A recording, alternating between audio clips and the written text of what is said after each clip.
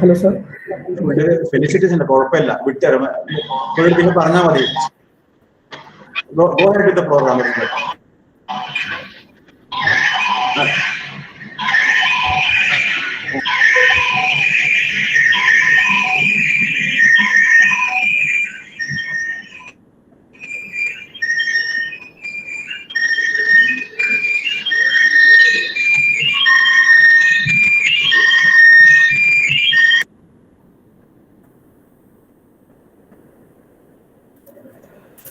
So let us continue, teacher, because So I think, Satisha, there is a disturbance from some place. Satisha, there is a disturbance coming from.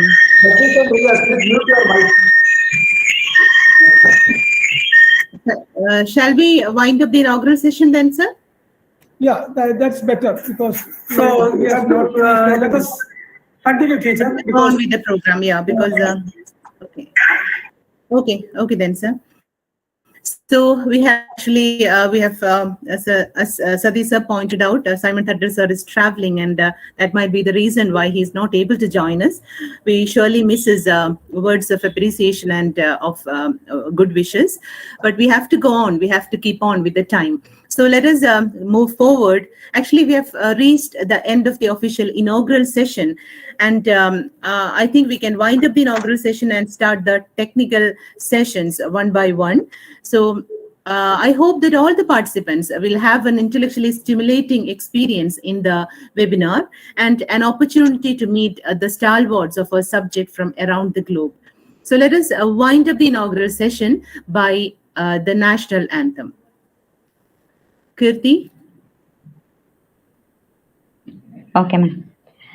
जनगण मन अधिनायक जय हे भारत भाग्य विधाता पंजाब सिंध गुजरात मराठा द्राविड़ उत्कल बंगा विंध्य हिमाचल यमुना गंगा उच्छल जलधि तरंगा तव शुभ नामे जागे तव शुभाशिष मागे गाहे तव जय गाथा जनगण मंगलदायक जय हे भारत भाग्य विधाता जय हे जय हे जय हे जय जय जय जय हे.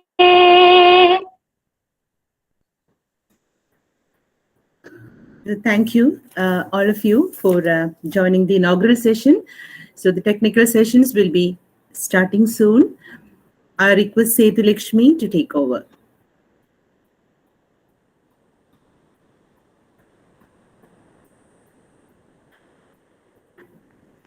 A warm greetings to everyone. On this special occasion, let us have our first session. This is a special invited session in honor of Professor U.S. Nair. Dr. U.S. Nair, a world-renowned statistician, founder professor who initiated statistical education in Kerala. He had received PhD from University College of London under the well-known statistician Professor E.S. Beerson. And to chair this special session, we have Dr. Balakrishna, Professor, Department of Statistics, Cochin University of Science and Technology. He is a prominent statistician who has received many honors and has held various academic positions. He has over 58 publications in journals of national and international recognition. He has received Distinguished Statistician Award from Indian Society for Probability and Statistics in the year 2018.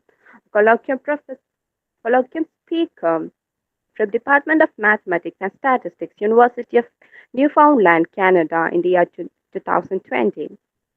His research projects include modeling and analysis of financial time series under Department of Science and Technology, Government of India, stochastic modeling of nonlinear time series at Science and Engineering Research Board, Stochastic Modeling of Non-Negative Time Series, Science and Engineering Board.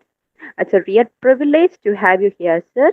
I take this opportunity to cordially invite Dr. N. Balakrishna to chair this session. So please. Okay. Thank you. Thank you, Setu Lakshmi, for your introduction. So now I welcome you all for the first plenary session of this WSTA 2022. The speaker is Professor B.L.S. Prakash Rao, the former director of Indian Statistical Institute, and also after his retirement, he served as the director of CRO Centers, Hyderabad, for more than 10 years. And Professor B.L.S.P. is one of the pioneers in the subject statistics, and also he is well known for his fundamental contribution for inference for stochastic processes. Professor Rao has published more than 300 research papers and about 10 or 12 textbooks which are well read in the among the statistics fraternities.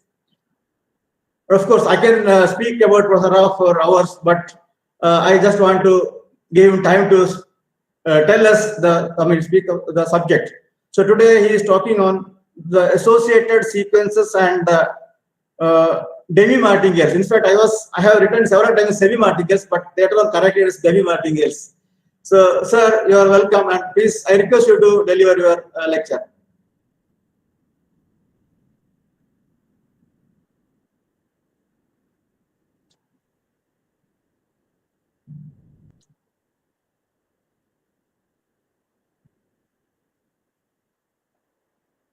Please unmute.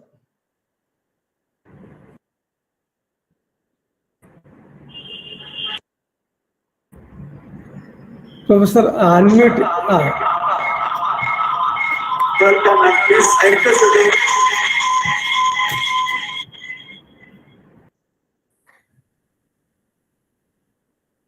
to. Can you hear me now?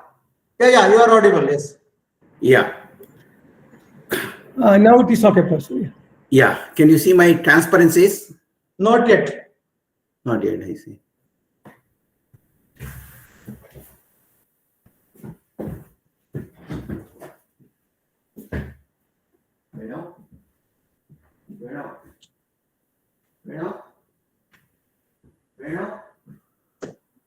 Come here.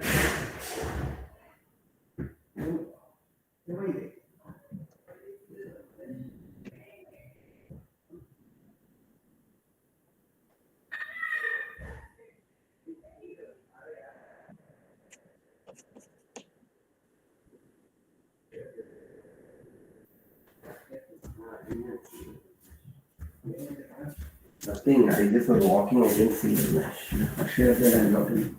Not photo kada.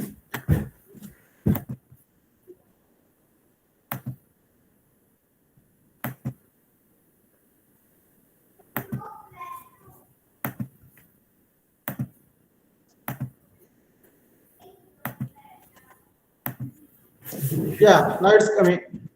Can you see now? Yeah, now it's yeah. Okay. Sir, we are slightly behind schedule, but still you can take full 45 minutes for your talk. Okay, thank you very much. So I'm happy to be participating in this invited session in honor of Professor U.S. Nair. And I have heard, of course, his name when I was a student at the Indian Statistical Institute. As somebody mentioned, Professor Nair received his PhD under the supervision of Professor E.S. Pearson, who is very well known as Carl Pearson's son, at the University of London, and returned to Kerala and founded the Department of Statistics in 1945. His paper on the standard error of Gini's mean difference, published in 1936 in Biometrica, is quoted in books on order statistics also. So I would like to thank Professor Satish Kumar for inviting me to deliver the talk in this session. What I'm going to talk today is what is called associated sequences and demi-martingales. As Professor Balakrishna said just now, a lot of people confuse between semi-martingales and demi-martingales. Semi-martingales is known, quite well known for all probabilists. But demi-martingales actually was defined in sometime around 1982, but unfortunately still not many people know about it. So I thought I would take this opportunity to talk about it. And for several reasons. One is I have worked on this for several years. And then I have also written a book which was published by Springer a few years back. Now, as a statistician, we believe in building models of various types. For instance, apart from the standard classical IID setup, we would like to know other differences which are other models which are of use. And for instance, in Markov dependence is very well known. Then, of course, there are methods of what are called strong mixing, weak mixing, and so on. So there is another dependence which I'm going to introduce today, which is not my own, but it has been in literature for some time. In fact, since 1967, which is called associatedness.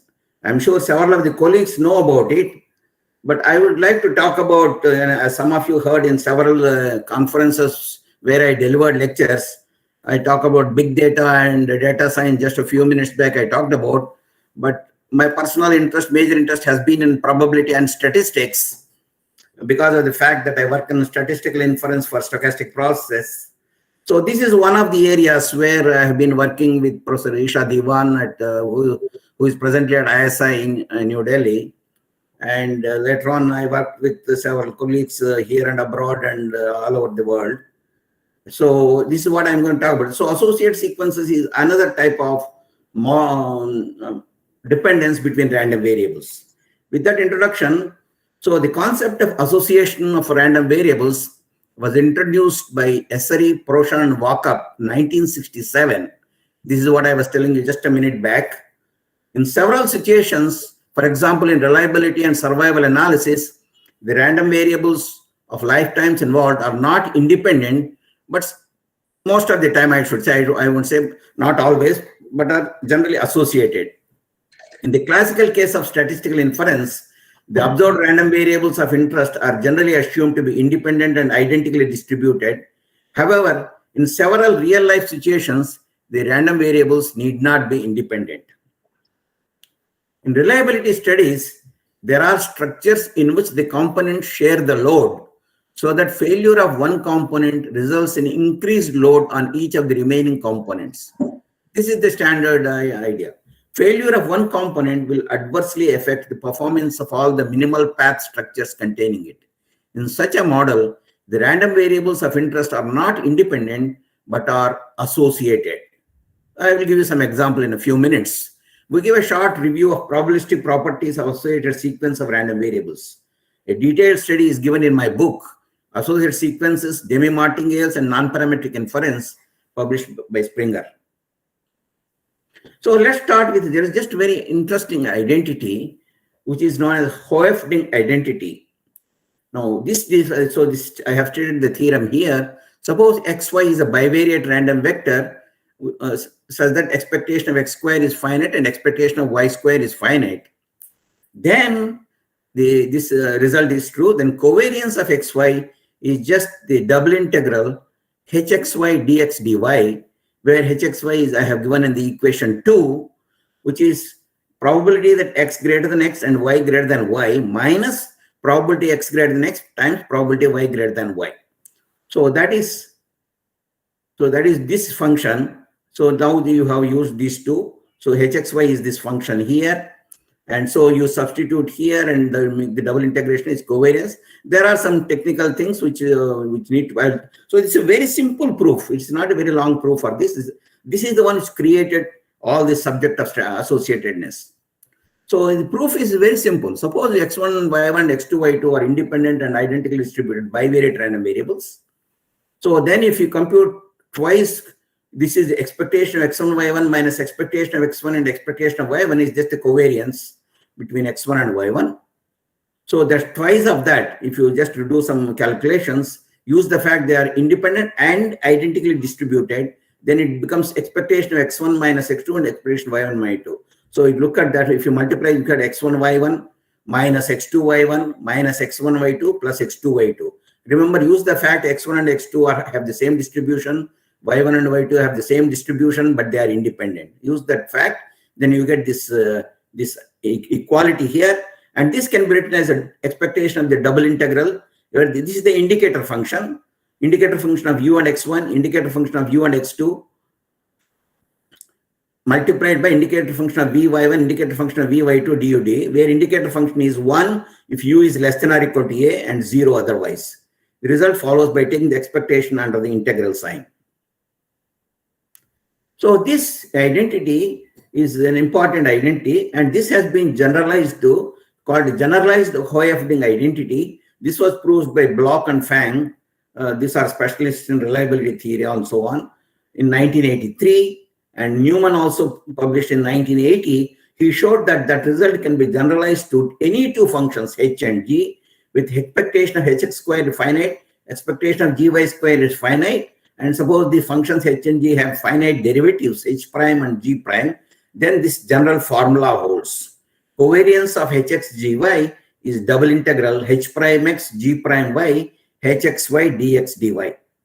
So this, now of course if hx equal to x, gy equal to y, then hx derivative is 1, derivative of gy is 1, so this becomes 1 and 1, that's double integral hxy dxy, and then you get back to the earlier formula 2, which, so you get this result, this earlier one. Yeah, this result you get. So that's the generalization of that formula. Now, this has been extended to even dimensional parameters, and I have proved in 1998 this identity in a more general fashion. So, as a departure from independence, a bivariate notion of positive quadrant dependence was introduced by Lehmann. So Lehmann was the one who talked about what's called quadrant dependence. So pair of random variables is said to be positively quadrant dependent, or PQD, if the joint distribution is greater than or equal to probability of the marginal distributions. So you get the joint distribution of x and y, marginal. So if the inequality is this is greater than or equal to this, then you say positively quadrant dependent. And if you recall, if you remember that function hxy I have defined earlier, so this is just the difference of these two. So probability x less than or equal to y less than or equal to y minus probability x less than or equal to times probability y less than or equal to y. That is your hx function. So it's said to be positively quadrant dependent if hxy is greater than or equal to 0. Now it can be shown that the inequality given in phi is equivalent to following. So covariance of hx gy greater than or equal to 0. So if xy are positively quadrant dependent, then you can show that covariance is non-negative. A stronger condition is that for any two instead of hx and gy, suppose you consider h of xy, g of xy. So xy is a bivariate random variable. No independence here. A stronger condition is that for a pair of random variables xy and for any two real coordinate non-decreasing function. So suppose this happens. So they can be instead of 2, you can consider many. Suppose a collection of random variables xn is said to be associated. Now I'm giving the definition of association. A collection of random variables is said to be associated if for every n and for every choice of coordinate-wise non-decreasing functions h and g. So that means you have the function hx1, x2, xn, gx1, x2, xn. So each component-wise, that means you fix all the others and just look at the function of one, and then h is non-decreasing. Okay, coordinate-wise means component-wise or coordinate-wise. So you take h and g, the covariance is non-negative. Of course, we are assuming these functions have covariance. That means we are assuming existence of second moments minimum. So that is the association definition itself assumes existence of second moments. So a collection of random variables is finite. So then if for every n, every choice of this is true, and this should be true for every n, of course, if you have a connection, if you have a sequence. So this is the basic definition, and this was introduced by 1967. And of course, the next question, immediate question is, well, you have defined the association, but are there any examples to this effect?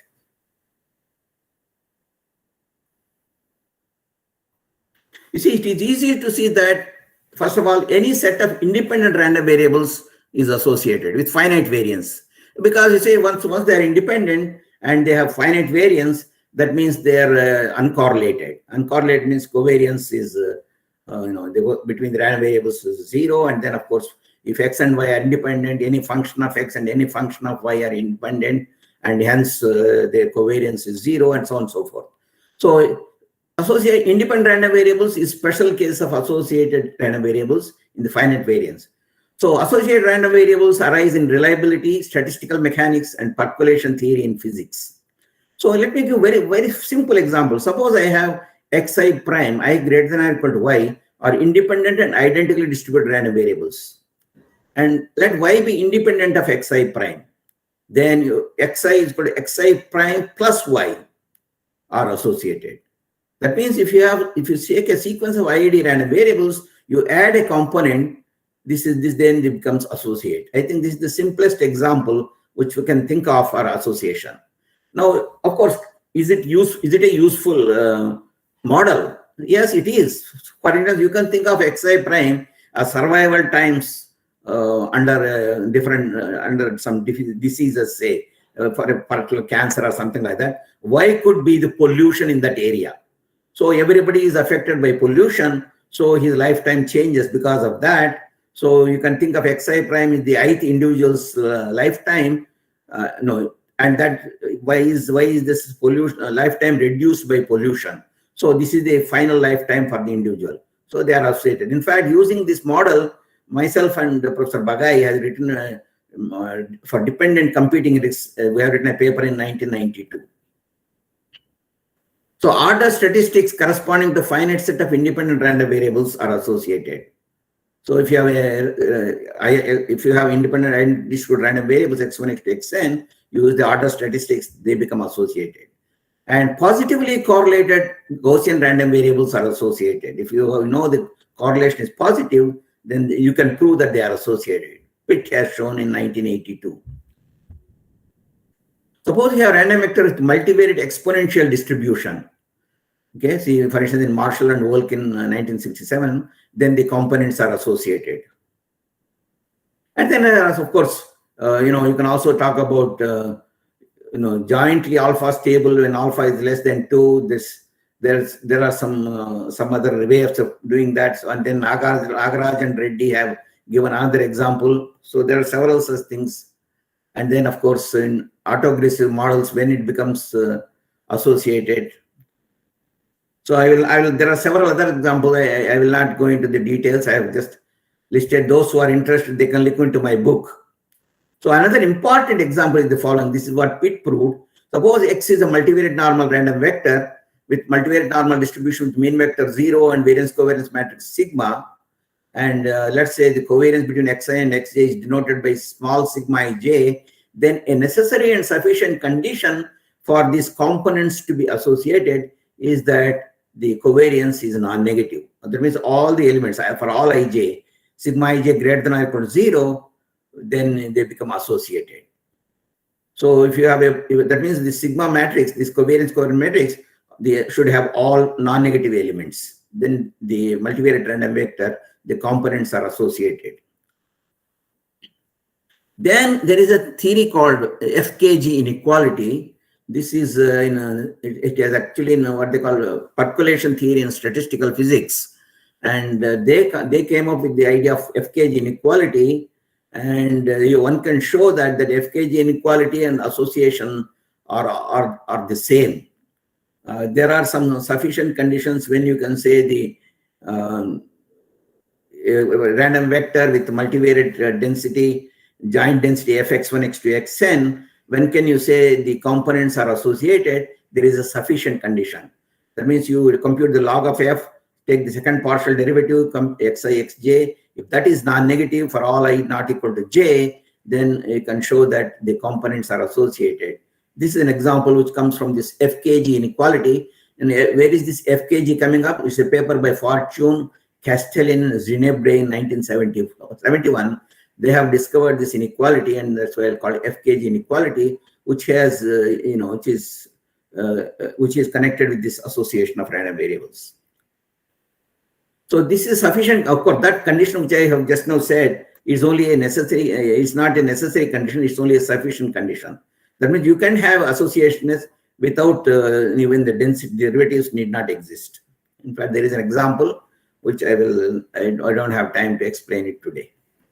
So generally speaking now, so a set of random variables, this is how Jogdev and Proshan discussed what they call negative association. The earlier one is association, sometimes also called positively associated. Now there is also a concept of negative association. Their covariance is negative. Instead of positive, you have, so if you have a set of random variables and you take two subsets of that, every pair of disjoint subsets you take A1 and A2, if the covariance of xi A belongs to A1, gxi ij belongs to A2, if this covariance is negative and these functions are non-decreasing coordinate wise, then you say that they are negatively associated. So a set of independent random variables is negatively associated. That's as simple because covariance is going to be 0. Other examples of multivariate distributions that are negatively associated are components of a multinomial distribution. Suppose you have a multinomial distribution of k multinomial, and if n1, n2, x1, x2, xk denotes the number of successes is k different things, then if n is fixed, the total number of trials, then the components are negatively associated. And of course, there is a multivariate hypergeometric, Dirichlet, and so on. However, the most interesting thing is in categorical data analysis, negative association and positive association simultaneously exist. For instance, in contingency tables, both you can exhibit both the situations.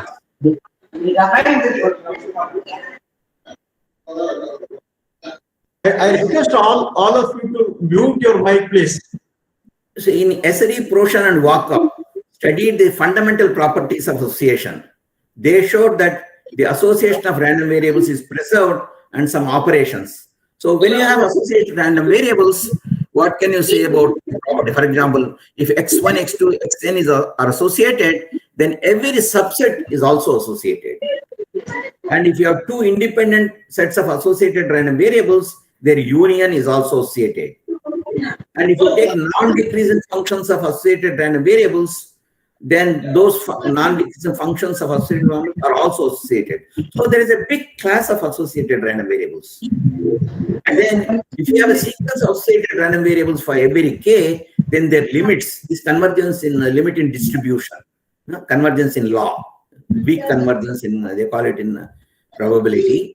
In statistics, they call it convergence in distribution or convergence in law. So these are associated, and their limiting random variable is also, that is also random vector is also associated. The SRE and Proshan, now to verify something is association, if you say for every two functions h and g it should happen, now checking for every two functions, that's just impossible. So there are ways of checking. Instead of checking the condition for arbitrary non-decreasing functions, one can restrict to what are called test functions, which are binary. That means they take values 0 or 1. That's one way of checking. And another thing is, or they could be just non-decreasing, bounded, and continuous functions. There are simply ways of checking these results. So there is a basic theorem. So now, if you want to use something random variables as a model, then there are two reasons. One is you have to develop laws of large numbers, limit theorems, so that you can use to study inference problems. For instance, just because we have only weak law, strong law, and central limit theorem, we could discuss about limiting properties of maximum likelihood estimators. So the basic probability techniques are these laws of large numbers and central limit theorems. If you can prove that such things, then you can develop models of association and study the parametric, inference problems for associated sequences. So that's the basic need. So one starts with what are the probabilistic properties. So if x1, x2, xn are associated random variables, then probability that x greater than xi is always above the product of marginals.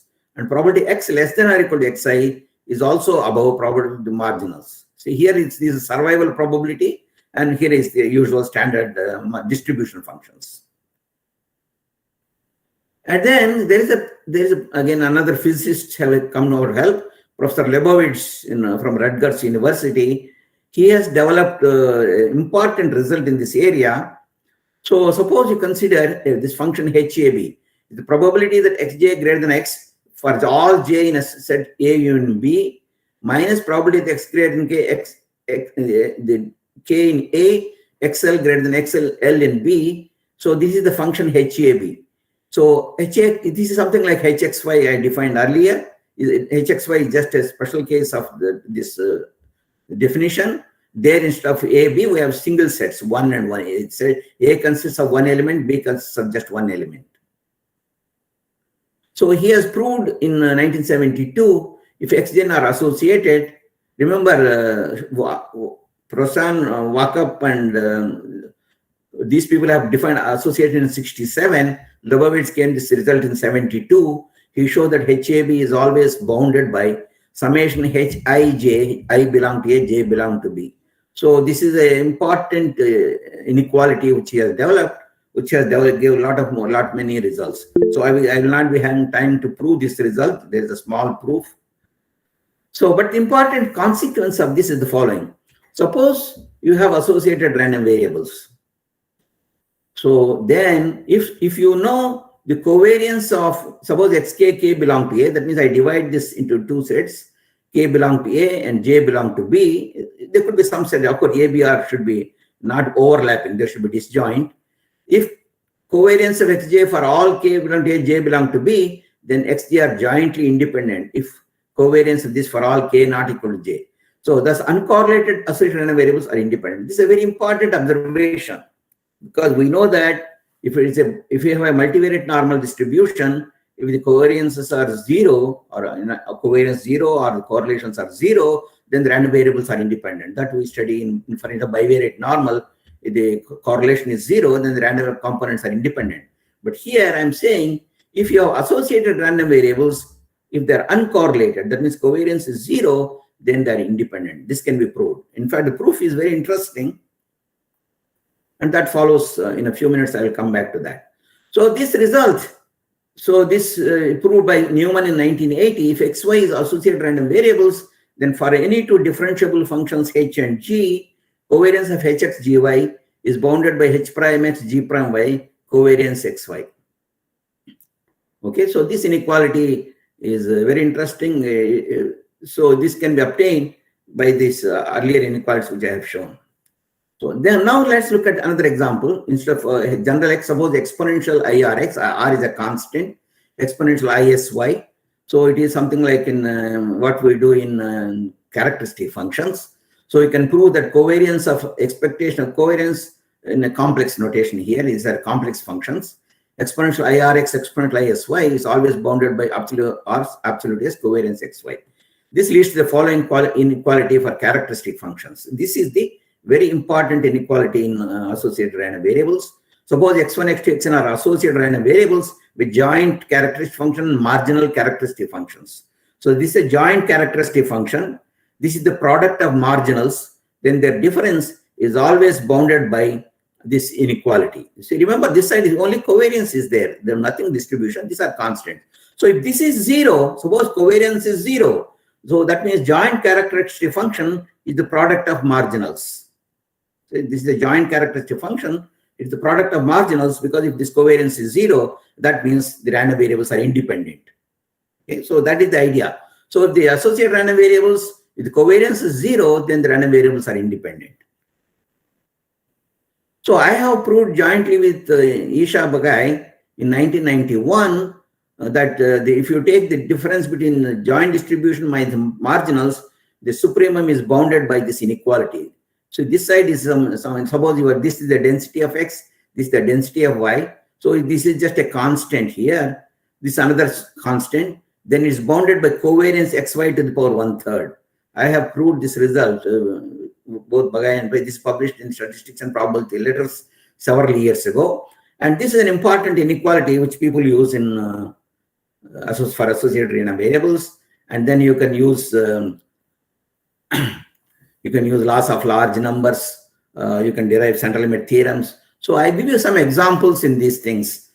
it's interesting to know. So, but I will not have time. I'll come back to this demi martingales quickly. So this is a result which one can prove some using this covariance. So covariance enters a big picture in proving limit theorems for associated random variables. Just to give you an example, let's do that. So look at this one. Suppose Xn is a sequence of associated random variables with some r plus delta moment. R is some for some r greater than 2. For instance, r could be 2, 2.5 or 3 or something like that. And of course, un is the tail bound. So that I don't have time to explain. Then you can find a bound for such equation. It needs a lot of mathematics to do this, but it can be done. But something a similar thing you can do for other things. So this is the strong law of large numbers. As I told you a few minutes back, if you really want to discuss inference problems for models which are associated, you need to develop weak law of large numbers, strong law of large numbers, central limit theorem, and things of that nature. Then only you can use them. Otherwise, it will be only a theoretical interest. So Newman is a physicist. He is at Courant Institute of Mathematical Sciences in New York. So he has developed this results. Suppose Xn is a sequence of stationary sequence. Stationary process means joint distributions are the same for this any dimension. So sequence of stationary sequence of associated random variables. If 1 by n covariance of x1, xj tends to 0, then you have the strong law of large numbers. You see, this is partial sum. Xn is partial sum minus its mean divided by n goes to 0 almost surely as n tends to infinity. Similarly, you can show that if suppose it's not a stationary, but it's just associated, you need a more complicated condition to have strong law of large numbers. Now there is a central limit theorem. Also you can develop. Suppose Xn is a sequence of stationary associated random variables with mean, let us say suppose mean is 0, but you don't need to that. And second moment, of course, that's already there, second moment. And suppose sigma square is variance of x1 plus 5 summation 2 to infinity covariance of x1 is finite, then central limit theorem holds. Sn minus expectation Sn by 1 by square root n is converges to normal 0 sigma square. It's a very important result proved by Newman in 1980. So there are other more general limit theorems which are, for instance, if you have a double sequence or triangular array of associated random variables, then you have a result like this.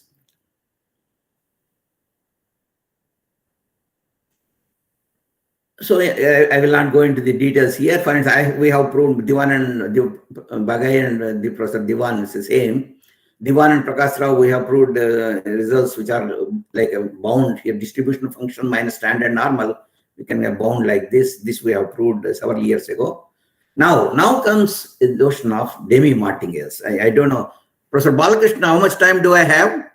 Now, 1 second. It's out this 10, 20 minutes. You have 15 more minutes, sir. 15 more minutes. Thank you. Yeah. So this is a notion which, as I said, several people. In fact, yesterday I was trying to look at the internet on demi-martingales, but I didn't get to know much of that, even though my book was published something around 10 years back.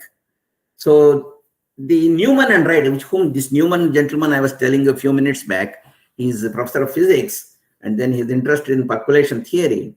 He's the one who had proved the central limit theorem for associated random variables. So when he found out this interesting concept of used the concept of association, he thought he should generalize this association concept to what are called demi-martingales. Now, why is it called demi-martingale? That means this class of processes, stochastic processes, has properties similar to those of martingales. That is the reason why they are called, but semi-martingale word has already been used in literature. So I think my guess is he used demi-martingales. So what is a demi-martingale? A sequence of random variables is called a demi-martingale. L1 means they are integrable, they have expectations. A sequence of random variables is called a demi-martingale if for all coordinate-wise non-decreasing functions. You remember I had also in association a similar concept. So coordinate-wise non-decreasing functions, the expectation of the increment Sj plus 1 minus Sj multiplied by G of S1, S2, Sj. So Sj plus 1 minus Sj multiplied by G of S1, S2, this should be greater than or equal to 0. Of course, we assume the expectations are all defined. Otherwise, there's no way we can define this. So this is the definition. So of course, this should hold for all coordinate-wise non-decreasing functions. If Sj plus 1 minus Sj times G of S1, S2, Sj, expectation of this should be non-negative, provided the expectation is defined. Now, of course, it's not enough if you have a definition. It should not be vacuous. There should be some examples which are demi-martingales, and also there should be some support of the fact. When you are calling something as a demi-martingale, there should be some theoretical support why you are calling it a demi-martingale. So all these results I will talk about in the next few minutes. So, and then there is, if the inequality here is modified so that G is required to be non-negative. Suppose I say that it is not necessary for all non-decreasing functions, but only non-negative, non-decreasing functions. Suppose it is a non-negative, non-decreasing function. If this happens, then it becomes what's called a demi-submartingale. For those who are familiar with martingale theory, there are, you have martingale, so submartingale, supermartingale. So similarly, you can have demi-martingale, demi-submartingale, demi-supermartingale. So a simple example is the following. If x1, x2 are L1 means they are integrable. Integrable means expectation exists. So once expectation exists, let us suppose that their expectation is 0. That means you subtract if necessary. So x1, you consider x1 minus expectation of x1, x2 minus expectation of x2. Then there will be mean 0. So suppose you consider random variables which have mean 0 and associated. Then you take the partial sum, x1 plus x2 plus xj with s0 equals 0. Then the sequence is a demi-martingale. So this is a very simple example. And this is the motivation for study of demi-martingales. So if you take associated random variables, which I have defined earlier, you take partial sums of them, then it forms a demi-martingale. So then, so now the question is, of course, the definition I have given you a few minutes back.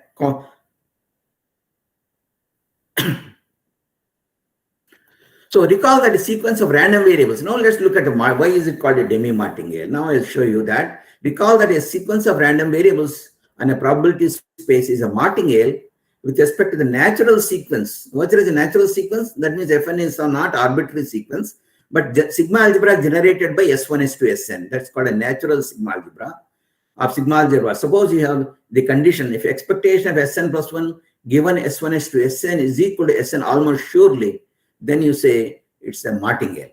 Okay, so that is the standard definition of martingale. That's called a martingale. So that's why I wrote here. So, but then there is an alternate way of defining this. Here, sigma denotes sigma algebra generated by the random sequence. An alternate way of defining the martingale of the sequence is expectation of Sn plus 1 minus Sn times G of S1, S2, Sn is 0 for all measurable functions. So here, for a martingale, this condition has to hold for all functions. For demi-martingale, it has to hold only for non-decreasing functions. Okay, non-decreasing component-wise. If you have for all functions, it becomes a martingale. If you have only a class of functions, it becomes a demi-martingale. In particular, every martingale is a demi-martingale. So every martingale is a demi-martingale, but the converse is not true. That we'll have to give examples.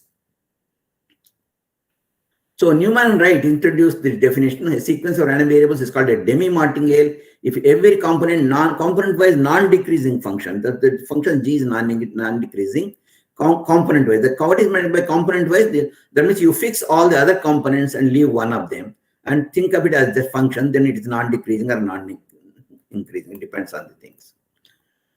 So for instance, just what I said a few minutes back, mean zero associated random variables, then partial sums. You take this is the partial sum, it forms a martingale, a demi-martingale. Yeah.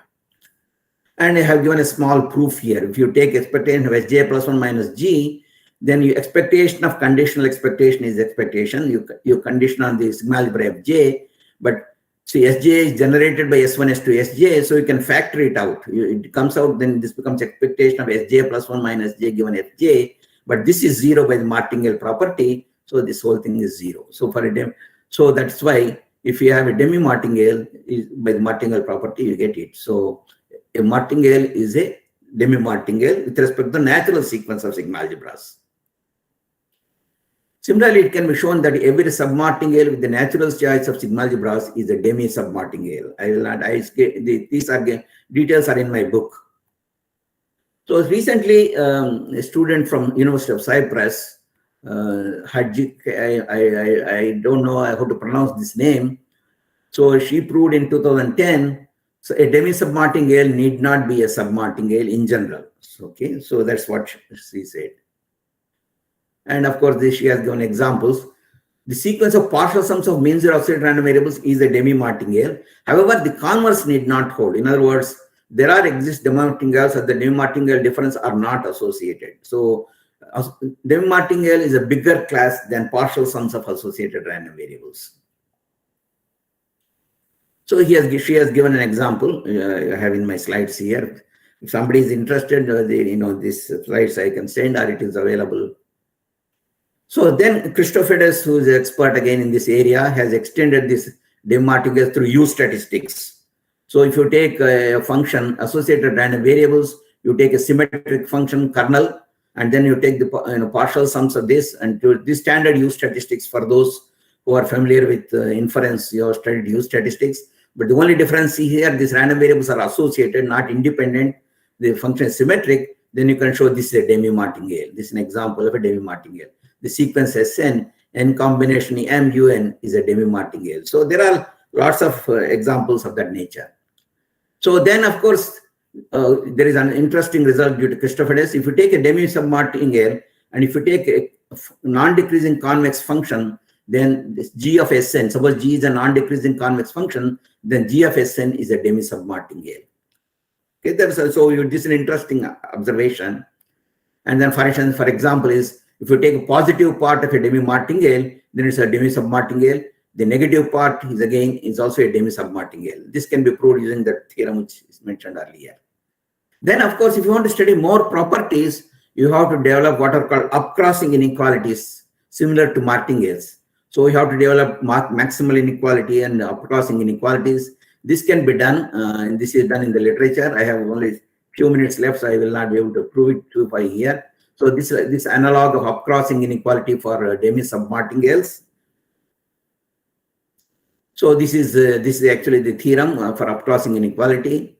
The number of crossings is bounded by this. Using this, you can prove an interesting result. See, if any bounded martingale is convergent, that is a very well-known result. So if Sn is a demi-martingale, and if you take the expectation, suppose the expectation of the absolute is finite, then Sn converges almost surely to the random variable. So if you take a non-negative, for those who are familiar with martingale theory, if you take non-negative martingales, you can show that non-negative martingale, the expectations immediately this result will hold, martingales converge. So similarly, if you take a demi-martingale, if you take the lim sup of this expectation of Sn, if that's finite, then Sn converges almost surely. This is a very important result for study of limit theorems, which comes in inference problems. So there is also a Bichel type inequality which I developed in 2002, which generalizes this Kolmogorov's inequality. It is published in the Proceedings American Math Society, and there I have developed for this demi-martingales several results of this nature. So this is the Bichel type inequality for demi-martingales. Then you might ask, how do you simulate these random variables? You can do that. There are simple, at least to do that. There are two methods which I have described in my book. I have a survey paper with Isha Diwan and Handbook of Statistics, and also in my book on associated random variables, where I have given examples of how to simulate this. These are two methods which can be used for generating associated sequences. So these are some of the ideas in this one. And so let me go back to this thing. So if you have a sequence of independent random variables, so you take this partial sum this, and then multiply with the indicator function, then this new sequence is associated random variables. Okay, so you can see that. And then you can, of course, also obtain covariance explicitly. And there is another example. If you have a sequence of independent ID distributed random variables, suppose you have y expectation of y1 is 1, expectation of y1 squared 2, then you can construct through them a sequence of random variables using this this formula, this definition, and that sequence will be associated random variables with this covariance here. So there are ways of, these are not exhaustive. You can find other methods. And there are a lot of unsolved problems here. For instance, nobody has proved so far. For martingale's limit theorem, there is a central limit theorem. In fact, it's proved by Billingsley long time ago and Ibrahimov. But for demi-martingales, nobody has proved the central limit theorem in total. There is one slight amendment to that, what's called strong demi-martingales. For that, this central limit theorem has been proved. It has appeared in the Statistics and Probability letters a few years back. But for general demi-martingales, it's an open problem to prove central limit theorem, and nobody has done so far. And there are several such results, and several inequalities have been published. In fact, yesterday I was working with somebody on demi-martingales, which are indexed by, for instance, on a plane. So there are several open problems for those who are interested. So this is what I would like to say. Thank you very much. If you have any questions, please, I'll be happy to answer you. Okay, thank you, sir. I think you are well before time now. So we have time for questions. Are there any questions to Professor Rao from the delegates and participants?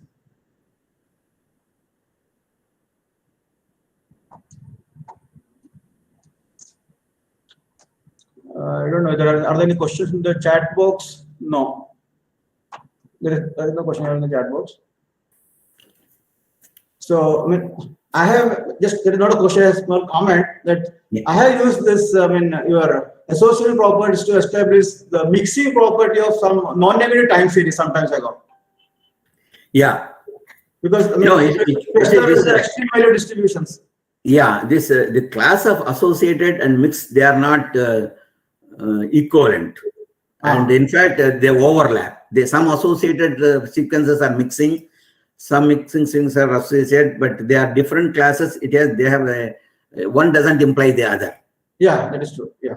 So, but the method of proof helps in getting some result. Right.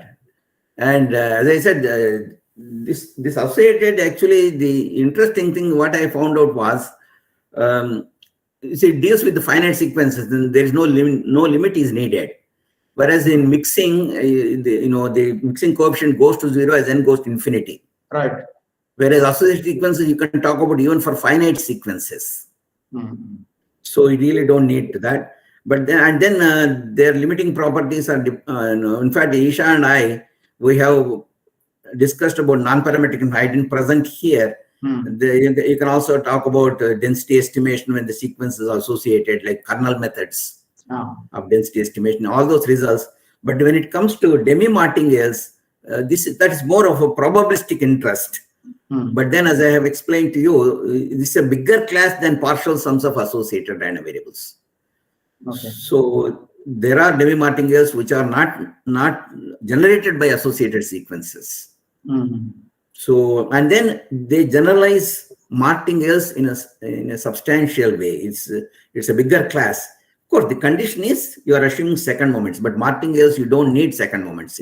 Mean is enough to define a martingale. First moment, yeah.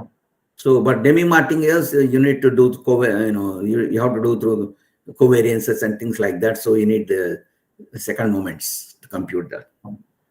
So if you restrict the sequence of random variables to on the non-negative support, does that imply that demi-martingale implies martingale property? No, it is, as long as the sigma algebras, you see, in a standard martingale theory, sigma algebras, one example is through the earlier partial sequence. So, for instance, you might have a phenomenon where you are not only observing your phenomenon, but some other phenomenon might influence your decisions. So that means it's generated by a bigger sigma algebras. So so Demi-Martinez specifically uses the sigma algebras generated by the sequence. Yeah. So it is that restriction is there. That restriction is there. Otherwise, it cannot be the case. Okay, sir. Thank you. Thank you very much. Are there any questions, please? Okay. If there are no. Well, if not, I would like to thank Professor Satish Kumar for inviting me to deliver this lecture. I'm sorry I have I have my laptop as expected. It didn't work. It so happened my son came and helped me in at least delivering this lecture. So thank you very much. Thank you so much. Okay. So let us thank Professor Rao for his very nice talk and very informative talk. Thank you, sir. Thank you very much. Thanks all. Thank you all. Professor Satish, over to you. Okay, Professor. In fact, we are very lucky to have Professor Prakash Rao with us for delivering this very nice talk, and Professor Balakrishna also chairing the session in a very nice way. And I utilize this occasion to thank Professor B.L.S. Prakash Rao for your blessings to us, and also Professor Balakrishna for your chairing the session. Now my students are there too. Next, let us move to the next session. Sangeeta Arora, Professor Sangeeta Arora is there in the group, isn't it? And Professor Eliama Matthew is there from RCC to chair the session. In fact, yes. Yeah, my students, please, Sedhu Lakshmi.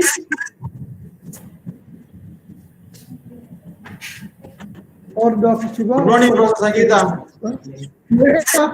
Neha, please introduce the chair and invite her to the session.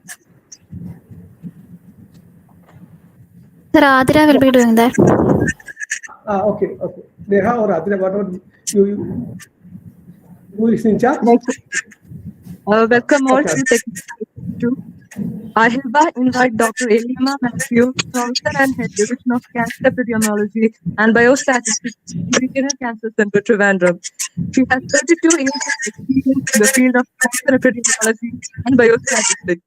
She worked as a postgraduate trainee in epidemiology and obtained doctorate degree in epidemiology from Finland and worked as a postdoctoral scientist in National Cancer Institute, US.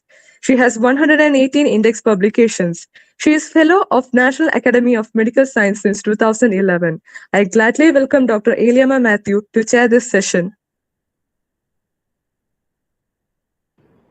Okay, please carry your mic is muted. Please. Eliama madam, your mic is muted. Now this is it.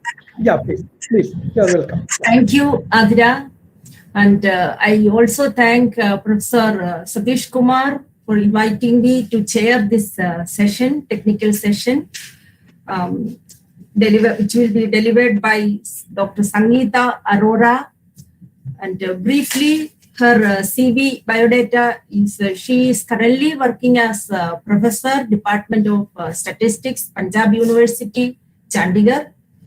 Other than her doctorate degree, she has a postgraduate degree in English from the same university. Her main research areas are income inequality and Lorentz dominance, statistical inference and Bayesian statistics, statistical quality control, and environmental statistics. She has more than 33 years research experience. She worked twice as chairperson in the Department of Statistics, Punjab University. Other than she supervised PhD and several MPhil students. Several students she supervised. More than 7 students received doctorate degree under her guidance. She worked as a PhD examiner for many universities outside Punjab University. She worked in the capacity as UGC nominee in the Department of Statistics and Operation Research, Aligarh Muslim University, Aligarh. She is a life member of Indian Society of Probability and Statistics and Indian Society for Medical Statistics. She worked as an executive member of ISPS. She has more than 45 research publications in national and international journals. Her publications are mainly on Bayesian inference, then Lorentz curve, Gini index. I have seen she has several publications in ARIMA and SARIMA, etc. in forecasting, time trend models, time series models. She published a book on Bayesian estimation and related inference for Pareto distribution. Then she is a reviewer for several national and international journals like Communication in Statistics, Theory and Methods, Simulation and Computation, MASA, Annals of Management Science, JSTA, etc. She has a very good, excellent publication CV. Next, I invite Dr. Arora for her talk on testing for multi-sample generalized Lorentz curve dominance. Over to Dr. Arora. First of all, thank you. Thank you, Professor Matthew. I would like to thank Professor Satish Kumar for giving me this opportunity to interact with you all. And my good morning to all the delegates present here. So I will first of all like to share this presentation. Let me see whether you can all see it or not.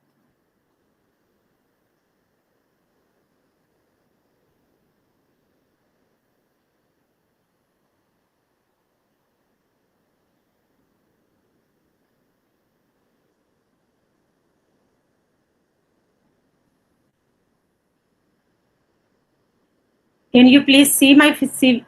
Yeah, madam. It is visible. Yeah, fine. Can continue, madam. Yeah. I should start now. So first of all, again, my thanks and good morning to you all. So as Professor Matthew has already told, so I will be talking about the testing for multi-sample generalized Lorentz curve dominance. So this generalized Lorentz curves, maybe, you all be knowing, but this is related with the Lorentz curve. This is a variant of the Lorentz curve. So we have talked about, I am taking some particular paper only. So I have jointly worked with my student, Preeti. She has already got her degree and the paper got published also recently in 2020 in the Journal of Statistics and Management Sciences. So I just start with the outline of my presentation. So first of all, I will be talking about what is the concept of the generalized Lorentz curve, then generalized Lorentz dominance, then the testing for the multi-sample generalized dominance. And then we have used two approaches. One is specified interval approach and another is modified interval approach. And along with both the approaches, some simulation work is also being done. So as I start with the introduction, so Lorentz curves, they are popularly being used, and this is by the name of the Lorentz. He proposed the Lorentz curve in order to compare and analyze inequalities of wealth during different epochs or in different countries during the same epoch. So generally, to look at the inequality, this Lorentz curve is really very, very important tool.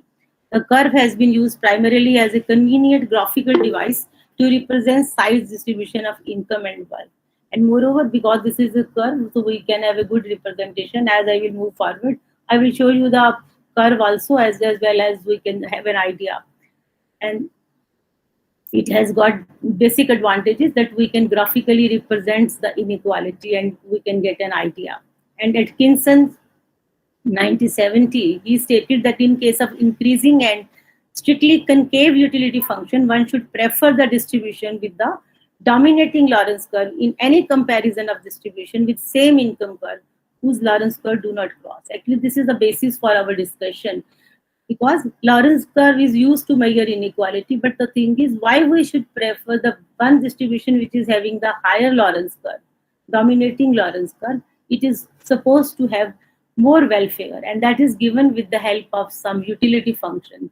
Atkinson's theorem is a very famous theorem in the context of the utility function, and he has shown that the welfare of the distribution is more in case the Lorentz curve is dominating. But he has then said both should have the same income and Lorentz curve should not intersect.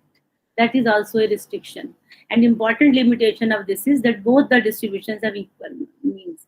So he has suggested if two distribution F and G are two distributions and one is having, F is having higher Lorentz curve than the other, then we can immediately say that the distribution of F is having more equality. It is preferable to the one rather than G, but provided both have got the equal means. So equal mean is a restriction for this. That is why, and moreover, he has also pointed out that they should not intersect. So that is why it is known as a partial ordering. Partial ordering, Lorentz ordering is a partial ordering. That is, in case Lorentz curve cross, one cannot unambiguously say which distribution is preferred in terms of having less inequality. So I can just show you the figure also.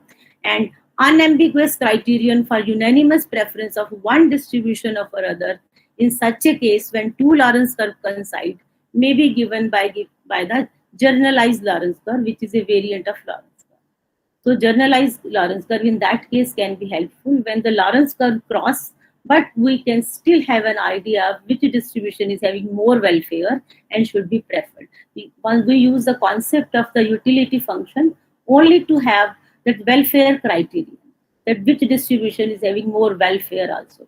So these criterions, they have been given by the Shorak, as well as in the, this is a Lambert, this is a reference of the book, Distribution and Redistribution of Income, that is a book by the Lambert, and there all these facts have been mentioned.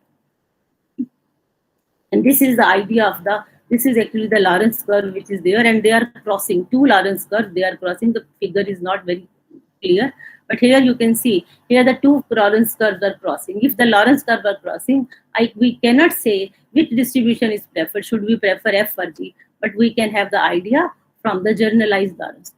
Or this is the, so Shorak suggested generalized Lorentz curve as an alternative to Lorentz curve in case two Lorentz curve cross and the underlying distribution have different means. So he said there is no necessity that the both distribution should have the same mean, even if they are having different means. In that case also, one can have an idea of the welfare criteria. There is a theorem also by this Shorak that one distribution is preferred to another if and only if their generalized Lorentz curve dominate each other. So this is the case of, for example, same figure where we can just say they are crossing. Here generally it is being seen by the data itself, where Lorentz curves are crossing, generalized Lorentz curve may not cross. But this is not always the case. If generalized Lorentz curve cross, then again we have to look for the other criteria for the welfare interpretations, that which distribution is preferred.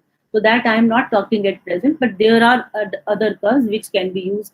For example, comic curve can be used in this case if generalized Lorentz curve also intersect. But here, let us restrict ourselves to the case of the Lorentz curves intersecting, and we have got the corresponding generalized Lorentz curve. Precise definition of the generalized Lorentz curve we can have.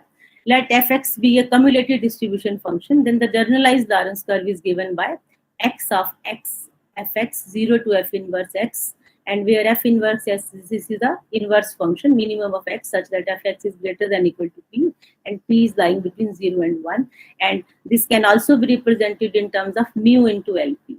So you can just see this is nothing but the mu into lp, where lp is the Lorentz curve. So the same fact is being reported here. Given income distribution, we simply compute the product of the mean income and the ordinary Lorentz curve values and plot the generalized Lorentz curve. The generalized Lorentz curve, which is given as GLP, it cumulates income, because generally we apply with the income data, and now it has got applicable in other fields also. This cumulates income per capita upwards from P0 to P1 and plotted against P on x-axis if we have P.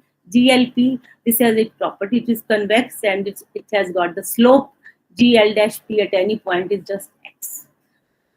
And in discrete case also, how can we compute the generalized Lorentz curve? Let there be n income units arranged in ascending order of their incomes, and the ordinate of the generalized Lorentz curve at some point P. This is I upon n, for I varying from 1 to and this is given by G of Lin, mu hat L of In, or summation of Sk. K is varying from 1 to I. So this is a partial sum type. This is what we get the generalized Lorentz curve ordinate. And GL 0 is equal to 0. And you can again say this is a continuous, convex and non-decreasing on the unit interval. GL is 0, GL 0 is 0, GL 1 is mu, and the line of absolute equality, this is given by P mu. In case of Lorentz curve, it is given by P, egalitarian line also we call it. So if the values, this is the, in case all the incomes are equally distributed, in that case this will be coinciding with P mu. And the height of that, what is the advantage of the generalized Lorentz curve? So as we can see, it has got the height here. We have got, this is the curve. This is the generalized Lorentz curve for G, corresponds to the mu G. This is the generalized Lorentz curve for F. This corresponds to mu F. So we have got, this is the height of the curve, and this is the, you can just the extent of deviation. So you can just see. So the height of the Lorentz reflect the levels of the income, because mu G and mu F, while this curvature indicates the degree of income inequality. So because in this case, we can just have here, higher this curve is than this, lesser is the inequality. This is known as a generalized Lorentz dominance. And again, this is, sorry, this is the reputation, and associated with any Lorentz curve similar to Lorentz dominance is the criteria of generalized Lorentz dominance associated with generalized Lorentz curve. So you can have this F dominates G in the generalized sense. We write F is having less inequality, is dominating G in terms of the generalized. So we are using this notation if and only if generalized Lorentz curve of F is greater than this much. So this is the case. I just say this is dominating the other curve. In case generalized Lorentz curve of F lies above the generalized Lorentz curve of G, F is said to dominate G in the generalized. So we say domination is there because several type of, you can just say dominance, they have been defined, stochastic dominance and all that. But here, if we define generalized Lorentz dominance, then we can just say this is having, F is having less inequality. And this is also a proved fact that it is having the more welfare interpretation also. And this is the advantage that we can get several welfare interpretations also in terms of the generalized Lorentz curve, and economists, they have also used these interpretations to look at the various distribution functions which is having more welfare. And already, as I have, there are certain points which we can sum up. Introduce generalized Lorentz curve as a device for simultaneously taking account of differences in mean income and income inequality. So if you want to assess mean, you want to, because in Lorentz curve, we are not considering, if two Lorentz curve are having, two distributions are having same mean income, only then we can compare the Lorentz curve dominance, provided they don't intersect, but this is not the case. So you can take off the mean income as well as the income inequality also. And this is simply the ordinary Lorentz curve scaled up by the mean, and its scaling reveals a dominance relationship that is not apparent from the examinations of the mean of the means and the Lorentz curve on there. So there are certain hidden results which the Lorentz curve may not give us, but we can have more interpretation more clearly in terms of the generalized Lorentz curve. And generalized Lorentz dominance is precisely the criterion that is necessary and sufficient for unanimous welfare approval. So again, this is a theorem also which is there in the, as given by the Lambert book. So now, having this background for the generalized Lorentz curve, next comes that we can come look at whether there is a generalized Lorentz dominance in the distribution or not. So any given normative conditions for comparing two income distribution, it leads to the problem of statistical inference as well. So Bishop et al. In 1989 extended the work of Beach and Davidson, and Beach and Davidson have got a very classical paper where it is given the distribution-free statistical inference for the Lorentz curves and their ordinates. And they extend, Bishop et al.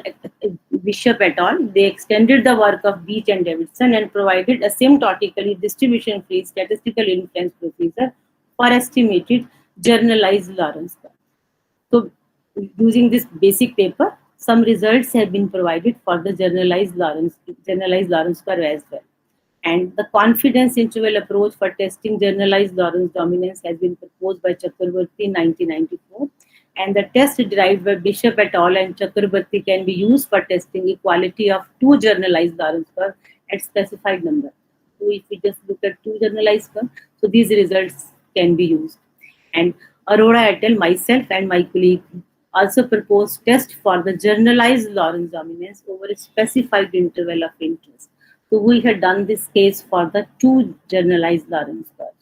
So now in this paper, no test has been discussed for testing multi-sample generalized Lorentz dominance. However, for the multi-sample, if we have got more than two generalized Lorentz curves, then there is no paper as such. And this paper of us, this was in 2006, and this was in the SAMA, Statistical Methods and Applications. So why this problem of multi-sample generalized Lorentz dominance is important? So we can just have an example. For example, one may be interested in finding the generalized Lorentz dominance across different countries, 3 or more, inequality, different countries, inequality of income for the same country for different years and so on. So we can have either we want to see that we can have more than two countries, or we can have in the same country for different years. In figure 2 shows the generalized Lorentz curve. I have got the figure below. In this one is generalized Lorentz curve for income of rural China for 11 sample years between 1980 to 2006. The generalized Lorentz curve we have plotted taking the data. One may be interested in finding the generalized Lorentz dominance among the different years, which can be assumed to be different samples showing the generalized Lorentz dominance of one curve over the other. So this you can just see generalized Lorentz curve for income of rural China for 11 sample years between this and this. So you can see, and it is fortunate enough that we are not getting the intersecting. Sometimes generally they are intersecting. So getting such type of data and getting the curves which are non-intersecting and showing the dominance, that is also there. So we can see that there are generalized Lorentz curve, one is dominating the other. So if we have such type of problems, then we will surely like to have the statistical inference associated with it. A test for multi-sample generalized Lorentz dominance can be useful for assessing the welfare interpretation of the underlying distribution. So we like to know which distribution should be preferred to other in terms of having less inequality and visualizing the Rawlsian approach of inequality. So this is another concept in which the welfare interpretations can be given. This is the Rawlsian concept of inequalities. So Rawlsian, this is there. It says the cake where if there are two cakes, so we can just put them into different tiers.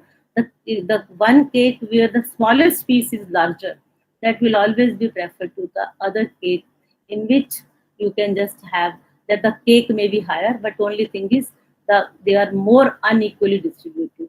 So he says this is known as a Rawlsian approach of inequality. The welfare of the poorest matter more rather than the persons who are at a higher ladder than the poorest one.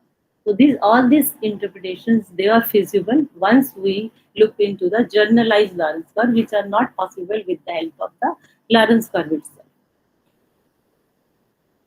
So we propose a testing of multi-sample generalized dominance using two different approaches, one using specified interval approach and other using the modified confidence interval. So one is the first approach I am just taking up, testing for generalized Lorentz dominance between k different sample distribution, which is specified interval approach. So here I just start with the first approach. Some notations are there. Let F1, I am just taking k different generalized Lorentz curve. So this k denote cumulative distribution functions of k income distributions having continuous density functions where all incomes are assumed to be non-negative.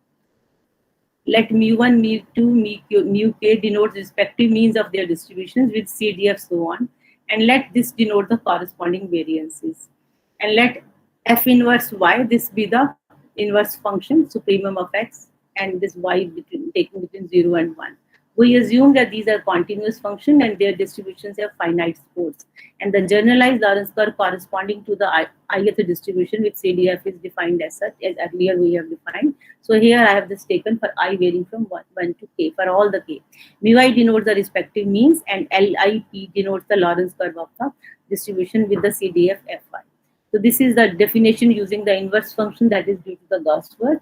It can also be defined in terms of x into fx dx. That is another approach, but both approaches lead you to the same result.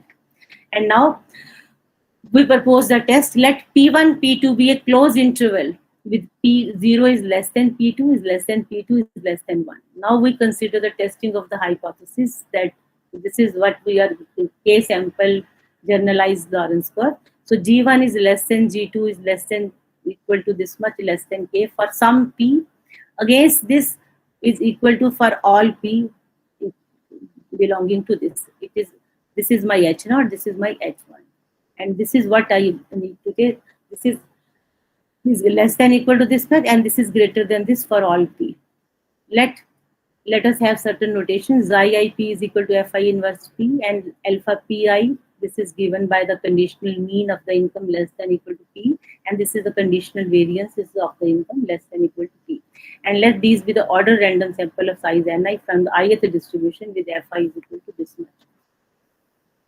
And then we have taken their corresponding sample estimates with the corresponding sample estimates F of P Ni plus this is the greatest integer, then P Ni, and this is your alpha is, this is the expressions for the xj, j is varying from 1 to pi, Pni, and this is the corresponding variance estimate. And this is the estimate of the Lorentz curve, and this is the sample estimate of the corresponding generalized Lorentz curve. And then we are using a result from the Beach and Davidson paper and as well as myself paper in 2006. It follows that for each P1 less than equal to P2, this generalized Lorentz curve estimate minus this into under root Ni, this has got the limiting normal distribution with mean 0, and these are all approximate results because exact distribution for these they are not able to be obtained. We are not able to obtain, neither they have been obtained in the literature as such. So this have got the asymptotic normal distribution with mean 0 and variance given as such, where all these terms they have been expressed above. So I'm just now not giving the proof, just writing the main results. Now test statistics for testing H0 versus H1 is given for any fixed P. First of all, we define an asymptotic level alpha test and consistent test for the simple problem this much against this problem, okay, for any fixed P. And then reject H0 in favor of H1, the mean which we have got. If H0 P, this is rejected at alpha level for all P. So this was your H0 earlier. So we first of all take for any fixed P, then we extend it for all the P belonging to the interval P1 and P2. And how we propose the first test, the test for testing H0 P against H1 P, this is given as such. We first compare two curves at a time using the test statistic this much, where these are the corresponding answers.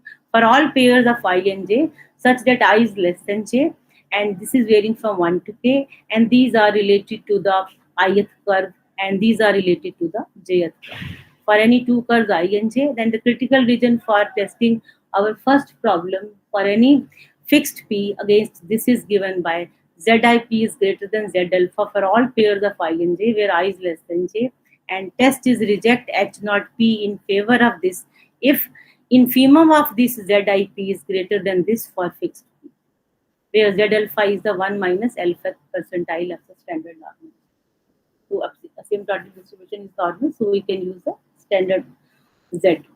And test for testing H0 versus H1 for large sample size, a test is proposed that reject H0 against H1 if and only if Z1 is greater than Z alpha for all P, or equivalently I should say, this may be written as Z2P, infimum of Z1P. Infimum of Z1P is greater, it means minimum of this is greater than equal to for all the values belonging to P1 and P2 is greater than Z alpha, where this is a 1 minus alpha third percentile of the standard normal distribution, and it has been given that the proposed test is consistent, that has asymptotic size alpha as well. So this is my first approach, which is the specified interval approach, and a simulation study is also being carried out using the specified interval approach.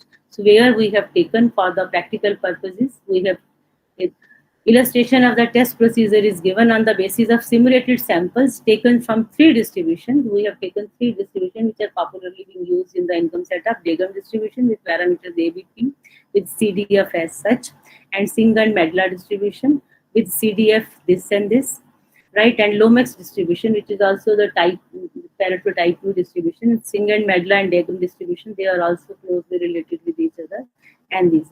And we have specifically chosen some parameters, and the generalized Lorentz curve, they have been plotted for the 3 samples of size 50 each generated from the above distribution with different configurations of the parameters as such.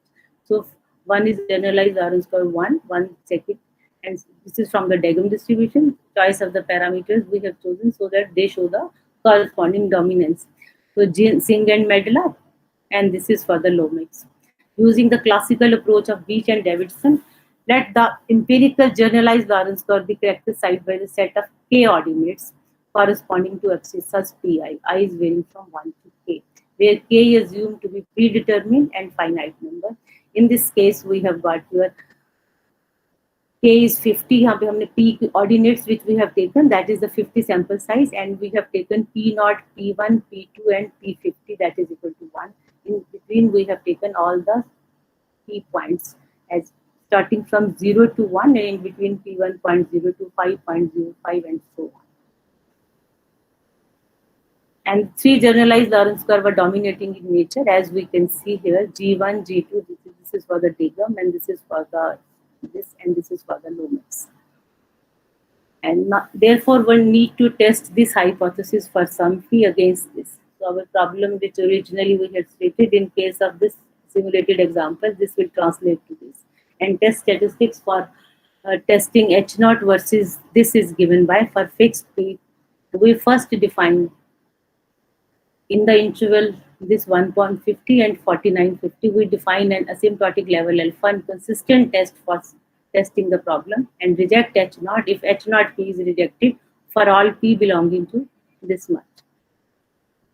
The generalized Lorentz curve are computed on the interval for all the 3 samples. The test statistics which we have computed is Li, Lj, for j varying from 1 to 3, and this is on computed and shown in table this much.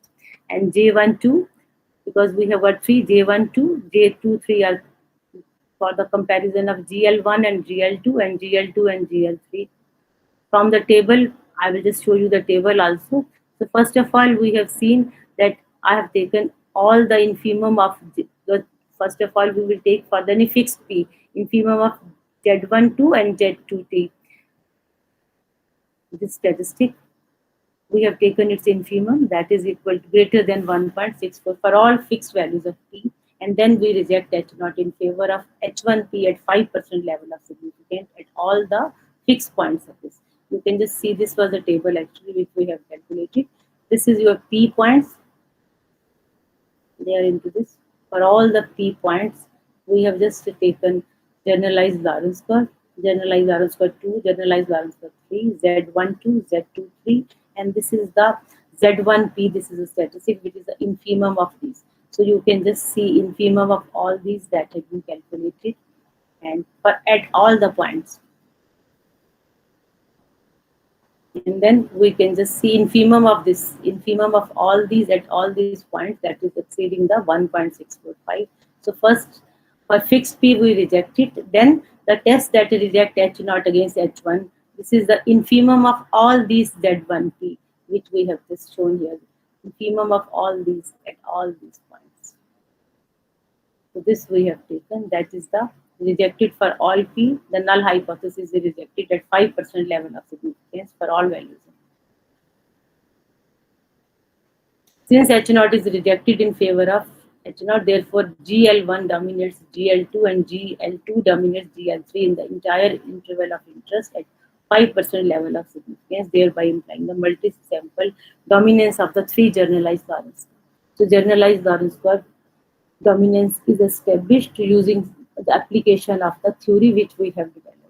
And similarly, we have also checked its power of the specific, using the specific interval approach. The power of the test is computed for different configurations. Here we have taken another configurations of the samples, Pareto, Degum and log normal distribution, using 500 replications and level of significance being equal to this much. All this was done using the R simulation program, and the program, the power of the proposed test, as you can have a glance over it, for all the small samples, large sample and moderate samples we have taken. So here 3 sets, dominance of G1, G2, G3, G1, G2, G3 and so on. And we can see the power for the small sample is not good, but as the sample size is increasing, the power approach is 1. And the power increases with the increase in the sample size. The power of the test tends to 1 and sample size. And this can be the figure also for all the 4 sets which is we have taken for the simulation. You can see the power rises and it goes close to this. And these are the ABCD 4 distributions which we have taken. So this is the first approach which we have taken. Then there is another approach, modified joint confidence interval approach for testing multi-sample dominance of generalized Lorentz. So here some different approaches being used using the, you can just say the confidence intervals, their lower limit as well as the upper limit, and then some confidence bands are constructed, and based on that the dominance of the generalized Lorentz for the more than 2 samples, that is being taken into consideration. So Richmond developed a technique for the construction of joint confidence intervals for all possible linear combinations of the means of the multivariate normal distribution on which multiple comparison procedures are based.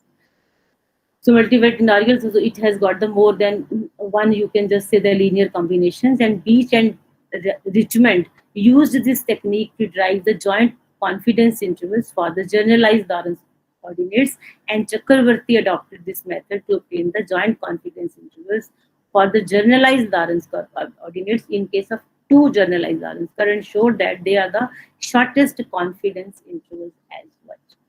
And using this concept of the shortest confidence intervals, they are also being termed as a modified confidence intervals, and adopted Chakravarti's approach. Result of Richmond can be applied to construct a set of joint confidence intervals and modified joint confidence intervals for all linear combinations of a set of generalized Lorentz curve coordinates.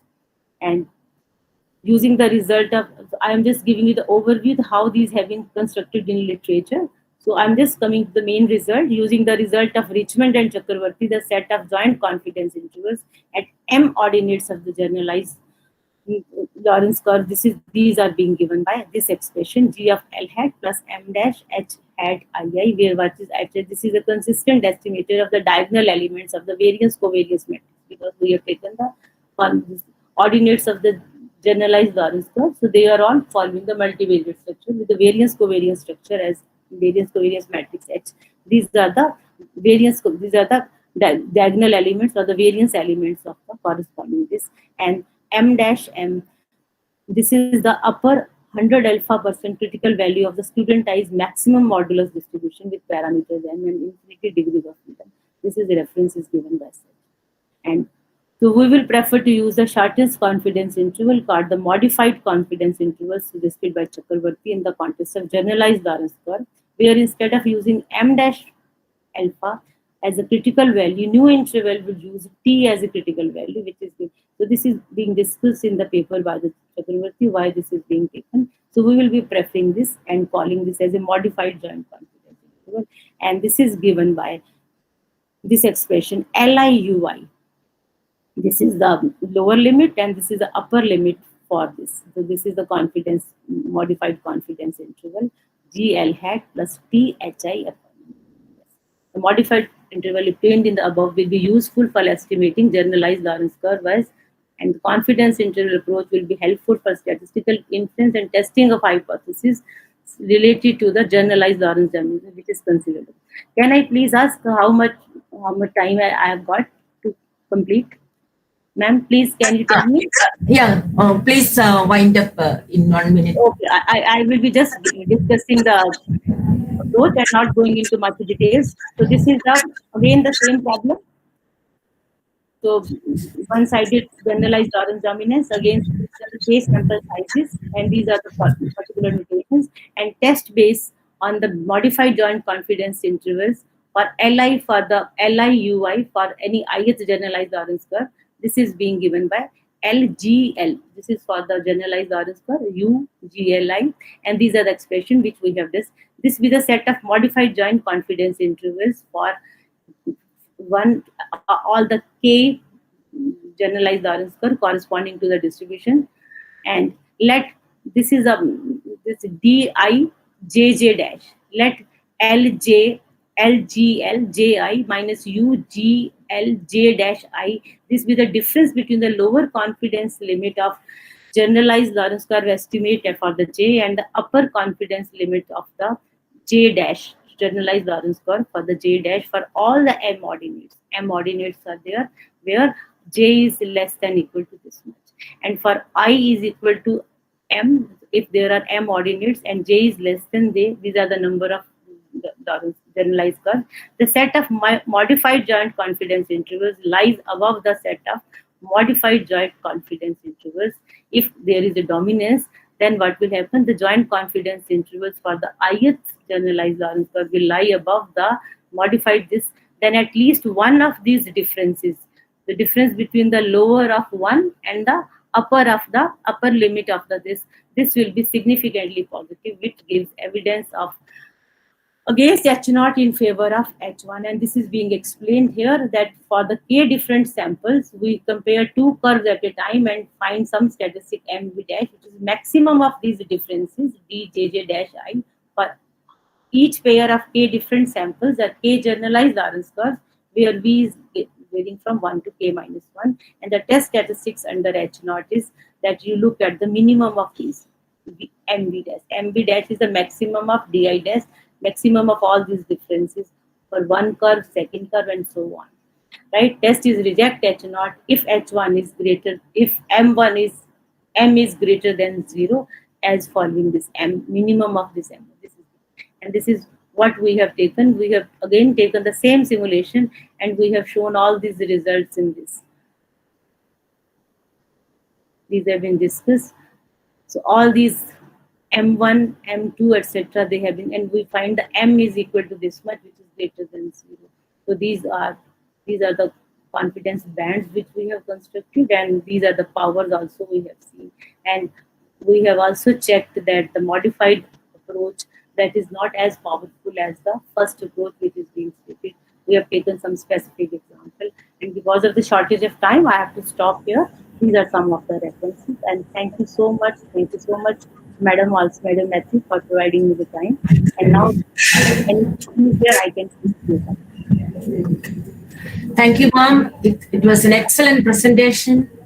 In fact, this Lorentz curve, this has a lot of applications in other than this measuring this inequalities in income.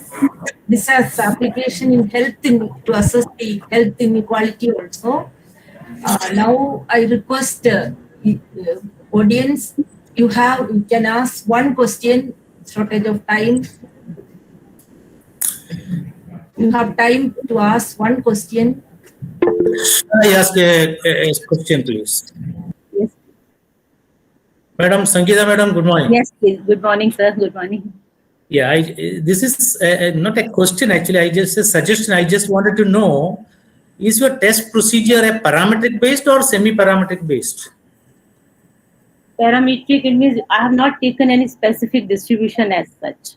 This is more or less non-parametric itself. But because yes, please. I just found your test statistics looks like a test of two sample proportion, and which is approximated with normal distribution, and that's why you are comparing with 1.645 or something like that. Yeah. Right? Because, yes, please. So I am really surprised how that test statistics comes in the form, say, Lij P minus LJP something divided by square root of that. So that generally comes through likelihood ratio test or some formal test procedure. So Yes, sir. I also strongly feel that this is not a parametric type, maybe a semi-parametric type kind of thing. This is actually a distribution-free, non-parametric type of approach. Yes, non-parametric test, distribution-free, non-parametric. So you are simply making a comparison of two Lorentz curves, right? Yeah, Lorentz curve. Actually, Lorentz curve, you can see itself is a distribution function. So if they have got, you can just say the whole Lorentz curve. If I take, they have got. I am just considering they are the k ordinates or they are m ordinates. So if I look at their joint distribution of any Lorentz curve, so then I have to take a multivariate distribution into account. So I am looking at the joint distribution of more than one ordinates. I can just say it's k ordinates are there. So joint distribution itself, it has been used in the literature. That is the paper, as I have mentioned, that is the Oxford Economic Papers in 1983. So this was the first paper which is giving the distribution of the Lorentz curve as such. And symptotically, it is following the multivariate normal distribution. And multivariate normal, multivariate normal distribution with certain variance covariance structure. That is really very, very, I mean, you can just say cumbersome expression. Not easy to solve, but we have used those concepts also in one of our other papers also. Here I have just taken the variance structure out of this variance covariance structure, and we have used the Z distribution.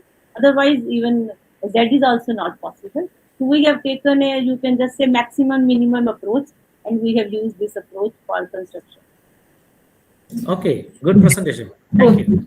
Ma'am, I have another question that when this Lorentz curve crisscross each other, I mean intersect each other, can we use the same test and can we use this kind of test? Yeah.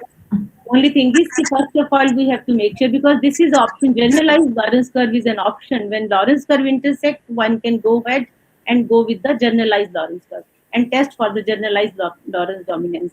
The only thing is, but it may not always happen that when the Lorentz curve intersects, generalized Lorentz curve also may not intersect.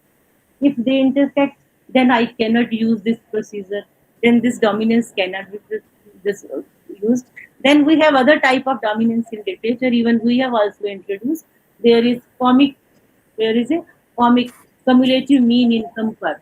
That is there, which is generally the used when generalized Lorentz curve they intersect. But if they intersect only once, then we can. But even if the general Lorentz curve intersect, so we can just say we can use another indices which is known as a Gini index, which is not based on the intersection. That can be used. There are other options. Thank you, ma'am. So due to shortage of time, let us conclude this session. Excellent presentation. It has several applications. Continue the work and continue your research work. So nowadays it is, other than this kind of measuring this health income inequality, we can use this measure in health inequality also. So, and excellent presentation. Thank you. Thank you, ma'am. Thank you, sir. Thank you all. Thank you. Now I move to Dr. Sadish Kumar. For your nice presentation, and thank you, Professor Eliam Matthew, for chairing this session very nicely. Now, let us move to the next session. We are a little bit 2-3 minutes running late, so that we can go to the next presentation. We have Professor David Hanagel and Professor is there to speak, and Professor Muralidharan to chair the session. My students, please introduce Professor, the chair, and invite do the further proceedings, please. Speaker, please stop the sharing. Let's speak.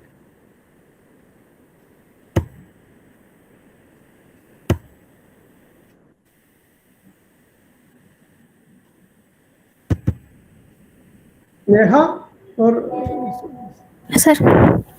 Yes, please. Warm greetings to all. I now invite Dr. K. Muralidharan, who is currently working as professor and was the head of Department of Statistics, Faculty of Science, the Maharaja Sahajirao University of Baroda, Vayodhara. He has more than 140 research publications in reputed international and national journals. His research interests are in the field of statistical inference, applied stochastic point process model, reliability and life testing, industrial statistics, artificial intelligence and machine learning, and quality and Six Sigma. He is an editorial advisory board member of International Journal of Statistics and Reliability Engineering and Journal of Indian Statistical Association, India. Professor had won number of awards and fellowships, including the Distinguished Statistician of India Award from Indian Society for Probability and Statistics in 2018 and Best Science Teacher Award in Mathematical Science by Gujarat Science Academy, Ahmedabad in 2017. So I cordially invite Professor K. Muralidharan sir to chair over the session. Sir. Thank you, madam. Thank you, Neha, for your nice introduction. Thanks are also due to Satish Kumar and his team for hosting this event continuously for last few years. And I'm also happy to be a part of this conference. And yes, I'm really honored to chair this session for my best friend, Professor David Hangal. He's from University of Pune. A very good, very moderate, very submissive kind of personality he has. He has a lot of credentials in terms of writing books. He's also member of many editorial boards. I don't want to name each one of them. This list is very long. And I'm sure you will get all the information regarding him on website on various platforms like ResearchGate, Google Scholar, or any other platforms. Even then, I would like to mention a few of his contributions, especially the books. The 3 books he has written, one is named as Introduction to Applied Statistics, a non-calculus-based approach, published by Narosa Publishing in the year 2009. And I'm sure we also referred this book for our undergraduate program here in our university. It's one of the best books. Even UGC also suggests in their curriculum plan for this book for undergraduate session work, first and second year courses. Now, another book is named as Modeling Survival Data Using Frailty Models, published by CRC Press, a Taylor and Francis group, in the year 2011. And he also published another book with Springer Nature that is titled as Modeling Survival Data Using Frailty Models. It was published in the year 2019, just 2 years ago. And he has number of publications, number of book chapters. He was also subject committee expert for statistics for UGC curriculums and many other academic, state and national level boards. Even in outside also, he had a lot of his contributions known elsewhere in various countries.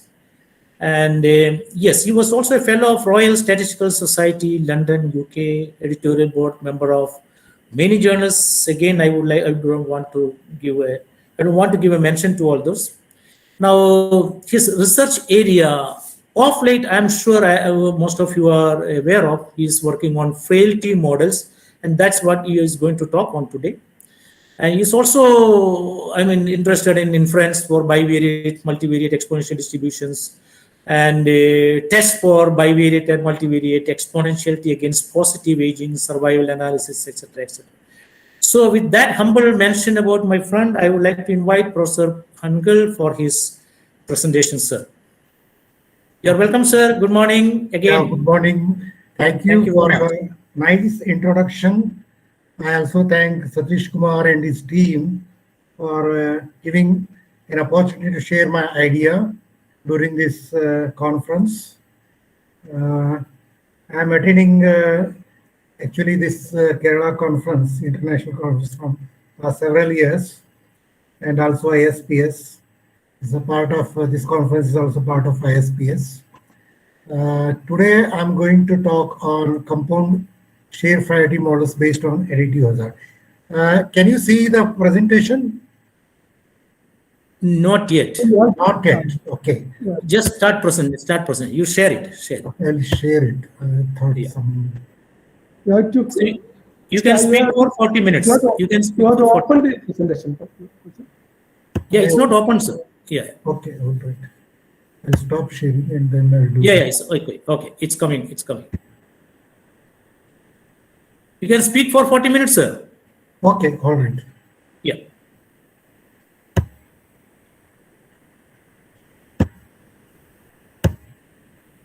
Window.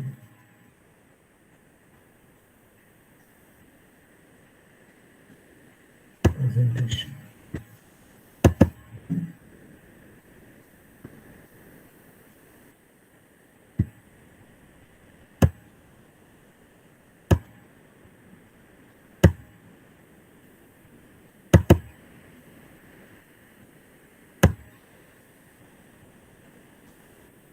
Okay, can you able to see the presentation now? Yes, yes, it's there.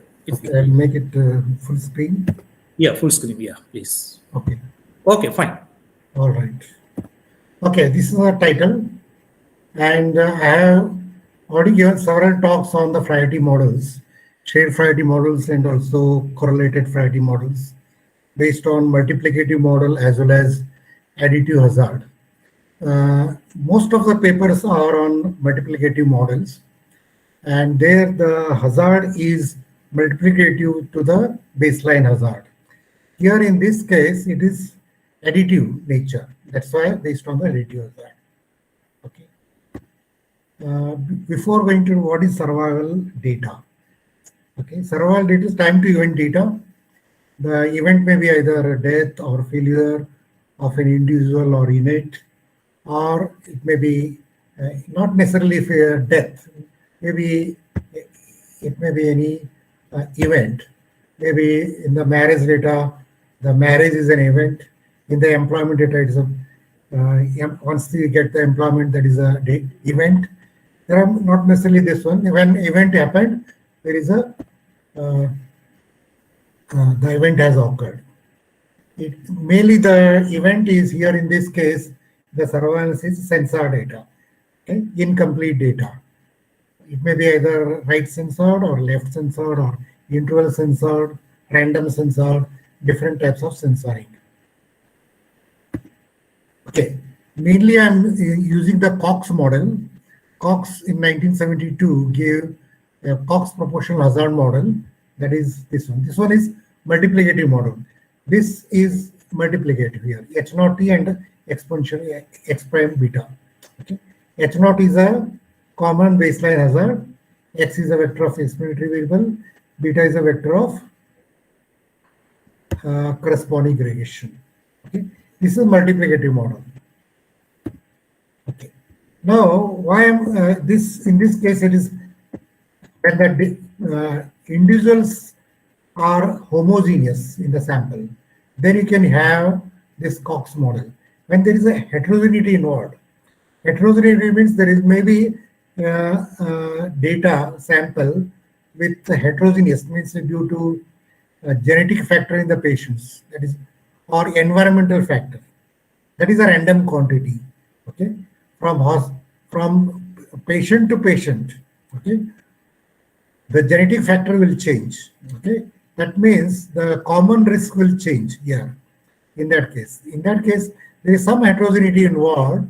In that case, we have to use variety models. Okay, that is some question. There is a question of homogeneity is somewhat questionable. In that case, we have to use heterogeneity. Now, shared variety model. Shared variety model means it is shared by a group of people, group of patients, or a group of patients in the hospital. Okay, this is shared by many individuals, maybe two individuals, or mainly in the patients, the kidneys, lungs. This is a pair data, because within the patient there are two components. Okay, this is for the two component data. Maybe more than two components in the industry, if there are units and other things, then there will be more than 2. It can be extended to multivariate also.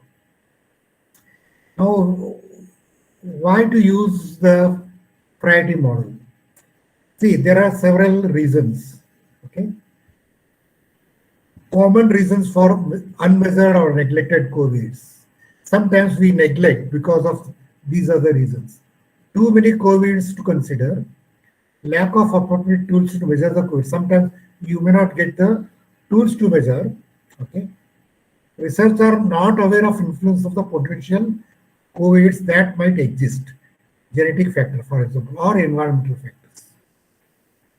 Okay. Not all necessary covariates are included in the model, which modify the distribution of the survival time, and that makes the parameter biased. That makes the assumption of homogeneity unrealistic. Then we need to introduce some random variable that accounts for the neglected covariates. That is called the Fraternity model. It's a random proportionality factor that modifies the hazard function of an individual. Clayton was the first one to introduce this one. Later, Whipple in 1979, he used the notion of priority in his paper. There are several papers. Starting is 1978 by Clayton and Whipple. These are the initial. Okay, the effect of priority is not directly estimated from the data, but instead assumed to have unit mean and finite variance, which is to be estimated. Okay. Okay. What is going to happen if we ignore the priority? Okay. If the priority is significant in the model and is ignored, then model will be inappropriate and the decision based on such model is misleading. If the priority is ignored, the estimates of regression coefficients will underestimate or overestimate. AIC, BSc, DSc, these are the model selection criteria, will be more as compared to the model with priority. These quantities should be minimum, AIC, BSc, DSc. AIK information criteria, Bayesian information criteria, deviance information criteria. These should be minimum for the good model. The decision based on the model without priority will go wrong. Okay? If you ignore the priority. Ignoring the priority effect will, with finite mean, may result in the negative bias in the estimated time dependence.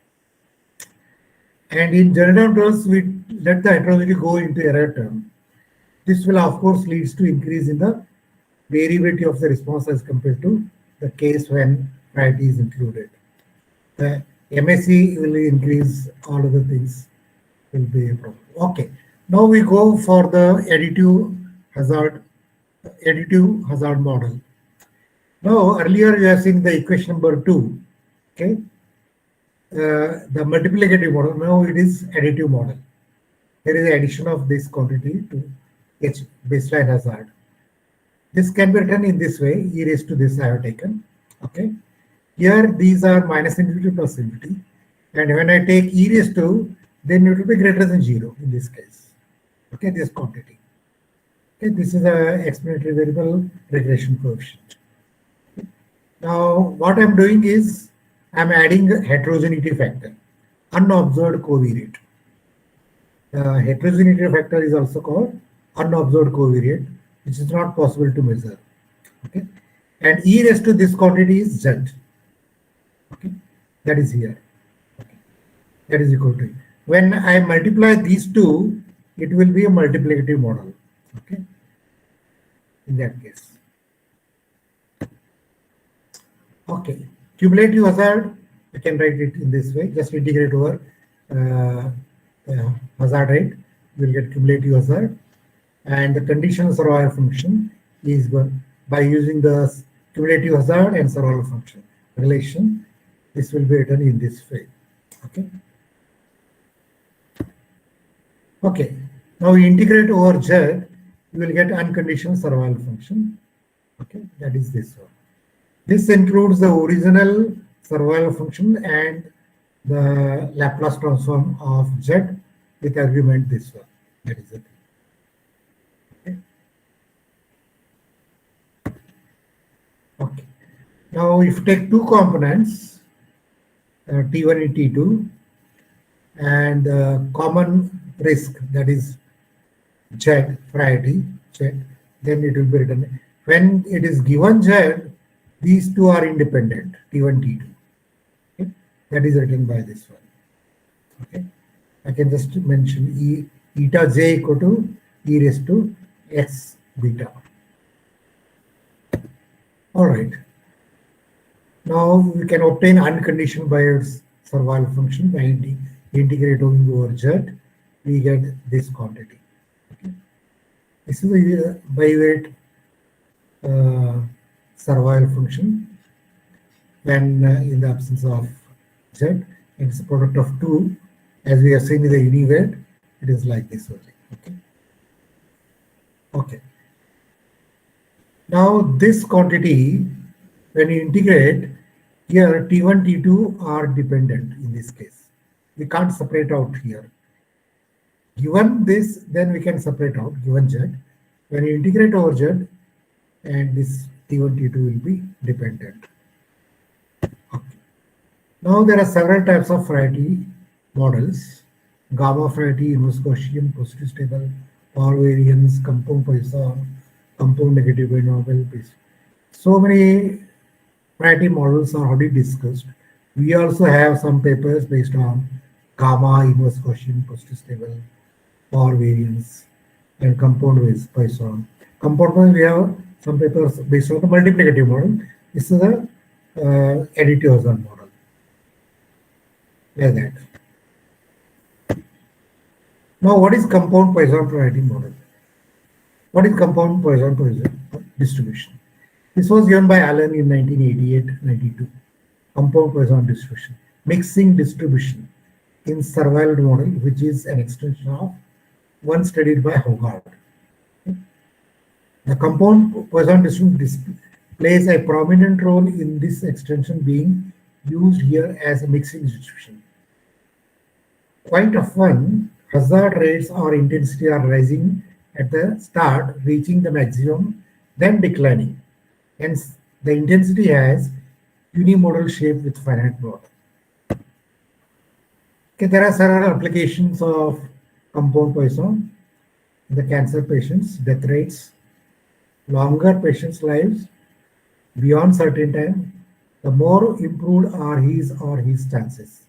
Divorce rates, second one, maximum rate of divorce which occurs after few years, which means most marriages are going to through crisis, then improving. The population it starts decline deep simply because high risk individuals have already died or been divorced or henceforth. That is the reason we use compound Poisson priority.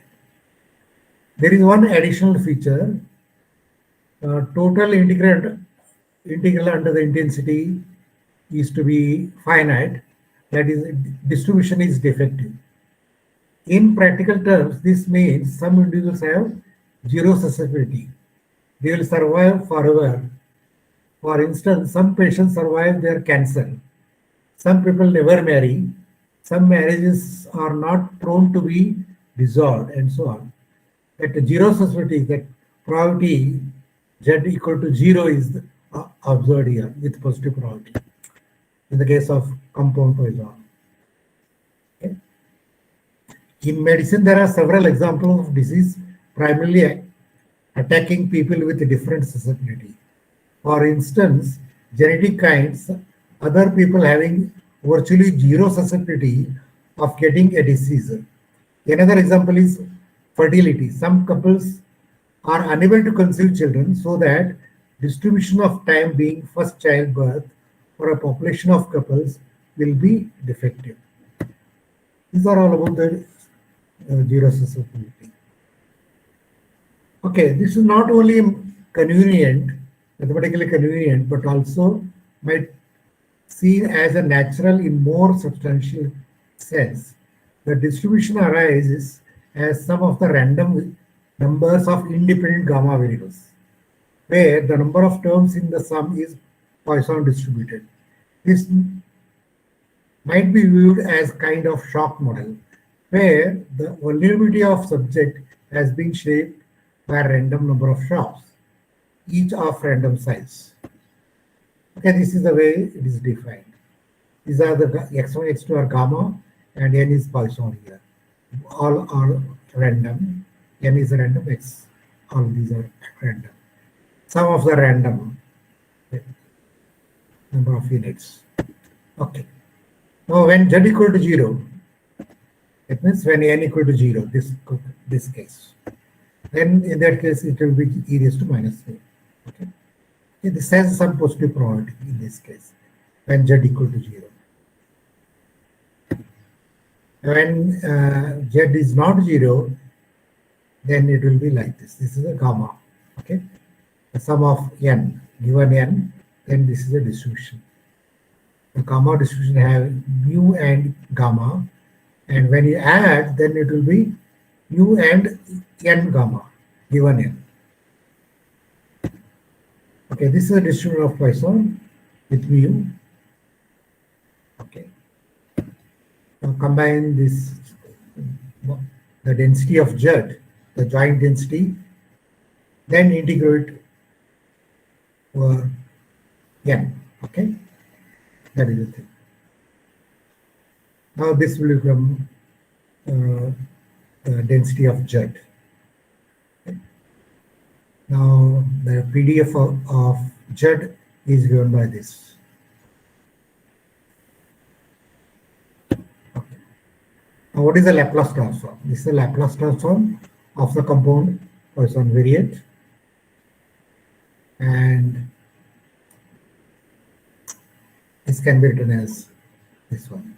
This is the Laplace of gamma and Laplace of Poisson, compound Poisson is there. Then combine these two, it's gamma and Poisson. Okay. Then we can obtain this one. Okay. This is for the Z. Okay. That is this one. Write all the terms given n and for n. Okay. Expected to n. That final term is there. This is a Laplace of n with argument this. This is again a Laplace transform of x. Then solve this. At last we will get this one. Laplace transform of z. Compound Poisson distribution, all these things. This is the final term. Okay. Now what are the moments? First moment, second moments, and everything. Just take differentiation of Laplace with respect to s. Then expected of z is this, z square, expected of z square. Then variance. Now there is some problem of identifiability when you take Fraternity models. To resolve this, we assume z to be, expected of z to be 1. Under this restriction, that means that leads to mu equal to mu gamma. You know the mean is this one. When this is equal to 1, then mu equal to mu gamma. That is a restriction. Under this restriction, then sigma square will become 1, the variance, when you take this restriction. Then Laplace transform will leads to this one, under the restriction. Okay, now we can go for the unconditioned Biot-Savart function. Okay. And H0 1 and H0 2, these are the cumulative hazard function of T1, T2. Okay, this thing. Now we can have this cumulative hazard, maybe either parametric or non-parametric, that can be obtained. If you take parametric, it will be completely parametric. If you take non-parametric, these two, then it will become semi-parametric model. When theta equal to 1, the above Fraternity will reduce to degenerate. That means there is no Fraternity involved in the data. That means T1, T2 will become independent when theta equal to 1. In that case, this is the case. And in this case, T1, T2 are independent here. Can we easily separate out these two, T1, T2. Okay. When theta is not equal to 1, then in that case, T1, T2 are dependent. And there is a priority present in the data. Now I am taking some baseline distributions because my models here in this presentation are completely parametric, but one can also do for non-parametric. Okay, I am taking generalized log logistic, first one. It's a survival function of log logistic. I am just generalizing this log logistic. Okay, I am just taking this raised to alpha. Okay, this is a Lehman family given by Deshpande, 2005. Okay, take to this raised to alpha. And the distribution function, cumulative hazard rate. Okay, and when delta is less than or equal to 1, failure rate is decreasing. When delta is greater than 1, failure rate is increasing. This is about generalized log logistic. The another one is generalized Weibull. This is just take the generalized exponential. If you just take raised to alpha, this is Weibull. Just raised to alpha, this will become generalized Weibull with cumulative hazard and hazard. And you can have submodels as exponential, Weibull, and bathtub, all these things are there. Okay. Now we introduce all these in the cumulative hazard function. You will get bivariate survival function. Okay, with and without priority. Here, this is a with priority, without priority. Similarly, for another baseline, with generalized Weibull with priority and without priority. In all, you have 4 models. Okay, 15, 16 the equation. Just we have seen model 1, model 2, model 3 respectively. Bayesian estimation is the likelihood. You can write in the 4 reasons in different reasons. These are the 4 different reasons. I can write likelihood. All these reasons, different reasons can be obtained by this. Now go for the data. Okay, this is a kidney infection data. In all, there are 38 patients, and we observe first recurrence, second recurrence. These two are 2 times, recurrence times. They are dependent because they are within the patient. And there are 5 covariates: age of the patient, and gender of the patient, and 3 types of diseases. These 3 types of diseases present or absent. They are categorical data, and they are binary, present or absent. Okay, these are the 3 types of diseases: GN, AN, PKD. The long form of this is here. Okay. Now we have 5 covariates and 2 recurrence times. Bivariate data. Okay, this is a model for the bivariate ID. Now I'm going for the tables, summary of the tables, the last part. This is a simulation data. Before going to do the data analysis, we do some simulation for the priority, model 1 and model 2, whether the estimates are close to true values or not.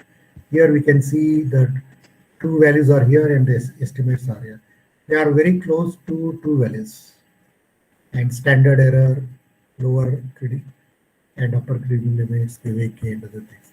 And these values are close to 1 and P values are close to 0.5. Okay.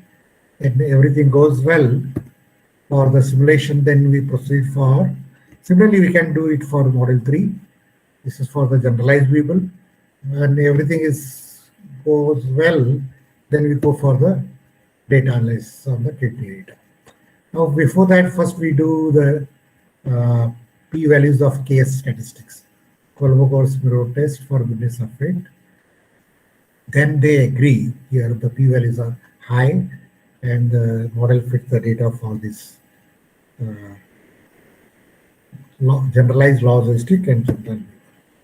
Now posterior is way for the model 1. This is the estimate for all these parameters: standard error, lower credible, upper credible, and other things. Now we see the regression curves B1, B2, B4, B5. These are the estimates, the lower and upper. Here 0 is not included in beta 2 and beta 5. That means beta 2 and beta 5 are significant. When 0 includes here in the lower and upper between the two, then there is no significance. When 0 is not included, then these two regression coefficients are significant. This is for the model 1. Model 2, only beta 2 is there. That is significant. What is beta 2? That is a gender effect. Okay. Beta 1 is the age. Here age is also effective and beta. Okay, beta 2. All right. These two are significant in the model 2. In the model 3, beta 2 is significant and beta 5 is significant. Okay. And in the model 4, beta 2 is significant and beta 5 is not. Only beta 2 is significant. Then when you see all these 4 models, beta 2 is significant in all the 4 models. Okay. That is common. That means females have lower risk of infection, kidney infection, okay, as compared to male counterpart. That is a conclusion. Now we have. So please conclude in 5 minutes, sir. Uncle sir, okay. 5 minutes, please conclude. Okay, finish. I will finish in 2-3 minutes. Okay. These 4 models all are matching here, and they are fitness of good is also good. And next, out of these 4, which one is better? Okay, for that we have model selection criteria: AIC, BIC, DIC. Okay, with the Fraternity and baseline. Here 60, the lowest is 601. That is generalized Weibull distribution as baseline compound. In all this is AIC, BIC, DIC. This is minimum as compared to this everywhere. That means this model 3, that is compound Poisson with baseline generalized Weibull, is a better model for all this. When you take the base factor also, the model 3 is better here. With model 3 with 1, model 3 with 2, model 3 with 2. They are always better. Okay. Here also we conclude model 3 is also is better than other models. When you compare with some other existing model, okay, these are some existing models remaining. 1, 2 is our models. These are also our models discussed in my earlier paper. Okay, with a different Fraternity, gamma Fraternity, inverse Gaussian, positive stable. If you compare all this, here the compound Poisson with generalized Weibull is better than all the models. Here 601 is least, 621 is least in all this, 604 is least in all this. That means this model is better as compared to the existing as well as the proposed model, whatever we have done out of 4. That is the end of this. And one can extend it to the semi-parametric, taking the baseline as non-parametric. And one can also extend this Fraternity distribution as stochastic. Some process you can have, different processes. There is the Levy processes are there.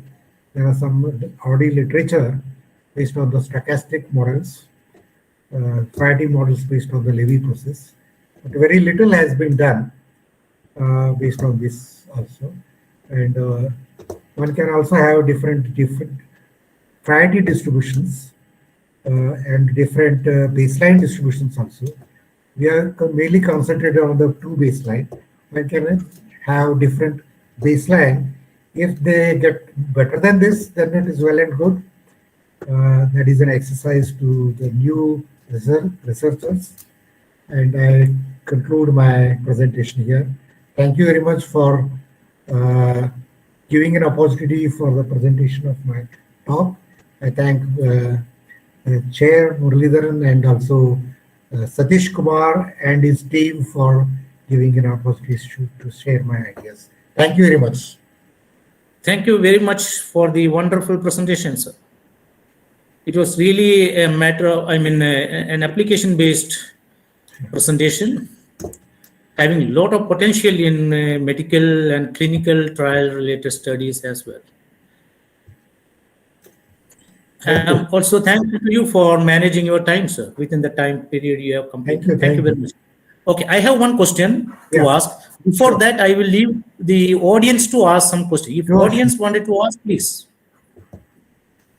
Audience, it's open to you.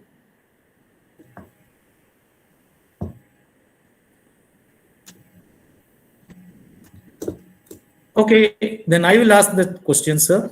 Okay. So the compound Poisson comes through the degeneracy part, right, sir? Yeah, that is a degeneracy.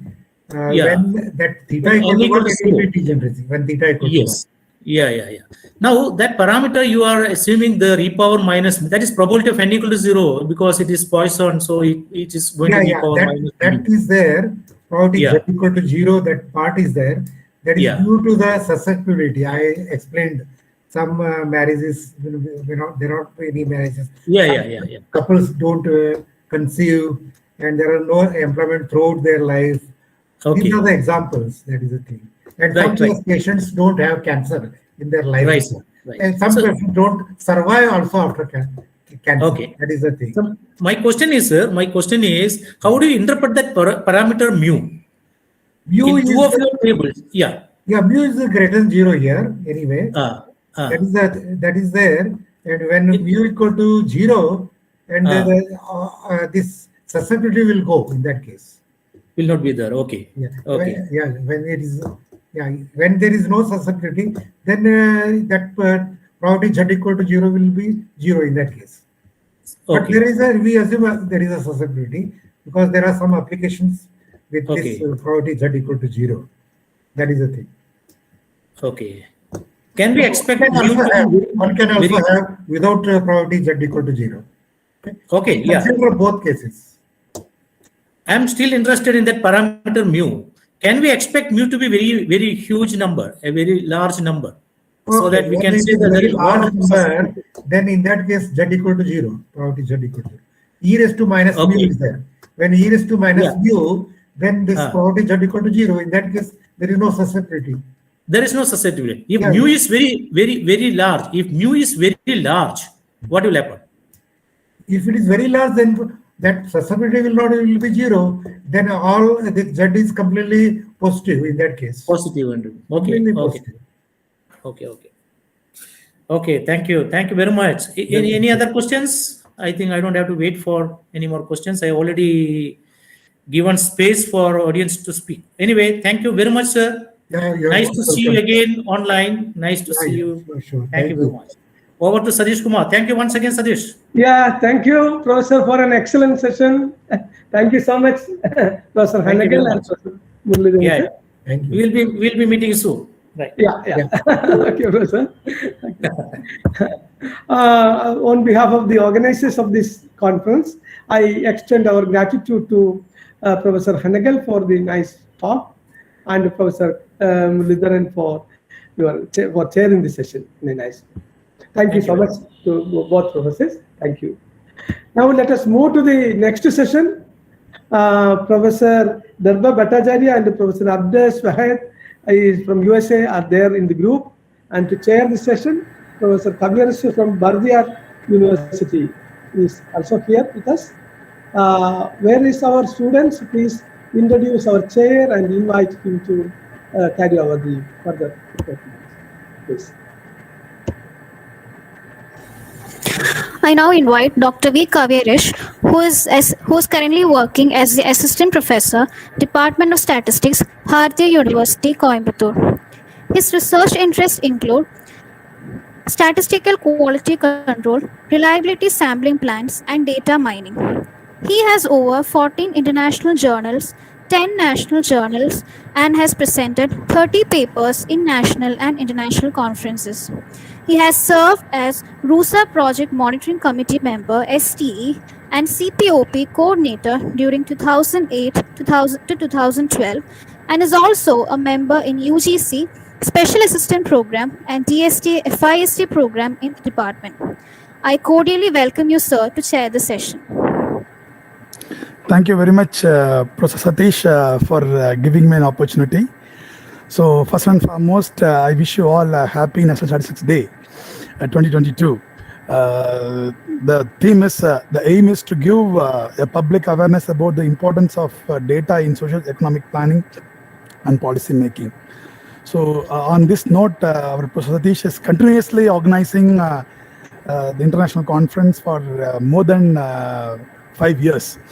So thank you very much, sir, for giving real awareness to all the young statisticians who are currently coming in various years.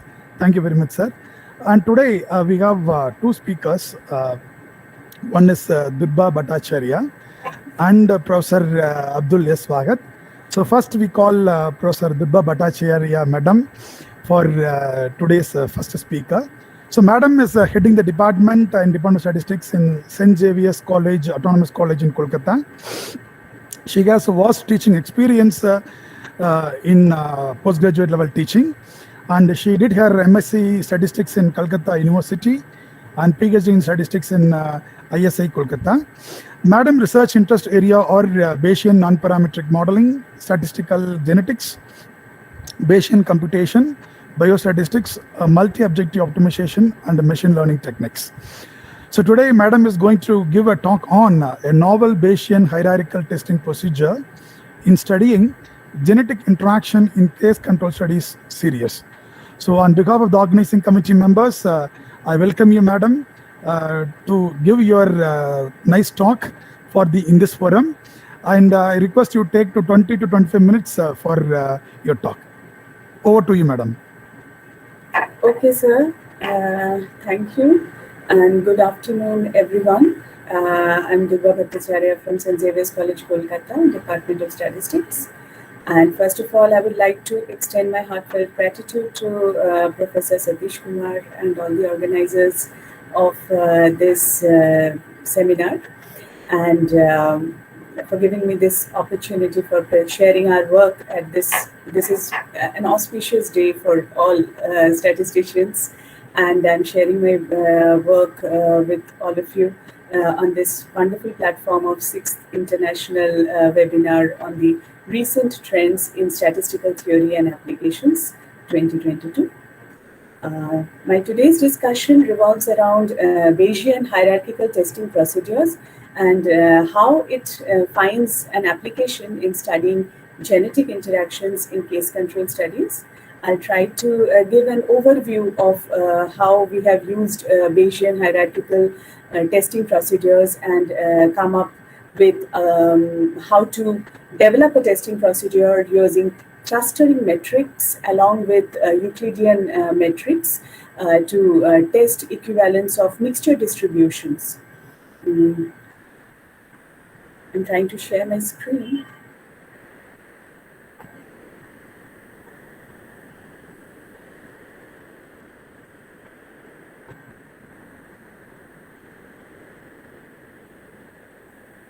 Is my screen visible, sir? Yes, ma'am, it's visible.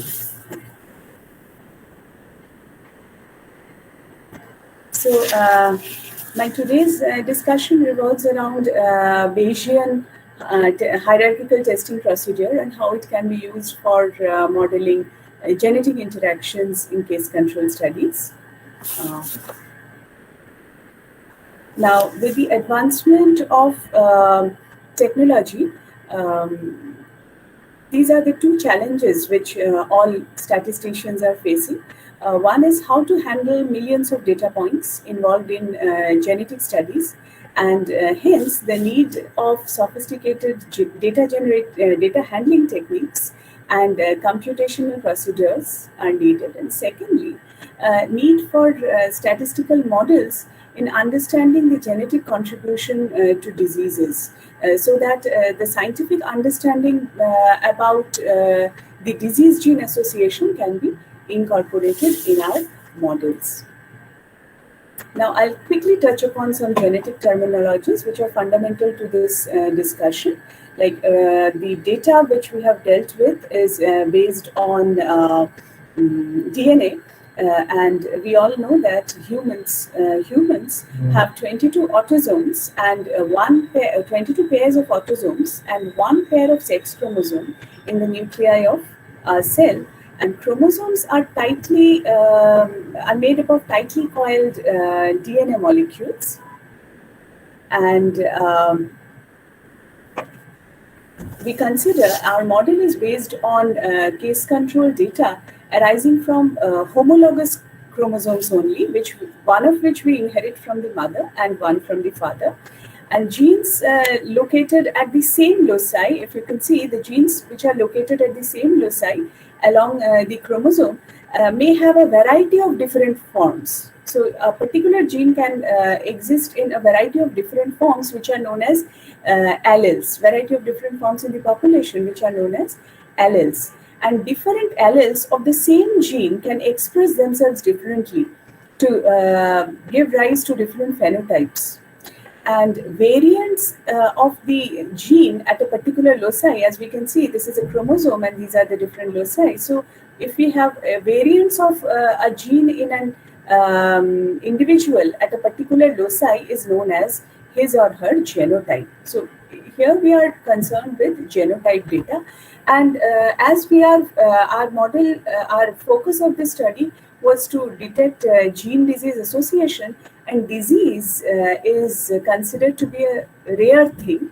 So generally a disease state is considered to be associated with the allele which appears with lesser frequency in the population. So that allele is known as a minor allele. So the allele, if at a particular loci a person has a minor allele, that might be associated with the disease under investigation. Now, this discussion is based on the most common form of variation at a loci of DNA sequence of individuals, that is known as single nucleotide polymorphism or SNP. I quickly share with you, this is the nature of our data. So a typical cell of this table, it represents the genotype of ith individual corresponding to jth gene, and K is the case or control status of the individual, and R is number of loci, the rth loci of that individual. So X takes the value 1 if the individual has a minor allele at a particular loci, and it takes the value 0 if minor allele is absent at that particular loci. Now, it has been well established in various studies that genes individually or in interaction with other genes might affect the disease status of a person.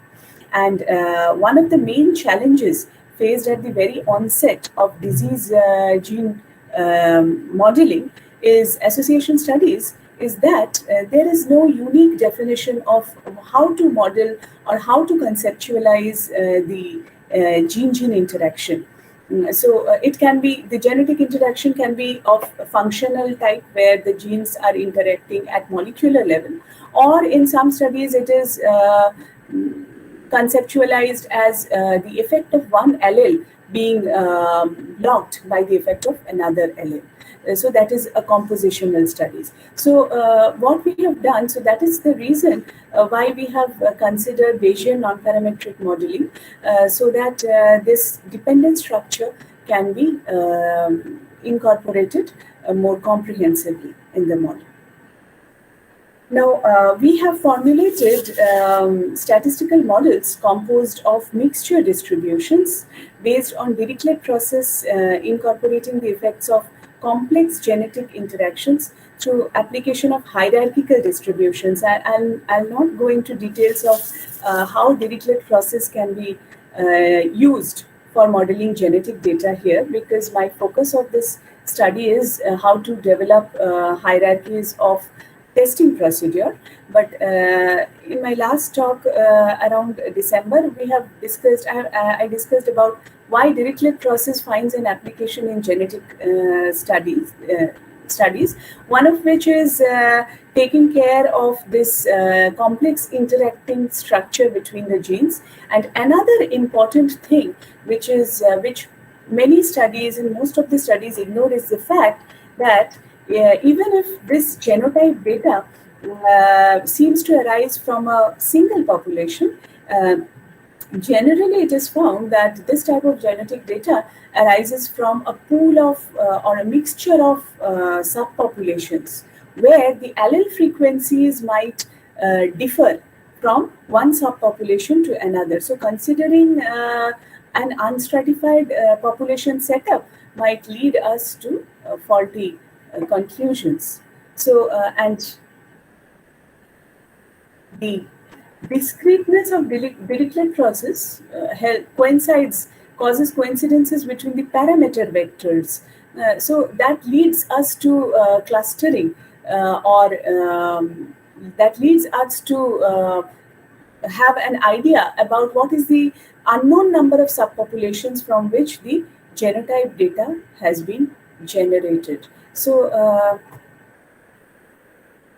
I'm coming to the detection of the roles of genes through hierarchical testing procedure. So suppose we are considering this is the mixture distribution. Just a minute.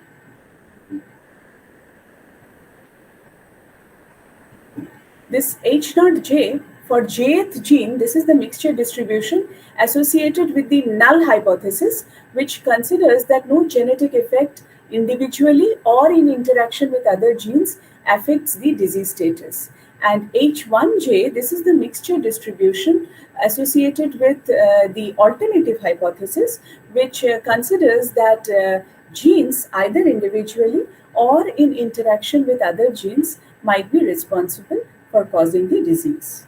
Now, what we need to do is we need to develop a testing procedure for testing whether the two mixture models are significantly different.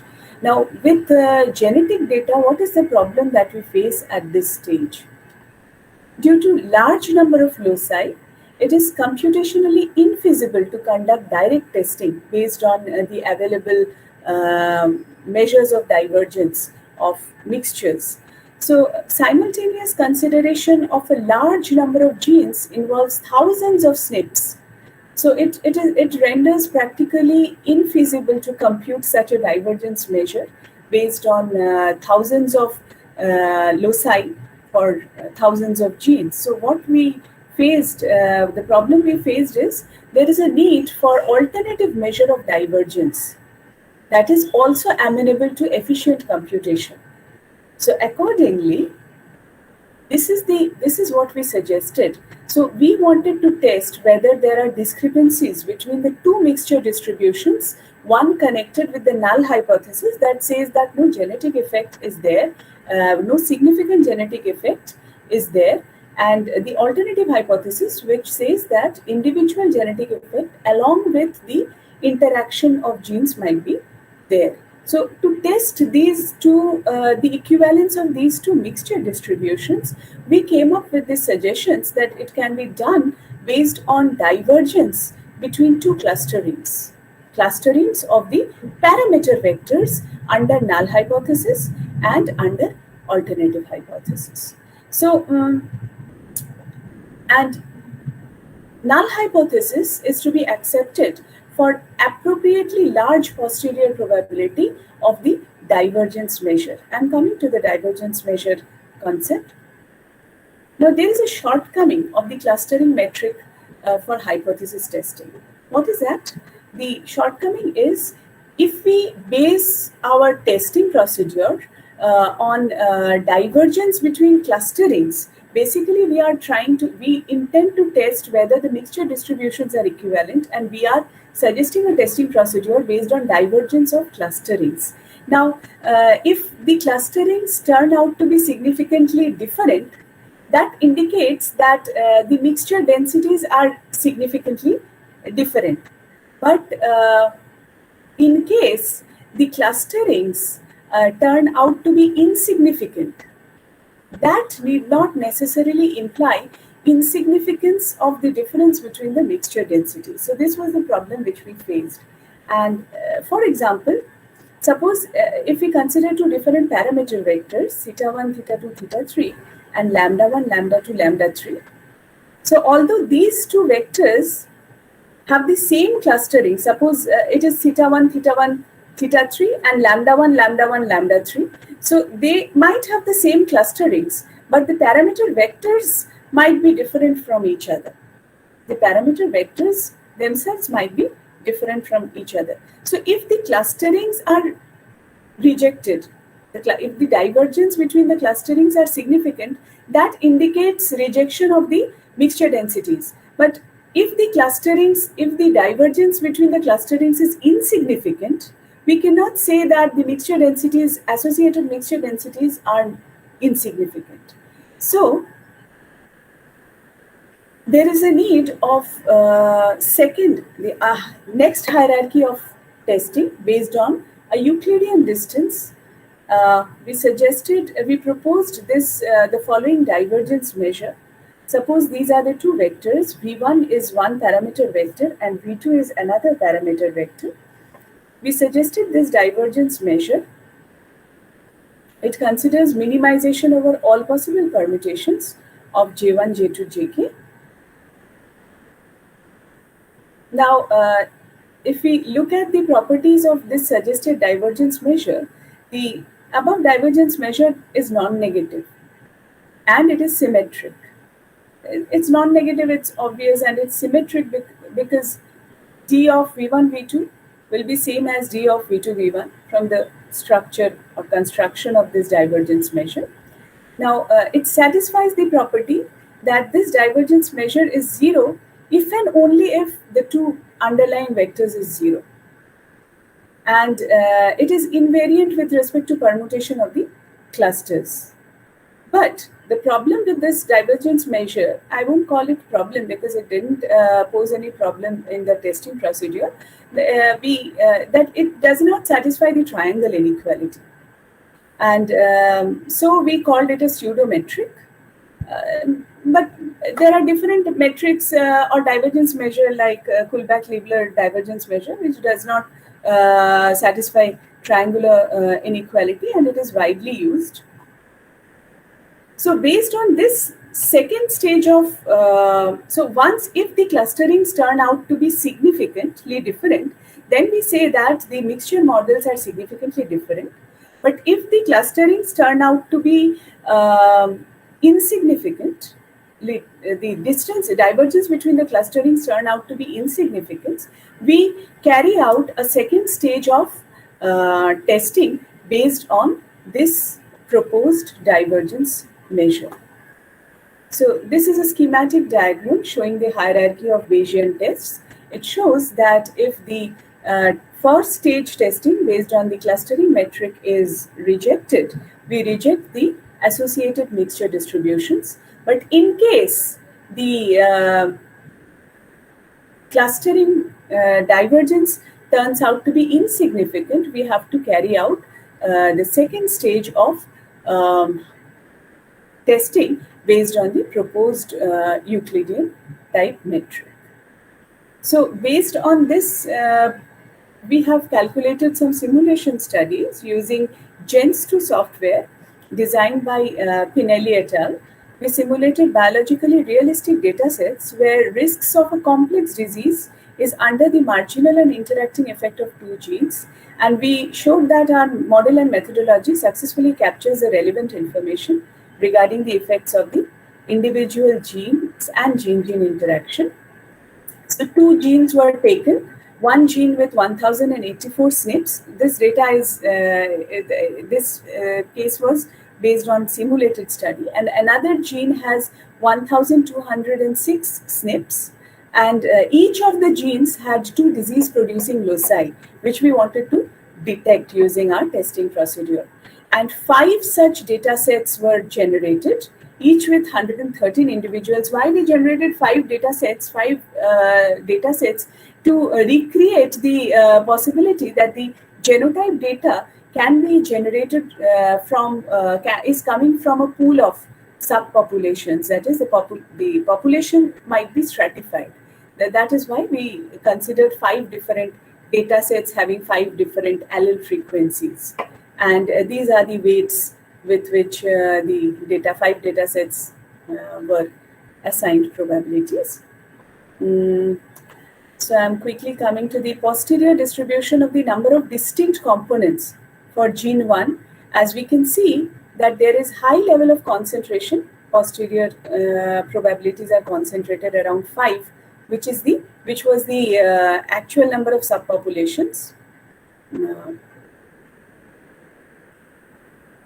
For gene 2 also, the posterior distribution is highly concentrated around 5, and it's better to show the picture.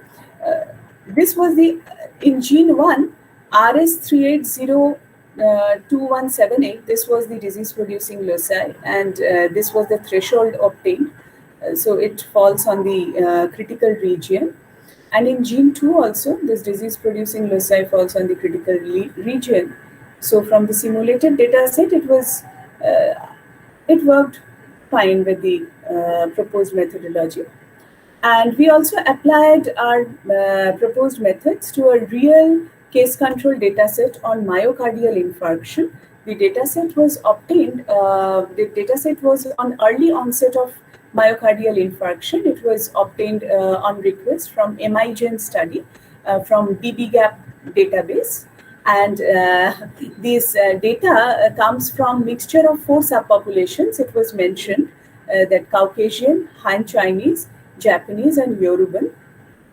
And we have used this ensemble human genome database to map the SNPs to the genes. And our study involved genotypic information on 32 genes covering 1,251 loci. So each of the 32 genes had 1,000 in total, 1,251 loci, and 6,042 individuals. This was the original data contained more number of individuals, but after cleaning the data and mapping the genes with respect to this ensemble human genome database, it reduced to this.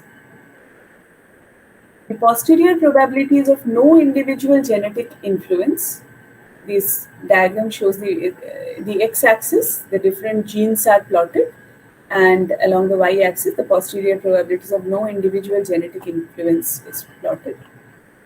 This is an index plot of the posterior medians of the clustering metric. And the clustering metric that we have used was suggested by, I should mention this, was suggested by Professor Ghosh, Dihidar, and Shamanto in one of their works in 2009. And in our study, these genes were turned out to be having significant effect on myocardial infarction. We have obtained gene-gene interaction matrix to understand how the 32 genes are interacting among themselves. This is a correlation-based hierarchical gene clustering based on the clustering metric. And this gives a summary of the MI data, myocardial infarction data. And these are the genes. Suppose gene OR4A48P, it rests on chromosome number 11. And there are some existing literatures which finds this gene to be, this particular loci to be already associated with MI. And in our study also, we have found that this particular SNP turns out to be significant. And similarly, column 1 shows the different genes which have turned out to be having significant effect on myocardial infarction, and the chromosomes on which these genes rest, and the literature-based SNPs. So there are already existing literature we found out after we got our results that had identified these SNPs resting on these genes, and some of our results have coincided, and some of our results have added to the already existing set of SNPs which were there in the which have been detected in the earlier works. These are some references. The paper is available in Journal of Applied Statistics. It's published. Thank you. Okay, thank you very much, madam, for keeping on time. Now the forum is open for any clarification to be clarified from the ma'am.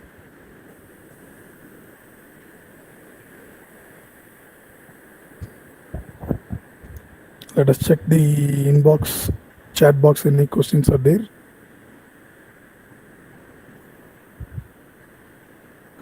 Okay. Okay, there is no more question, ma'am, but I have a small clarification. You said about the gene-gene interaction.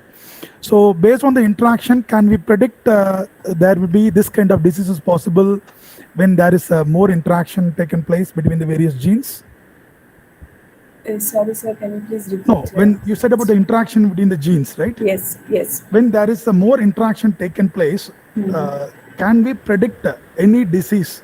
So when you have such kind of this gene and this gene are interacted, so this disease can be able to predict. Yes, sir, actually. Should I? Yes, ma'am, please, please. So actually, this we have carried forward this study by incorporating the gender information on gender on myocardial infarction dataset. The information on gender was also there, and there is a common notion that males are more susceptible to myocardial infarction. And in our next study, it turned out that the interaction pattern in males and females are different. The genes and they are interacting differently in males and females, and that might be the reason why the probability or risk of myocardial infarction is different in males and females. Okay.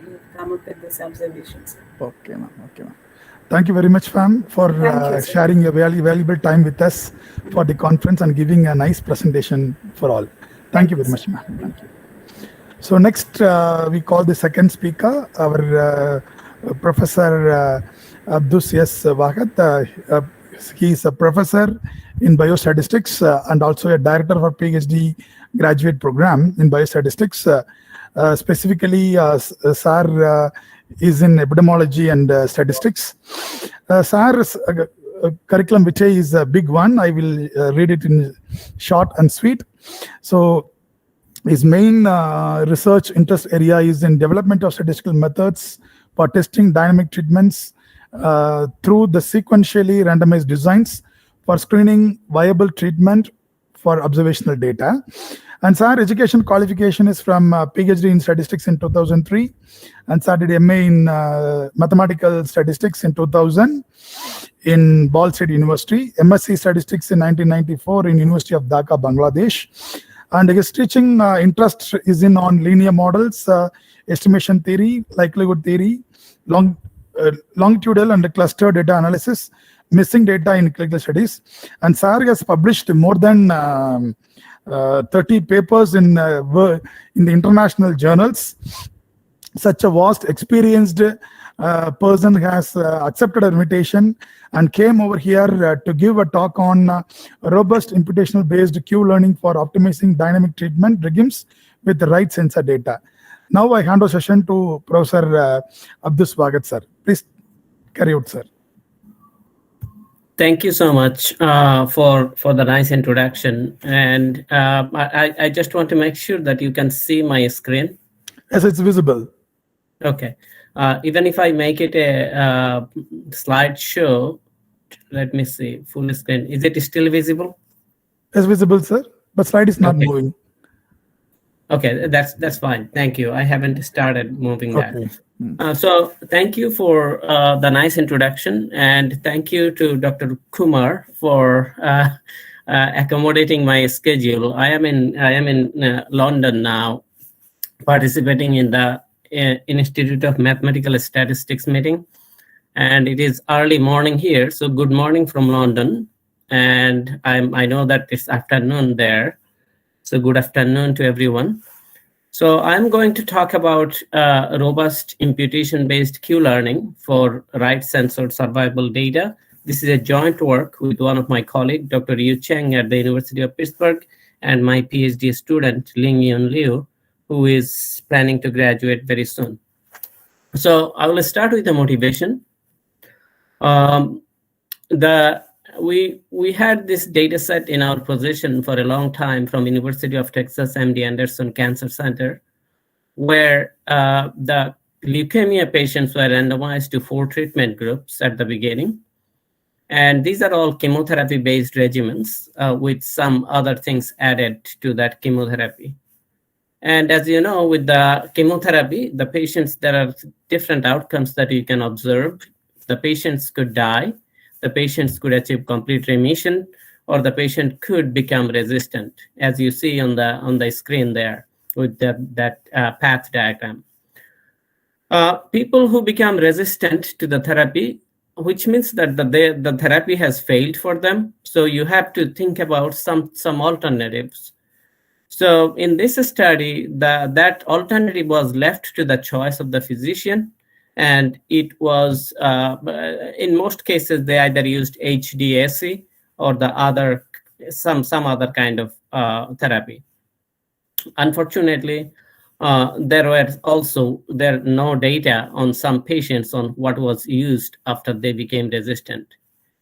On the other hand, if you achieve complete remission, your disease could come back, which means that the disease could progress. And in that situation also, the physician has to decide what treatment to use. And we have noticed that a common treatment that was used was HDAC again. And some patients, we could not have the data on that treatment. At the end of the day, you can see that the physician has to decide what treatment is best at the beginning to start with, and also what treatment to put the patient on if the patient either become resistant or their disease progresses after they have shown some response. And so we'll call the first decision as stage 1, and we'll call the second decision as a stage 2. As you can see, a patient can travel to only one of these paths that you see. And at the end of the data analysis from this data, the goal would be to find out an individualized treatment scheme. For example, based on patient's characteristics, this would be the best treatment for the patient at the first stage. And if the patient travels to one of the 2 second stage points, then this would be their best second stage treatment. So this would be our goal of this data analysis. I'm not sure whether I would be able to get to the data analysis part, because this talk was meant to be 40 minutes, but if I can't get to that, I'll just summarize the finding. And on top of that, we have to deal with this missing data issue, because if you are trying to decide on what treatment is the best, and treatment data is missing for some or many of your patients, then you are in trouble. Okay, so this is the structure of the talk. I'll try to see what methodology are available and what we are proposing, and then we'll do a simulation study. If time permits, we'll go into the details of this leukemia data analysis. If not, then we'll conclude just with the simulation. Okay, so the data structure, we just wanted it to be more formal. So instead of just 2 stages, we considered J stages, capital J. And then the data would be, if you just pay attention to the top schematic, X1 is basically whatever information is available to the physician prior to the first stage treatment. A1 is whatever the treatment that has been assigned in the first stage. Eta 1 is the indicator of whether the patient is in a stage 1. For in our case, all patients would be in a stage 1, so eta 1 equal to 1. But you have seen that some patients could die or some patient could drop out. So in that case, eta 2 might be different. Eta 2 could be 1 or 0. Eta 2 is 1 if the patient travels to a stage 2. Anyway, so that goes on. And then the H would be the history. So in the first stage, history is just whatever information we have X1. But in the second stage, we now have more information, right? We have X1 to start with. We have what treatment was assigned in the first stage. We have X2, what information, other information were collected between a stage 1 and a stage 2. And then T1, what is the time between a stage 1 and a stage 2. And then R1 would be the indicator of whether we observe the treatment in the first stage or not. In this case, R1 is equal to 1 because everybody's treatment assignment is known. But you can imagine that in the future, this may be missing. So in each stage like this, we will have this information. And you'd notice that we have used overbar to indicate the accumulation up to that stage, and underbar to use the accumulation starting from that stage and beyond. So underbar is accumulation to the future stages, and underbar is prior stages. Dear Professor, the slide is not moving, Professor. Oh, I am so sorry. So should I? Yes, sir. Now it's okay. Oh, that was terrible. Okay, so I have to keep. I have to keep in this view, I guess. Yes, sir. Yes, sir. Sure. So sorry. So I. Anyway, so we'll continue because this one is important to understand. So H1 is the history, whatever we obtained in the past before that stage. X1 is all the data in the first stage. H2 is the history in the second stage. So in second stage, we know what was the information collected at first stage, what was the treatment assignment A1 in the second stage, in the first stage. And then X2 is the information collected between the first stage and second stage. T1 is the time between stage 1 and stage 2, because you have seen some people responds and then progresses, so their time would be probably longer between first stage and second stage. But on the other hand, if they did not respond, if they are failure resistant at the first stage, their time probably would be shorter. So we need to have that time as a variable entity. So this is T1 and so on. So it keeps going to the end. And as I was saying, that we used overbar for accumulation up to that stage, and underbar is the accumulation from that stage on to the future. Now T, the overall survival time would be, so if you add all the times between stages, that would be your overall survival time. And then your survival time could be censored, because if the patient drops out somewhere in the middle, so you have to think about the survival indicator as well as censoring indicator. And then our goal is to make the decision, right decision at each time point. So at each decision point, if we can figure out what is the optimal decision is based on the data that was given up to that stage H1 and so on, then we will get our optimal dynamic treatment regime. The goal would be to maximize a patient's survival, overall survival. Okay, and then we'll talk about the potential outcomes, because you can think about, imagine a situation where you basically know you are playing God in some way. You can think about, well, if Wahed has this condition and Wahed is treated with this treatment in this stage, that treatment in that stage, how long Wahed will live, that certainly God knows. As a believer, I believe that.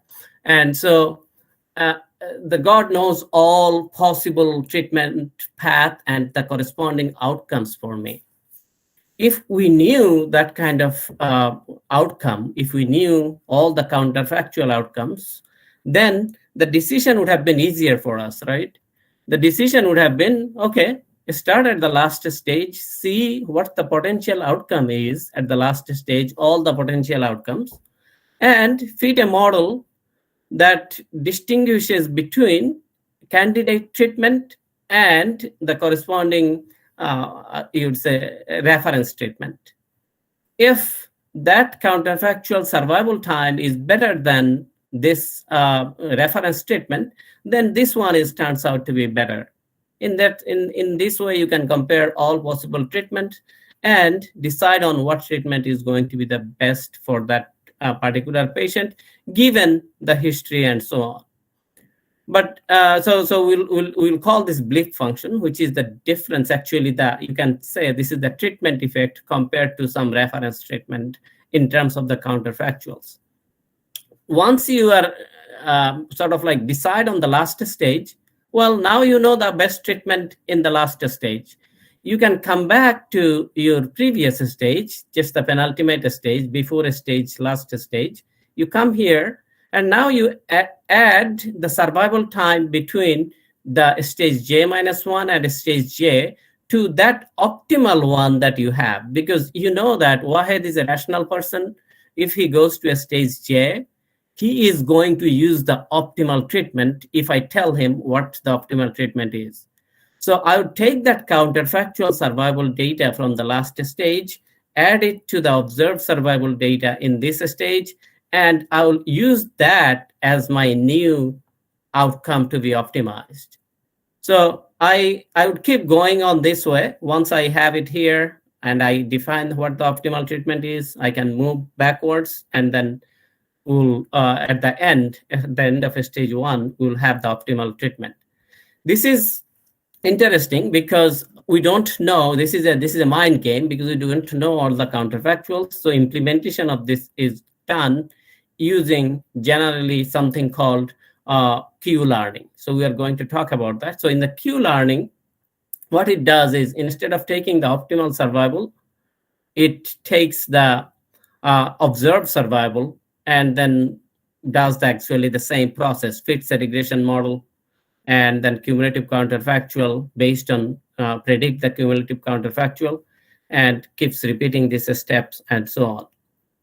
So the several assumptions that are made under this in this framework, people who are familiar with causal inference, they are familiar with these kinds of assumptions that we are going to talk about.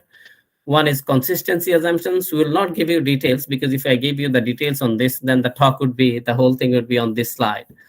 So consistency says that your observed outcome under a treatment assignment is equal to the counterfactual treatment, which means that whatever had God decided that Wahed's outcome is going to be under a certain treatment scheme does not change when Wahed actually takes it.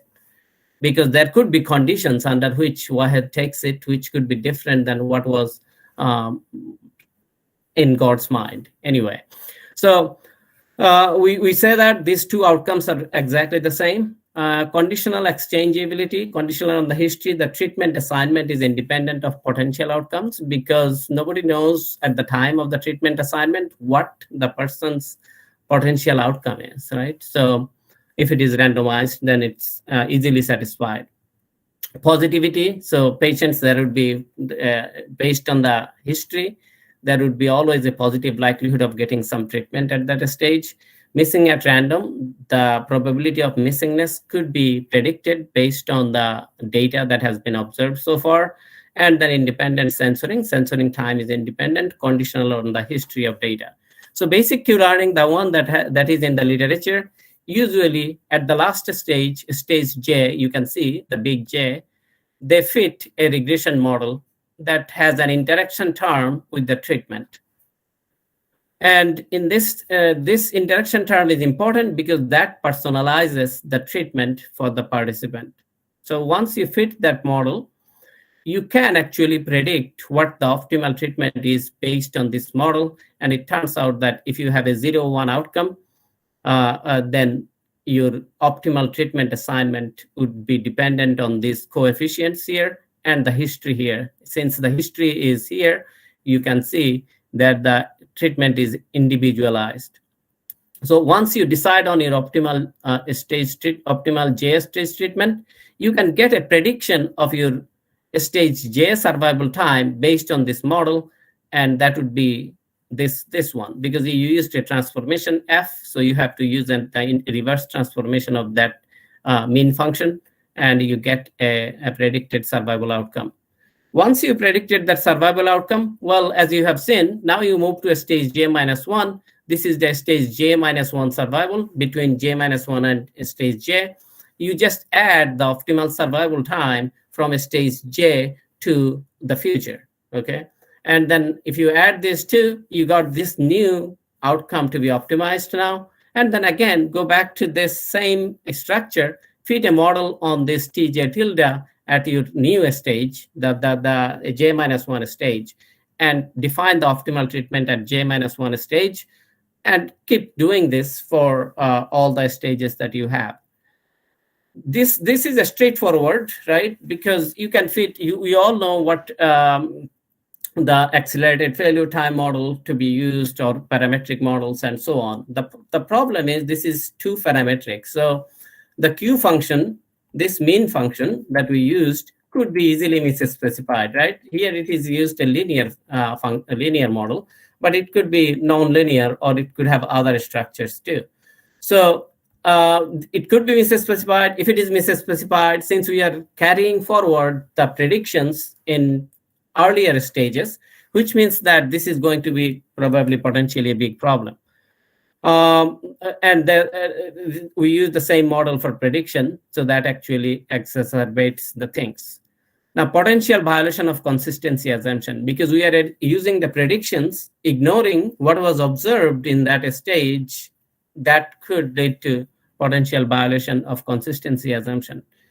And prediction often could result in implausible values. We have seen that we have used parametric models, and we have got predictions in very large predictions, whereas in the data set, it turns out that the observations were very small. So we think that basic Q-learning with parametric models could result in implausible values. Well, that is also another issue. Because of the maximized Q functions, there could be some irregularity problem. Vivash Chakraborty at the Singapore, he has been dealing with this issue for quite a while now. Now, what we are proposing is, okay, you can use your favorite model. You don't have to use the parametric model. You can use non-parametric model, Cox proportional hazard model, spline model, whatever you like in imputation part. Use that to predict your optimal treatment or determine what treatment is optimal. But then, instead of predicting the survival from this model that you used to determine the optimal treatment, you can now actually use the observed data to predict your optimal survival for those people who did not receive the optimal treatment.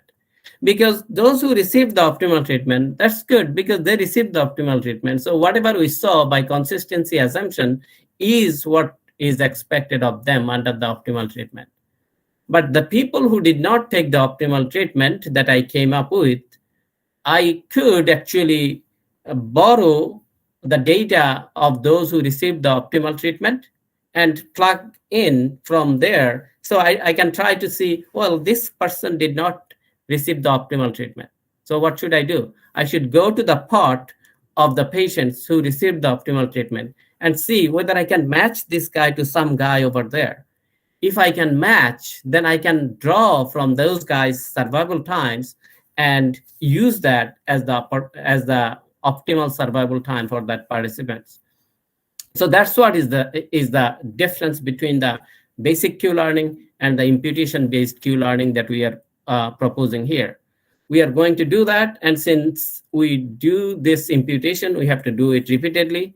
And once we do that optimization and then the prediction based on the part of the survival times that under the optimal treatment, then we are all set. So if you have well, hopefully this is moving still. I don't know. Okay.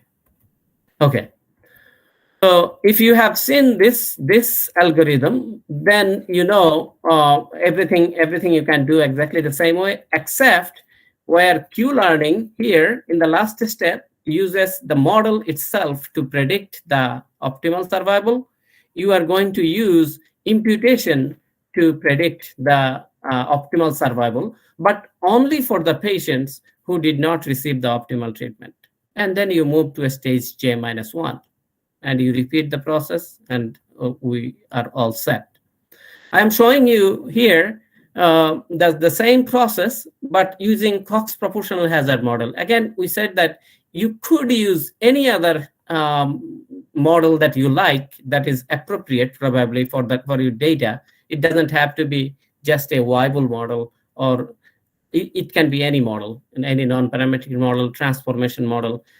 Actually, a model that could distinguish between your treatments, right, in terms of survival. That's what you need to use. So you can feed this Cox proportional hazard model at the last stage and come up with the optimal treatment. And the optimal treatment, similar to the Weibull regression model that we have seen in basic Q-learning, this turns out to be an indicator function like that. Once you have that optimal treatment, you create your donor pools from the patients who received the optimal treatment. You determine the sampling probability because you have to take into account the censoring and make estimation and inference based on multiply imputed data sets, just like the way that you use the multiple imputation, Rubin's rule, and so on. So here is the basically at stage J, you figured out which one is the optimal treatment. Let's say green guys are those guys who followed the optimal treatment, and blue guys are those guys who did not follow the optimal treatment. So what I want to know is, for these blue guys, what would be the optimal treatment under the optimal treatment assignment for these guys? Okay. So what I do is I break these green guys into different cells looking at these blue guys, okay, to match them. So we form K cells and we impute them from each one of those cells just to match based on other characteristics. And then we use two types of imputation. One is, you can see we have used two methods, weighted hot deck MI. So the survival times are censored, right? So even in the optimal people who used optimal treatments, they could be censored.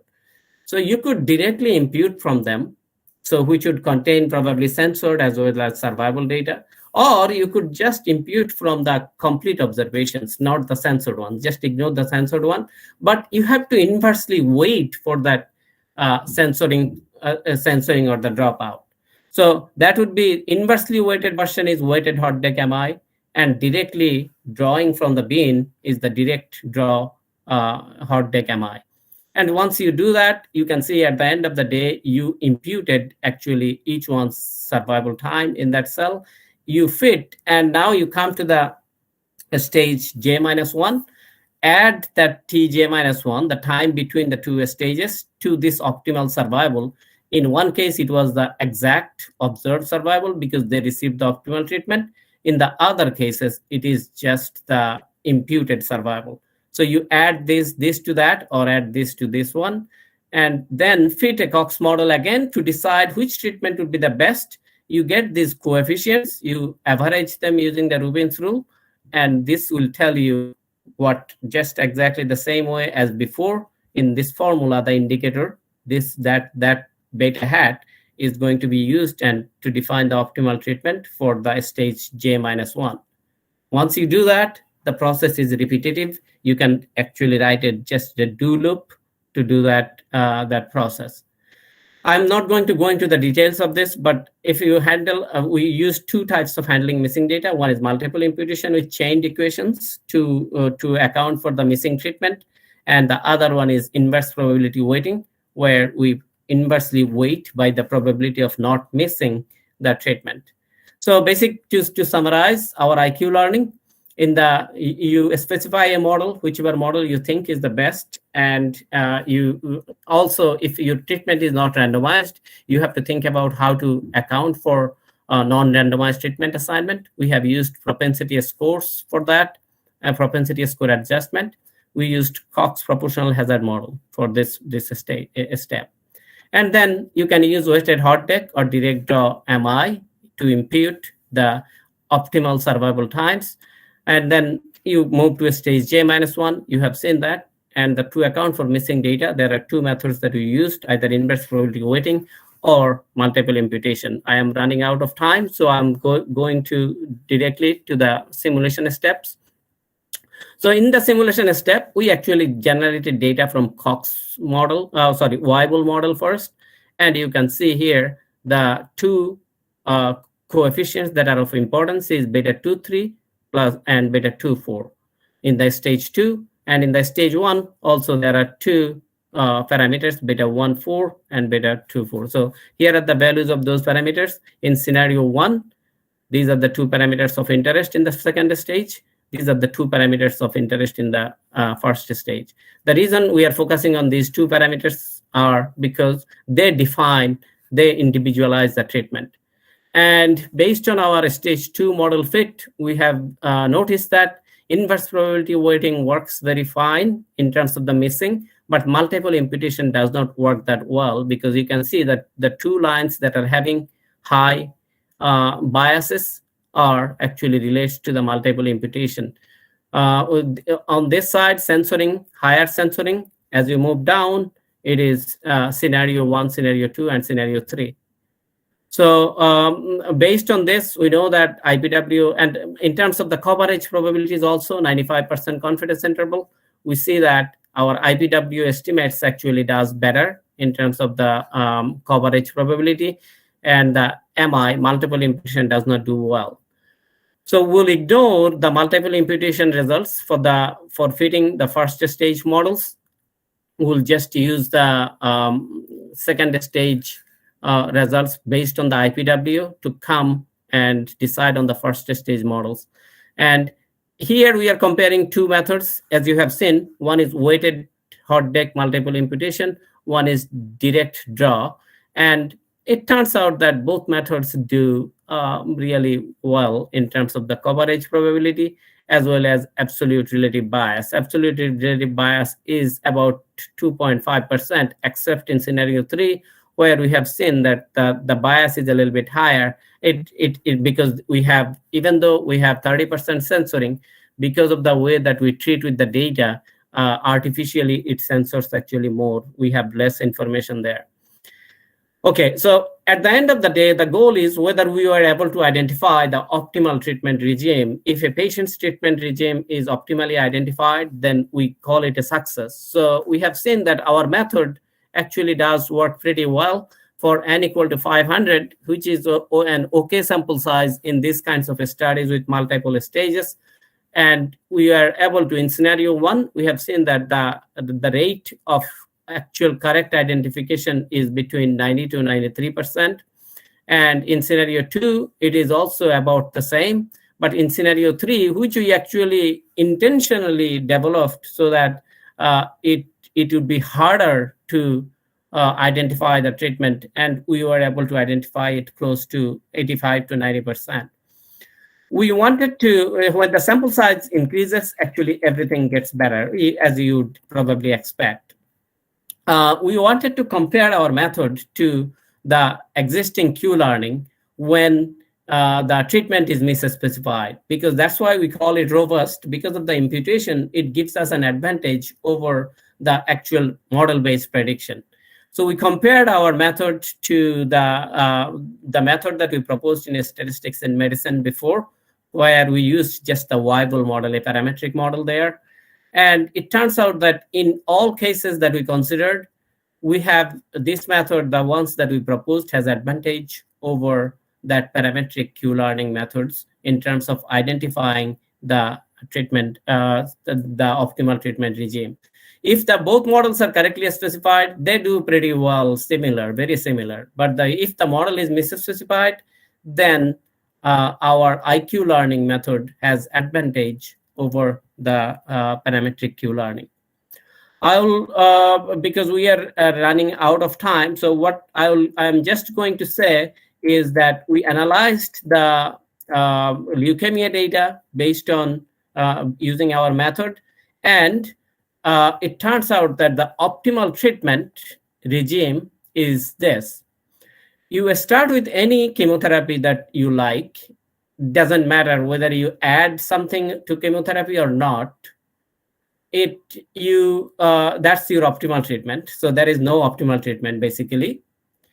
But then if you become resistant or if your disease progresses, which means that you have to decide on a new treatment, then if you are a healthy person, then use the HDSA. If you are if your disease is worsened or disease is if you are not that healthy, this cytogenetic status actually tells you how bad the condition of the leukemia is. So if your condition is bad, then you use the other treatment. So that's how it is personalized. You can see it. The cytogenetic status determines what treatment they should be taking in the second stage. And based on this optimal treatment, the hazard of the death, overall death, could be reduced by 27% overall. Thank you so much. I will stop here. Thank you for inviting me and listening to me attentively. And I will stop sharing here. Thank you very much, Professor, for your wonderful presentation and neat explanation about the topics to the audience. Now, the forum is open for any discussion with Professor. Anybody have any queries? You can discuss with Professor.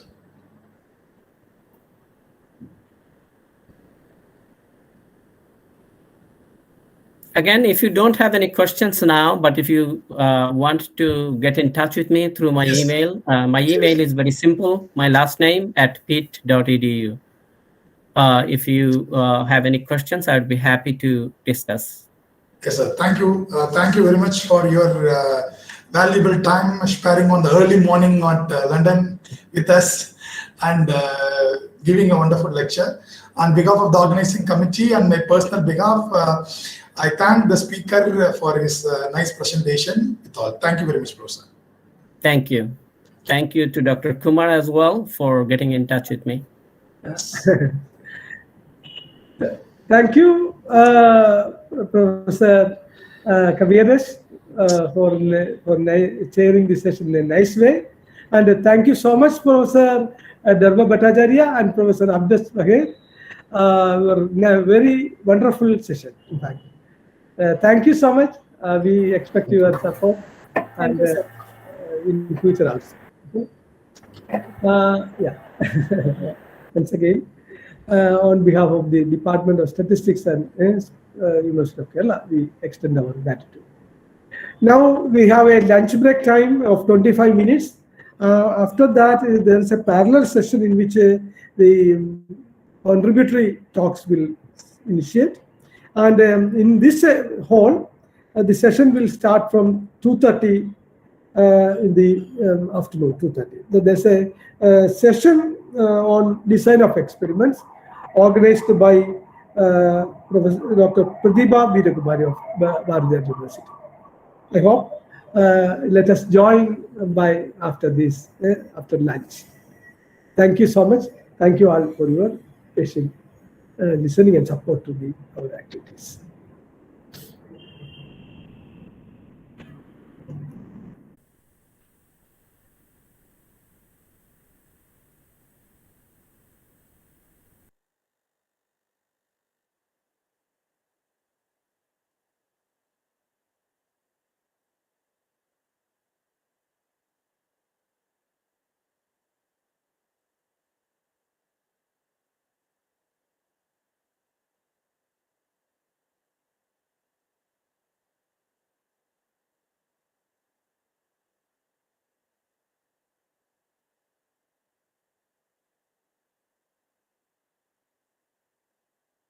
Sophia?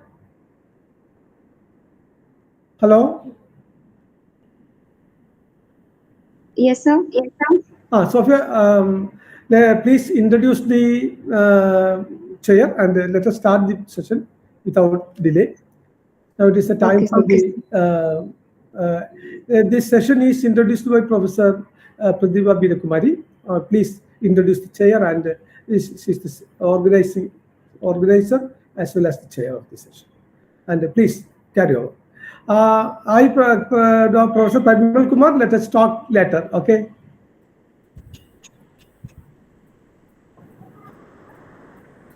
Ji sir. Yeah. Okay. Hello, sir. Okay. Hi. Hello, sir. So shall I start, sir?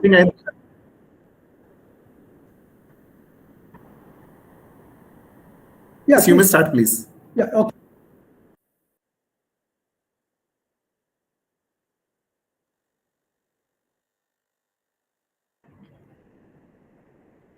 Okay, Sophia, please. Okay. So good afternoon, everyone. Next, we have an invited session on the topic Design of Experiments, a Paradigm Shift from Traditional to Modern Approach.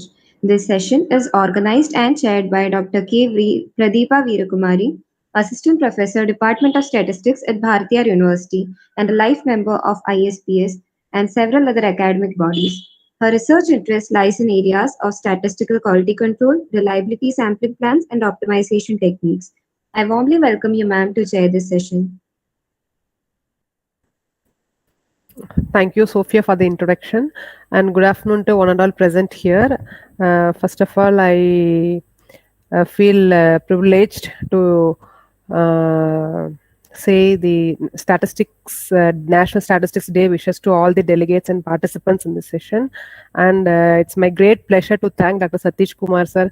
Sir, thank you very much for the nice opportunity that you have opened on this day, because now all the delegates' focus is towards Kerala University.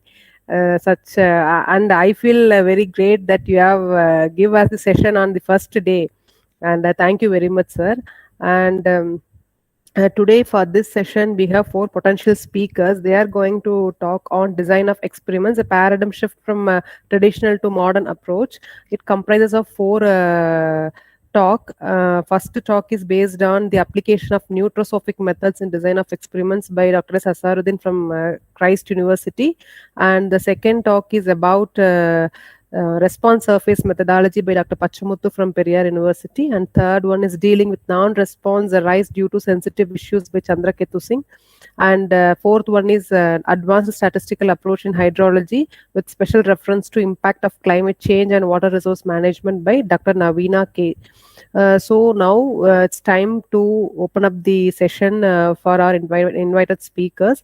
Now I call Dr. S. Azaruddin to make his presentation. Thank you, sir. Thank you, ma'am. Thank you, Satisha, for giving this great opportunity. I hope I'm audible to all of you. Can anybody? Yes, it is audible. You can start. Thank you, ma'am. First of all, good afternoon to everyone present here.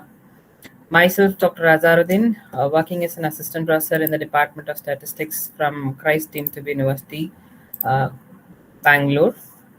It's my great pleasure to be here for presenting my ideas in this forum. So I will start my presentation now. I hope I'm sharing the presentation. I hope my presentation is visible to all of you. Yes, it is visible. You can go ahead. Thank you, ma'am.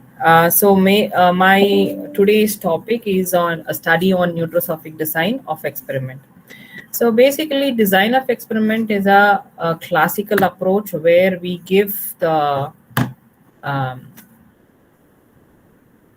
importance to the certain events when the random experiment has only 2 outcomes, or when the factors involved in it is having 2 outcomes, then the classical design of experiments are very good, and it is having a very good history also. where we can see that the design of experiments are used in different areas, right? And we call this as a branch of applied statistics. As you all know that it was introduced by Fisher, and it was basically introduced to plan and conduct the experiments in the field or anywhere, in vitro or outside also, which will give us a best outcomes, right? And we can also validate, and we can actually compare our objectives to give the proper solutions. And the elements which are present or which are in our hand to do this experiments are the variables or the factors which is involving in the output responses. The factors can be a controlled factors or uncontrolled factors, and you will have different levels also for the responses. Based on this, your output will be determined. Basically, when you're thinking about the experiments are done for the output responses, and it is there. The output is something which is probabilistic, which is non-determined. Therefore, it is very important to do some statistical analysis for giving a valid outcome for this, right? So the DOE has different factors, and here we can control the multiple inputs, and we will have the missing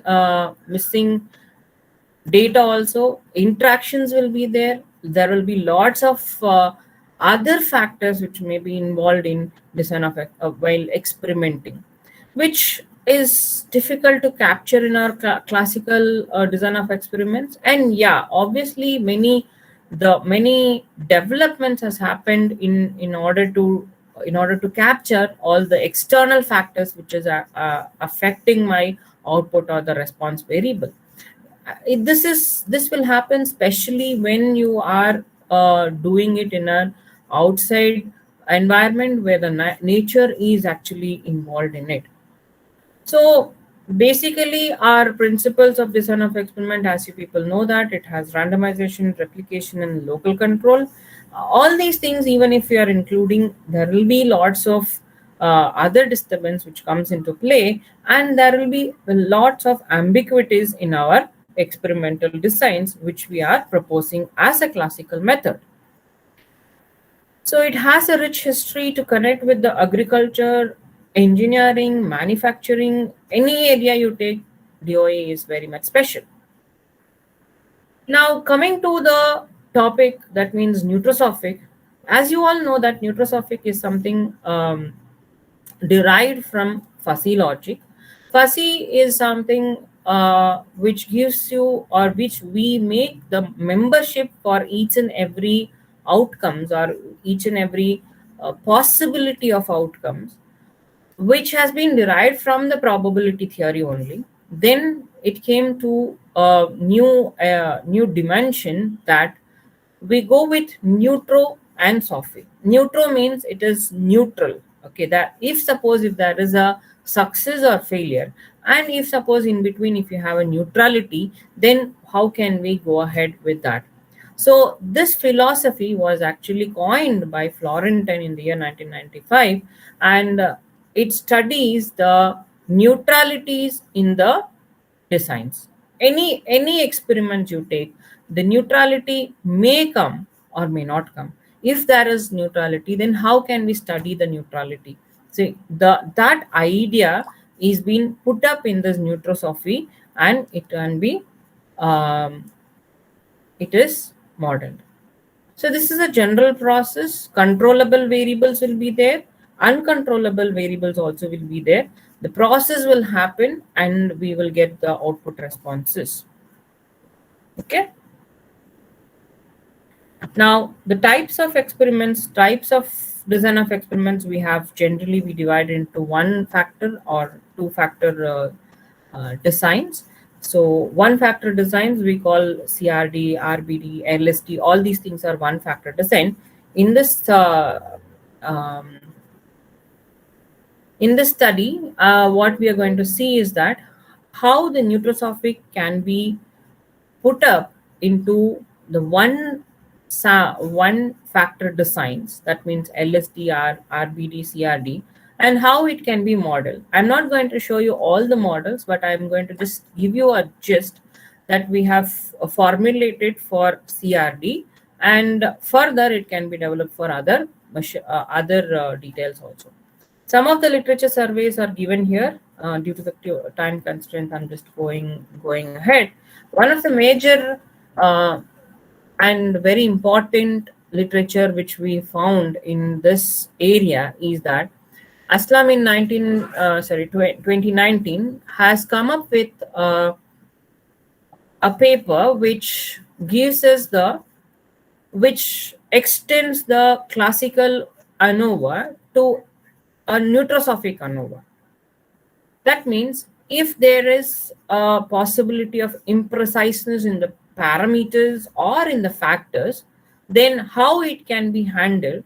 He himself, that means the author himself, has taken up the methods of teaching in their classes, and they brought in one new idea of nutrosophic intervals, and then they gave, based upon the scores, they gave they came up which is the best score that can be taken. So this was the basic idea of developing these designs. All these things are our literature survey. I'm not going in deep of that. We'll see how the nutrosophic completely randomized design is designed here. Basically, we need a homogeneous data for that. And then we will have the principles of data will be there.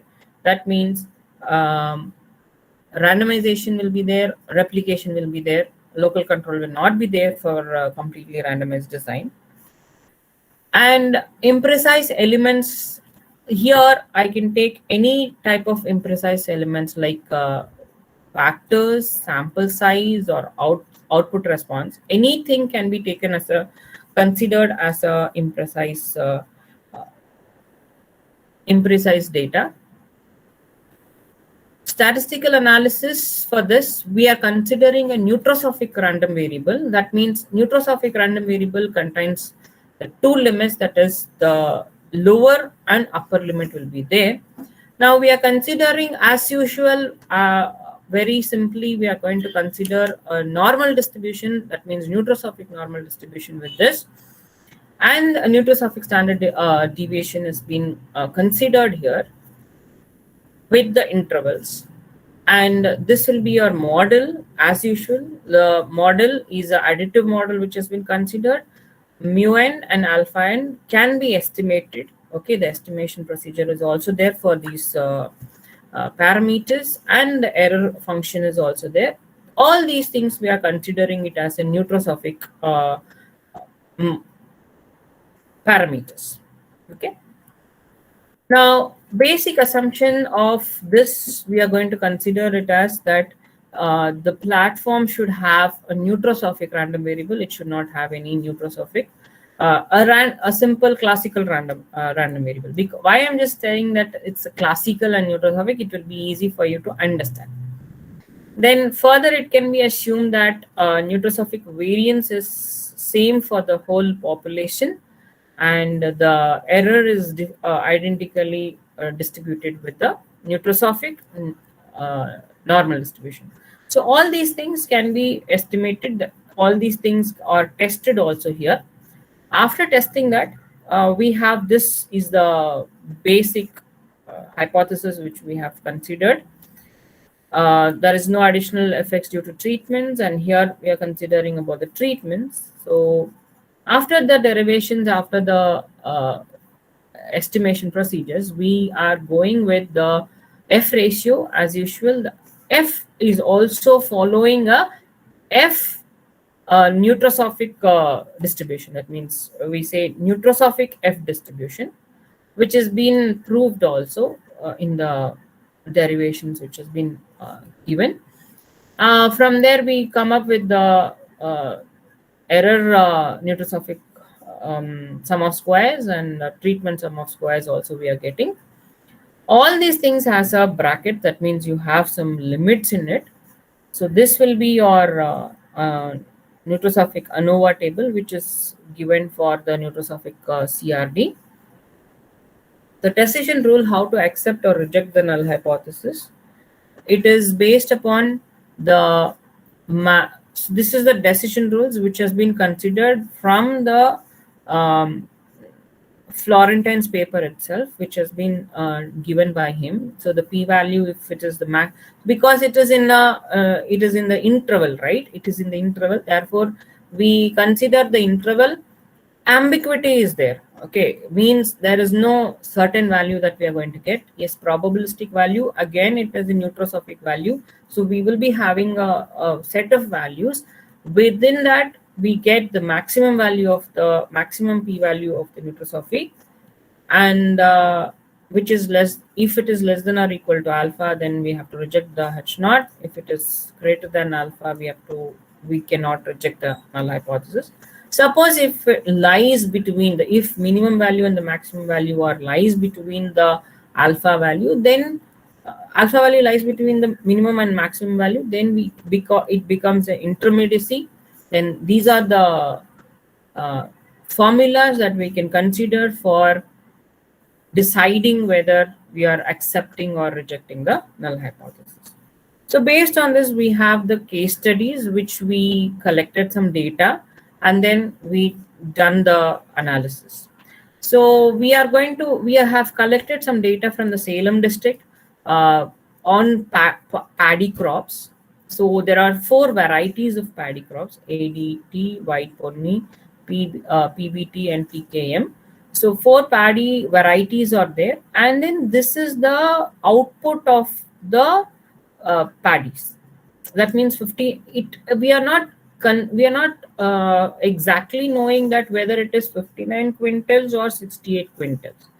There is an ambiguities in this one. So what happened is that with our regular ANOVA or regular CRD, I cannot use that for explaining or for checking whether the outputs are having any deviation between the paddy crops. So therefore, we go with the nutrosophic data. So nutrosophic ANOVA has been created, and then we go with the p-value. All these things we have done with the simulation with R programming. Now, based on this, we are telling whether it is accepted or rejected. So basically, what is my point is that how the data, the nutrosophic data will look like. Okay, that is what we are trying to say here. This is basically on the factors. Suppose if I have another one situation, see here, a professor wishes to determine whether there is a significant difference in the teaching methods. That means he has 3 teaching methods, say 1, 2, and 3. And suppose if one student says that he has been in the first method also, he has been in the second method also. Now, which method he has to be considered? And based on his marks, whether the based on his marks, I cannot think that, okay, because of method 1 only he got 73%, or because of method 2 only he got 73%. Now, because of this ambiguity also, I cannot use the regular ANOVA table, that means CRD. Therefore, we are going with the nutrosophic ANOVA. Okay. See, here also we have performed all the analysis, and based on the p-value, we are giving the results. Okay. Coming to the case study 3, here the professor wishes to see whether the 3 methods are doing good or not. But the problem here is that a particular set of persons, 16 students have been selected, and 4 students are given to each method. In that, there is an ambiguity that whether the first and second methods are being combined and taught. The blended methods has been taught. That time, the blended methods, again, it becomes an ambiguity, and it becomes a nutrosophic situation. So in this situation, also we can take up the nutrosophicity into consideration, and we can bring out the solutions based upon the results. So these are all the situations, these are all the positions where we can use nutrosophic designs. Likewise, it can be extended to the two-factor designs, three-factor designs, or even the factorial perspectives also can be brought in this. Okay, so these are all the things that I wanted to convey here. This makes us the nutrosophicity, if there is a data which is available. Yes, nutrosophic data is available. Lots of problems are there on the nutrosophic. This nutrosophicity, this can be reaching to the conclusion which is closer to the human mind. Yes, there are many methods also available, but nutrosophic has given a better results. The comparative analysis can also be done for the further use. These are all my certain references, and I'm very much thankful to all the organizers, and especially to Dr. Pratibha Veerakumari and Dr. Satish Kumar for giving me a great opportunity to talk among you about my research. Thank you all. Thank you, Dr. Azharuddin, for making you a nice presentation. And now it is open up to the audience for question session or any clarification or suggestions.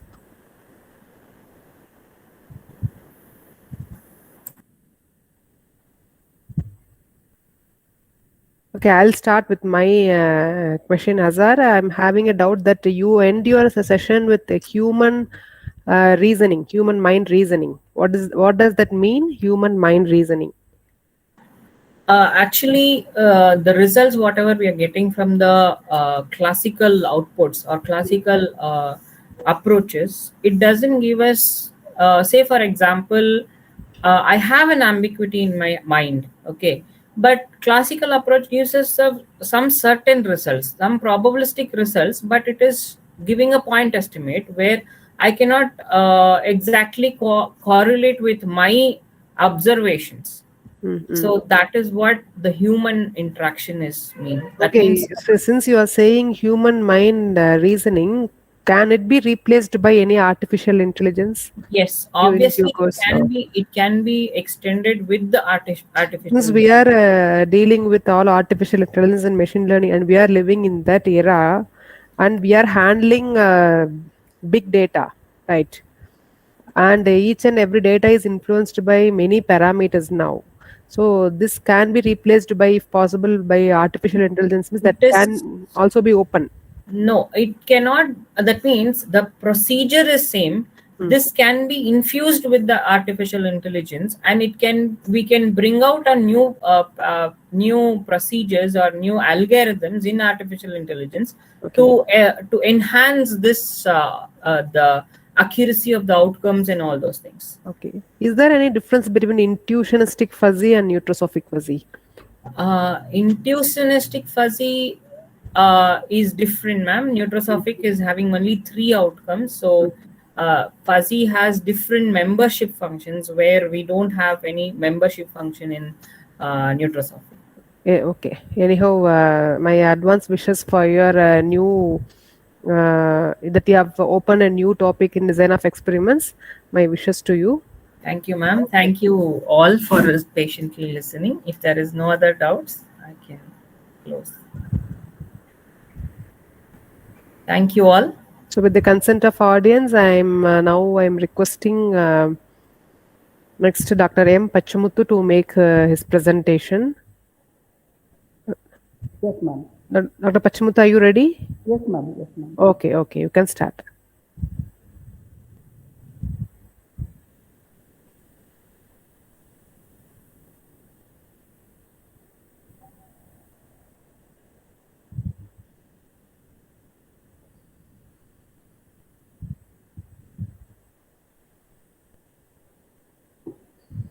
Ma'am, can you audible? Yeah, you're audible. A very good afternoon to all present here. First of all, I thank you for Dr. Pratibha Veerakumari ma'am giving the opportunity, and also I thank for Organization Secretary Dr. Satish Kumar sir. My title is a statistical analysis of factorial experiments using response surface methodology. I think I continue for the Dr. Asaruddin concept. That means basic designs, all the basic designs for introduction of basic designs for given in Dr. Asaruddin.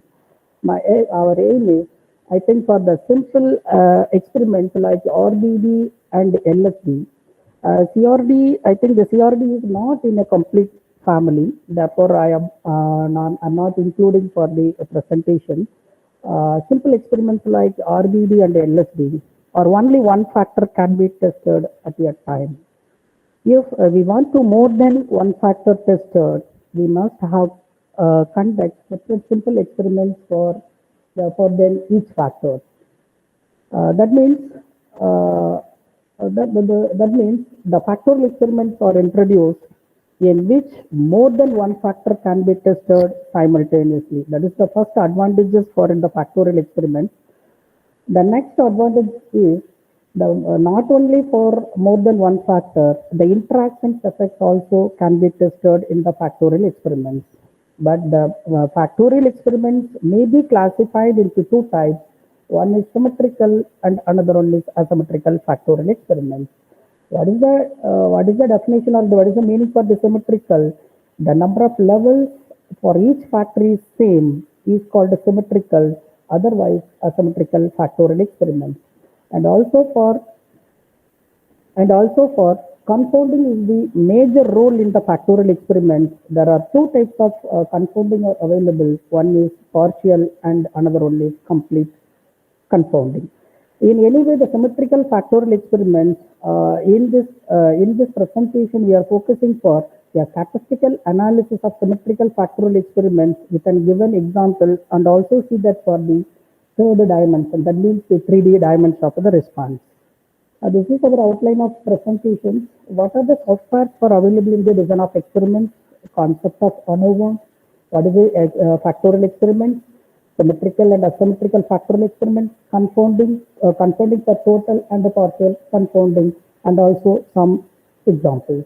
These are the important statistical software for the design of experiments. These are all for in the licensed software: JMP, Minitab, Design Expert, SAS, Stata, or SPSS Amos, MATLAB, and Python. These are the important statistical software in the design of experiments. Before we are going to for the factorial experiments, the ANOVA is very, very important. The analysis variance is a statistical powerful tool for the test of significance. The t-test, we can test for the significant difference between the two means at a time. In a situation we have studied, more than two samples are considered at a time. We are going to for another procedure is needed to testing the hypothesis that the samples are drawn from the same population. For example, we have taken for 6 fertilizers or applied to 5 plots are given. We must interested in finding out whether the effects of these fertilizers on the yields are significant. In other words, whether the samples have the same population. The given the answer is ANOVA. The ANOVA is the very, very powerful tool in the test of significance. Next, we are going to for the because the ANOVA is supported for the design of experiments. Therefore, we are taking for a factorial experiment. That means we are going to for the factorial experiment.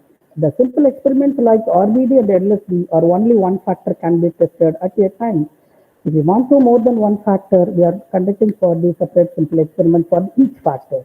For example, suppose we consider for the agriculture production yield that the factors of production are seeds, irrigation, and fertilizer. If we want to test the performance of the yield in the simple experiment, then we have to conduct one experiment for seed and another for irrigation and another for fertilizer particularly. That means this is the disadvantage. This is the disadvantages of in the simple experiment, but the advantages of the factorial experiment. That means it will lead to more time and cost. To overcome this problem, the factorial experiments are introduced in which more than one factor can be tested simultaneously. What is the primary advantages is several factors are tested at a time, and also the secondary advantages is not only for the main effect and the interactions effect also we can study. That is the factorial experiment, the main advantages of the factorial experiment. And what is the classification or what are the types of the factorial experiments? The factorial experiments may be classified into two types. One is symmetrical and another one is asymmetrical factorial experiments. In factorial experiment, if the number of levels of each factor is same, and then it is called the symmetrical factorial experiment. Otherwise, asymmetrical factorial experiment. For example, for the symmetrical factorial experiment, we are taking for the two factors, each with three levels. That means A is the first factor given the three levels, and also for B is the second factor with the three levels. Therefore, A and B with the same levels, that is called the symmetrical factorial experiment.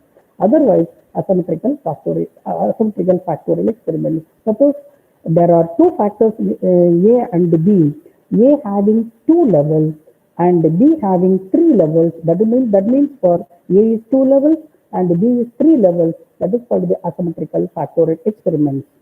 And this is the standard format in the symmetrical factorial experiment. The basic symmetrical factorial experiments with n factors, each with s levels, its general notation is s power n, and namely 2 square, 2 power 3, 2 power 4, etc., 2 power n. And next we are going to study how to calculate for the ranks and the treatment combinations, how to calculate for the 2 square symmetrical factorial experiment. The 2 square symmetrical factorial experiment, simplest type, involves two factors, each with two levels. And the factorial experiment 2 square is equal to 4 treatment combinations. That is called, this is the 0, 0, that is called the null effect. That is the A is main effect, B is main effect. The interaction effect is A cross B. That means null effect, A, B, A cross B. This is the first advantages of the symmetrical factorial experiment or factorial experiment. Then the corresponding treatment effects are denoted by M is called the null effect, main effect A, B, and the interactions A, B, where A denotes the main effect due to the factor A, B denotes the main effect due to the factor B, A, B denotes the interactions effect due to the simultaneous occurrence of both A and B, and M denotes the general mean effect or the null effect. Similarly, 2 cube, that is called the 2 cube, means we are going to for the 8 treatment combinations or the 8 ranks are available. One is called null effect, A, B, AB, C, AC, BC, ABC. That is called the 2 cube symmetrical factorial experiment. And the various main effects and the interaction effects can be assigned through for the 8 table or 8 sign table are presented for the next slide. This is the 2 cube symmetrical factorial experiments of 8 table, null effect A. That means null effect A means A naught, B naught, and C naught. Therefore, null effect, all the effects are the null effect. Therefore, minus, null effect means not included. Therefore, minus, minus, minus. Interactions for A cross B, A minus A to minus plus. Then AC, A is called minus, B, C is called minus, minus into minus plus, etc. Therefore, this is our standard 8 table of symmetrical factorial experiment for the 2 cube. Then these are the easily verified that the expression which checks for the linear contrast of the various main effects and the interactions effects are obtained by the row in the H table. The main effect A, the formula is 1 divided by s power n into different treatment combinations or the different ranks. We are taking for the 2 square, therefore 1 by 2 square. We are using the H table, that means for minus 1 plus A minus B plus AB minus C, and also for plus AC minus BC plus ABC. Therefore, this is our formula. Therefore, 1 divided by 2 square, therefore into, that means 1 by 4 of minus 1, minus 1 plus A minus B plus AB plus A into B minus C plus AC minus BC plus ABC, A into B into C. That makes the multiplication. Therefore, the different treatment combinations 1 by 2 square of A minus 1 into B plus 1 into C plus 1. This is our main, also calculated for the 2 cube symmetrical factorial experiment for the main effect A. We are using the formula for the H table formula 1 by 2 square into A minus 1 into B plus 1 into C plus 1. We get the answer of main effect A. Similarly, main effect B, C, interactions such as AB, AC, BC, and also for three-factor interactions ABC. Clearly, the various main effects and the interactions in the 2Q factorial experiments are the linear contrast. How to check for the linear contrast? That means we are going to for the orthogonality of 2Q factorial experiments.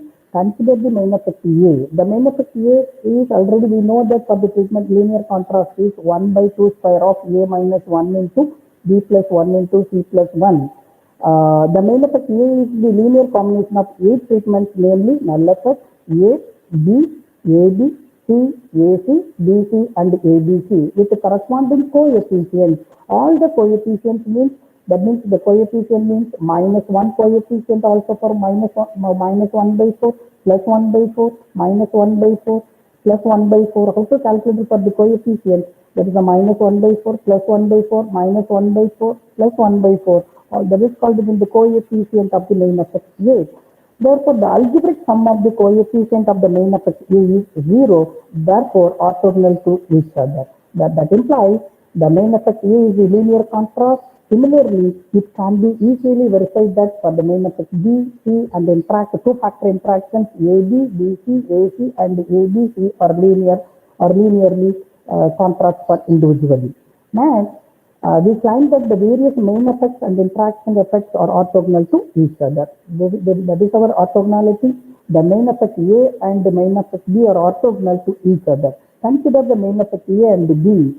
Then the product of corresponding coefficient of the A treatment combinations, null effect A, B, AB, C, AC, BC, and ABC of the factorial effects A and B. Then multiply for A and B linear combinations. Therefore, 1 by plus 1 by 16, minus 1 by 16, plus 1 by 16, etc. Therefore, the algebraic sum of the product of some coefficient of two factors A and B are 0. That is called the orthogonal contrast to each other. Similarly, you can check for all the remaining main effects, two-factor interactions and the three-factor interactions are all orthogonal contrast.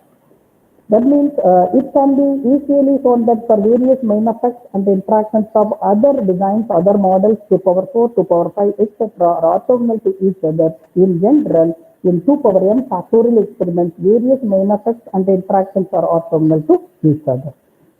And we are going to put the statistical analysis of 2-cube symmetrical factorial experiments.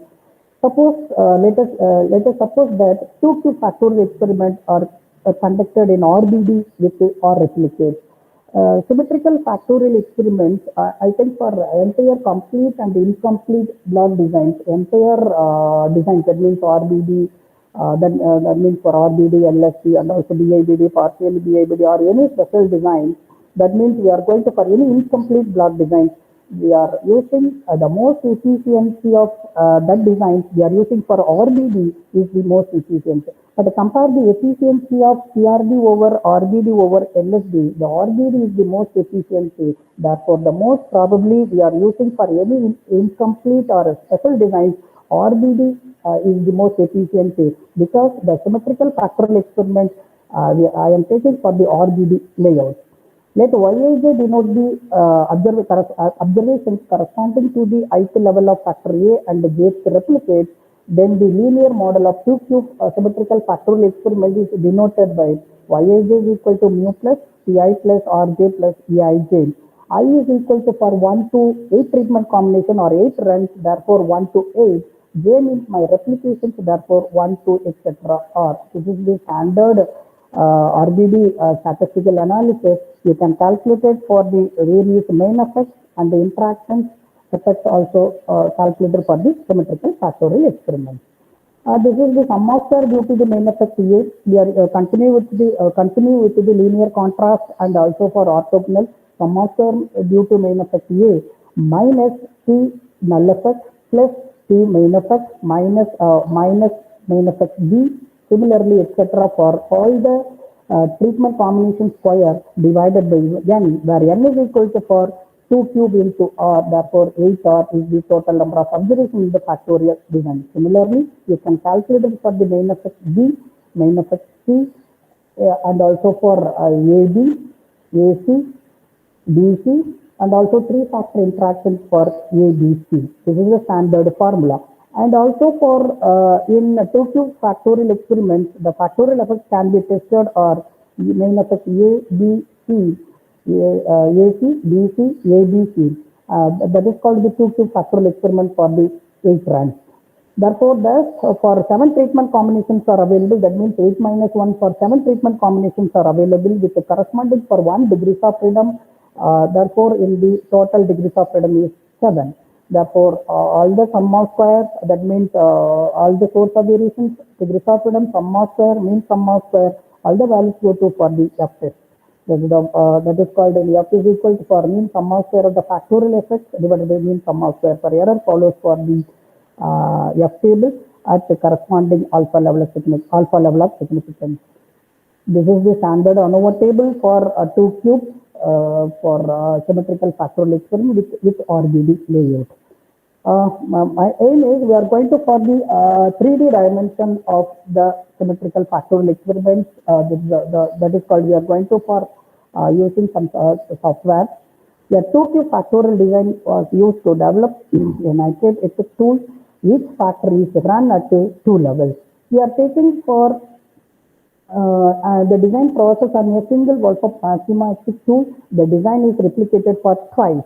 The response variable is the ethics rate factors or the gap between the electrodes, that means for the gas flow for the silicon nitrate, that's for another one factor. Each extrude shown in the C2, F2 is used in the reflex gas. Therefore, the RF power applied in the below table and the design is shown geometrically into each cutout. That is our table. This is the application for the 2Q factorial experiment. We feel that for the third dimension, that means 3D dimension of the problem. Right? This is the treatment combination. We are taking for the 2 cubes, therefore 8 treatment combinations. That means for 8 runs, 1, 2, 3, 4, 5, 6, 7, 8. This is called the null effect. Null effect means we are taking for the low, therefore minus 1. Therefore, null effect is not presented for the any coded factors. Therefore, minus 1. Therefore, we are taking for the 2 replicates of the rate. That means the first replicate for the null effect is 550 and the second replicate for 604 and the total is 1154 for the null effect. This is called the plus 1. Therefore, main effect A. This is called the main effect B. This is called the interactions between A cross B. This is called the C, AC, BC, ABC. Therefore, this is our null effect A, B, AB, C, AC, BC and ABC. We are taking for the 2 replicates. We are concentration for the 2 replicates and also for the total effect. The factor levels for the 2 levels, one level for minus, that means low, and another one is called the plus 1, that is called the high. ABC, we are taking for the 3 factors, each with the 2 levels. Therefore, 2 cube symmetrical factorial experiment. That means we are taking for case study problem. Therefore, A, B, C for high value is 0.8 and low value is 0.8 and high value is 1.2. Similarly, B second factor high value is 125 and 200 and also for C value is the power 275 and 325. We are concentrating for some values, some low and high values. We are calculating for replicate 1 and replicate 2. What is your null for this is just whether there is any significant difference between the 3 factors with the 2 levels we are using for RGB layout. So this is our ANOVA table. We are using for several softwares in the design of experiments for SAS, Design Expert, JNT, Minitab, etc. Therefore, we get the answer within fraction of seconds. So in this problem, final answer is the model is significant. The model is how to say that for the total model is significant, the total F value is 32.56. 32.56 implies that model is significant. There is only 0.01% chance that F value is this large due to the noise. Since the P value is less than 0.05, indicate model terms are significant. Suppose that means in this problem, in this case, main effect A, main effect C, and also for AC or the significant models, because this value is less than 0.05. Remaining value is greater than 0.05. That means the various value means remaining is B, AB, and also for ABC or the greater than 0.05 indicate the model terms are not significant. If there is Excuse me, Dr. Pachmuthu. Try to make your presentation to be finished within 5 minutes. Yes, ma'am. Yes, ma'am. Yes, ma'am. Yes, ma'am. The value greater than 0.05 indicate the model terms are not significant. If there is any, that means for this, if there are any insignificant models, therefore my conclusion is the model is significant.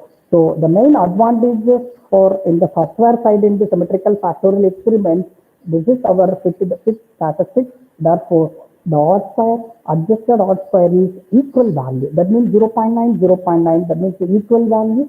And also for the difference is for less than 0.2. Therefore, this is the correct fit model. So, in our advantages for the factorial experiment, these are the main RSM model we are going to for the factorial experiment. This is the error line. That means for error line means the red line is called the error line. This is called the significant value. This is called the error line value. Therefore, by default, the red error line will be placed such that it represents the smallest 50% of the effect. It is that means for it is intended to be the visual guidelines of selecting effect. Ma'am, can you audible? Yes, you are audible. Yes. It can be manually moved to the left, represent the group of the smallest on the left effect. So these are this square box is called the significant values. This is called the half normal plot of in our error line. Therefore, the points away from the red line, square boxes represent the significant. And another advantages of the symmetrical factorial experiment for the RSM, that means this is called the upper line and the lower line. All the runs are included in the lines that we are comparing for the residual and the predicted values. These are all in the normal values. And also this is all that is called the predicted and the actual values. These are the center line for these are the center line. All the values for the nearest in the center line. And also we compare the residual versus run. This is called the normal plot of the values. All the values are the normal. And this is the contour plot. Contour also calculated for the contour plot of value relationship between the two factors. Then the main advantages of the model for the RSM, you can see that for the 3D surface. That is called A is called one surface and B is called another one surface and another one for the C. Therefore, we can see that for the 3D dimension is the best advantages of the factorial experiment. Then, this is a cubical representation for the RSM model of in the factorial experiment. This is in the normal plot. This is the normal plot of the factorial experiment. Next, we are going to for the confounding. Confounding is already we know that for the two types of confounding, partial and the total confounding. So partial confounding is not, that means will not be presented in the ANOVA table, but the total confounding will not be presented in the ANOVA table. Partial confounding will be presented in the ANOVA table. I'm taking for one problem, for the confounding problem. This is also for the confounding of the problem is called, this is called the not significant values. This is the residual versus predicted value, residual versus run, predicted versus actual, 3D surface for in the confounding problem. I think for my references for the standard book of the Dawson tree and the RSM models, we are using for RSM models also in the Dawson tree and also our Montgomery book, very useful for the references. Thank you for the opportunity.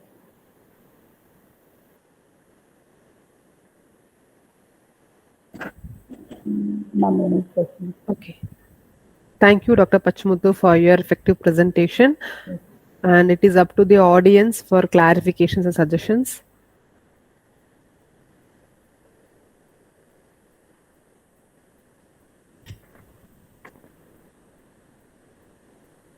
Okay, now I welcome the, yes. Ma'am, any question?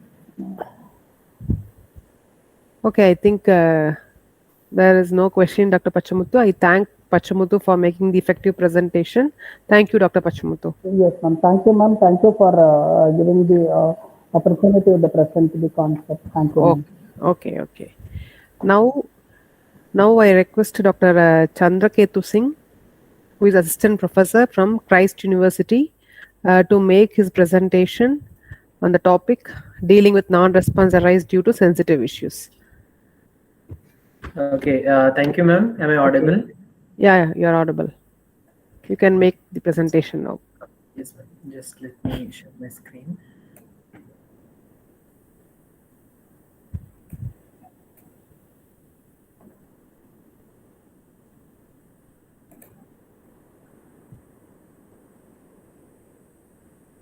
Okay, it's visible, ma'am? Yeah, it is visible.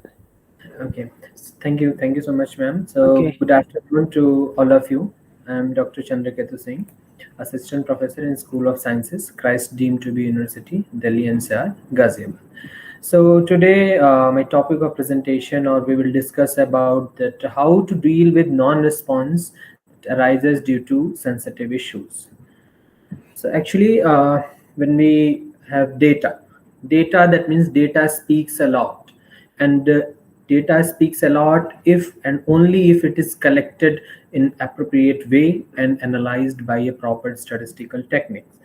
So if we collect our data not in appropriate way, then we will not able to conclude our information, or we will not able to get the reliable information, get the reliable result. Similarly, if we will not going to use the proper statistical techniques, so we can be misinterpreted. Okay, so suppose we have a population. Okay, we have a population, let me say, or we can say population of size capital N, and we are selecting the sample of size small n by using any sampling technique. Okay, then on the basis of this sample, we are going to draw an inference about this population. So basically this is the process. Okay, so when we are going for the survey, for any kind of survey, so the non-response or misleading response is the common problem. And why this non-response or misleading response happens? Suppose we any surveyor go to the for collecting information, go to the any particular home or any particular place to get to collect the information. So if we are getting the information, then well and good, but if we are talking about the practical situation, real life scenario, then it is quite difficult to get the 100% information. That means non-response will be there. So why non-response? It may be possible that that person is not able to contact that person. Okay, if he is contacting that person, then he or she refused to reply, and it may be possible that he or she is not able to answer that specific questions. So there are so many situations for the non-response. Okay, that I discussed, that there are so many situations for non-response in sample surveys. Some more in situations like internet connection, and we lost the internet connection, and in between, like hard drive corrupted, so we may lose our information, we may lose our data. Okay, so there are various types of situations.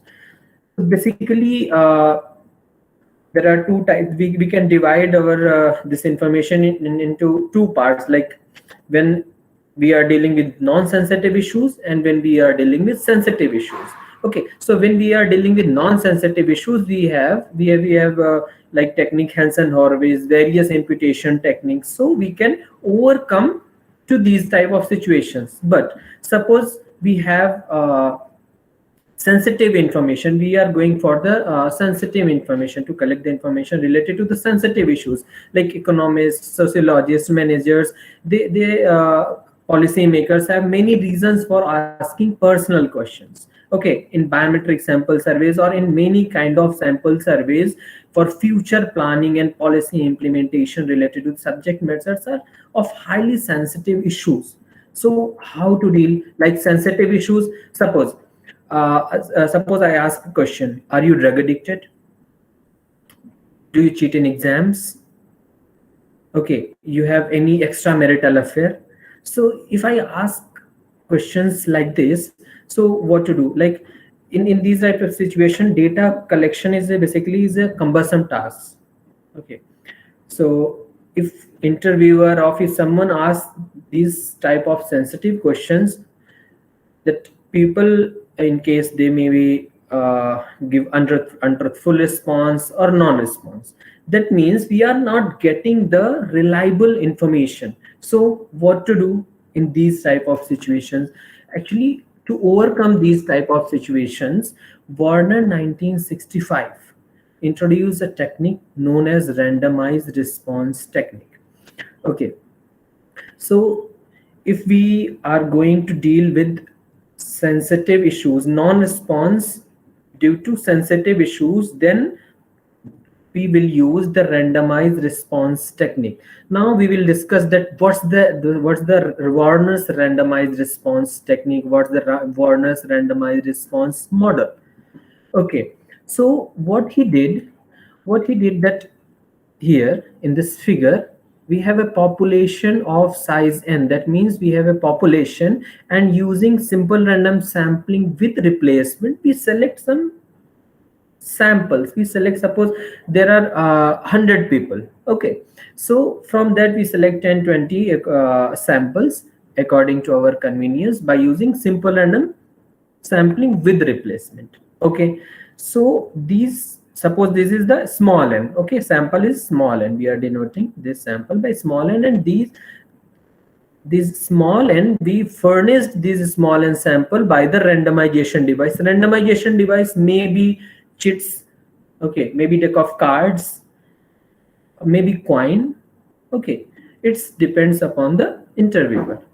Okay, so this is our randomization device, and in Warner's 1965 randomization device, he has two questions: that I belong to group A or I do not belong to group A. So what is this group A? Group A is the sensitive attribute. So we can also understand this like if our question is, are you drug addicted?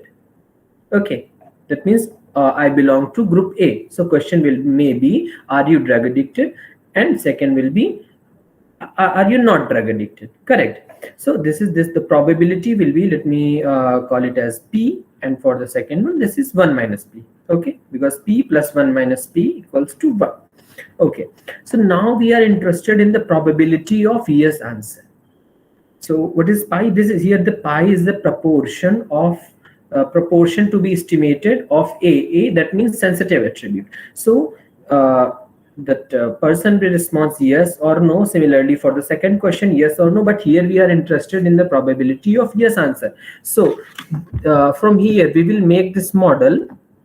It's like that. Suppose this theta w, that is, this is the probability of yes answer. W, that means this is the Warner model. Okay, so P pi, that means I belong to group A with this proportion P pi plus what will be the next 1 minus P, 1 minus P, 1 minus pi. Okay, because we are interested in probability of yes answer. So basically this is the probability of yes answer. That means if we use that randomized Warner's 1965 randomization device, so we will get the we will have the high chance of getting the true respondent.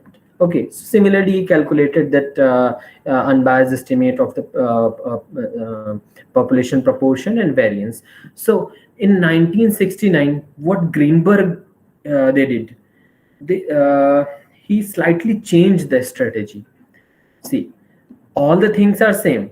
Here the question is, I belong to a group A. Okay, I belong to a group A. But here the question is, I belong to group Y. Okay, the question is slightly changed. So that means this is sensitive question, and this is unrelated sensitive question. Sensitive question, that means, are you drug addicted? Okay, and this what can be unrelated sensitive question? Any unrelated sensitive question. Let me ask. Let me say that how many times you are taking tea? Okay. Did you born in the month of March? And question, the sensitive question may be, are you have extramarital relations? And the second may be a non-sensitive, that did you born in the month of March? So why Greenberg give this technique? Actually, they felt that if we replace this sensitive question by the unrelated non-sensitive question, then respondent will feel free to respond the suppose we have 4 or 5 chits, okay, and we ask that, okay, go and select one chit and don't tell me that this is your answer, okay. And the questions are like, I am drug addicted, I am not drug addicted, okay. And the second case in Greenberg, if the one question is I am drug addicted, and like question is did you born in the month of March? So that's why if we add the non-sensitive unrelated question, then the respondent will feel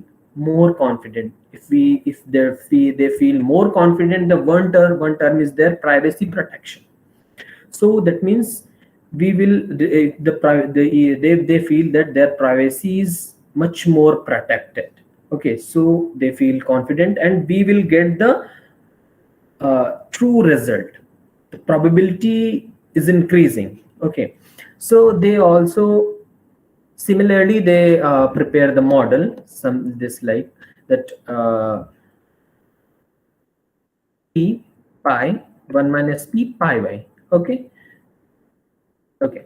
So that if the proportion of unrelated character is unknown, okay, if it is unknown, then what he did, okay, sample of size, and he divides the sample into 2 parts, N1 and N2. Then we have the 2 randomization devices. Similarly, all the things will be same, that just we have the 2 randomization device, then the probability of you getting yes answer will be 2. Okay, theta 1 and theta 2, all the things will be same, just the calculation part will be changed, because here we are considering that the unrelated character is unknown. Okay, so similarly he calculate that where this is the variance and all these things, and he also compare with the previous published model like Warner 1960 model, 1965 model, and it is clear that in his study it is mentioned that their model is much more sufficient and efficient in terms of privacy protection, in terms of efficiency than Warner 1965. Now come to the next one, that here we are discussing just some popular models, basic popular models. Okay, so next one is the Mangat and Singh 1990 technique. Basically, Mangat and Singh 1990 technique, what they did, see this one, that I belong to group A, I do not belong to group A. Basically, this is Warner technique. Okay, basically this is Warner technique. So what they did, just they use one more step. Okay, so we can also say this is 2-stage randomized response model. So similarly, we have a population of size capital, and using simple random sampling with replacement, they select the sample, okay, and then give the randomization device to the samples. Okay, then through that people, they ask the question, first question, I belong to group A. That means sensitive question will be here. Okay, and the proportion will be pi. Okay, the question is that this one, I belong to group A. Here may be yes or no. Okay, yes and no. And second one, go to randomization device R2. Second one box will be there. Suppose this one is the first box, I belong to, and two kind of chits will be there. Like I belong to group A, go to randomization device R2. If you are selecting that one cheat, first one, I belong to group A. Okay, yes or no. Done. Okay, next go to randomization device R2. Then in randomization device R2, we have the same atmosphere, we have the same questions as in Warner 1965 model. Okay, so that means I am a drug addicted, and I'm not a drug addicted. I have extramarital affair, and I don't have that extramarital affair, kind of. Okay, so here we are also interested in the probability of yes answer. So how they are seeing? It's very easy. How they are preparing this model, building this model. Okay, see, probability of yes answer, T pi. Okay, then P pi, then 1 minus pi, 1 minus p. See, P pi, P pi, 1 minus p, 1 minus pi. And this is in the randomization device R2. Okay, a randomization device R2. So what's the probability? 1 minus t. So we will multiply with this 1 minus t. So this is Mangat and Singh 1990 randomization device. They also calculate their variance and compare that. And this Mangat and Singh 1990 randomized response model is efficient as compared to Warner and Greenberg both. Okay, so Singh et al. 1990, they use just some little bit different technique. They divide the whole population into capital and clusters. Okay, capital and clusters, and using PPSWR, that means probability proportional to size sampling with replacement, they select small n clusters. Okay, small n clusters, and here, and then the next stage, they also use simple random sampling with replacement and select that n elements, small n elements from this cluster.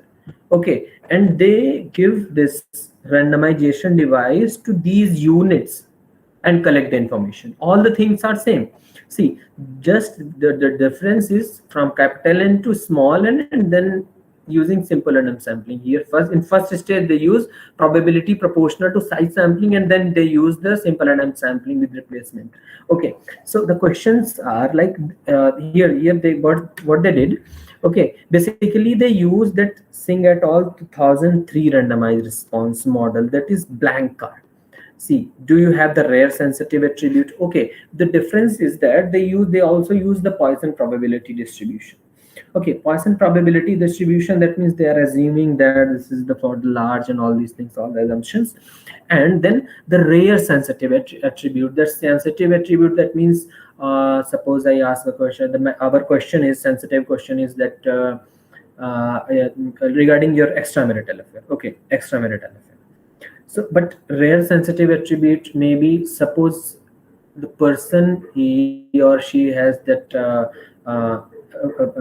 suffering from AIDS, okay, HIV, and he or she is known for the know that suffering from this particular disease, and also although she or she is knowing this, they are going to intimate with strangers. Okay, the person committed suicide twice or thrice. Once a person commits suicide once, and then it's the little bit rare chance that he will again do all these things. That a girl raped by the relatives, rape case, and rape case raped by their family member. This kind of questions are rare, comes under the rare sensitive attribute. Okay, so similarly we can make this randomization device model like that. The first question we have the rare sensitive attribute, and then unrelated non-sensitive, rare unrelated non-sensitive attribute, and then the third question may be the blank card. Okay, and if blank card is drawn by the respondent, he or she will report no. Okay, he or she will report no, and all the procedure will remain same. That here this model will be here, P3 is not there because see P3, that means P1 plus P2 plus P3 equals to 1. So P3 will be here 1 minus P1 minus P2. Okay, So here A1 and A2 are the rare attributes, and this is finite mi and theta I naught will be this will be the finite for large mi and small theta I naught. So this will follow the Poisson probability distribution. Okay, so they also calculate their variance and all these things, and they also did this thing for the unknown case. So for the unknown case, what will happen? We will have the two set of randomization device, and all the process will be same. Okay, and they extended this study for the stratified case. How they extended? See the difference. See, they divide this clusters into L strata. Okay, we have that n clusters, and they divide the population capital N clusters into capital L strata, and then in the first stage using PPS probability proportional to size sampling with replacement, and then use simple random sampling with replacement, and then by this MN unit, the unit they provide they furnished with the randomization device. Okay, so similarly all the things are same, just they did for the stratified case. Yes ma'am. Sir, can you please try to finish your talk within 6 minutes? Okay. Fine. Okay, thank you ma'am. Okay, so the next the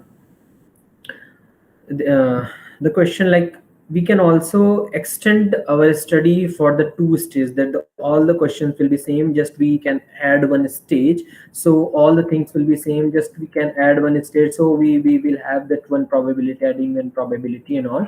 So this is the just calculation part, says the sense I have that not that much time. So so there are some, like, these were the some famous randomized response technique, and in the literature we have much more techniques available. So to deal with the non-response, maybe we can use scramble response technique, randomized response technique, and in the scramble response technique, randomized response technique, we can use different sampling schemes also.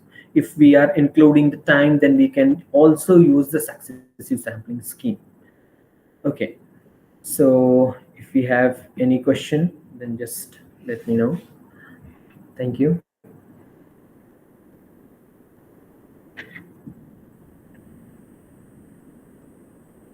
So thank you, Dr. Chandraketu, for making your effective presentation. Any clarifications from audience side?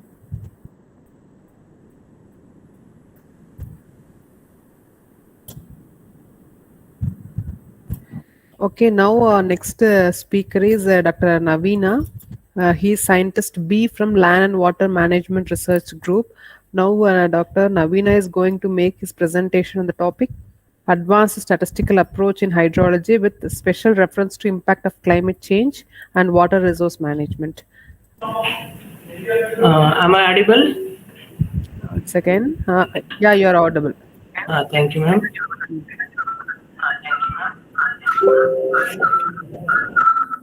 Once again, Dr. Chandraketu.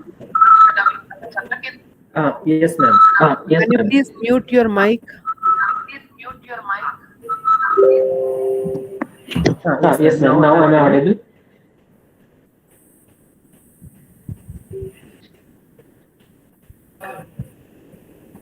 Ma'am, am I audible? Yeah, you are audible now. Okay, ma'am. Anyone have any doubt? Dr. Dr. Navina, can you please wait for 1 minute? Dr. Chandraketu? Yes, ma'am. No one is having any doubt, so thank you very much for your presentation. Okay. Thank you. Thank you. Okay, Dr. Navina, you can start your presentation now. Yeah, my screen is visible? Yeah, your screen is visible now. You can start. So first of all, I would like to thank the organizer for giving this wonderful opportunity. So today the topic of concern is advanced statistical approaches in hydrology with special reference to the impact of climate change and water resource management.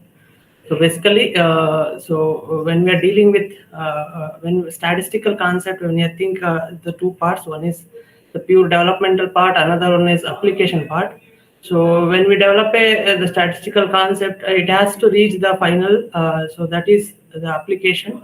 So there are, when we data means will be there everywhere in all the what we call fields, like this is a water resource management. When we think, so hydrology is one of the major subject under concern. So hydrology, basically it is a science concerned with dealing with the characterization or character of movement in the earth water, basically related to the groundwater and surface water we're going to deal. So in this concept, in hydrological aspects, how are we going to apply the statistical concept? So the part only I'm going to discuss. In that one, if suppose instead of the technique, advanced technique, if you use what level of accuracy you can reach, that we're going to discuss. So is it really the statistical approach connected to the climate change study? That we're going to discuss in the today's session. So here, for the first of all, I am going to discuss the introduction about the water resource management, how it is connected to the climate change initially. Then the statistical parts, like how to deal with the uncertainties. Then how to, if suppose the data set is there, what is the pattern of movement? So instead of using the old techniques, if you go for advanced things, how best it will, the pattern of movement, long-term movement we can study, that we can deal. Finally, if instead of going for the single method, if you go for the hybrid approaches, how the best accuracy will increase for the short-term forecasting.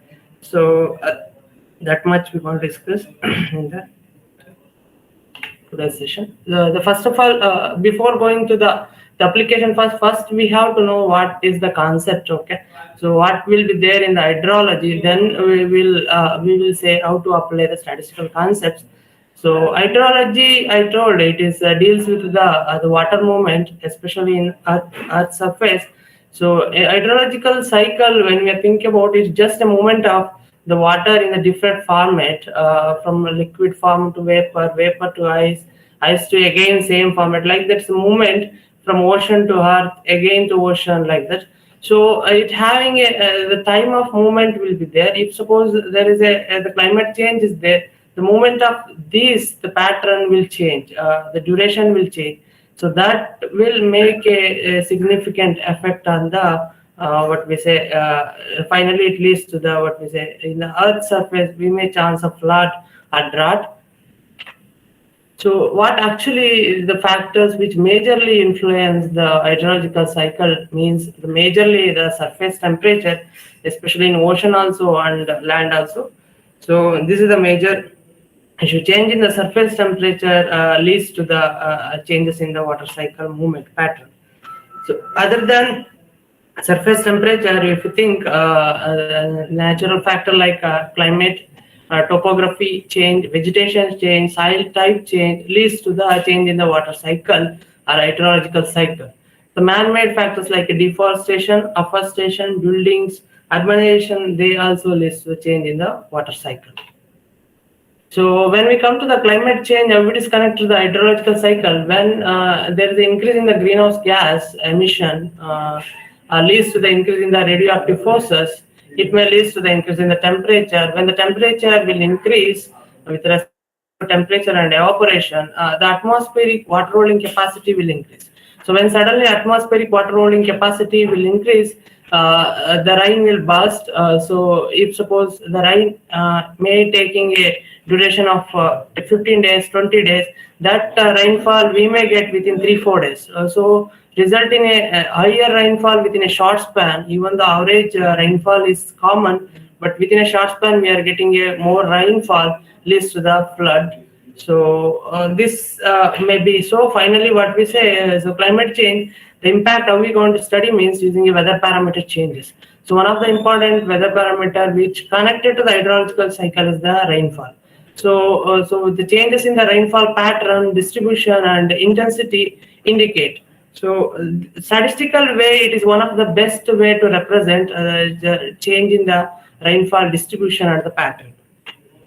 So when we come to the approaches in the climate change to deal with the hydrological cycle or hydrology, so there are two approaches there. One is the top-up approach is there and bottom approach is there.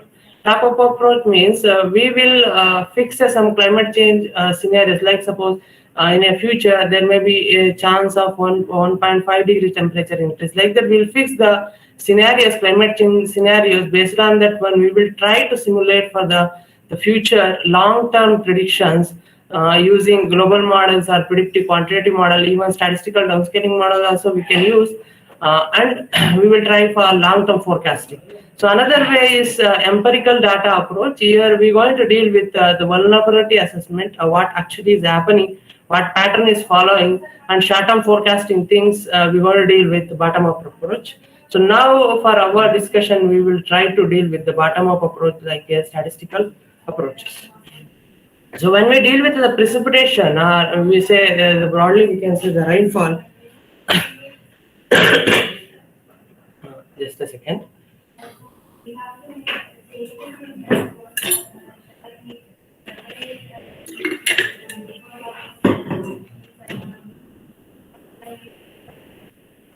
So the collection of the rainfall data usually we will do in the rain gauge station. So there are two ways. One is directly we will collect it. That is the manual collection will be there, all the weather parameters. So another one is using a what we say automatic weather stations are available. So IMD is the major source of the weather parameter information. So basically, when they are collecting the information manually, it is always be more efficient, means accurate compared to the what we say AWS.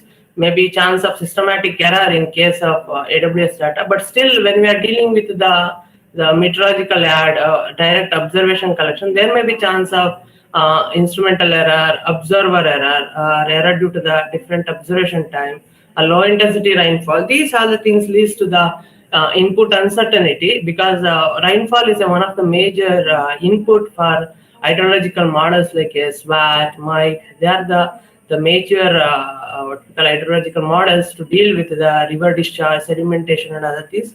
So that is so when we have uncertainties in the input itself, there may be leads to the less accurate results in the final output. So we should be very careful to deal with the what we say input uncertainty. So in the input, especially rainfall, generally we're going to face two issues. One is missing data is a major issue. So because even manual collection also, if suppose generally what I'm saying is if so Sunday they're not going to collect, or if suppose holidays is there, they are not going to collect. Suppose COVID issue like that, something happened 1-2 month data we want to miss. So another one is the consistency of the data, as because of the errors, maybe the change in the gauge location, change in the gauge type, gauge observer may lead to the what we say uncertainty in the data set. So when we come to the imputation, there are several techniques are available. So especially when we are dealing with the weather parameter imputation, broadly we are dealing with three types. One is spatiotemporal imputation models, because these weather parameters are correlated from station to station. So if the station to station information is correlated, then we are going for the different techniques like a normal ratio algorithm, k nearest neighbor, inverse distance weighting algorithm. If suppose we don't have a real nearest station information, that situation we have to depend on univariate imputation technique and multivariate imputation technique. In case of univariate imputation technique, suppose we are dealing with the rainfall, means only we have a rainfall information only.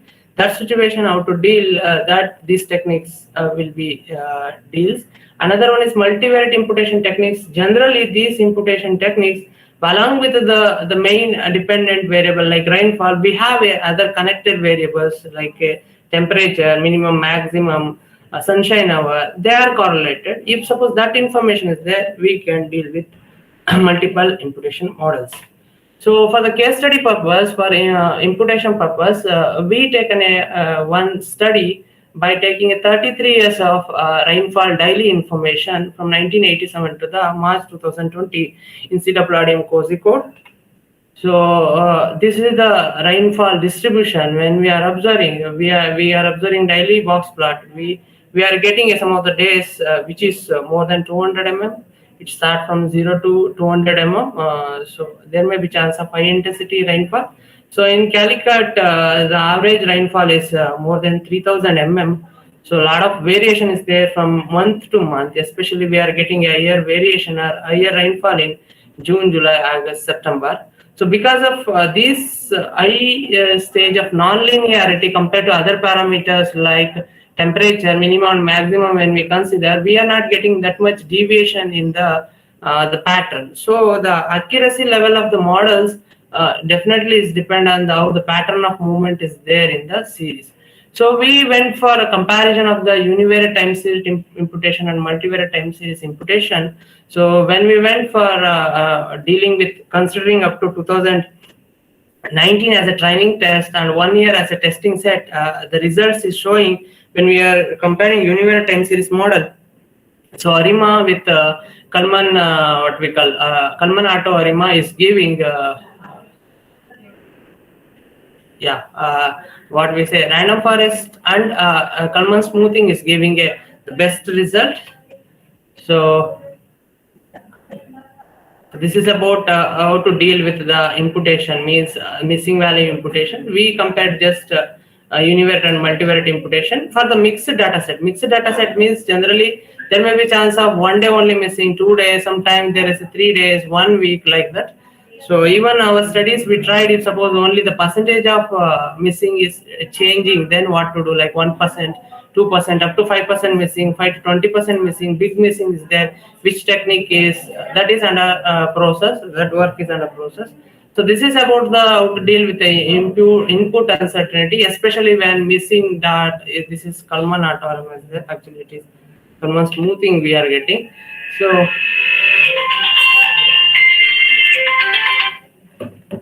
So that is about the input uncertainty, one part only, the missing observation. So when we imputed, if data is ready, rainfall data is ready for the further stage, means when we are dealing with the rainfall data, so basically two things we will discuss. One thing is how the pattern of movement is there in their rainfall data set. If the same pattern, is it will further move in the future or not, that is the second part. So for the future means we will go for the short-term forecasting using ARIMA, ANN, hybrid ANN, like the short-term forecasting model. So another one is keeping some climate change scenario, we can forecast long-term, that is statistical downscaling techniques. So when we are coming to the trend analysis, long-term movement of the series, so either is a decreasing or increasing way. So there are several parametric and non-parametric techniques we are generally using. But when hydrologists, when we are thinking, so basically they were dealing with the Mann-Kendall test for their analysis. So, but the Mann-Kendall test is one of the non-parametric tests, the most commonly using technique, with a hypothesis of there is no trend in the data set, alternative with where there is a trend in the data set. So when we are dealing with the Mann-Kendall test, so this is the test statistics based on the sign difference we are taking, and we will go for the Z test statistics for the representation. So when they are using a Mann-Kendall test, the issue is their assumption. One of the assumption in case of Mann-Kendall test is data is independent in nature, but generally there is autocorrelated series we are observing. That situation, there may be chance of spurious results in case of the outcome. So we tried a modified Mann-Kendall test for the analysis purpose. So where additionally in the various means Wsta, we introduced the one of the scientists in the effective sample size in this modified Mann-Kendall test. Because of introduction of the effective sample size, by giving importance to the autocorrelation coefficient values at the what we say in the n star, their chance of reduction in the spurious results. So so I'm going to discuss how it is better compared to the Mann-Kendall test in the following case studies. The first case study is examination of spatiotemporal dynamics of the rainfall pattern of Wayanad region of Kerala using a modified Mann-Kendall trend test. So this is we presented in International Symposium on Tropic Meteorology in 2021. For the study purpose, we consider from 1987 to 2018, 33 years of data set for 4 stations, Mbalawayal, Kuppadi, Mantawadi and Vaitiri data set. So when we went for what we say randomness test, val is more a frequency test of the hypothesis of data is independent in nature, but some of the months, monthly data set for over a period of 33 years when we consider, we observe that some of the months having a higher autocorrelation. So the modified Mann-Kendall test, it would be preferably better compared to the Mann-Kendall test when we told when there is autocorrelation is there. So when we went for what we say modified Mann-Kendall test for at 4 stations, one is Mantavadi, Vaitiri, Kuppadi and Ambala Valley. The generally what we observed is the post-monsoon. Post-monsoon means that is October and November rainfall. So it is taking a negative trend in all the stations, minus 4.79 and 2.43, which is more than 1.96 as per the Z-test statistics. So and also the Senslop value, it will say the unit change in the rainfall. It's showing every year there is minus 8 mm reduction in the rainfall, like here minus 2 mm, minus what we say here minus 26 and minus 8 mm. So it finally it is indicating the post-monsoon rainfall is reducing in case of Wayanad region. So the issue is one thing is I told statistical techniques they will convey the climate change, and what to do also we can decide based on this one. So it clearly showing there is a deviation, means negative direction of movement in the rainfall. So the post-monsoon issue is Wayanad is one of the coffee belt in Kerala. So where we are observing September, October, there is a flowering stage for Arabica Robusta coffee. So when we are getting a less rainfall in this particular period, there may be chance of reduction in the flower. So finally farmers will affect by reducing the yield. So they have to think about extra irrigation strategies to overcome this one. So like that we can give the conclusion based on our results, statistical results. So that is one of the studies. So in another one study, there is a change in climate studies using long-term rainfall and temperature data. This is the study from our student from Ethiopia. We consider almost 100 years data set for this study with different rainfall characterization, like precipitation, different indices. We worked. So this is the overall what we say summary statistics. Here we can observe the annual rainfall is almost 800. So it is very less compared to Kerala when we are thinking about. So initially, before going to the test, we tried to check the autocorrelation and the ACF and PACF plots. ACF plots is clearly showing that there is a significant autocorrelation in the series.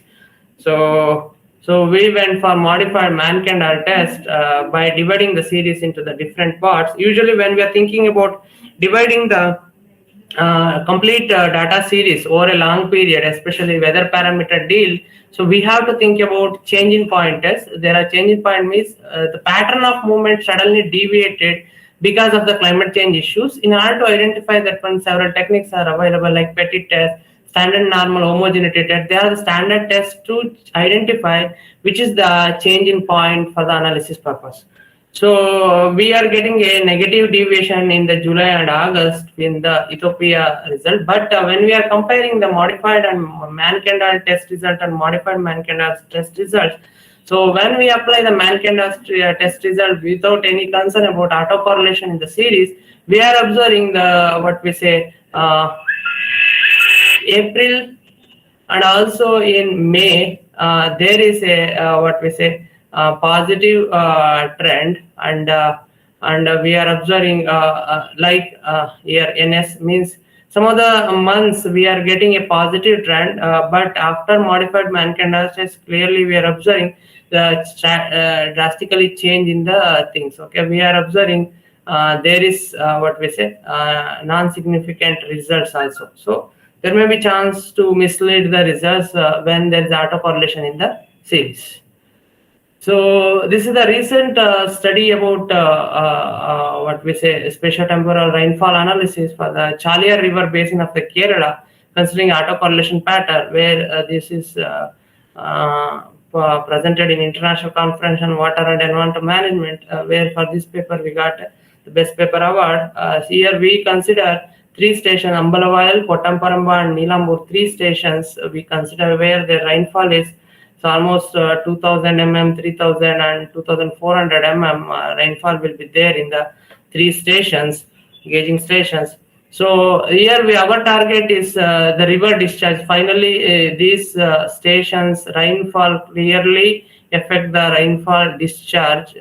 So keeping that in concern, higher the rainfall will lead to the higher discharge. So keeping that one, we targeted southwest monsoon for all the three stations. Generally, when we plot it, we are observing June, July, there is a almost little bit reducing or decreasing trend, and August and September there is an increasing trend and overall increasing trend. Like the same pattern we are observing in Pottamparamba and also in Neelambur station.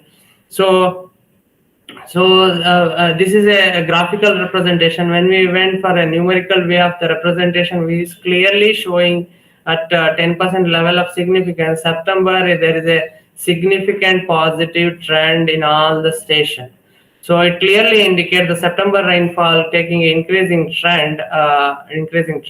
So when September rainfall is increasing, the major issue is June, July rainfall. Because of the June, July rainfall, the soil will become saturated. So there is no infiltration. So August and September, if suppose there is a high rainfall, leads to the flooding, means runoff only. When runoff means automatically the river discharge will increase, automatically leads to the higher water movement in the river basin. So maybe chance of flood also.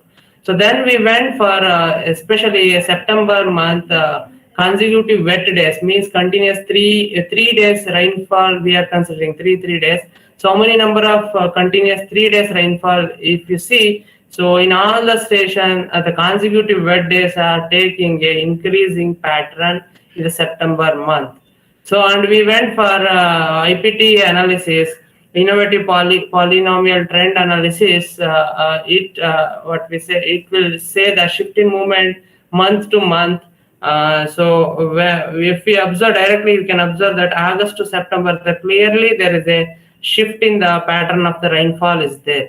So it clearly showing the September rainfall is increased. It means the rainfall, southwest monsoon rainfall is shifting their movement. So from July, usually we are getting a higher rainfall, that is shifting to the August and September.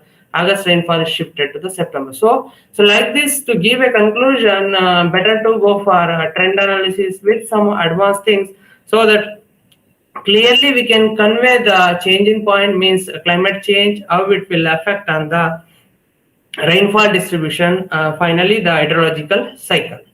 So that is the second part. The first one is when we are clearing about what we say the uncertainties. The second part is movement of the rainfall distribution. When we are saying clearly, the question will come, how the pattern of movement will continue in the future.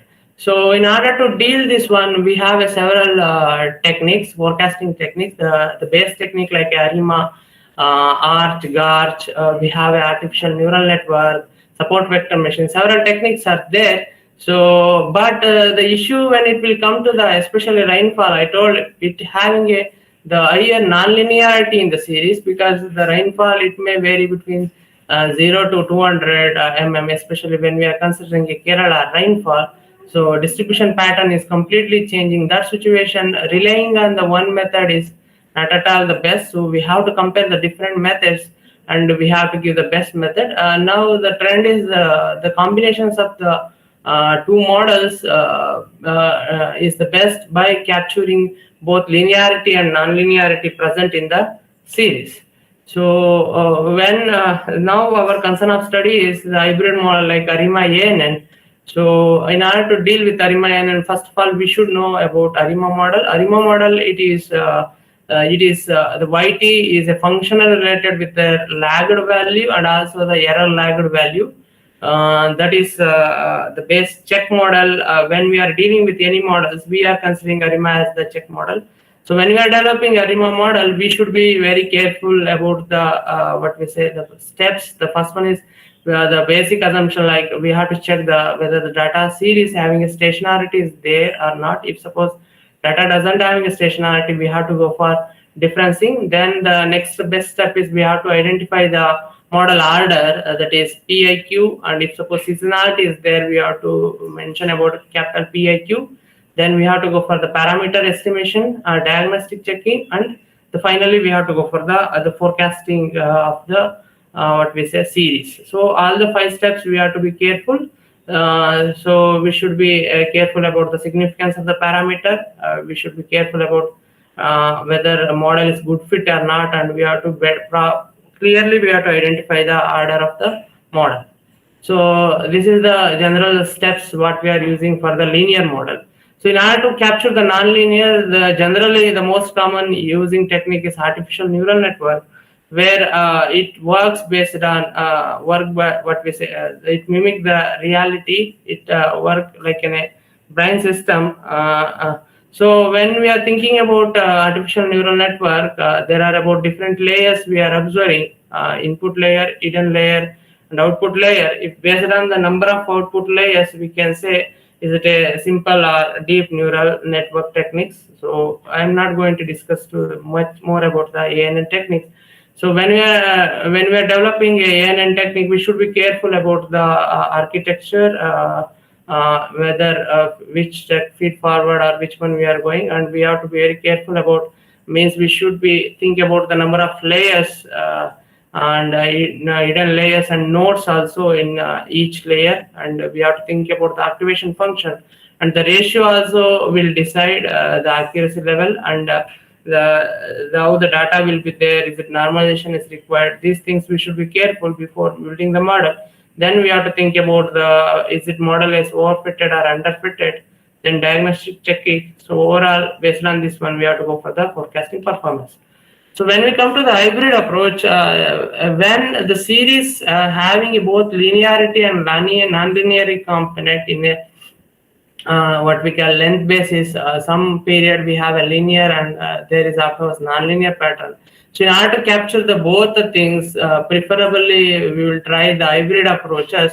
One of the approaches is ARIMA with artificial neural network, where it will capture the both the what we say the model linearity and non-linearity.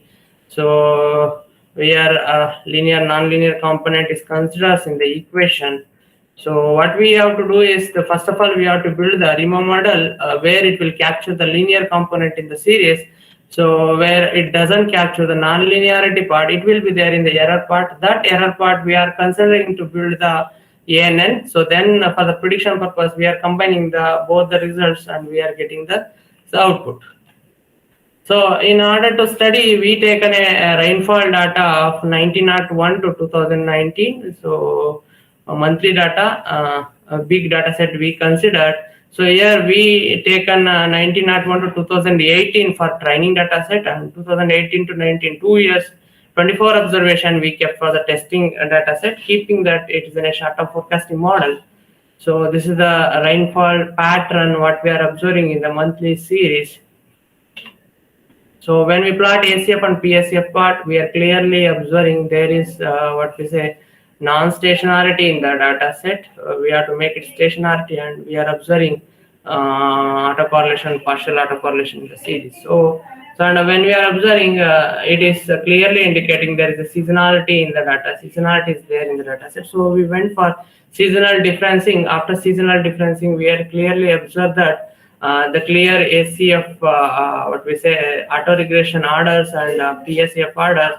So in order to get a clarity, the possible combinations by checking this one, we are observing clearly the orders by observing this one. Excuse me, Dr. Navina. Yes, ma'am. Can you please wind up your session by 5 minutes? Yeah. You can take up to 5 minutes. Yes. A little bit fast. Okay. So these different combinations we attempted. So this is the what we say the results means the parameter estimated and what we say accuracy checking with box pair test. A box pair test is clearly showing model is good fit, and we are getting among the models we are getting minimum AAC values. So when we come to the accuracy of model, the training test and testing means training and testing. So this is the RMSE values we are getting from the ARIMA model. Then we went for the artificial neural network for the series by different combinations of input hidden and output what we say nodes with the one hidden layer. When we tried, we get what we say the reduction in the what we say RMSE value for the forecasting. So some 222 to 209. So when we next we thought about the hybrid model. So we taken the ARIMA series residual and we went for the BDS test for the nonlinear pattern present in the ARIMA. It's clearly showing the significant nonlinearity in the residual parts. So for the dimension 2 and 3 also. So then we tried for ARIMA ANN model. So in this one we got the minimum RMSE for the forecasting, so 38. So it's clearly indicating when we are going for the advanced approaches, we can what we say, we can reach the higher accuracy. So whatever maybe it is in a long-term movement studies or whatever maybe forecasting techniques, it's better to go for advanced techniques to capture the higher nonlinearity in the data set. So this is the next forecasted value for what we say January to July means models, and the conclusion is what we say statistical approach. Really, we can what we say study the impact of climate change in the different sectors by using the statistical approaches. This is also one of the best way to deal with the climate change. Another one is if you go for the advanced approaches, it will improve the accuracy of prediction. So when we are thinking about long-term forecasting, the better for statistical downscaling would be preferably better, but we have to fix the climate change scenarios. Thank you. Thank you, Dr. Navina, for the presentation. So it is up to the audience for suggestions and clarification. Okay, then I thank all the speakers for their effective presentation on this special day. Thank you all. Thank you, ma'am. Okay. Dr. Satish, sir. Okay. Yes. Sir, actually the session was, all the speakers were over. Yeah, okay. Yeah, I listened in a very excellent session. Yes, In sir. fact, Thank you, sir. Your title itself is very attractive. Yes, sir. The session title. But we thought of making it much more effective. But anyhow, Okay. We And hope also for next webinar or conference on your side, because you are a big inspiration for us, sir. Your Thanks for tiring your efforts. compliment. Consequently, you are organizing seminars and you are making all statisticians under one roof, sir. Thank you very much, sir. Thank you so much for your compliment and support to our activities. Sure, sir. We need your support in future. Sure, sir. In fact, the speakers also they are very active researchers, I think so. They are young minds, so they are very active. Yeah. Yes, sir. Okay, let us please collect this type of good people. Yes, sir. Sure, sir. Speakers. Yes, sir. And organize nice, wonderful sections like this. Okay, sir. Sure, sir. Okay. On behalf of the organizing committee of this international conference, I would like to extend our gratitude to you, Pratibha, yes, sir. Dr. Pratibha Vilakumari, for your initiation for organizing this session, okay, and sharing this session in a very nice way and concluded in time. Okay, sir. And okay, better, yeah. Okay, sir. I also take, yes, sir. Tell me, sir. Also, let us give a big clap to the speakers of the session. Yes, sir. Sure, sir. Yeah. Yes, sir. Thank you so much for, and once again thanking each one of you. Let us. Okay, sir. And also in this junction, I extend my heartfelt thanks and heartfelt wishes for you, sir, and giving us this platform to organize this session. And also on behalf of invited speakers and also behalf of all the audience, I thank this organizing committee for making such a wonderful conference on this special day. Thank you very much, sir. Thank you. Thanks a lot. Thanks. We expect your continued presence in the. Sure, sir. Yeah, Sure, sir. Sure, sir. Conference. Event. Yeah. Thank you, sir. Thank you very much. Thank you so much. I thank each and every one of this forum, and with all your consent. Okay. Also, you can encourage your students also to participate in Yes, the. sir. Yes, sir. Yes, sir. They'll be, sir. Yeah. Try to get maximum exposure Yes, from sir. these things. Yes, And sir. motivation. Yeah. Okay, sir. Thank you, sir. Thank you. Thank you, sir. Thank you, sir. Thank you. Now, in fact, our question. Yeah. Thank you, sir. Thank you, ma'am, for the opportunity. Thank you. Thank you. Okay, sir. Thank you all. Okay, sir. We have in fact, we concluded a very wonderful session. And now we have in fact, in this hall, there's a break. And there is a contributory session starting this time itself in the parallel hall. And in this section, at 5:15, we have a plenary talk by Tapan Nayak from USA. And Professor Hanagal will chair that session. And thereafter, Professor N. Balakrishnan, McMaster University, a keynote talk. And then Professor Thomas Matthew from Maryland University of Maryland. Thereafter, Professor Saj Gupta from USA, and other Carlos Coelho and Snigdhan Chatterjee are there. And chairing our Sindhamanakandan sir, Loganathan sir, etc. Are there. Sebastian, Kanchan Jain, etc. Anyway, we expect your continued presence and support in this event. And very wonderful sessions are coming. Let us wait for them. By the time sister is also joined here, sister, we have a parallel session there. In order to, while in case of that session extended, will not affect this. That is why. So let us join the parallel session. Okay. Thank you. Thank you, sir.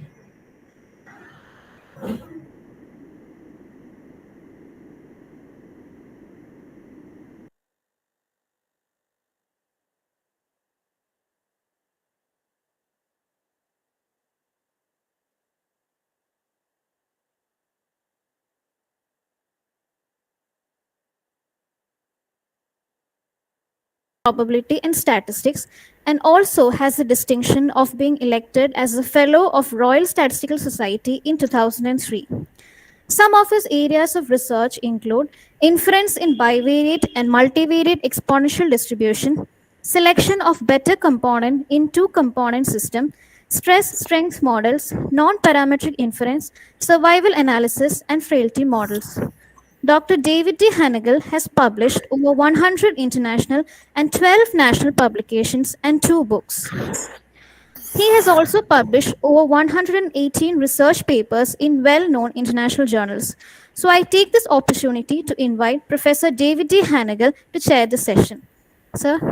Okay, thank you very much for the nice introduction. Now I introduce Professor Tapan Nayak. He is a professor of statistics and ex-chair of the Department of Statistics at George Washington University, Washington, D.C., USA. He is also a research mathematical statistician at the U.S. Census Bureau. He was Senior Research Fellow at National Agricultural Statistical Service and Visiting Scientist at Indian Statistical Institute, Calcutta. He has made research contributions to several areas of statistics, including inference and prediction, delivery analysis, fitment closeness, software reliability, and randomized response survey.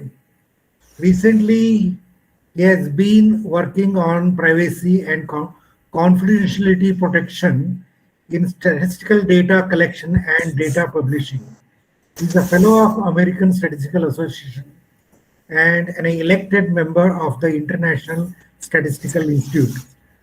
With this introduction, I invite Professor Tapan Nayak for his presentation. Okay, so thank you very much for that introduction. Okay, so this talk is based on joint works with one of my past PhD students, Jikong Chai. Okay, this is about randomized response, and I'm going to talk about how randomized response can be used to protect privacy. Your camera is off if you are. Okay. Yes, when you go full.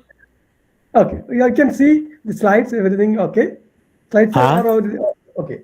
But your camera, we can't see you. That's why. My camera? Camera, yeah. Yeah.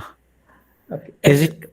You want me to put it off, or is it off, or does it go off when I go full screen, or I don't know what happens on. Okay, Professor. You can't able to see. Yeah, everything is okay. All right. Maybe So because let me of go. Yeah, please go. Okay. Carry on. Okay. Is it all right now? Yeah. Fine. Yeah. Okay. Okay. So I'm going to talk about this randomized response methods for protecting privacy. Okay. So the first randomized response method procedure that was introduced long ago, it was in a JASA 1965 paper by Stanley Warner. And he considered the simplest case, collecting data on a sensitive dichotomous variable. There are only two categories. Each individual belongs to one of two categories, denoted A or A complement, where A is a sensitive category or sensitive group, such as drug users or the people who cheat on income taxes or have extramarital affairs and so on. So if you want to estimate the proportion of individuals in a population who are drug users, and if you ask them directly, do you use drugs, most likely you are going to get false answers. Okay, the people are not going to tell the correct answer truthfully. People are going to lie, and those kind of false answers are going to give us, inaccurate and wrong inferences, wrong estimates. So the Warner suggested one particular procedure, and that procedure is that it uses two questions. Do you belong to A, or do you belong to A complement? Like, do you use drugs or do you not use drugs? Okay, and each respondent will choose one of these two questions by performing a given randomization mechanism and answer the selected question truthfully. The interviewer would not know which question is selected. And the randomization mechanism is such that the probability of selecting question 1 is say P, and the question A complement is 1 minus P. And this one can devise many different simple experiments, physical experiments that the respondents can use. For example, if we want, suppose we are asking the question, do you use drugs? Okay. And we want to ask that question with probability say 0.8, so P is equal to 0.8, then we can take a deck of index cards. On 80% of the cards, you write the question, do you belong to A? On the remaining 20%, you use, do you belong to A complement? So, okay, and you shuffle the deck quite well and let the respondent pick one card and read the question on the card and answer the question. So here, the transition, this matrix gives us the transition probabilities. The transitioning from the true category A to answer yes has probability P, and from A to no is 1 minus P, and so on. And everything is determined by actually this probability P. And this is the design parameter, and this is embedded in the randomization mechanism. So if I go into a general case, general but still categorical, suppose there are K categories, and we denote these categories by C1, C2, Ck. And suppose the true proportions are denoted by pi j, j going from 1 to k, and pi denotes the whole vector. And typically we want to estimate this pi, and we want to make inferences about pi. And if the categories are sensitive, then again we want to randomize. And here what we are going to do is that we're going to collect randomized response and denote the randomized response variable by z. Okay, now the number of categories, number of possible outcomes of the randomization experiment need not be the same as the number of categories of the original variable. Okay, in general, it can be any number. So this is D1, D2, Dm. And actually, if I go back to the previous one, although the numbers are the same, you see that A and A complement are not the same as yes and no. Okay, so from that perspective, okay, so D1, D2, Dm could be quite different. Okay, maybe I'll give you some examples later on. Okay, and here what you do is that you observe z instead of x. And here what matters is again the transition probabilities. So I denote the transition probabilities where Pij is going from j to I. So this is the probability of observing the response di given that the true category is Cj. Okay, so here each column actually adds to 1.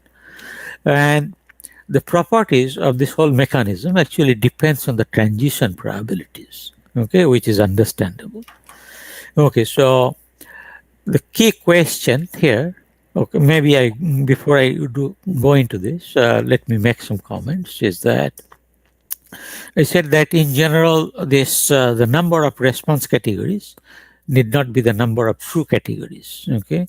And here is a practical example, a real example of this.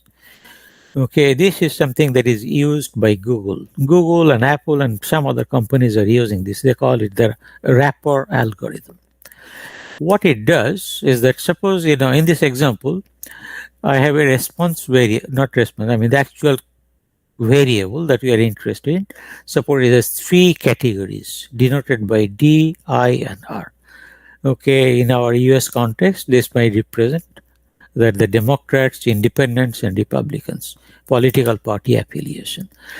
It represents the dummy, it uses the dummy variable to represent the 3 categories. D is 100, I is 010, and so on. Then it changes each binary digit with probability Q according to that. So this one can be changed to 0 with probability Q. This 0 can change to 1 with probability Q. And 0 can change to 1 with probability Q. So if the true response is 100, then it can become any of these 8 categories. So the reported response could be 011, and the probability of that is actually QQ because all 3 digits are being changed. Okay, so over here, if I change from here to here, the second 0 remains the same. Probability of that is P, so this is Q square P. Okay, so the wrapper algorithm is something that is important. So the key question in randomized response design is that how should we randomize? That is basically how do we choose the values of M and the probabilities in the transition probability matrix. Okay, and the answer should depend largely on the privacy protection goals. And that raises question, what is privacy? What kind of privacy criteria we use? And of course, we want to give you a clear, precise, and strongly relevant goals.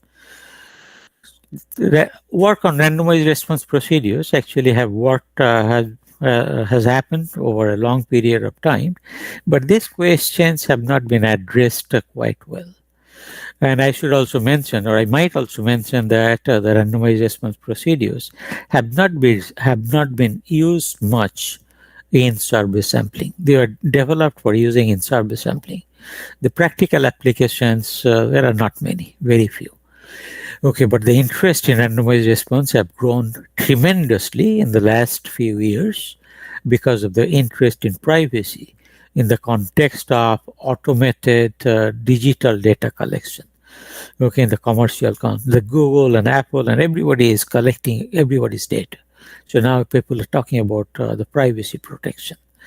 And here randomized response designs are very, very useful because this randomization process, okay, all you have to do is write a kind of program in software.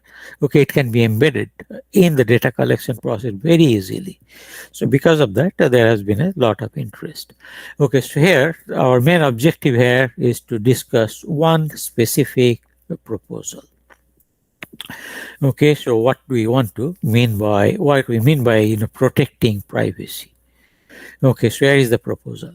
Here we want to guarantee that no intruder will gain much new information about any property of any respondent from his or her response.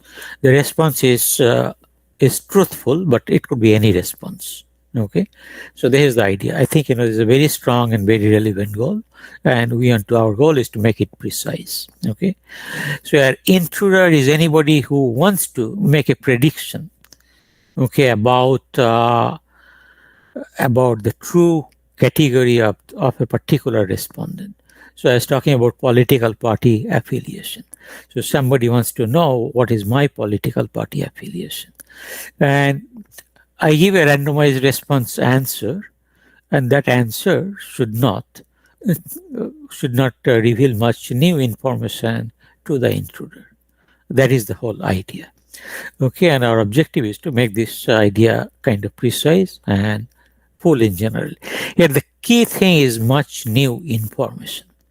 And no intruder, any property, any respondent, and his response, these things are kind of easy. Like, if I say, what do you mean by gain much new information? If I give kind of a mathematical equation, that equation will have certain variables, and we will take care of this no intruder, any property, and all that by saying that for all, and blah, blah, blah. Okay, we'll see that very soon. So here the idea is that what we mean by not much new information. Okay, so for that, the fundamental question is, what is information? This is a very central question in statistics, okay? And of course, we know Fisher information and all that goes in one direction. But the most relevant or most interesting answer was given by D. Basu, okay, the famous Indian statistician, okay, a truly original thinker. He said information is what information does. It changes opinion. Okay, and then he goes on to say that opinion can be expressed precisely only using subjective probability.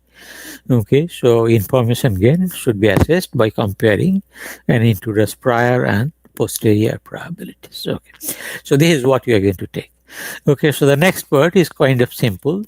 You take prior probabilities. So alpha j now denotes the prior probability that the true category is Cj. Okay, so this is what an intruder thinks about my true category. Okay, so alpha is the whole vector, and this alpha is different from the pi vector. The pi is the proportion of individuals in a population that belongs to category G. Okay, but alpha j is not about the proportion in the population. It's about one particular respondent. It could be about me. Okay, what are the chances? What does the intruder think that my true category is Cj? Okay, so then if we give a response, if my response is di, one can calculate the posterior probability. It's just simple, a base formula. So this is quite simple. I'm not going to spend much time on that. So next, go into this, what you mean by any property. Any property is any subset of the categories. It is not specifying a particular category. And here is an example. Okay, suppose we are recording education level, okay, using 6 categories under high school, and so on. And Q may be a subset of all these categories. Q may consist of C1, C2, C3. That is, it is below college degree. Okay, so that is what you mean. Okay, so now what you are doing is that you are going to compare the prior and posterior probabilities that my true response, actually true category, belongs to this set Q.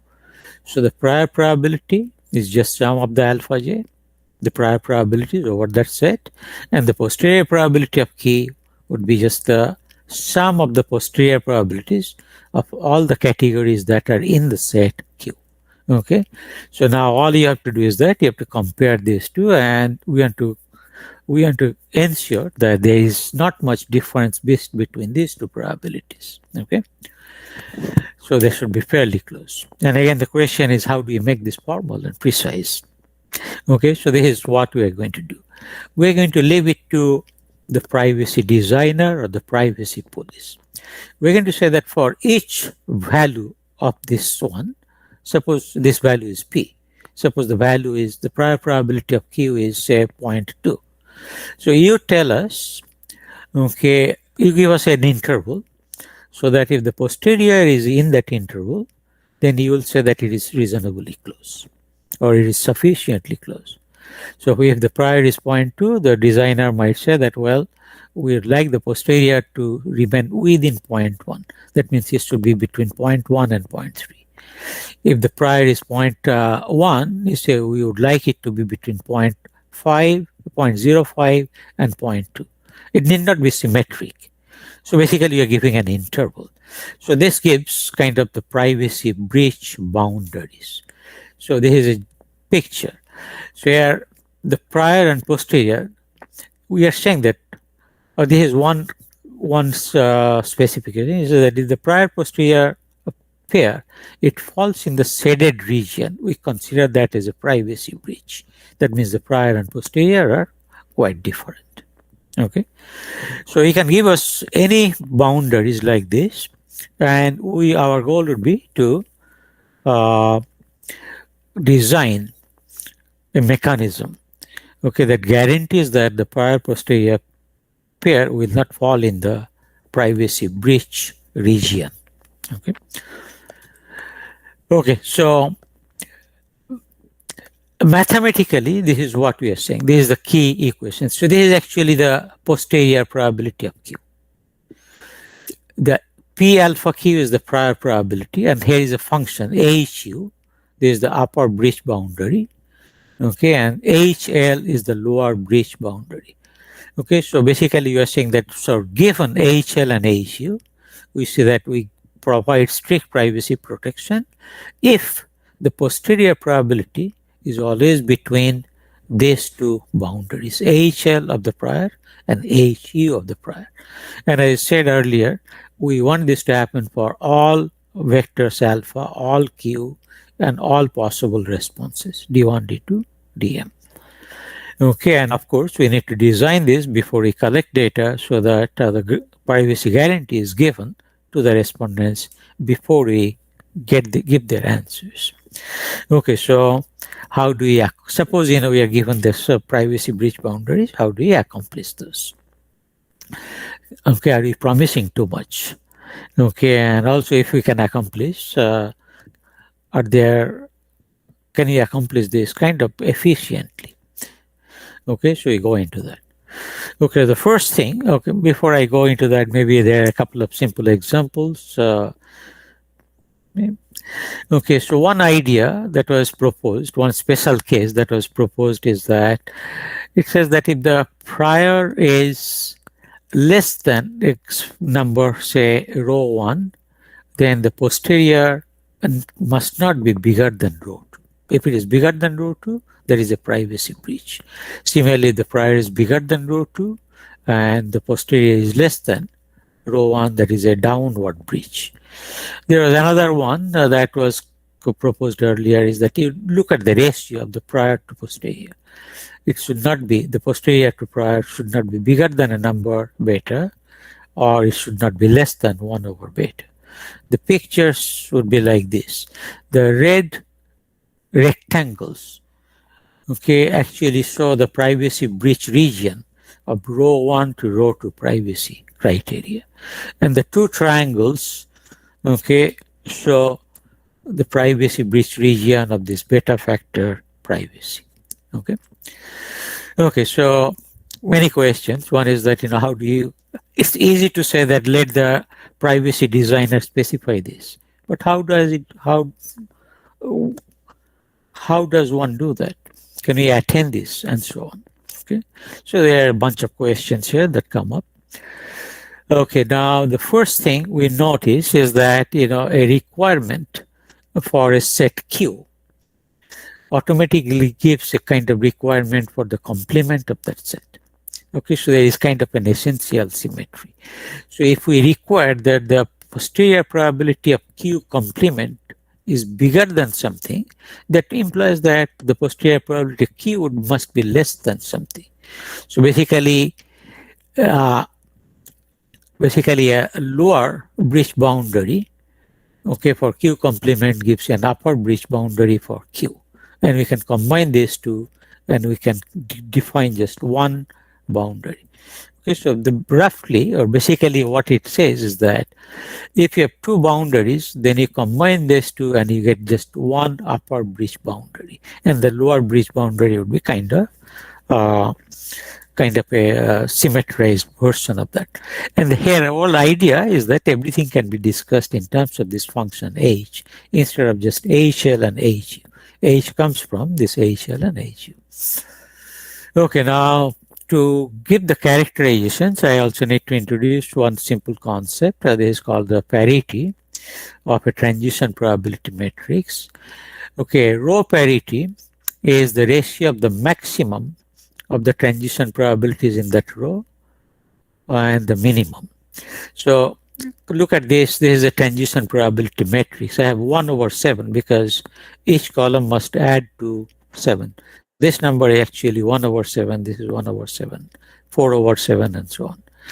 So if I look at the first row, the parity of this is 2 because the largest is 2 and the smallest is 1. Here the parity is 3, the largest is 3, this parity is 4, and so on. And the parity of the whole matrix is the maximum of all those parities. Okay, so here the parity is 4. So these are all different matrices where the parity of the whole matrix is 4, but the row parities, here each row parity is 4. Okay, but here the row parities are different. And our main result is this. Okay, the main result is that matrix P actually provides strict privacy protection if the row parity is less than or equal to this number, B of H. This is a function that comes from H. Earlier I said that it comes from H, and this is the function H. So roughly, not roughly, actually practically, what you're saying is that this, the row parity, not parity, row parity, parity of P tells us how much protection we can give using P. And B of H, it comes from H, it says that how much protection we want. Okay, so this gives us some ideas about how we can choose H. Let me skip this. So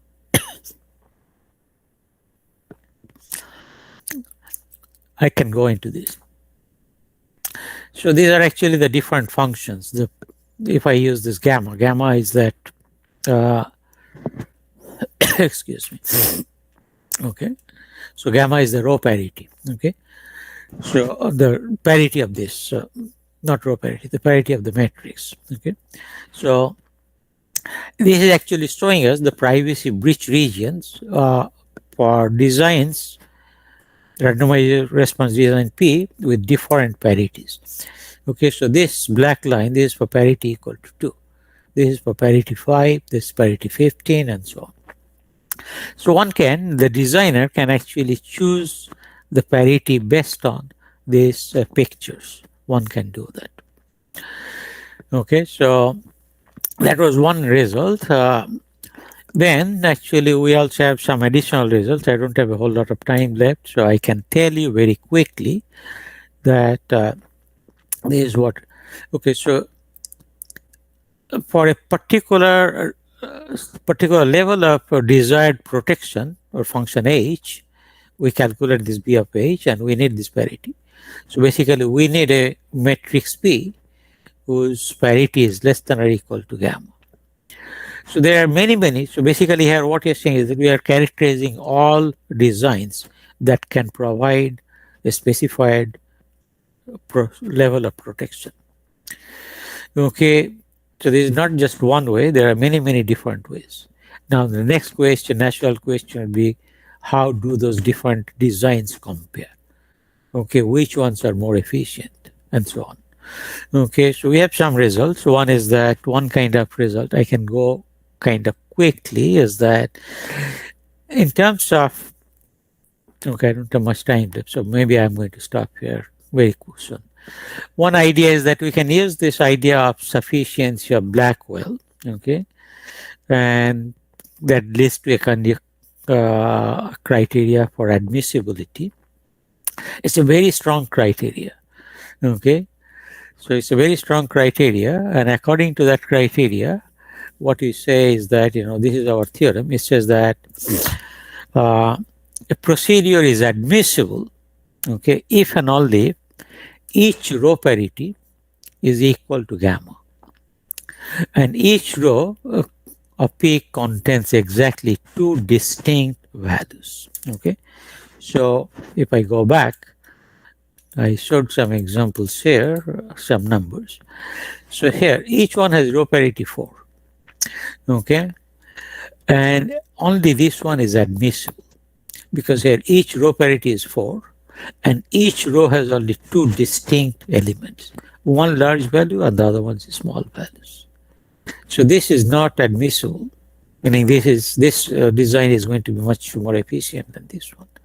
Okay, so this is not admissible. This is also not admissible because here the row parities are not equal to 4. This is also not admissible.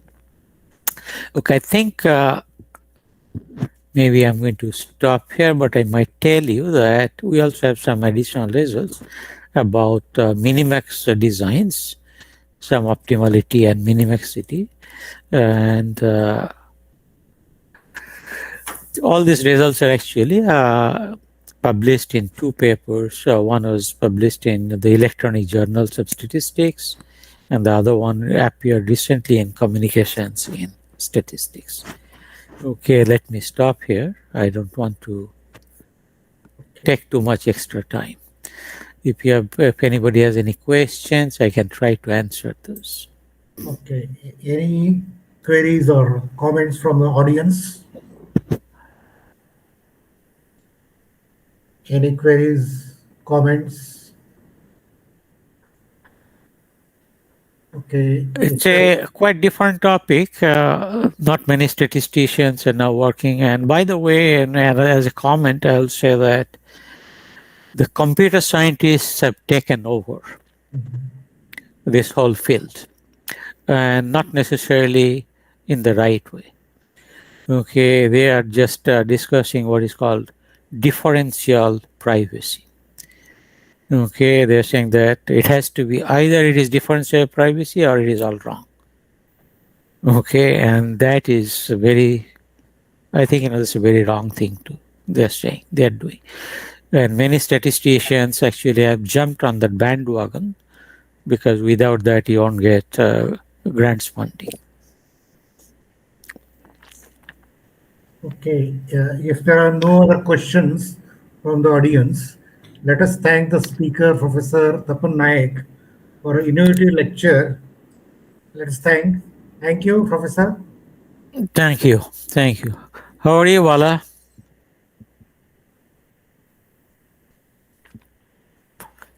Good to see you.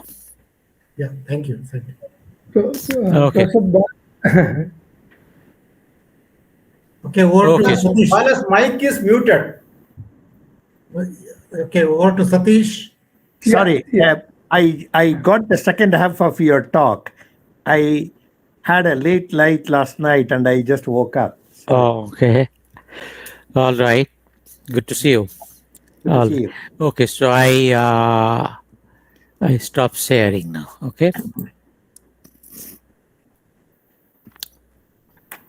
Thank you, Professor Naik, for your excellent talk. In fact, very interesting. And Professor, we are very much grateful to you, Professor, for your support to our conference. Also, I would like to extend our gratitude to Professor Hanagal for chairing this session in a very beautiful way. Professor Na, thank you so much to both professors. My pleasure. Thank you for inviting me and doing this. You have been working very hard. Thank you very much. Professor Balakrishnan, how are you?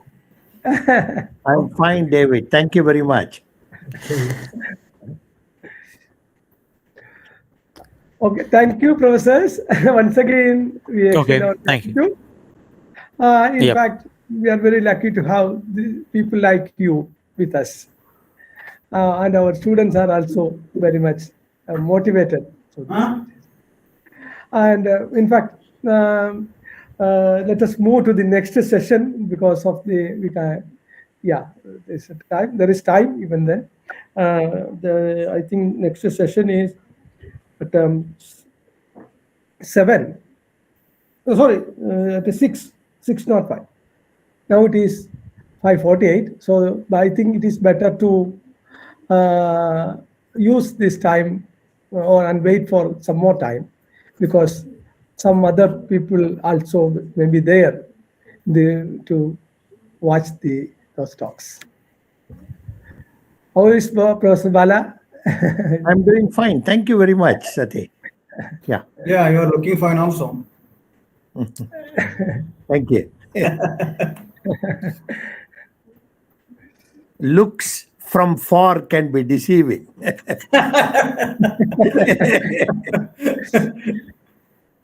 When you get close, you see a very old man, and functioning is decreasing over time, etc.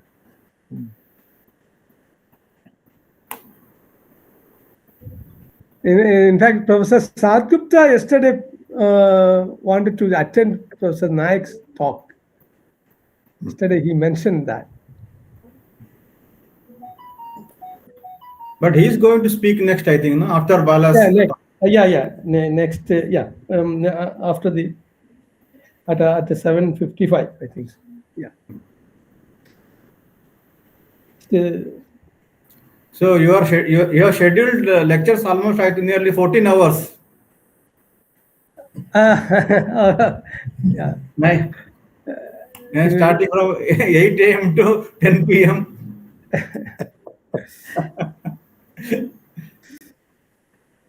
I think with coming from different time zone, it is unavoidable. Yeah.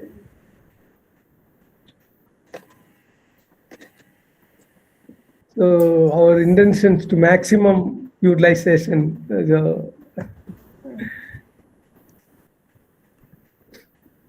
Yesterday, I gave a talk last night, rather, from 12 midnight to 1:30. Okay. At Kurukshetra University. And so I went to bed pretty late at 2 o'clock. I had to get up early. What about now? What is the time, sir? Now it is 8:15 a.m. Oh, okay. So you after 2, not much time to. Yeah. What is the climate in Canada? Actually, the weather, I think it's very similar to Tapan's. Quite pleasant. Couple of weeks ago, it was very warm. The temperature reached 30 degrees Celsius, but now it is about 20 to 22. So it's quite pleasant outside. Yeah, quite pleasant. Yeah. Yesterday, I went out for a dinner with the family. We sat outside the restaurant because the weather was very nice. Mm-hmm.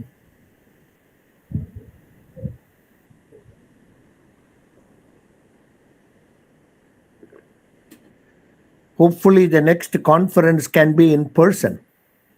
Yeah, maybe. Yeah.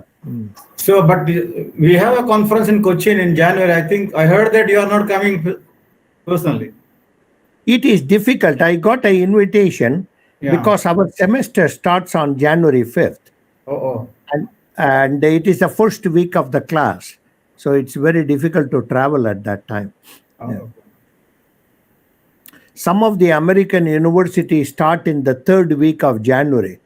But usually Canadian universities, we have a longer summer. So our semester ends around December 20, and we have a 2-week holiday for Christmas. January 4th or 5th, our semester starts. And it is very difficult to leave in the first week of classes. You cannot leave it in charge with somebody else being in charge. Oh, okay. Yeah. Professor Nayak, I think I have not met him before. I am Balakrishna from Cochin University. Hello. Yeah. Yeah. So there are two names Balakrishnan you may see on the screen now. There is no. He is Balakrishnan. I am Balakrishna. Yeah. And what is your NB after that? Yes, N Balakrishna. Oh, okay. So you have N Balakrishna and then again NB. Okay. Yes. Yes, That we is not corresponded so early. Good evening, everyone. Good evening, Dr. Kanchan. Good evening. Good evening, sir. Good evening, Kanchan. Good evening. We are meeting again. Last night I met you in Yeah. That went very late for me. Yes, I know. Because there was some technical fault and... Yeah, that's what I'm worried, because for some reason this Google chat, Meet Google, sometimes when you share screen, it doesn't automatically click in. So you have to get out and come back again. It has happened to me. I gave a talk last month in Brazil. The same thing happened. So last night I had to do it 2 times to get out and come back. Yeah. I think 15 to 20 minutes went in all that. Yeah, that's a problem. Yeah. So now it's morning for you. Yeah, it's morning. Yeah. So you must not have slept for long. Well, it was okay. Oh, okay. At least the screen share has worked now. Okay, sir.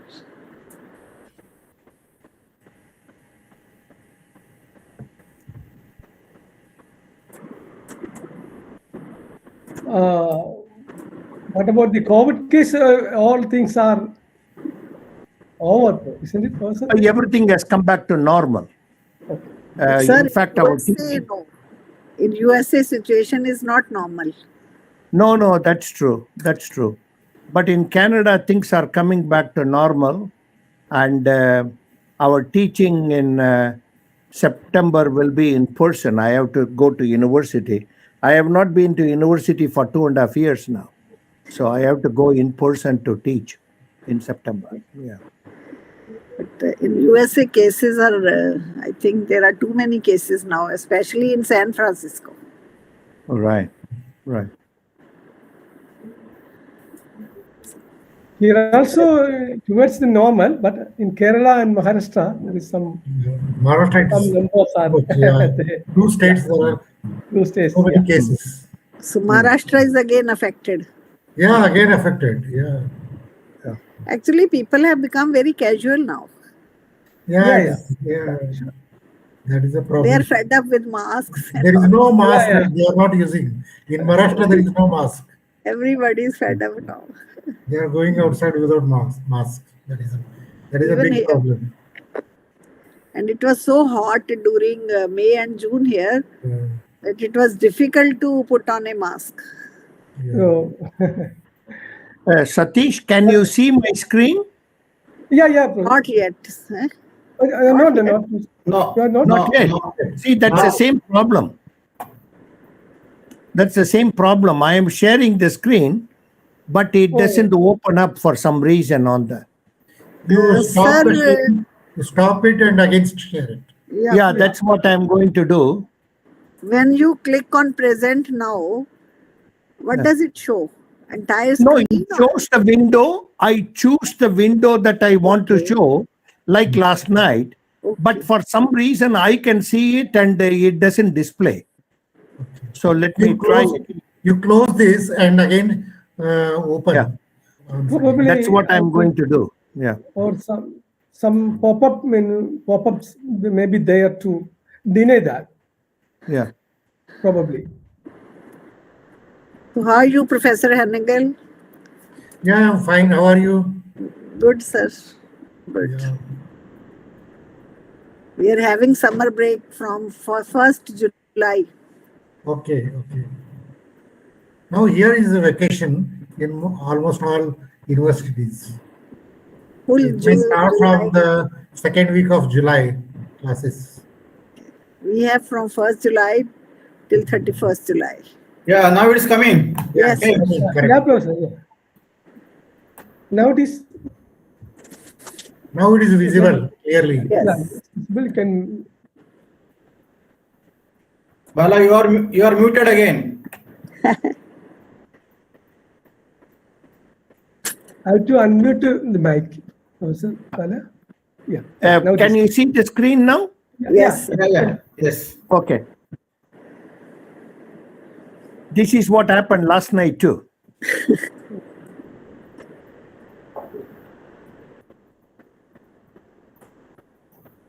So I think we have to start after 5 minutes. Yeah, madam. Yeah. Okay. So we'll wait.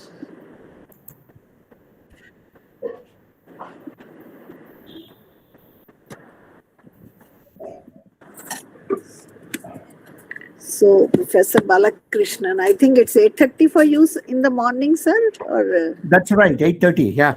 yes.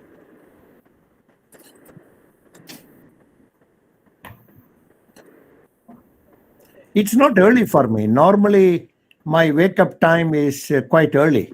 But since I went to bed last night at 2 o'clock, my sleep hours got disturbed. I wanted to attend up and stock, but I couldn't. First half I missed, the second half I caught. Because once it's disturbed, then it is like that only for full night. True. My husband gets up at 4 o'clock, sometimes 3:30. My sleep pattern is very regular. I go to sleep between close to 12 after watching the news. Then I am usually up by 5:30 in the morning to 6. Okay. So I would have attended everything this morning, except I had to go to bed very late last night. Even we had that National Statistics Day event in our department. Oh, did you? Oh, I didn't know that. So that's why I was going to university. And it rained so heavily on the way that it was difficult to drive. Oh. Very heavy. In Kerala, too, it must be raining. Kerala also heavy rain nowadays. Yeah. Here it has just started. No, I think you have taken rain away from us. We were so happy because we were living in such a hot weather. Yeah, but we are not getting enough rain compared to the previous years. Okay. 89. But I heard this year was very hot, even in Kerala. Yeah. I think everywhere it has been hot this year. Yeah. No, but the weather in Kerala doesn't get so extreme usually. Madras can get very, Chennai can get very hot. And normally Kerala does not get so hot. It gets rains and it cools down. But this year I heard has been very hot. Yeah. Usually will not go up to more the extreme situations.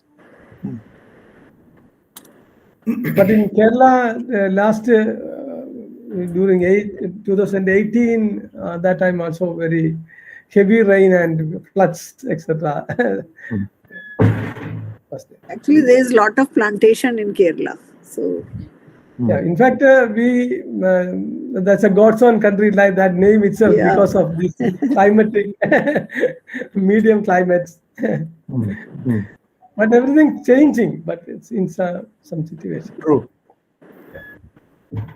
Here the winter was extreme and summers were also extreme. So on an average, you are okay. Yeah, that's true.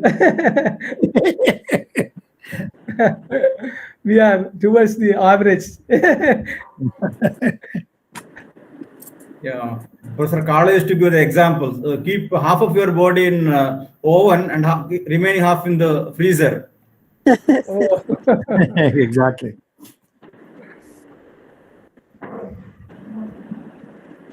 Pune weather is also good, actually.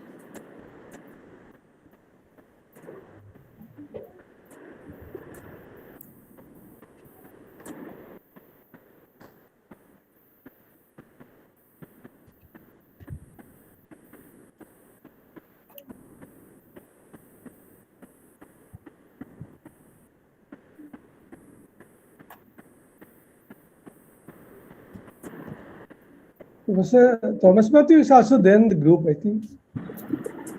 Yeah, I think he has joined. Yeah. And he's silent because of, I don't know what happens. Well, I am very much here. Good morning or good evening. Good evening from here. Yeah. Good morning, Professor. Good morning. Yes.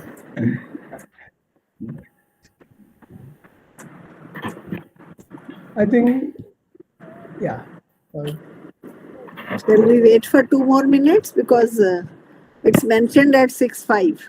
Yeah, man. That's better. In the schedule. Yeah. 1 minute. Yeah.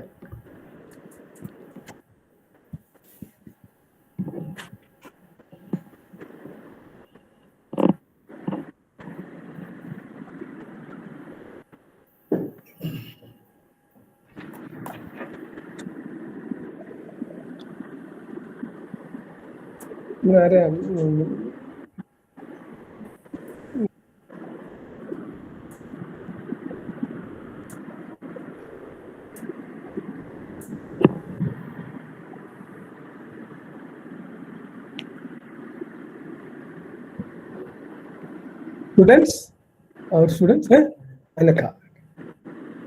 Anaka is there in the group? Yes, sir, I'm here. Okay. Anaka, please get ready. Okay, sir. Now we are.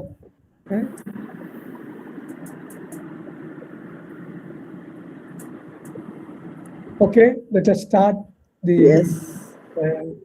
Everyone are expecting a great feast from Professor Bala.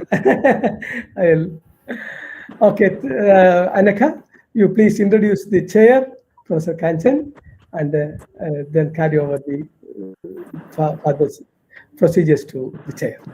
Please, let us Good evening. Good evening. Now we have a special invited session in honor of Professor KCS Pillai. Professor KCS Pillai studied at the University of Travancore. He was a senior statistical advisor for the United Nations. His chief contributions to statistics research were in the field of multivariate statistical analysis. He was honored by being elected a fellow of both the American Statistical Association and the Institute of Mathematics. To chair this session, we have Dr. Kanchan Jain, Professor, Department of Statistics, Punjab University. She is a fellow of the Royal Statistical Society, London. She is an elected member of both the International Statistical Institute and the National Academy of Sciences. She got Excellence in Research Award by Indian Association for Reliability and Statistics. She is also selected as a Distinguished Women Researcher in Statistics under the Science Discipline by Venus International Foundation, Chennai. We are truly honored to have you here, ma'am. I warmly welcome you to share this session. Ma'am, please take over. Thank you, Ms. Anaka. Now this present talk is by Professor Balakrishnan. And I think he doesn't need any introduction. Everyone in the group must be knowing him, but still to fulfill my duty, I'll be just shortly giving his accolades. He is Distinguished University Professor, Department of Mathematics and Statistics at McMaster University, Canada. His research interests include reliability theory, survival analysis, distribution theory, and inference. He is fellow of the American Statistical Association, Institute of Mathematical Statistics, Turkish Statistical Association, elected member of ISI, Netherlands, Greek Statistical Institute, and member of Statistical Society of Canada and American Society for Quality Control and IISA. He is editor-in-chief for Communications in Statistics, Theory and Methods, Communications in Statistics, Simulation and Computation, and Communications in Statistics, Case Studies, Data Analysis and Applications, and associate editor of many repeated journals. He has co-authored 485 research papers and 24 books and edited 17 volumes. Maybe this information is not up to date, but this is what I had. So he has visited many reputed international universities as visiting professor. He is recipient of Professor C.R. Rao Lifetime Achievement Award, non-Owen Award by American Statistical Association, and he also received honorary doctorate degree from National University of Athens. His overall citations are 79,855. They must have improved by now, the number. And it's a real pleasure to chair this session of such a I should say reputed statistician or a legend in statistics. And it is always pleasure to hear him. So over to Professor Balakrishnan, who will be talking on gamma degradation model and related issues. Thank you very much, Kanchan, and thank you, Sampath Kumar, for inviting me. It's a pleasure to be here on the National Statistics Day. First, I am a bit nervous about the screen. Can you tell me whether you can see the screen? Yes, sir, yes. Okay. Kanchan, do me a favor, just about 5 minutes to termination time. Give me a warning so I can wind down and we will have some time for discussion. So, okay, you have 45 minutes, sir. Okay, thank you. I'm going to talk about... If you could make it full screen, it may be better, I believe. Yeah, yes. It is full screen at my end. No, sir, it's Is not it? here. Okay. Okay, if you are comfortable. No, it is full screen on my at my end. I am positive. So let me continue with the talk, and hopefully you will be able to see the screen clearly. This is a topic that I have been working on for the last 12 years. The talk that I am giving takes bits and pieces from different papers. Most of them appeared in IEEE Transactions on Reliability and Reliability Engineering and System Safety.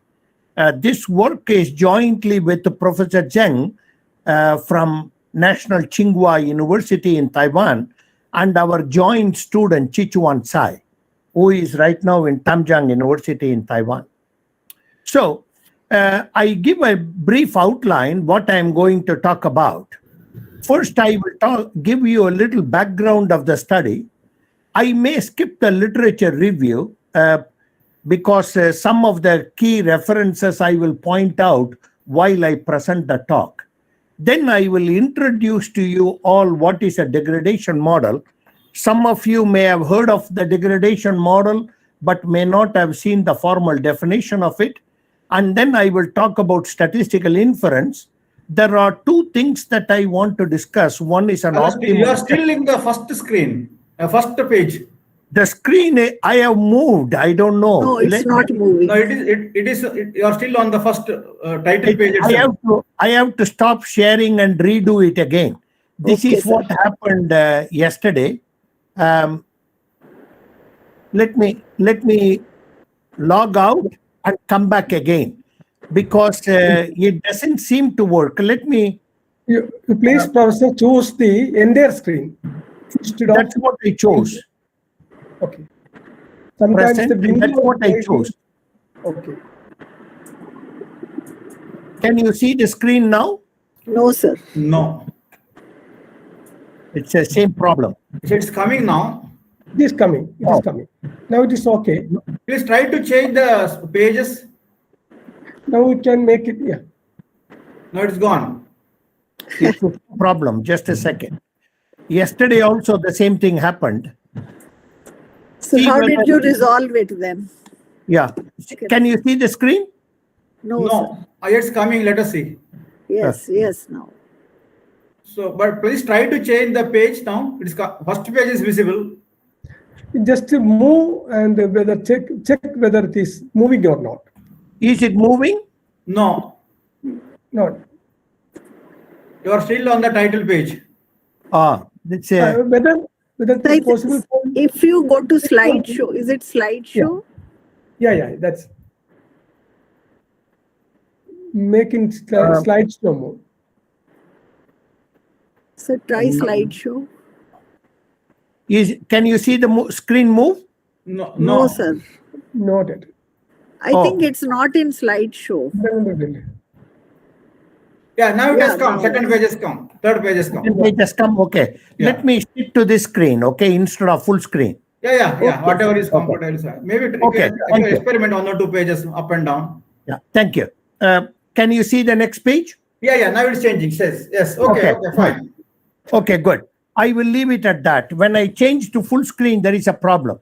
Okay. So I'm going to introduce you first some vocabulary we need, terminology. And the terminology I will use will be quality. Quality is different from reliability. Quality means a unit is fit for use. Reliability means it has a long-term quality. And for highly reliable products, in the assessment of its lifetime, the question that is of interest is how to construct an efficient reliability test plan in such a way that you can provide timely information of products' reliability to the customers. If you look at the reliability literature in 60s, they always assumed you had a complete data. And the complete data is a reflection that the long-term quality was not high. You can complete the test in a reasonable period of time. But as research progressed, the quality of products increased. Now, a lot of products, like what you buy as a laptop, you buy a lawnmower, TV, refrigerator, they can last for 25, 30 years. How do you test them in a timely fashion? But this assessment of reliability in a timely fashion depends strictly on the pattern of reliability data. So I'm going to show you some specific patterns. For example, here I have the observation is a complete data. On the right-hand side, I have a sensor data. I fix a certain time point. I observe the data that fail only up to that time point. Whatever that exceeds, I do not observe. But one problem is that when I fix at certain time, but if the products are highly reliable, you may end up with no failure data or hardly any failure data. In such a case, what that tells you is the quality of the product is so high that you are not able to collect the necessary reliability characteristics based on a limited time test plan.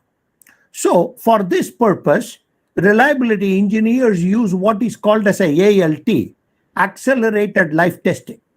The accelerated life testing will start at the nominal level. In the nominal level, the reliability of the product is so high, you may not observe any failure at all.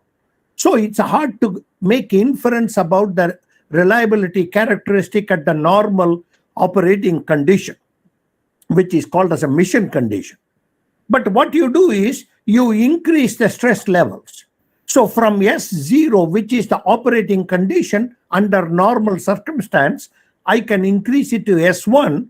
Then you notice that there are a few observations. Then it gets increased to S2, more observations. Finally, I come to the pre-planned highest stress level, SM, where there will be many failures.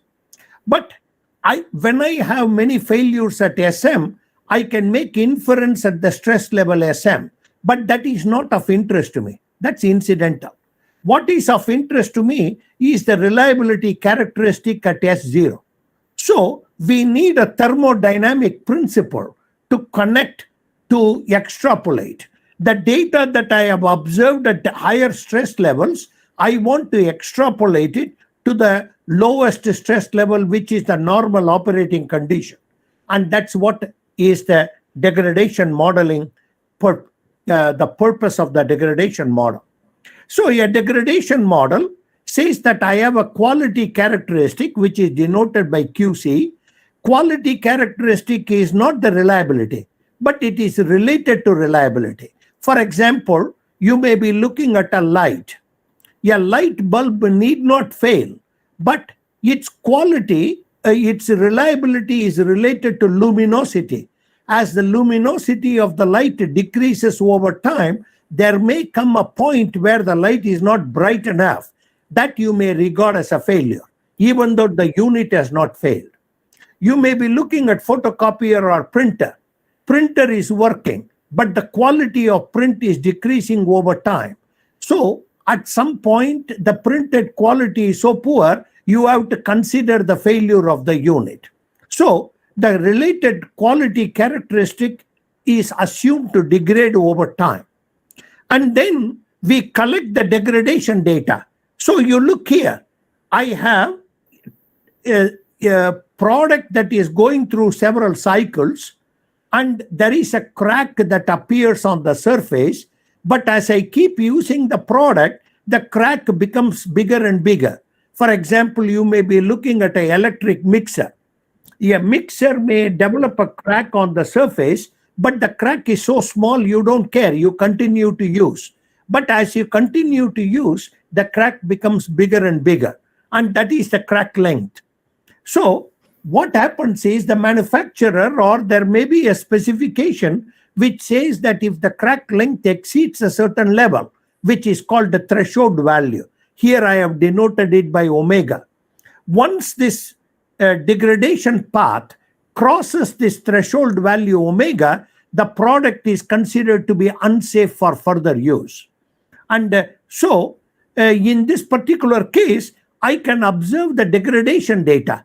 I don't observe the failure of the unit. I only observe how long is the crack at a certain time, 250 hours. After 500 hours, how long is the crack, etc. I observe the path, the degradation path, and then the first time it crosses the threshold, I announce that this unit is not safe to use. This is what is called as first passage time distribution. If I have a data such as this degradation data, how can I make inference about the lifetime characteristics of the degradation process? 100th percentile, mean time to failure, mean residual life, etc. So there are two important degradation models.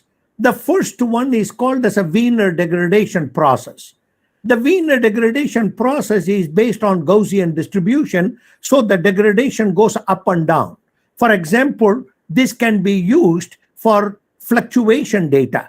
So if I am looking at the electricity and the voltage fluctuates up and down when you use a product, or sometimes the temperature, you may be looking at the temperature is high, and when the unit is underused, the temperature goes down. Whenever there is a fluctuation in the degradation, you can use a Wiener degradation process, which was introduced by Kjell, Duxum, and Hoyland. What is the degradation model? MW means it's a model based on Wiener degradation process. It says that the difference between the degradation levels, delta of L of t is the degradation at time t plus delta t, where delta t is a small increment in time, minus L of t. So it's like a differential operator. Delta L of t is assumed to have a normal distribution with mean, which is eta omega delta t, variance sigma square delta t. Eta omega is called as a drift constant. Sigma square is the diffusion coefficient. If sigma square becomes large, the variation will be significant. If sigma square becomes small, there will be up and down movement, but they will be closer together. But the important thing is, this degradation process is applicable only if the degradation path is non-monotone. So that means there must be up and down, like velocity or temperature, etc. So it's not a strictly increase in degradation path. The second one, which is the crack length, the example that I gave, or the power increase in voltage in operating current. As I keep using my fax machine or my copier, the percentage increase in operating current increases. And that is what is plotted here. So here I have time scale t in hours, goes from 0 to 4,000 hours. This is a high manufacturing machining tool, lathe, and percentage increase in operating current. As I keep using, the percentage increase in operating current increases. But the increase is not necessarily bad. But if it crosses a certain threshold, then the machine cannot be safely operated. But here you notice that it is a monotone degradation process. This monotone increasing pattern tells you that I cannot use a Wiener degradation process. So I introduce a gamma degradation process. A gamma degradation process is exactly defined the same way. I look at the degradation increment delta of L of t. It is L of t plus delta t minus L of t. I assume these increments are independent, and then I assume it has a gamma distribution with shape parameter alpha delta t and scale parameter lambda. Now I'm going to skip a lot of the literature review, but I want to give 3 important references. The first time a degradation model was discussed is a paper by Abdul Hamid in 1975. He was looking at lifetime distribution properties of a device subject to wear occurring randomly in time as a gamma process. Bogdanovich and Nikulin in 2001 in a paper in Biometrica modeled traumatic events in survival analysis and reliability by a gamma process, and they allow the parameters of the gamma process to depend on time-dependent covariates. Lawless and Crowder constructed a tractable gamma process in which they introduce random effects. So I'm going to focus on inference for these things. One of the we wrote more than 20 papers on this topic. One early paper is this paper in IEEE Transactions on Reliability. The 2 papers, one of them discusses a mixed gamma degradation process. The other one discusses optimal design for a gamma degradation process. So I'm going to focus on the inference for these processes. Oh, now it is not moving. Okay, here is a motivating example. The motivating example is given in the book by Meeker and Escobar. I have here time scale 0 to 4,000 hours. A high precision machining tool is being operated continuously. Manufacturing technology. The percentage of increase in the operating current is observed. You notice even after 4,000 hours of continuous use, the machine continues to work in good condition because the percentage increase is still only marginal. Lot of the units here are less than 10%. So the omega here, that's a threshold value, is 10% increase. If the operating current exceeds 10% increase, the percentage increase, then the unit is not safe to operate. You have to shut it down. So you notice here, out of the 15 units tested, only 3 of them passed the degradation point. So the failure level, omega is 10, number of laser units tested is 15, measurement frequency is 250 hours. What is this measurement frequency? Every 250 hours, we measure the degradation level. How many measurements we made? Measurement frequency is 16. So 16 times 250 gives me 4,000 hours. So the motivation for the study, you can ask many things. For example, how do I make inference for the model parameters if I have a gamma degradation process? If I estimate the parameters, how do I estimate the first passage time? How do I measure the reliability characteristics, mean time to failure, for example, the median time to failure or the quantile? How to construct a degradation model and derive the asymptotic distribution of these parameters. And we can even ask, if I specify a budget, if I have to construct a new experimental design, how to design optimally? What is the sample size I should select? what is the measurement frequency? Every 250 hours. What happens if I measure every 500 hours? I took a number of measurements to be 16. What happens if I take 24 measurements, etc.? These are all the questions. So I'm going to first introduce to you what is a mathematical definition of a gamma degradation model. I denote it by M1. It is the degradation increment, delta of L of t. Delta of L of t is degradation at time point t plus delta t minus the degradation at time t. It is assumed to have a gamma distribution where the shape parameter is alpha delta t, scale parameter is lambda. Notice the shape parameter is changing over time, but not the scale parameter. But that's not a problem. I'm going to change that scenario as the next model. So what is important here is you notice when the shape parameter changes, if I add independent gamma processes, I will get another gamma process where the shape parameters get added. But if I change the scale parameter and I add gamma distribution, I will not get another gamma. So the convolution of gamma is gamma with convolution based on shape parameter. That is why the shape is varying. So if I take y to be delta L of t, that's a degradation process, then the probability density function of y is a gamma density function where I have a shape parameter and I have a scale parameter. So if I want the cumulative distribution function, what is the cumulative distribution function? It is the probability that the degradation is below a fixed level small t.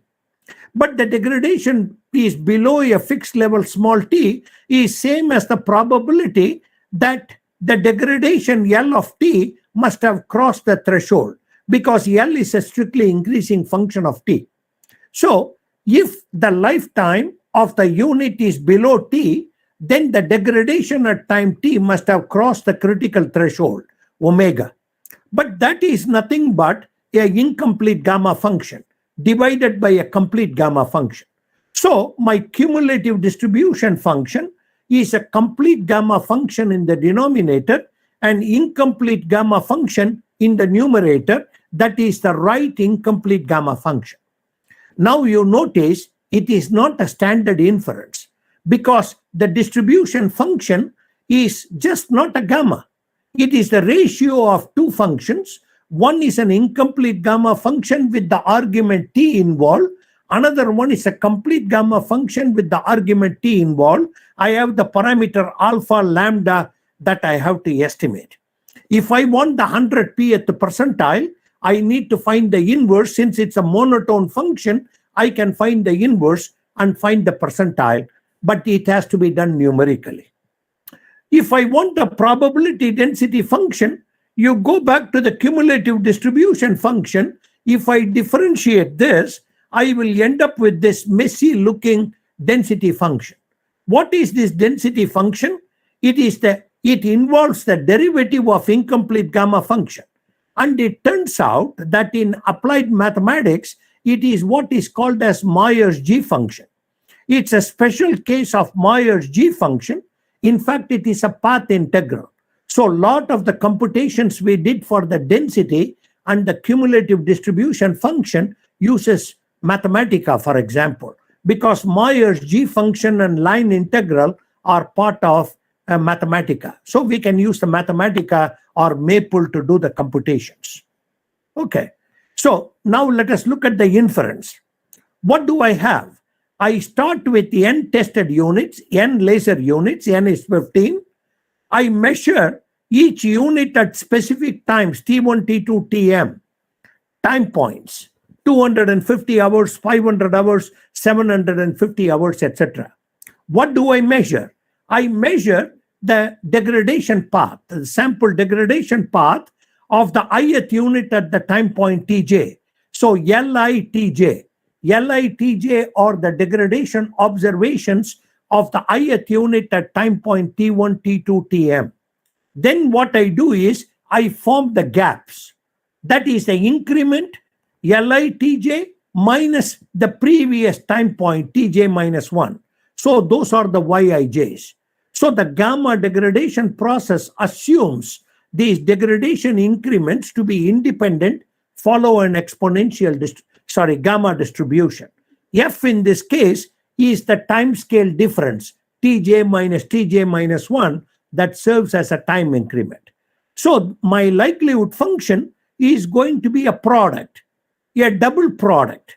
The first product is I equal to 1 to n because there are n units being tested. The second product goes from j equal to 1 to m because I am observing the degradation at m time points. Since these increments are by definition independent gamma, I have to multiply them.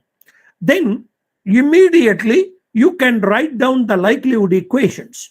You will notice that there are two likelihood equations, one for alpha and one for lambda. And it turns out that one of them can be solved explicitly, the other one needs to be solved numerically. And that's what I have given here. Alpha hat satisfies the nonlinear equation, but lambda hat, the gamma rate parameter, is explicitly found. It is just the inverse of the mean. So that we can find. But alpha needs to be numerically solved. The first thing to do is to show that there is a unique root and it always exists, as long as I have more than one observation. As long as I have observation of degradation at more than one time point, this is completely estimable and it exists uniquely and it always exists. So I have a unique solution that I can find. Asymptotic distribution, it's a standard multivariate delta method. If I want the pth percentile that I want to estimate, I can show that it has root n consistency, root n times my MLE of the pth percentile of the first passage time distribution minus the true percentage point has an asymptotic normality, and it is variance covariance matrix is given here. That needs the Fisher information matrix to be derived. The Fisher information matrix can be derived using digamma, trigamma functions. I have given the expressions here. The details are messy. You can find it in our paper in IEEE Transactions on Reliability. But this is a very simple process. In fact, it is a bit of a cheat because I allow only the shape parameter to change, but not the scale parameter. That doesn't seem reasonable. Can represent a time correlated pattern of degradation paths, but it cannot capture unit to unit variability. Unit to unit variability is captured by the scale parameter. But I have fixed the scale parameter to be fixed as one parameter lambda. Only the shape parameter is changing. So I need to come up with another model which will capture the unit to unit variability. And that is what is the model introduced by Jerry Lawless and Martin Crowder. It's a statistical inference for a gamma degradation process with random effect. What is a random effect model, which I denote by M2? It assumes the increment in the degradation process delta L of t has a gamma distribution. Its shape parameter is eta delta t, and it has a scale parameter nu. But the scale parameter nu itself has a gamma distribution with the parameters delta and r. So this is like a Bayesian setup. You can think of nu to be a prior on the parameter nu. So that means I am giving a gamma prior, which is a natural conjugate prior for the scale parameter of the gamma process. If I do this, there is one advantage. I need the first passage time distribution or the cumulative distribution function of t. The cumulative distribution function of t is precisely the probability that the degradation process exceeds the threshold omega. But that we can show is a ratio of two beta functions. How do I get that? Get the posterior from here. Because I have given a gamma with scale parameter nu, I have superimposed a gamma prior, work out the posterior, calculate, you will notice that it is a ratio of two beta functions. The numerator is an incomplete beta, the denominator is a complete beta, but both involve t. And then I can work with this. This is the random effects gamma degradation process. And you have now very complicated mathematics, because if I want the density function, I need to know how to take the derivative of incomplete beta function and a complete beta function with respect to t, and t is present in the parameter of the beta distribution. So I need some lemmas. For example, the derivative with respect to a, and that involves confluent hypergeometric function. These are called Kummer's confluent hypergeometric function. All of them can be programmed in MATLAB, and we have done that. The calculations are very easy. And this leads to what is called as W function, and this is Lambert's W function.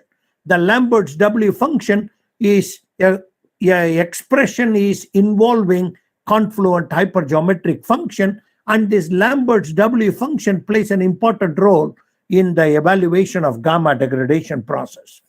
So how do I find the likelihood estimate? Now what I have to do is set up the likelihood function. There is a product I equal to 1 to n because there are n units. But remember, earlier I had a product corresponding to time points. But now I cannot do the same because the time points, the scale parameters are changing because I am giving a gamma prior.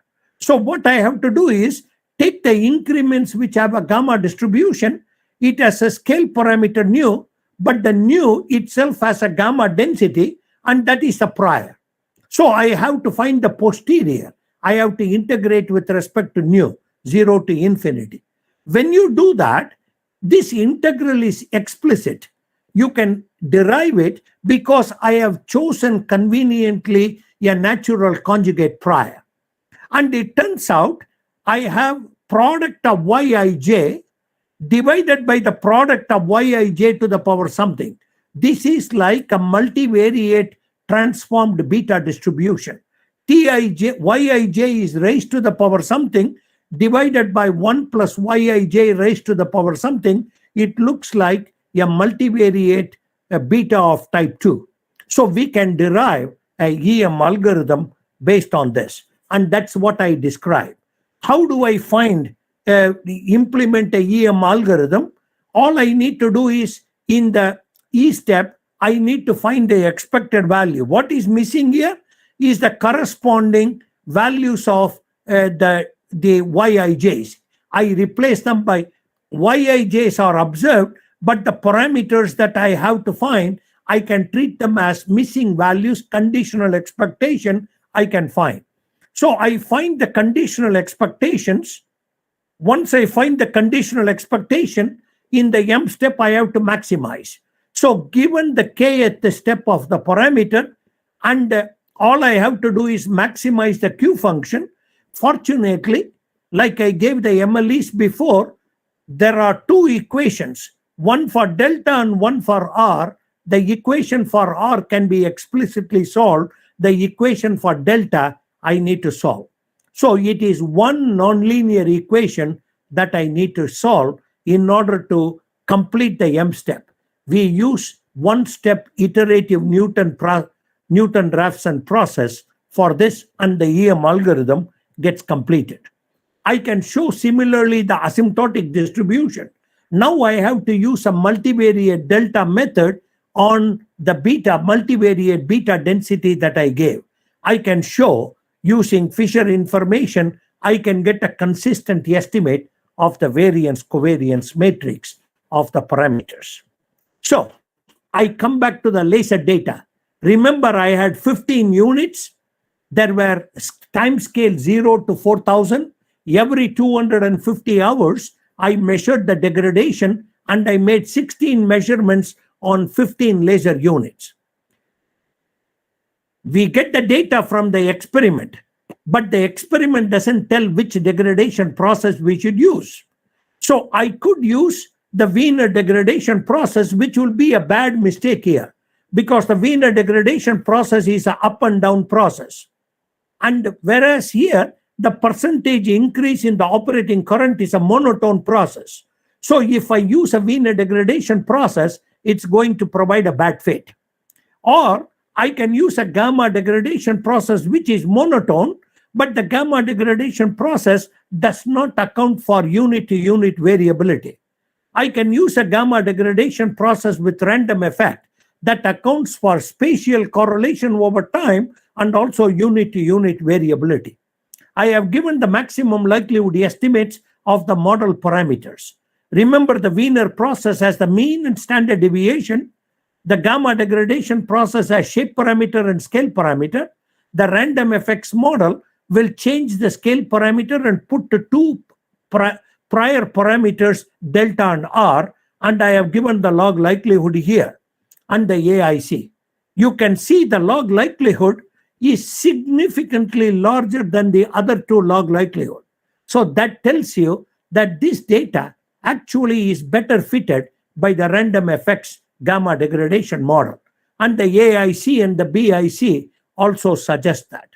And the AIC means 2 times the number of parameters minus 2 times the log likelihood, whichever is smaller, that is the model that we should follow. So in the following, we use M2 to be the working model. Now I will describe how I can construct an optimal design. This part is operations research. I have a total cost. The total cost is a function of how many units I want to test, what is the frequency that I use, and how many measurements I make. So the frequency is 250 hours, M is 16 measurements, so it goes to 4,000 hours. But these 3 are design parameters. And of course, it will depend on 3 types of cost. The first cost, C item N, is how many units, how many items that I buy, and that will cost a C item N times. Then how many measurements I make, N units, M measurements, that's times the C measurement cost. Then frequency is how often, how frequently I measure, how many times I measure, that is the operation cost. So there are 3 costs involved. If you specify these 3 costs, you give me the total, I will know the total cost. I can minimize the total cost and determine what is an optimal design. And that what kind of criteria we can use. We can use different objective function. One of them is I can use the asymptotic variance. Asymptotic variance of the pth percentile, mean lifetime, median lifetime, whatever quantity I want. But what is the quantity that I minimize is an objective function that we choose, subject to the total cost being less than or equal to a budget. The budget is pre-specified. For example, I may be given $100,000, go and do an experiment, that is my CB.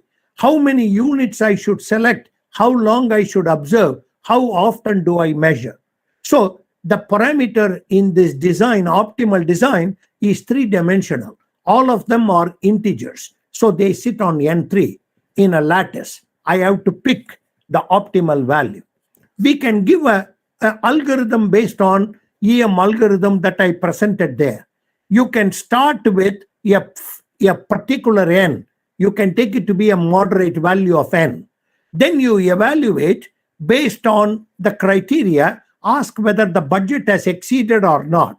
If the budget has exceeded, that tells me that I have to decrease the value of N.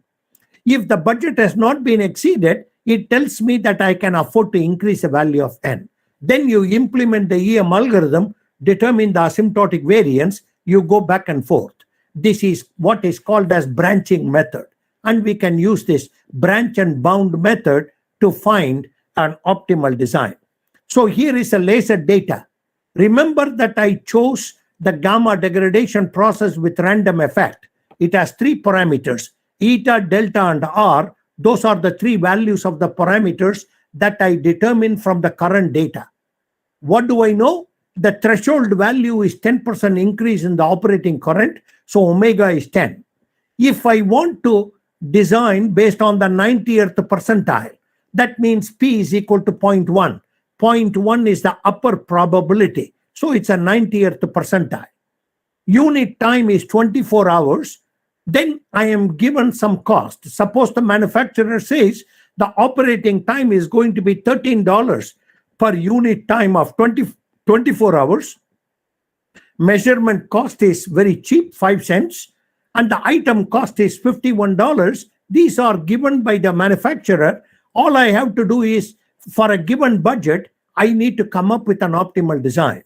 The budget that may be set aside may be $1,000, $1,250, or $1,500. You can fix any budget. Here are the optimal values of the number of units that I need to determine, use, frequency, number of measurements. And I have given the asymptotic variance here of this percentile. You notice the asymptotic variance is very large. Why? Because I am using very few measurements. Number of units is only 11. So that means the data is collected based on 11. But the total cost always is within the budget. I have calculated it to be $996 for this optimal design, less than $1,000. So if you feel this asymptotic variance is too large, you want to decrease it, increase the budget. If I increase the budget, I increase the number of units that I want to test. That will result in decreasing the asymptotic variance. Automatically, you can make a balance between the cost and the required efficiency. And that is how the optimal design is constructed. But remember, the optimal design is determined at this MLE. But this MLE is not the true parameter. The MLE is just an estimate of the true parameter. So automatically, when you use an optimal design, you have to ask, how sensitive is it to these fixed values of the parameters? So we can do a sensitivity analysis. What is a sensitivity analysis? I have the parameter eta, 0.039. I have the parameter delta, 28.878. I have the parameter R, 1.453. There are 3 parameters. What I do is, I give a margin of error for these 3 parameters, plus or minus epsilon. So I have epsilon 1, epsilon 2, epsilon 3. Those are the 3 departures. They can be any value. You can put 0 to 20%, for example. And the 20% overestimate or underestimate can be evaluated. And at those, taking those as the true values, you determine the optimal design based on the scheme that I gave. Except I don't use these values, but I use the perturbed values. So the sensitivity analysis creates a perturbation of the parameter and finds the optimal design. Keep this in mind. This is the optimal design. Now with this perturbed parameter, originally I had 15 to 18. Notice here, I have 15 to 18, 14 to 20, etc. They are all pretty close to the optimal design. So the design that I set up seems to be naturally robust to misspecification in the parameter up to a certain level. You may also want to know what is the cost involved. So I have determined the cost here. Notice, even if I misspecify the parameter, the cost doesn't exceed the budget. So that's a good design. Second one, you can see here that I have an asymptotic variance and I can calculate the asymptotic variance. The asymptotic variance may become larger under some misspecification, may become smaller under some misspecification, because there are 3 parameters that are misspecified. The compound effect can be anything. That's what I point out. Now I am going to introduce, I have a few minutes. I want to talk about a particular method not many statisticians know. This is about model misspecification. So I have given here the data. This is the empirical distribution function, which is indicated by the asterisk. I have the model F1T, which is the dashed line. Clearly, the model 1 is not a good model for the observed data. F2, that is the gamma degradation process with random effect. That is the solid line. You can see that the solid line is much more close to the cloud of asterisk, which are the data points. So, how to address the effect of model misspecification? You may, that the data truly may come from model M2, but I wrongly assume model M1. This is model misspecification, and it has a mathematical basis by an economist, published in 1982. This is Hal White, University of California, San Diego, who is not alive anymore, 1982. It's a famous paper in Econometrica, but it connects to information theory. I'm going to explain what the model is. So I have the true model, call it as model M2. If I am fortunate enough to know what the true model is, I can set up the log likelihood function and I can estimate the parameter theta, and that I denote by theta2 because it's under the model M2. That is the true MLE. But even though the true model is M2, I may be unfortunate enough to assume a wrong model. That's a fitted model M1. So if I fit a wrong model, I will have a corresponding log likelihood function and I denote it by L theta 1. So I will maximize to find the MLE theta 1, but that's not the MLE because the model is a wrong model. That's a quasi MLE. What Hal White proved is this point that you ask, what is this theta 1 star? This theta 1 star is nothing but the org min of Kullback-Leibler distance. The Kullback-Leibler distance is the expected value of the log likelihood function under the true model minus the log likelihood function under the misspecified model evaluated at M2, that is the Kullback-Leibler distance. What this says is this theta 1 star is a value that is different from theta 1 hat because that's a quasi MLE. This theta 1 star is the value of theta 1 that minimizes the Kullback-Leibler distance between theta 2 and theta 1. Theta 2 is here, theta 1 is here, theta 1 star is the Kullback-Leibler distance. So what Hal White proved is that a MLE which is determined under the true model, under the misspecified model, there is an underlying mathematical principle, and that theta 1 star is nothing but the value of the parameter theta 1, which minimizes the Kullback-Leibler distance between the two log likelihood functions. So with this, you can determine what is the asymptotic distribution of the pth percentile when I misspecify the model. If the true model is M2, I misspecify it by model M1, I ask, what is the distribution of the pth percentile under misspecification? And here, the Kullback-Leibler distance plays a role. I need to find the expectation of Kullback-Leibler distance, and I use it to construct bias mean square error under misspecification. So I can determine the asymptotic bias. What is the asymptotic bias? The true pth percentile under the model M2 is TP theta 2, but I assume the wrong model M1 and I find the theta 1 star, which according to Hal White is this value which minimizes the Kullback-Leibler distance, and that I evaluate the pth percentile under that value. The difference between them is the asymptotic bias. If I want the relative bias, take the difference, divide it by the true value. I can find the mean square error. The mean square error, I can find the relative variability. So all this is possible because of this particular theory. This is one of the sophisticated mathematical statistical papers that I have read. It is in Econometrica by Hal White. So let us come back to the particular. Can you sum up now? Yes. This is now the end of the talk. I am giving you here the model parameter is theta 2. Theta 2 is the gamma degradation process with random effects. That's a parameter. But if I had wrongly assumed gamma degradation process without random effect, with fixed effects, there will be two parameters, alpha and lambda. This is theta 1 star. What is this theta 1 star? That is the value of the parameter theta 1, which minimizes the Kullback-Leibler distance between the two log likelihood functions.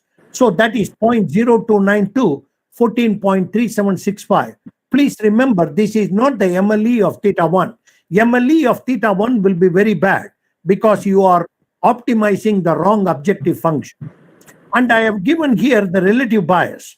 The relative bias, I have highlighted what is the smallest value, what is the largest value. It is about between 0.15 and minus 0.15. The relative variability for different P. As I vary the percentile, what happens to the relative variability? Sometimes it can be very low. If I am looking at the center of the data, P is close to 0.5. But if I go close to the tails, P is 0.1 or P is 0.9. That is what we are interested in reliability. The relative variability can be very high. So the model misspecification becomes quite serious when we are particularly interested in extreme percentiles. That's the point that I mentioned here. So I have given here a P equal to 0.1, simulated asymptotic. You can see here what is the corresponding asymptotic mean square error and the relative efficiency. But if I am close to the center, you notice this relative efficiency is close to 1. But if I am away from the center, the relative efficiency is large, which tells you model misspecification between the fixed effects model and random effects model is quite serious. So I just give you concluding remark. All kinds of inferential problems are open here. How to use the Bayesian machinery, such as Metropolis Hastings algorithm, how to do Markov chain Monte Carlo to effectively make inference and make Bayesian, fully Bayesian inference, fully Bayesian design, etc. So I have given a couple of important references, and this is a good point to stop. And this is the paper that I encourage all of you to read. It's the only first paper to talk about misspecified maximum likelihood estimation. It's a lead paper in Econometrica, which is the top journal in economics in 1982. And these are the two papers in IEEE Transactions on Reliability. But since 2011, we have published more than 10 papers. All of them are on IEEE Transactions on Reliability, different aspects, different optimal designs, different degradation models, mixed gamma process, etc. I will stop there. Thank you very much for listening. Now I am open for any questions. Thank you, Professor Bala. Thank you. Any questions?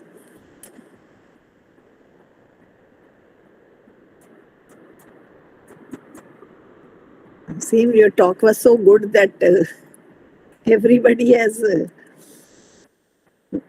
grasped the concept. Thank you, Professor Bala, for your very informative talk. Thank you very much. Models, and you gave very interesting examples. Thank you. An insight into these degradation models. I have a very small question. I don't know. Yes. Because I am not working in this area. You talked of Wiener and gamma degradation models. Are there any other degradation models also in literature? Yes. In fact, with my student Chichuan Sai, we also introduced what is called as a mixed gamma process. So the mixed gamma process is a case where if you are getting units, manufactured units from different suppliers, you cannot assume that the degradation of all those units are identical. Okay. So if I have a mixture of units that's coming from different suppliers, or even units from the same supplier, but some of them can come from one production line, others can come from different production line. It can be a mixture. So we have developed what is called as a mixed gamma process. And we have also done some work on bivariate and multivariate degradation process. If two cracks are observed, you monitor their growth over time, you have correlation between the two cracks. This is called the multivariate degradation process. We have introduced bivariate gamma degradation process. Independently, some work has been done on inverse Gaussian degradation process. So that's called the IG process.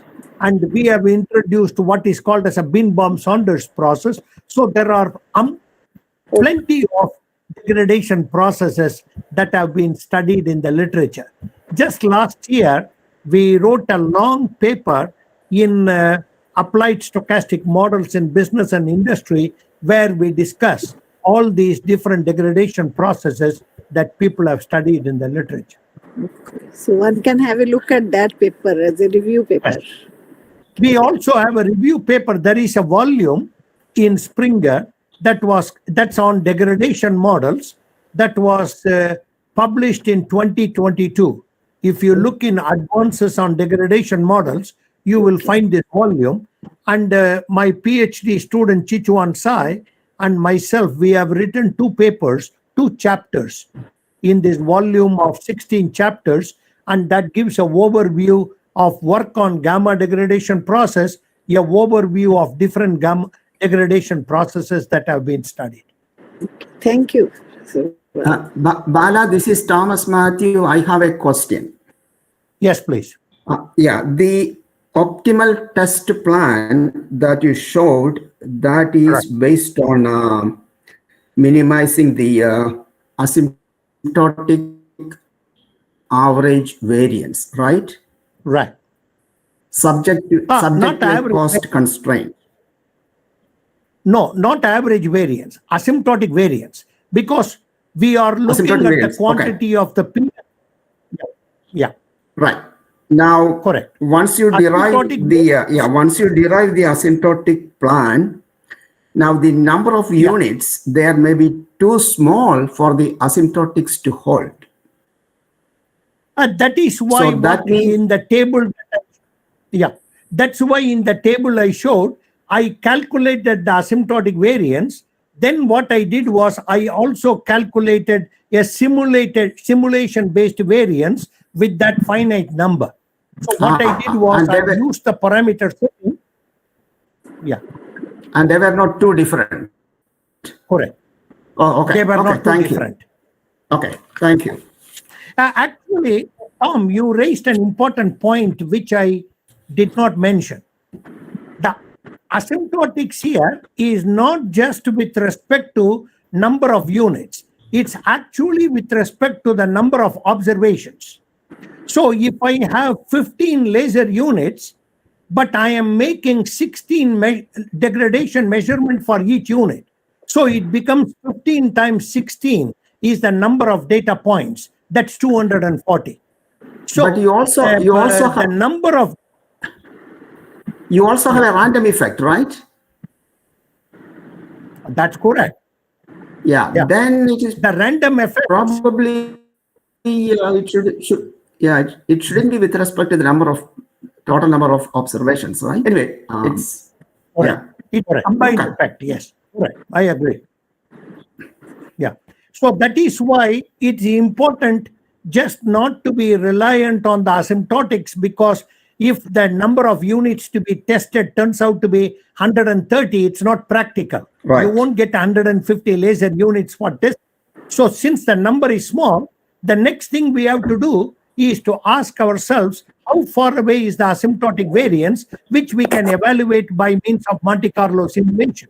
So which we did with the data that is given, the parameter setting, we go and evaluate the pth percentile in Mathematica, and then we do the simulation, look at the average variance from there. Okay, got it. Thank you. Thank you. Thank you, everyone, and thank you, Professor Bala. Thank you very much. Let me stop sharing. Yeah, thanks.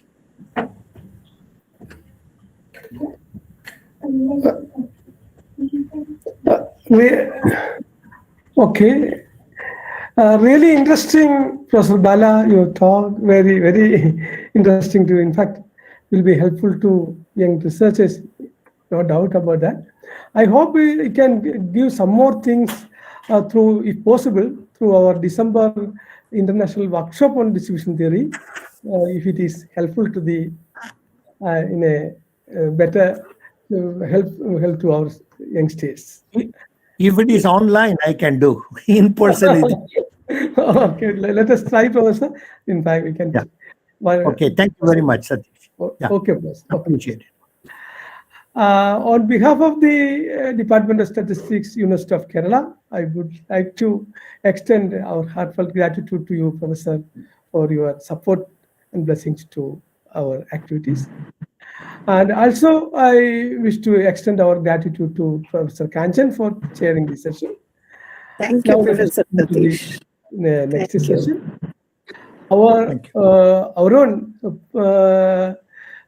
alma mater, Professor Thomas Matthew, is here in the group to carry on the next, given the next talk. And Professor Sebastian, Professor Sebastian is also there in the group to chair the session. Yeah. Please, students, please give a small introduction to, a brief introduction to our chair, and then carry on. Allow him to, carry on further. It's my great honor to invite Associate Professor Sebastian George, Department of Statistical Science, Kannur University, also Adjunct Faculty, Department of Biostatistics, Christian Medical College, Vellore, and Pranab Singh, Distinguished Visiting Professor at Department of Biostatistics, University of North Carolina, USA. And he published more than 40 publications. Some of his specializations are probability theory, harmonic regression models in epidemiology, bootstrap methods, and EM algorithm. Once again, I invite Associate Professor Sebastian George to chair the session. Sir, please. Sebastian, Thank you. Sir, please Thank you, Professor Satish, for the nice introduction. I'm very happy to introduce Professor Thomas Matthew. He is the speaker from 7 to 7:45. I think 45 minutes allotted to him. Perhaps he can use 40 minutes for presentation and 5 minutes for discussion. And for all of you know, Professor Thomas Matthew, as Dr. Satish mentioned, he is a student of Kerala University. He took his PhD from Indian Statistical Institute. At present, he is working as a presidential research professor at UMBC, University of University of Maryland, Baltimore County. And he has published several papers, especially in biostatistics, and also earlier he has done some sound theoretical work. And I am happy to chair this session. In fact, I am very junior to Professor Thomas Matthew. I know that this is a big honor to me to chair this session, but still, I invite Professor Thomas Matthew to present his work on interval estimation of intra-class correlation. Thank you. Okay, let me share my screen, make sure there are no glitches.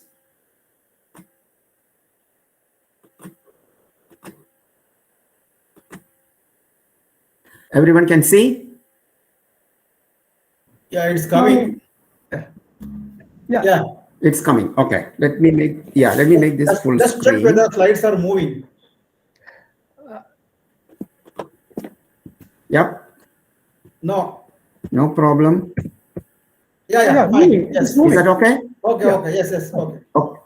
Okay. It's perfect. No problem. Yeah. So as an alumni from Kerala University, so it is certainly a pleasure and a privilege to be invited to speak at this conference. And I am especially grateful to Dr. Satish Kumar for the invitation.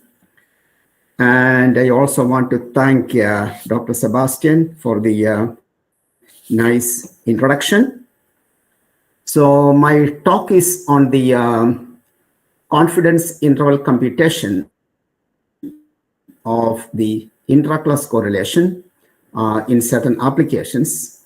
Actually, I am going to focus my talk on just one particular application. So this application is taken from this article that appeared in 2013 in the Journal of Clinical Psychopharmacology. My talk is going to be built around this application. So I will not be presenting anything in a general framework.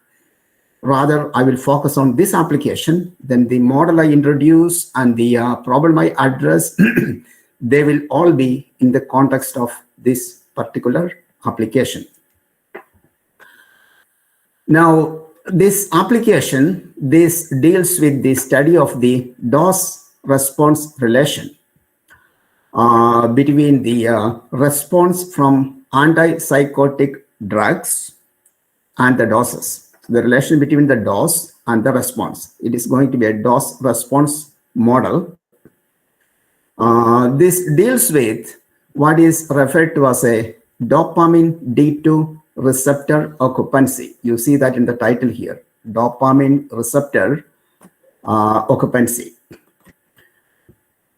So the dopamine is, so I'll give you a brief explanation. I don't know much about the clinical aspect of this, but I will give you some very basic description of what this application is about.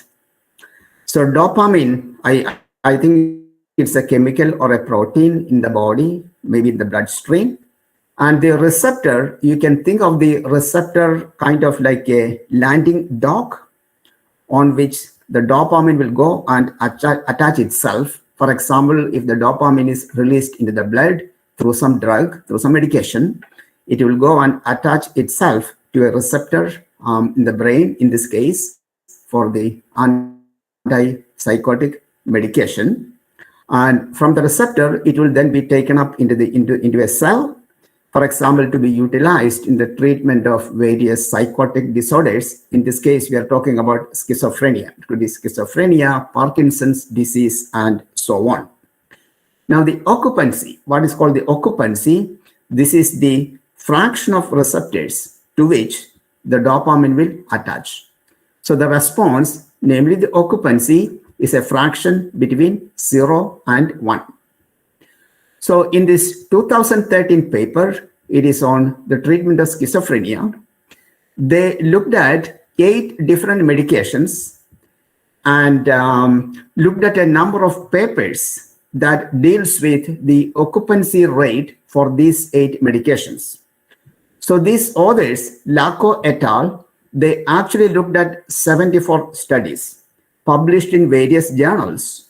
And the total number of patients involved in these studies was 638. The question they wanted to address was, is there homogeneity across studies? When you look at different studies addressing the same problem, and one of the very popular things in biostatistics is the performance of a meta-analysis. And this is a topic that has always been an active area of research for a number of years. It continues to be so. So you want to combine the results from different studies. So one of the initial things that is done is to check, is there homogeneity across studies? So we will introduce a model, and we will introduce a homogeneity parameter, and that is going to be the intra-class correlation. And the problem I will address is to do some inference on the intra-class correlation from which you can conclude whether there is homogeneity or not. So even though the article is dealing with 8 antipsychotic medications, later I will focus on just 3 of them. All right, so that is a little bit of a background on this problem here. And I just learned about this background actually earlier today from my daughter, who is actually a neurologist. Okay. So we'll write as M the number of studies in the meta-analysis. In this case, M is actually total number of studies is 74. But for a particular drug, the number of studies could be fewer than that. And Ni will denote the number of patients in a particular study, in the ith study.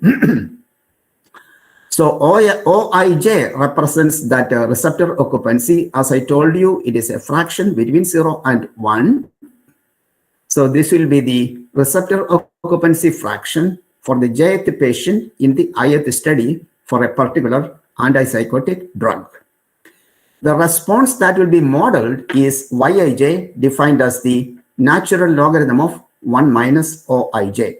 Apparently, this is a standard response measure when you want to investigate this quantity, the occupancy fraction. We will look at a nonlinear mixed model, which will be used to model Yij as a function of the dose of the antipsychotic medication. As you will shortly see, we will include an additive random effect. Even though the model is non-linear, but the random effect will enter the model additively, and that random effect will be used in order to capture the possible heterogeneity across the studies. The model, the assumptions, and the setup all taken from this paper by Lakoff. So we are going to follow exactly what they did. All right. Now, let us write as X the dosage of a certain drug, certain antipsychotic drug, and the mean response, right? The mean of that quantity Yij, we will write as a function of the dose and a parameter vector beta. You model it using a well-known curve referred to as the Michaelis-Menten curve. So this is very well known in the investigation of enzyme kinetics, namely when you want to study the rate at which certain chemical reactions take place. I will not spend time on the model itself today, because the problem we want to address is that of assessing heterogeneity across studies. So this vector beta is just bivariate 2 by 1, beta 1, beta 2. So each of these parameters, beta 1 and beta 2, they have specific meaning. Beta 1 represents the maximum response of the drug, and beta 1 is between 0 and 1, and beta 2 represents the dosage which will produce a 50% response value.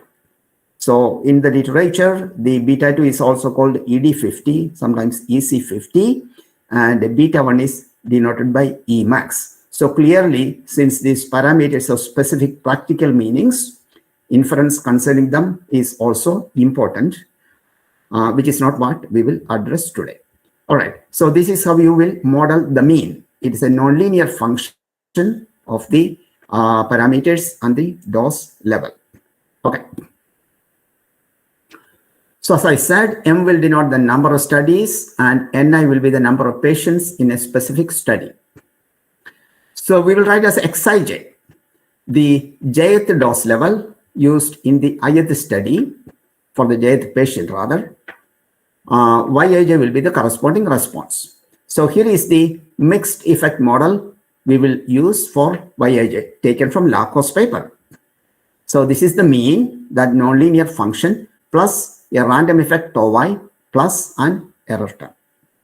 So we make standard assumptions on both the random effect and the error, independent, normal, etc. So sigma tau square is the variance of the tau y, and sigma epsilon square is the variance of epsilon ij. So as I said, this random effect tau y will be used to capture to quantify the heterogeneity across the studies, among study variation, more specifically the intra-class correlation. So here is the expression for the intra-class correlation, ICC. I will denote that by rho. You notice rho is simply the correlation between Yij and Yij prime, right? Correlation between Yij and Yij prime for j not equal to j prime.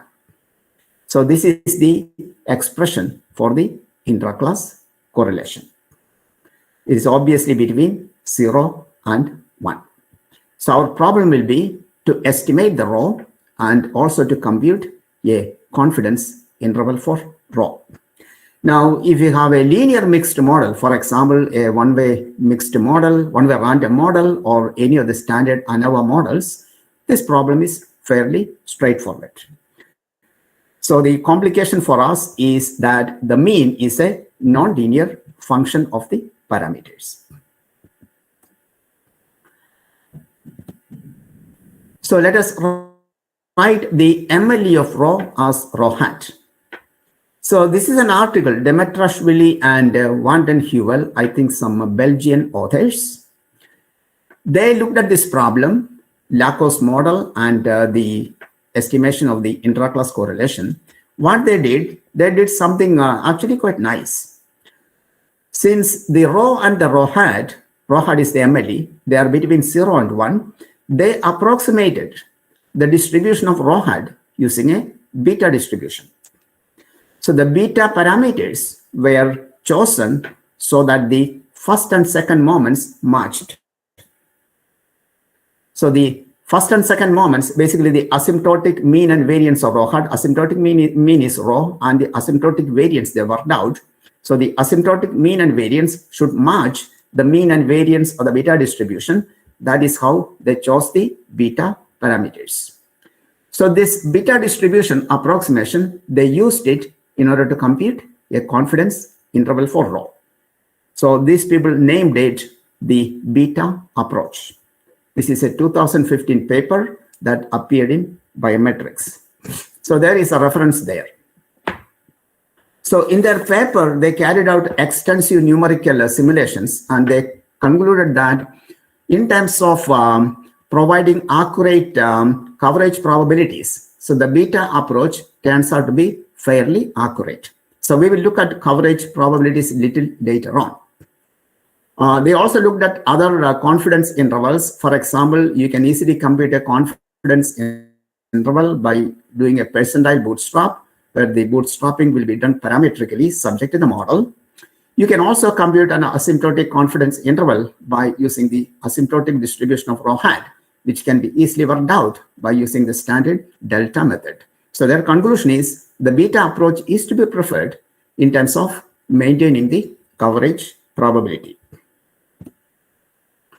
So here is the model once again. So the parameters in the model taken together, I will denote that by theta. So the parameters are the variance of the random effect, variance of the error, plus the beta 1 and the beta 2. So we'll call that theta. I have written it after a small reparameterization. I replaced sigma tau square with rho. So knowing sigma tau square and sigma epsilon square is equivalent to knowing rho and sigma epsilon square. So I did this reparameterization so that one of the parameters is the parameter of interest to us, namely the rho, and the remaining parameters are the nuisance parameters, which I will denote by lambda.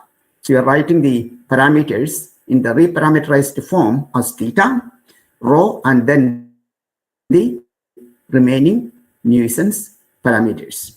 So what I'm going to do is I'm going to present to you another solution to the interval estimation of the intra-class correlation, a solution that is likelihood based. So here is the parameter vector. So let us write the log likelihood function. Remember, we are assuming normality. Write the log likelihood function as L rho lambda. We will write as rho hat lambda hat, theta hat, as the MLE of theta. We will also write as theta tilde, the constrained MLE of theta after fixing rho. Keep rho fixed, compute the MLE of lambda, lambda tilde, and that parameter, the constrained MLE, we will denote that by theta tilde. So this is the notation we will use. Then we will look at the signed root of the LRT statistic. We will denote that by R rho. So this quantity within bracket, you are taking the square root. If you square it, that is the usual likelihood ratio test statistic minus twice log LRT statistic, which we know has asymptotically a chi-square distribution with 1 df because the parameter is a scalar rho. You take the square root of that. In front, you put the sign of rho hat minus rho, where the sign could be +1 or -1, depending on whether the argument is positive or negative. So basically, you are taking the square root of that chi-square statistic with 1 df. So asymptotically, this will be standard normal once you put the sign in front, the standard result. And you can notice that R rho is a function of only rho, no other unknown parameters. So by equating R rho to the standard normal percentiles, you can easily get confidence limits for rho, which is valid asymptotically. And this solution will be first order accurate because any tail area approximation based on the normal approximation of R rho, the error time is of the order n to the -12. You have a first order accurate solution based on the asymptotic normality of R rho. So we are going to make a correction to R rho so that the approximation becomes third order, much more accurate compared to what you get from the normal approximation of R rho. So the higher order modification that I'm going to present is taken from two articles. So the theory appeared in this 1994 article, which appeared in the Scandinavian Journal of Statistics by DeCiccio and Stern. And some practical implementational aspects of this was discussed in this follow-up article in the Canadian Journal of Statistics 2001. So here is the idea. So remember that R rho is asymptotically standard normal. So asymptotically, the mean of R rho is 0 and the asymptotic variance is 1. But in a small sample scenario, the mean could be non-zero and the mean could depend on the nuisance parameters. So let us write the mean of R rho as M as a function of rho and lambda. Similarly, the variance, we write that as 1 plus some quantity. So asymptotic variance is 1. So this quantity V rho lambda will be 0 asymptotically. M rho lambda will also be 0 asymptotically. So the correction proposed by these people consists of you standardize R rho with this mean and square root of the variance, except you replace lambda by the constrained MLE lambda tilde. That means lambda tilde is the MLE that you obtain once you fix a value of rho. So the correction consists of standardizing R rho using the mean and variance evaluated at the nuisance parameters equal to its constrained MLE. Of course, we have to worry about the computation of M and the V. We will come to that shortly. And then they show that now you get a third order accurate result. So this modified quantity, I will denote that by R1 rho. So R1 rho is the higher order modification of R rho by doing this further standardization. We will also look at a second modification. They propose two modifications. This is the first one, R1 rho. Now the question is, how do you compute the mean and the variance? Remember, I need to be able to compute the mean of R rho, the variance of R rho when lambda is replaced by lambda tilde.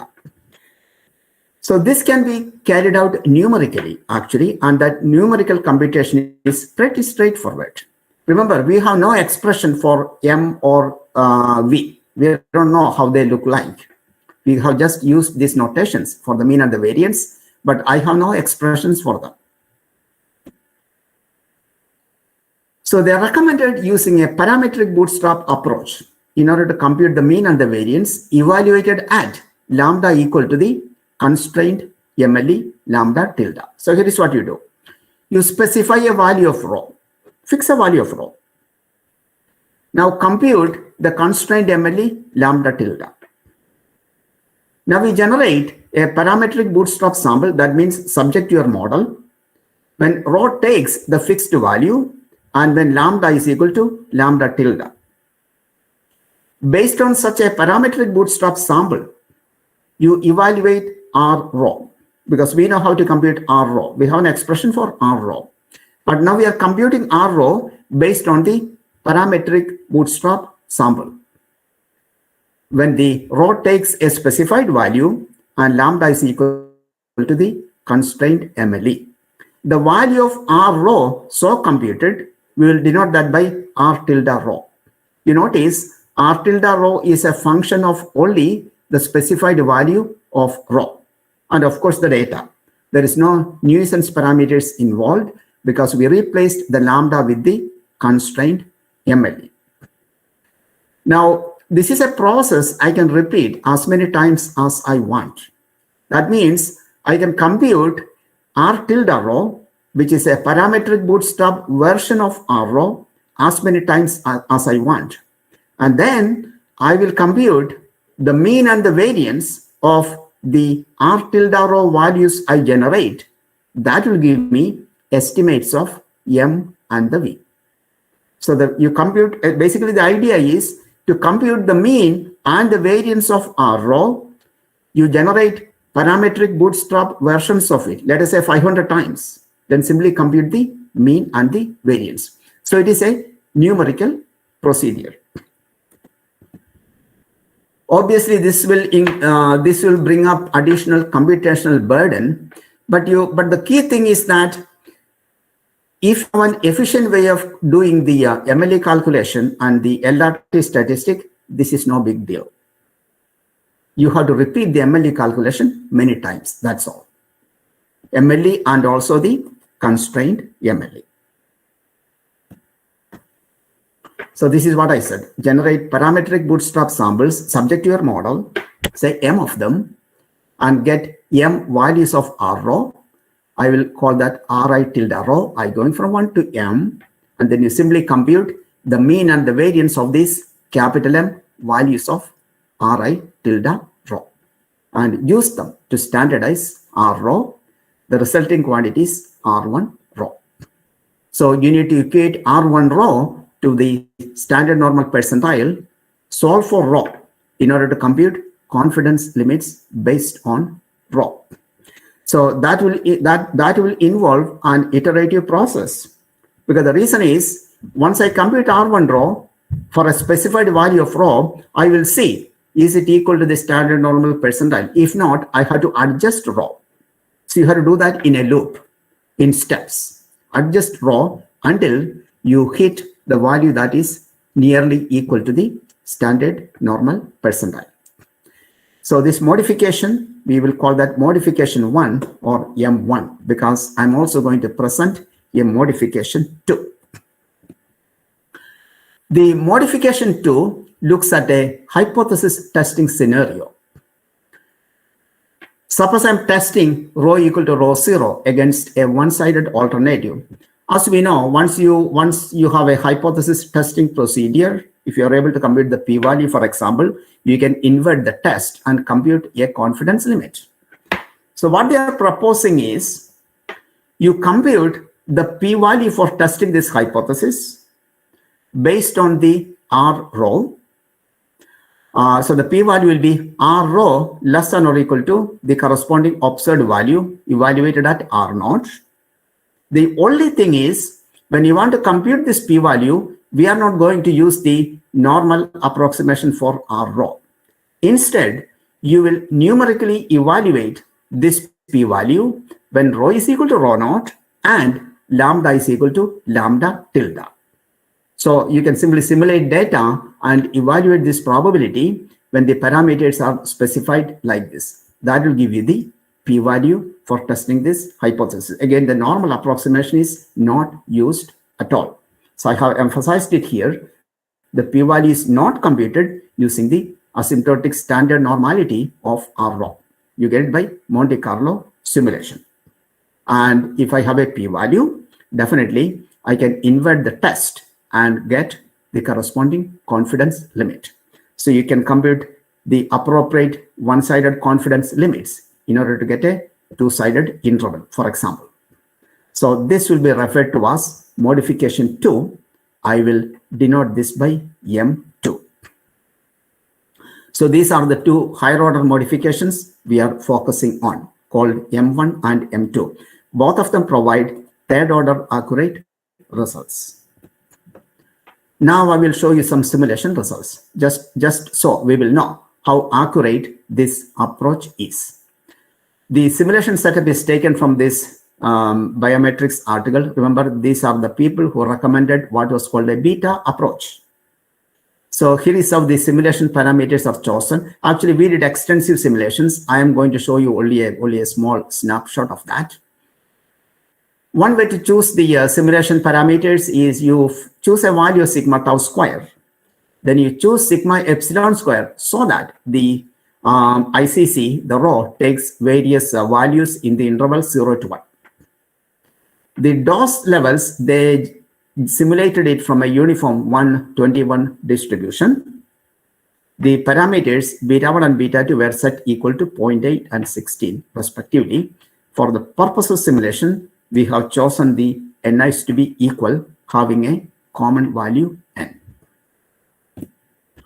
So here are the coverage probabilities if you are using a 95% nominal confidence level. So let us take a look. R rho, it is asymptotically supposed to be standard normal. So M is the number of studies, N is the number of patients per study. So these are the values of rho corresponding to our simulation parameters. So you can see that R rho, sometimes it is very conservative, like 0.982, and sometimes it falls short. For example, you even have a 0.904. So clearly, R rho will not be reliable unless, of course, you have large samples. M1 is modification 1, M2 is modification 2, and you have the beta approach. You can see both M1 and M2 are fairly accurate, and M2 is on target all the time. So this is something we have noticed in other problems where we apply this procedure. The modification M2 gives you coverage probabilities practically equal to the nominal level in fairly small sample scenarios. How is the beta approach? Well, most cases it is actually quite good. Sometimes it is quite conservative, like you see a 0.975 here. And sometimes the coverage can be poor, like for example, 0.933. This is based on 10,000 simulation samples. And remember that we had to do the parametric bootstrap in order to get that mean and variance in the modification M1. We used 500 parametric bootstrap samples. So very clear, the higher order modifications work. They are highly accurate, especially the second higher order modification. I'm almost done here actually, so we'll have plenty of time for discussions in case somebody wants more details. So I am going to focus on 3 drugs now. So the LACO, they looked at 8 antipsychotic medications. I'm going to give you the result corresponding to 3 of them. I think this clozapine is a well-known drug, as I understand it. So the drugs are amisulpride. There were 5 studies. Clozapine, there were 17 studies.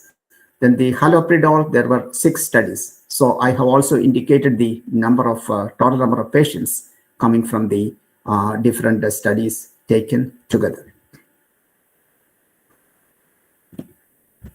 So here are the confidence intervals by the different method. And at the bottom, I have given you the MLEs of rho for the 3 studies. One case it is actually big, 0.682, somewhat big. Then you have 0.152 for the clozapine and 0.487 for the third drug. So the M1, M2, they give you confidence intervals somewhat similar, but the beta approach can give you confidence interval that can be very different. In fact, in the first and second cases, the beta approach gives you, at least in the first case, it gives you a narrower confidence interval. In the second case, also probably it is somewhat narrower. In the third case, probably it is much wider. The performance varies. Remember that the beta approach is sometimes conservative, sometimes the coverage falls short.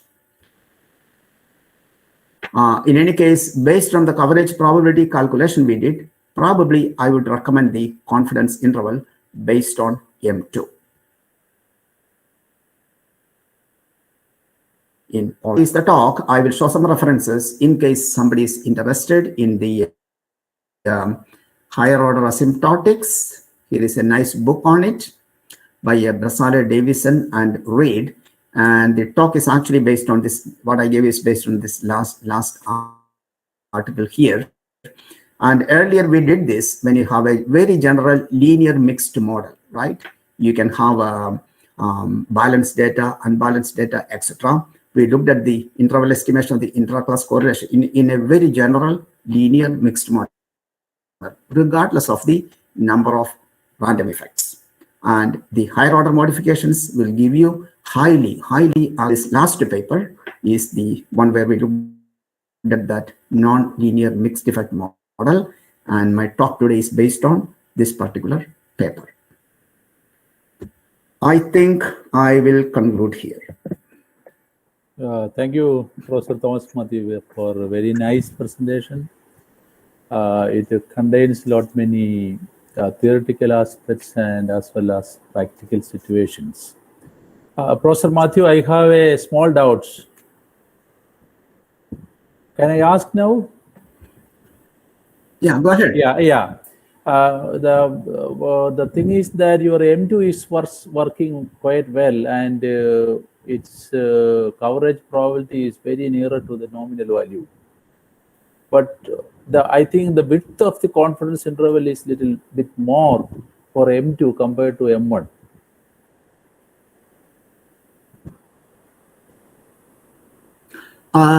That is what I remember. I did not put the width here. Actually, the expected width, I should say expected width. We did calculate the expected width. Yeah. The expected width comparison was actually mixed. The performance was mixed in terms of expected width. You are right. In this particular application, the M2 has slightly wider interval.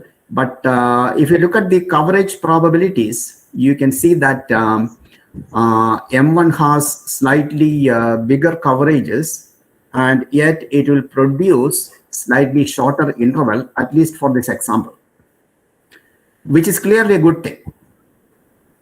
Because larger coverage, if it produces a larger interval, that is bad.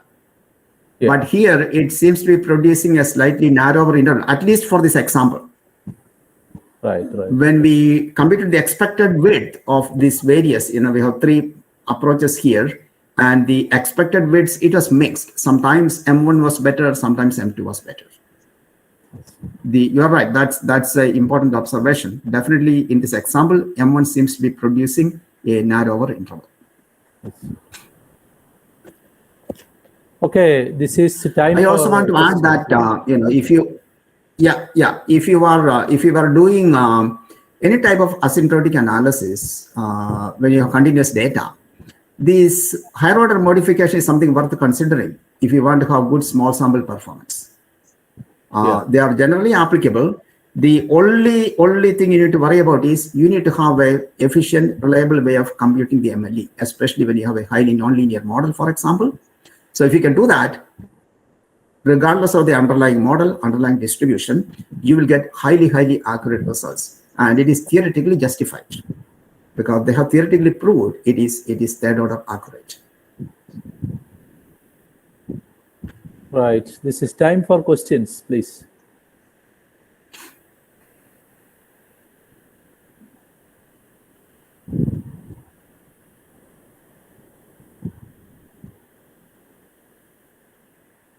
Okay, if not, I will stop sharing here. Yeah. Thank you very much, sir. Yeah. Thank you very much. All right. Thanks again. Professor Sadish, yeah. Yes. In fact, we have, I think, 10 more minutes, 9 more minutes left, because so by the time we can interact. So if so, then I will ask one more question, sir. Yeah. So is there any chance of getting a generalized pivotal quantity or generalized? See, you have to remember that this is you have only asymptotic pivots, right? Yeah.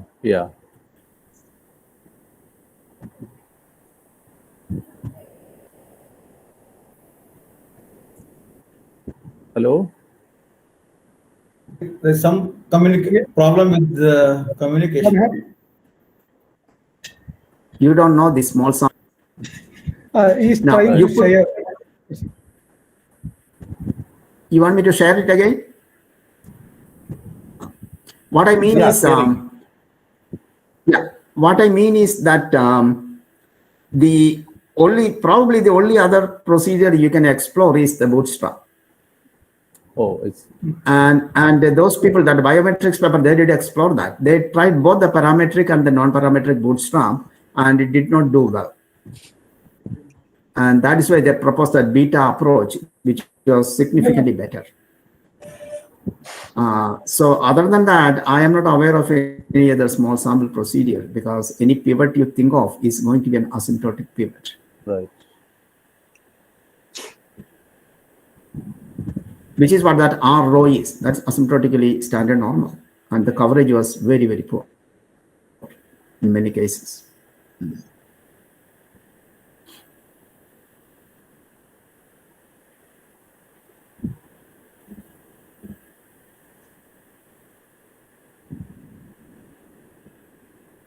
So this is actually a whole area of research. That's why that book is there. There are also multivariate generalizations, right? In this case, in my case, the parameter was a scalar rho. So in multivariate case, you have higher order procedures. They are only second order accurate, not third order, second order accurate. But if you apply to actual, you can see how much improvement is possible when you do these corrections.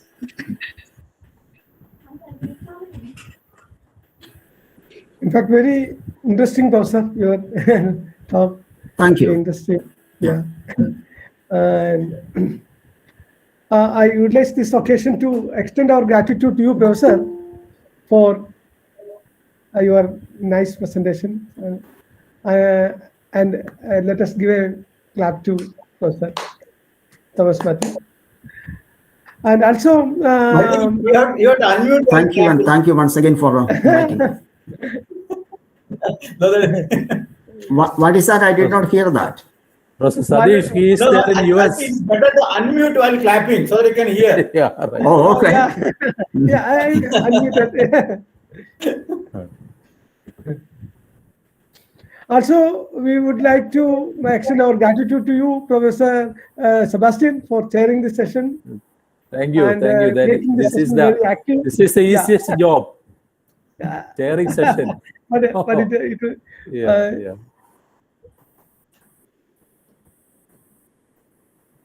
In fact, some more minutes. We have a few more minutes. 5 minutes. Good evening, sir. I'm Loganathan. Yeah, Professor. Okay, Professor. I'm searching you within the group. Yeah. Professor Thomas Matthew, how are the things there? His mic is not carrying. Your mic is muted. Yeah, well, yeah, we are doing all right. This is summer time, so not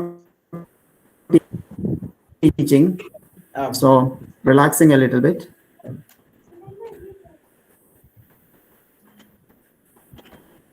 Good morning, Professor Sad Gupta. Yeah, good morning. Good morning. Yeah. Yes. So for us, it is good evening. Yeah, I know. Yeah, I know. They talked last night, midnight my time, and it was early morning in Delhi.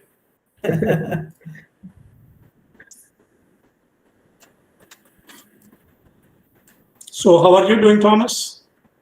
Oh, I am doing well. Yeah. How is the journal doing? Who? The journal. Oh, the journal is doing pretty good. Yes. Yeah, I think in terms of unofficial impact factor, like the journal is not SCI journal yet. Right. But Okay. in terms of its citation rate, etc., I think it has progressed quite a bit and gone beyond a bunch of SCI journals. So we are Okay. hoping that maybe this year it might get indexed. Ah, right. Oh, okay.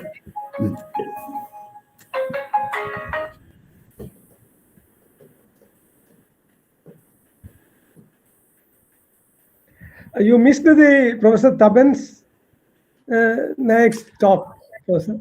Yeah, and he works in many different areas, but one of the areas he works in is randomized response model and privacy, etc.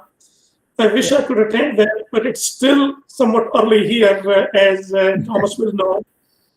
Yeah. So his talk was quite early, actually. And last night I talked past midnight, so I woke up kind of late. Oh, yeah.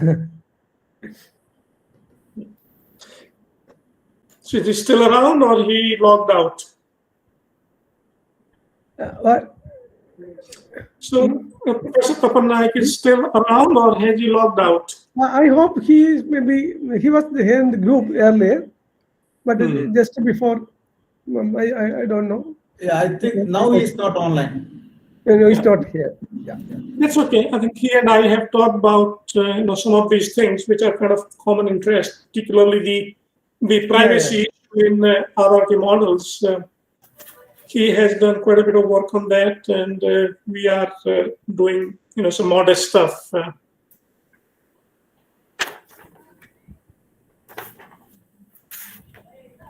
So the other speakers, were they able to share screen in such a way that the contents are there and the pictures are also there? Yeah. I think they all are presented, only they see only the presentation like that. Yeah, we'll see how it goes. But split windows are also there. Some people use, so that minimizing the one window and the other window, the presentation window, utilize. Yeah. That way also useful. And Dr. Balakrishnan, how are you? I remember meeting you during one of my visits to Kerala. Yeah. You have visited us in Cochin and gave a lecture also. Yes. Yeah, some years ago. Yeah. You are most welcome. It's a beautiful place, that whole area. We went to Tekadi and we went to this other beautiful hill station. Yeah, I think Tekadi and Trivandrum, Munnar, places like Munnar, yes. Yeah, yes. I think also that I visited the Kanyakumari. Isn't it, boss?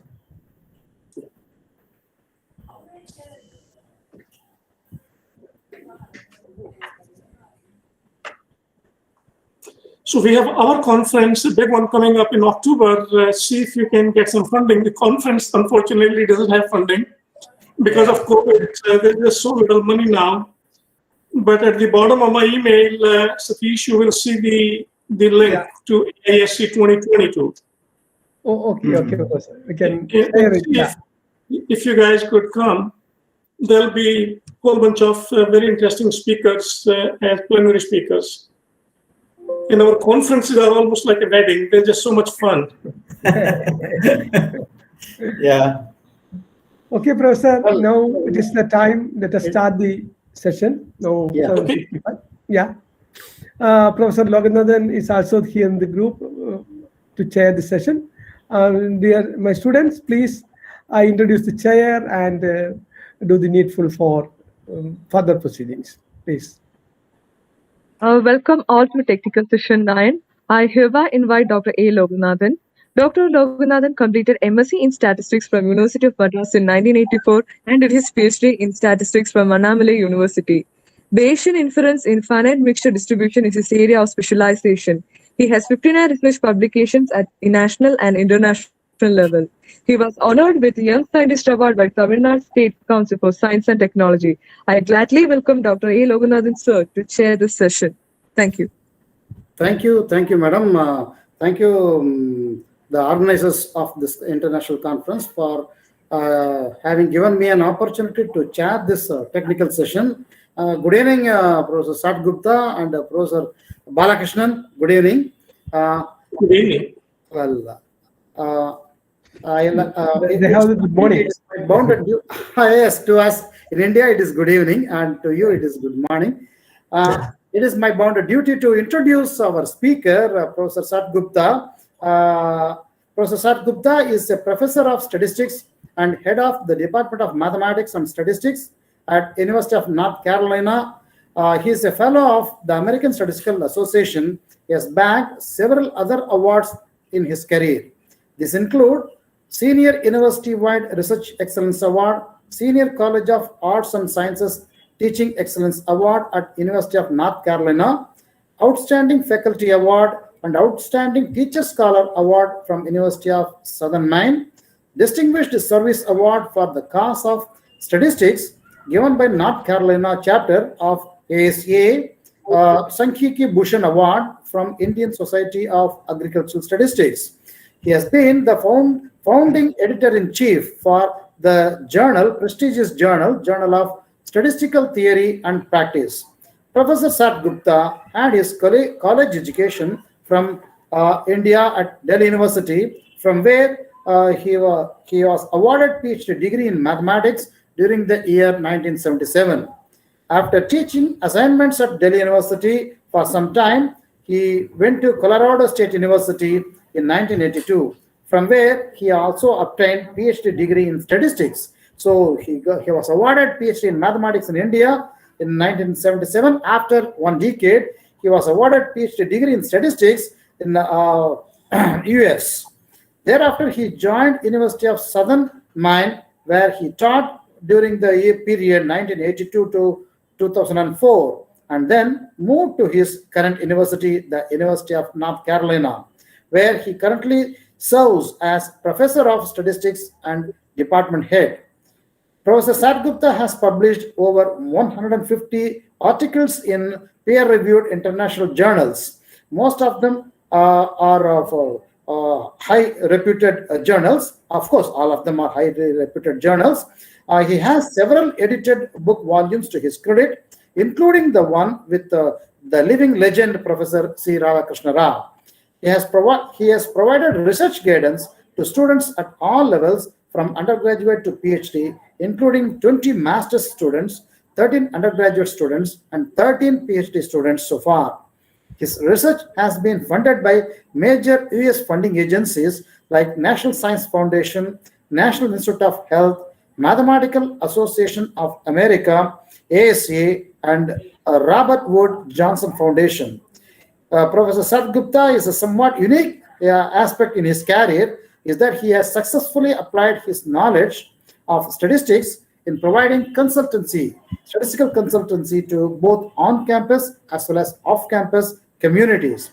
Professor Sat Gupta has provided testimony in many court cases as an expert witness. So there are many more things to tell about Professor Sat Gupta. Considering the time constraint, let me start with this, and let me invite Professor Sat Gupta to deliver his talk on mixture, binary, and quantitative randomized response technique models with a unified measure of privacy and efficiency.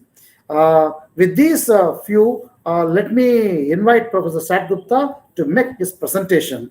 Professor Sat Gupta, we are given we are allocated the time till next 35 minutes. I think you can manage, you can spare some time for interaction, and you can start your presentation. Well, thank you very much, Dr. Loganathan, for a very generous introduction. And Satish, thank you so much for inviting me. And the other organizers, thank you so much for thinking of me. And it's always a pleasure to speak to my colleagues, friends from India and other places. I wish it was a live conference, but the online venue also is fine. So let me share my screen and hope it goes through all right.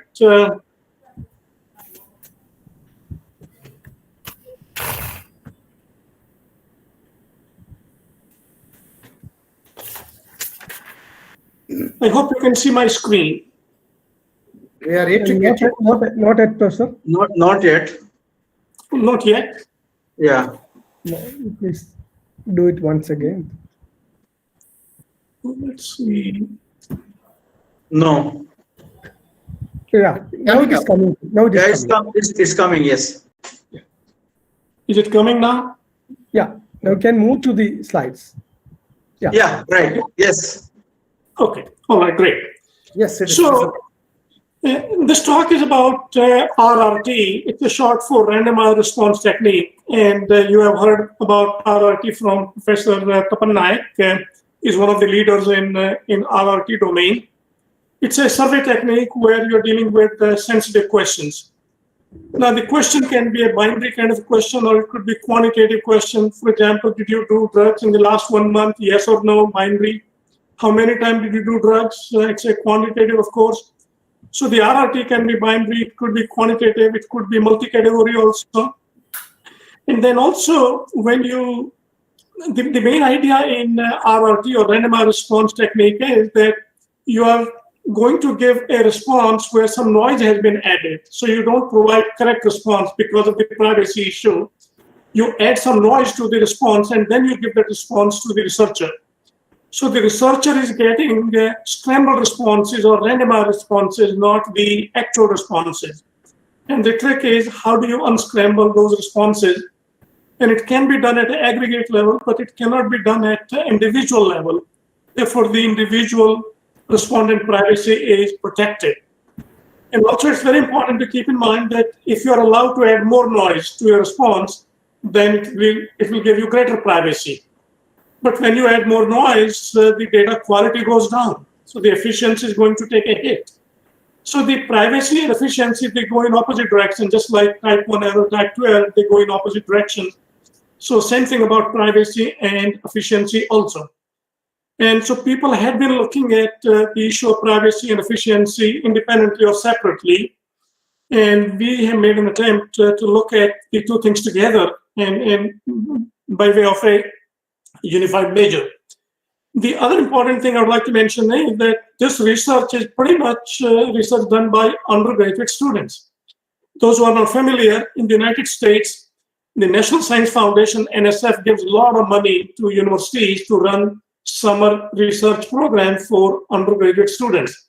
And generally, you get students from other universities, not your own university.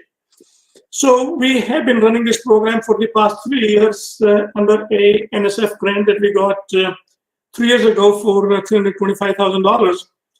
And this student, Maxwell Lovick, he came from University of Louisiana at Lafayette. So he was in my 2020 batch. Joya Jen came from University of Washington, Seattle. She was in my 2021 batch. Sadia Khalil is a former PhD student of mine. So that's what the authors of this work are. But largely, it's work done by Maxwell and Joya, and a little bit of work done by a previous REU student also. So as I said, RRT is a survey technique where the respondents, they give you scrambled responses, not the correct responses, therefore the privacy is maintained. And this is a little brief outline of what I'm going to do here. I'll talk about RRT models in general. A RRT model can be a full RRT, partial RRT, optional RRT. I'll talk about those. And RRT is not the only player in town when it comes to dealing with surveys involving sensitive questions. There are other alternatives also. I'll talk about that a little bit. Respondent privacy and data confidentiality, these are two very important issues. Before you collect data, you have to ensure respondent privacy, otherwise you will not get data.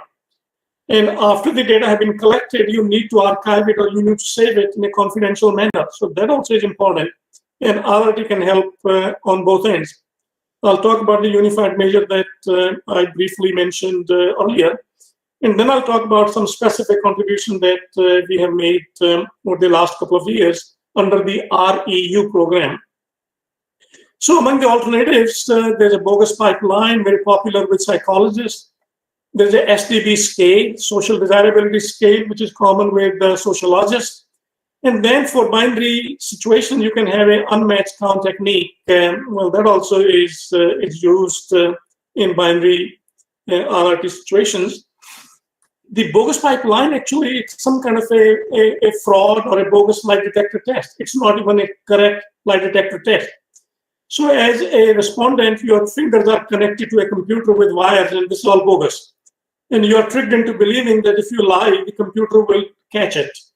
And therefore, the person is fearful of being caught in a lie, and therefore the person will start telling the truth, even though these are kind of private and confidential questions. But the person, rather than being caught in a lie, will choose to give you the correct response.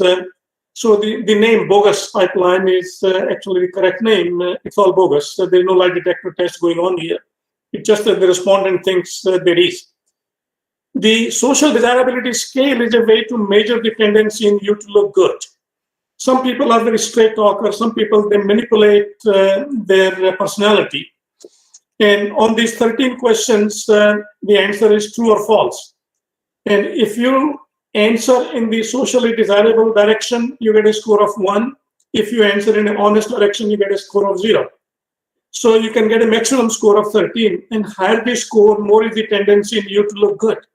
For example, one of the questions is that I always admit when I make a mistake. Now, the socially desirable answer there is yes, that's true. Honest answer is no, that's not true. I mean, how many of us, we always admit the mistake if we make one? I think we are all human beings. Sometimes we don't admit our mistake. So you can use the pre-survey scale and find out what the STB score is, and then STB score can be used to compare groups. The unmatched count technique also is fairly simple idea. You have a control group and you have an experimental group. And suppose the research question is, have you done drugs in the last 30 days? So both groups have a whole bunch of questions, and they're all very innocuous. There's no sensitive question. They are simple things. Which state were you born? And were you born in India? Were you born in Kerala or whatever? So both groups have innocuous questions, but one of the groups, the experimental group, also has a sensitive question. And the respondent is simply going to give you the number of yeses you have. And therefore, the total number of yes, or the proportion of yeses in the two groups should be roughly the same, right?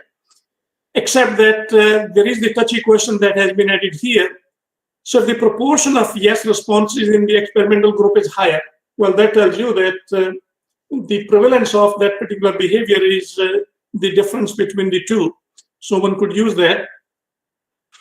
As I said, respondent privacy is a front-end issue. So the questions in the survey are very sensitive. If you do not guarantee privacy, you're not going to get, you will have a lot of non-response, or if the responses are there, there'll be inaccurate responses. So there's trouble. So front end, you need to deal with the respondent privacy, and probably through RRT. There's a back-end problem also. These days, it's becoming quite common in the United States that when you get research funds to do your research, there's an expectation that you will release your data publicly. Now, how do you release the data? You have taken a pledge that the responses will be kept confidential. So what you're allowed to do is you can add some noise to your data, and then you can release the data. So rather than releasing the original data, you release noise-added data. And therefore, how do you add that noise? Again, RRT comes into play. So it's a back-end also, RRT will be useful. To give an example of how significant this issue is of maintaining privacy, some people think that just drop the name and the ID and you're fine. And there's a hospital, Massachusetts General Hospital in Boston, and one of the researchers, Latanya Sweeney at MIT, she published a paper, and she was able to match the Mass General Hospital data with the voting records data in Cambridge, Massachusetts, and by doing a linking, she was able to identify more than 80% of the people on the hospital list, including the governor of Massachusetts. She was able to tell that this line, this particular row belongs to the governor of Massachusetts. And the point of the remark here is that simply dropping the name, simply dropping the ID, case ID is not enough. You need to do more to add noise in the data before you can release it. There are many studies where people have done studies without RRT and with RRT. There was a study in Germany where the thesis was that more educated people are more tolerant of foreigners, less educated people are less tolerant. And I think that in general is true everywhere. It's true in India also. More educated people are more tolerant in terms of religion, race, whatever it is. And less educated people are actually less tolerant. So when this survey was conducted without RRT, 75% of the educated people, they said that we don't have a problem if foreigners come to Germany and work and live here. And among the less educated, only 55% people said that we don't have a problem. So the numbers were 75 and 55. But when the survey was repeated using RRT, the 75 became about 53 and 55 became about 25. So the thesis is still correct, but the numbers are less glorified, like 75 becoming 53. So it's less glorious, but the direction is still correct. There was a survey about athletes. When they were asked the question about doping, that do you do drugs or have you done drugs? About less than 1% of them admitted that yes, they've done drugs. But when it was done through RRT, almost 7% of them, they admitted that yes, they have done drugs. On our own campus, we did a survey about students having sexually transmitted disease. It's a kind of a common thing that happened. Almost like 15 to 20% students on US campuses, they do have sexually transmitted diseases. So when we conducted this survey without RRT face-to-face, only less than 4% of the students, they admitted that, yes, I have been diagnosed with STD. When it was done through RRT, the number went closer to 15%. And therefore, RRT helps getting closer to the truth. One of my students from one of the girls' colleges in Delhi did that survey on her college. And she was asking the girl students that, have you been molested by a family member or a friend? And without RRT, about 6-7% of them, they admitted. But with RRT, the number was closer to 20% of those girls admitted having been exploited sexually. So it's an important thing. Also, in this talk, I'll talk about binary and quantitative response situations, and obviously time is an issue. So I'll see if I can at least get the point across on the binary side. I'll be fine. And quantitative model, you can do kind of a similar thing. And as far as the RRT models are concerned, as I alluded to earlier, you can have a full RRT where all the respondents, they give you scrambled responses. There's partial RRT, where some of the respondents give you scrambled responses, some give you correct response. It's all decided randomly as to who's going to give correct response, who's going to give scrambled response, and the researcher doesn't know who's going to be giving which kind. It's just that like 10% truth element has been injected or 15%. Then we introduced this concept of optionality in a 2002 paper, where we left the choice of scrambling or not scrambling to the research, to the respondent. If the respondent thinks the question is sensitive, then you give us a scramble response. Otherwise, give us a correct response. People do confuse between partial and optional. The difference is that in the partial RRT, the respondent doesn't decide whether to tell the truth or to give a scramble response, but in the optional RRT, it's totally driven by the respondent. The respondent decides which way to go. Now, the very first binary RRT model was introduced in 1965 by Stanley Warner. And what they did was that in the survey, some people were asked the question directly and some people were asked the question indirectly. For example, let's say, do you cheat on taxes or did you cheat on taxes last year? So some of the respondents were asked the direct question that, did you file a fraudulent tax return last year? And others were asked the question that, did you file a honest tax return last year? Now, obviously, a yes answer here is very bad. A yes answer here is very good. So when the respondent tells you a yes or no, then it's not necessarily a good thing or not necessarily a bad thing. So the privacy is maintained this way. And the math is extremely simple. The probability of a yes response will be, if you are asked the question directly and you have that behavior, so it's p times pi. If you are asked the question indirectly and you don't have that behavior, then again, you will say yes. So this is the equation and you can solve it easily for pi. And this is the sample proportion of yes responses. So you can do your work this way. Greenberg came along in 1969, and his issue with Warner's model was that in Warner's model, both kinds of questions are sensitive. Whether you ask directly or you ask indirectly, the respondent is going to feel uncomfortable. So what Greenberg et al. Did was that some people were asked the question directly. So it was a female survey that, did you have an induced abortion last year? So this was asked with probability P, a direct question. But then others were asked a completely unrelated question that, were you born in April? And there's nothing touchy about being born in April. And again, you can write down the equation very easily. And the probability of being born in April is known. It's roughly 1 in 12 or 30 divided by 365. And so the only unknown is pi x. So you can estimate it fairly easily. That's the Greenberg model. And look at that. This is where the undergraduate research students' work begins. So there was a student who was in my 2018 group, Amber Young from Purdue University. Right now she's doing PhD at Chapel Hill. So let me actually highlight this part. If you remove this piece, rest of it is Greenberg model. For example, some people are asked the direct question, some people are asked the unrelated question. If you're born in April, you say yes. If you're not born in April, you say no. And if there was induced abortion, pi x, you say yes, otherwise you say no.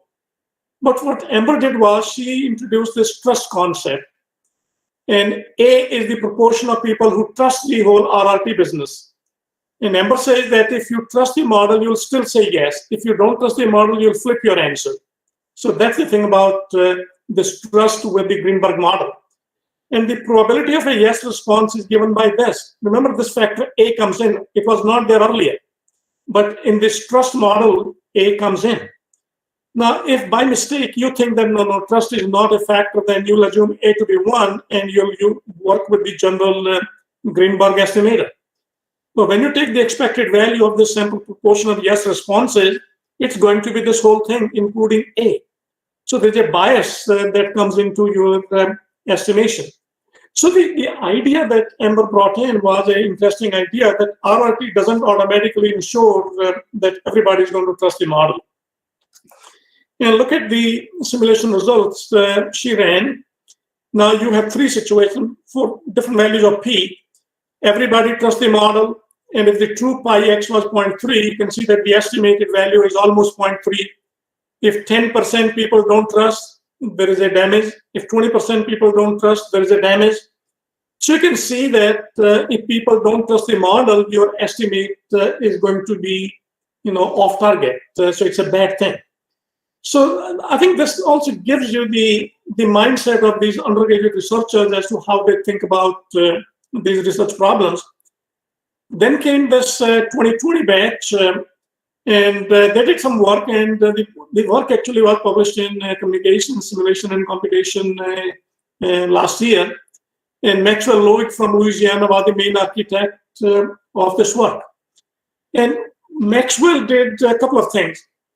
He said that rather than having two questions, like remember in the Warner model, you could ask the question directly or you could ask the question indirectly. But in the Greenberg model, you could ask the question directly or you could ask an unrelated question. So what Maxwell did was that he said, well, why don't we allow all three options? Some people are given ask the question directly, some are asked indirectly, and some are asked the question which is completely unrelated question. And then the trust issue is here that Amber had introduced. So generally what happens with the trust is if you trust the model, you tell the truth. If you don't trust the model, then bad behavior, you flip the answer. Good behavior, you keep it as it is. And when you're dealing with the unrelated question, the trust is not an issue. Like, for example, were you born in April? Why would anybody talk about this being a question of trust or not? Trust comes up only in this direct and indirect question, but not in the unrelated question. And when you do this, it's very easy to check that the probability of a yes response is this. Now, if you want to estimate pi x, you have to deal with A. P and Q are known to you. Pi y is known to you.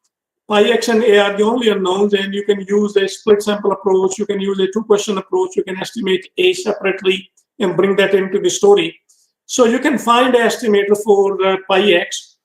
But then the issue is that, again, by mistake, if you think that everyone trusts the model and wrongly you assume A to be 1, you will again end up with a negative bias that will get thrown into your estimation.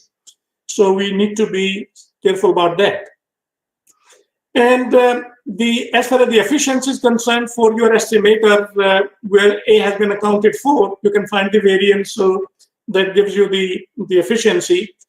You can find out the privacy using the standard technique. It's the larger of eta 1 and eta 2, and eta 1 is the probability of going to, if the reported response is yes, how likely is it you can trace it back to the sensitive behavior? And similarly, if the reported response is no, how likely is it you can trace it back to the sensitive behavior? So larger of the two is the privacy loss. And privacy protection will be the complement of this, except that you scale it by 1 minus pi x. So this is the privacy protection. And what Maxwell did was that he introduced this measure of a combined measure of privacy and efficiency by looking at this ratio, privacy protection divided by the MSE. And you want privacy protection to be high, you want MSE to be low, therefore overall you want your M to be high. This factor A and B is introduced here because if you think privacy is more important, then you can use more of the privacy If you think the efficiency is more important, then you can use more of that. So you can use different choices for A and B. For our purpose, we use both A and B to be equal to 1, meaning that we think that both privacy and efficiency are equally important. Now look at this table, and I think given the time situation, I don't think I may be able to get into the quantitative side of it. But there are these three kinds of questions. P represents direct question, Q represents indirect question, 1 minus P minus Q represents the unrelated question. So you can see that in these two rows, you are dealing with only the direct and the unrelated. So that's a Greenberg piece. The bottom one is there is no unrelated, it's the direct and indirect, so that's the Warner piece. And we have both kinds. This is the mixture piece that Maxwell introduced. And you can see that if A has been accounted for, trust has been accounted for, your estimates are all pretty good. The correct value is 0.4. But if you do not account for A, then you can see that the trust, if the trust goes down, the estimate is all messed up. But the important thing here is that accounting for the trust, look at the mean square error, the efficiency. The smallest mean square error or the best efficiency is with the Greenberg, and then come the Warner, and the mixture model is somewhere in the middle. If you look at privacy, it's the opposite.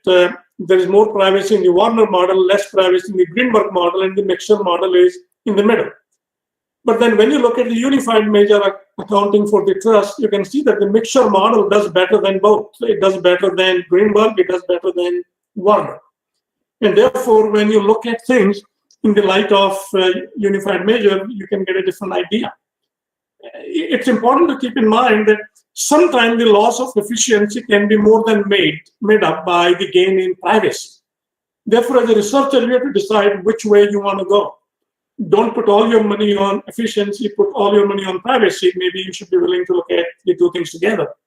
I might mention one thing, that this is kind of first attempt. Somebody else could look at a different measure of efficiency and privacy, a combined measure. This is our way of looking at it. You can come up with a different version. And Maxwell did this 3D pictures also. Remember, you want N to be high. When you ignore A, compared to when you do not ignore N, account for it and see how high the M values are compared to this. Also, you can see that the best case is right here. And this case is not corresponding to P equal to 1, like along the direct question. You don't go too far, so you are keeping a pretty small value of P. In terms of the indirect question, that is Q, again, you're not going all the way to the end, but closer to that. So a high Q, a low P is something that's recommended here. So it gives us some idea. About the quantitative models, let me just quickly point out that one could use a additive noise, one could use a multiplicative noise, or one could use a noise that comes in additively and multiplicatively. So the multiplicative models are not very popular. Actually, Professor Naik had pointed out in one of the conferences the flaw in the multiplicative model, that it violates anonymity. Therefore, use of the basic additive model is very, very common. If you want to provide more privacy, then you can bring in a multiplicative factor also. And in the interest of time, let me just directly show you the picture, and I'll let you go then. So here is a quantitative optional model where trust is an issue. So if you think the question is not sensitive for you, just give the correct answer. Reported response will be why. Why is the correct answer? But if you think the question is sensitive, then you use RRT. But even within the RRT, if you trust the model, you simply use the basic Warner additive model. If you don't trust the model, you can make use of extra noise. So that's the general idea, and then you can do the theory behind it fairly easily, and you can run your simulations also. So in general, that's what I wanted to point out, that trust is an issue that you cannot ignore. You need to deal with the trust, and also sometimes you can take advantage of multiple models. There's always something good about a model, something bad about a model. Excuse me, Professor. Your screen is not shared. Oh, yeah, I'm not sharing the screen now. Actually, I'm just talking. The screen sharing has stopped deliberately. I think my time is up. So I just wanted to stop the share and talk to people directly. Fine, fine. So I think the highlight of this work is the mixing allows you to take advantage of good features of different models. And also the trust, you cannot ignore trust. Just because you're doing RRT doesn't mean that you can trust the process. If people don't trust, things can be messed up. Well, that's all I wanted to share with you, and I'll be happy to take questions or comments. Thank you, Professor Sat Gupta. Let us all congratulate Professor Sat Gupta for making a very nice presentation about the models, RRT models for mixing the binary and the quantitative things.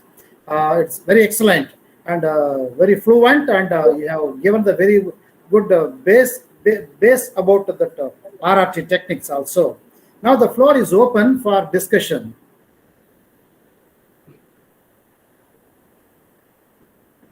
You can interact with Professor Sat Gupta. He is ready to do it. In fact, that is the purpose for which he has also concluded his talk too early. Oh, did I finish it early? A little bit. I expected you to come up with till 1 more minute. Of course, you did it 2 minutes earlier. Yeah, okay. Well, are there any details about fixing the sample size for this RRT techniques, for partial and optional? Well, actually, some of the results I would have liked to show in the quantitative cases that optional models are always going to be better than full RRT and partial RRT. So if I had more time, I would have shown you the results. So the optionality always helps. And actually all my PhD students, almost all of them, they have worked with optional models and not non-optional models. Right. And we have implemented optional RRT models in field surveys also. And it always gives you better results than the typical full RRT model, except that using optionality in field survey is a little tricky.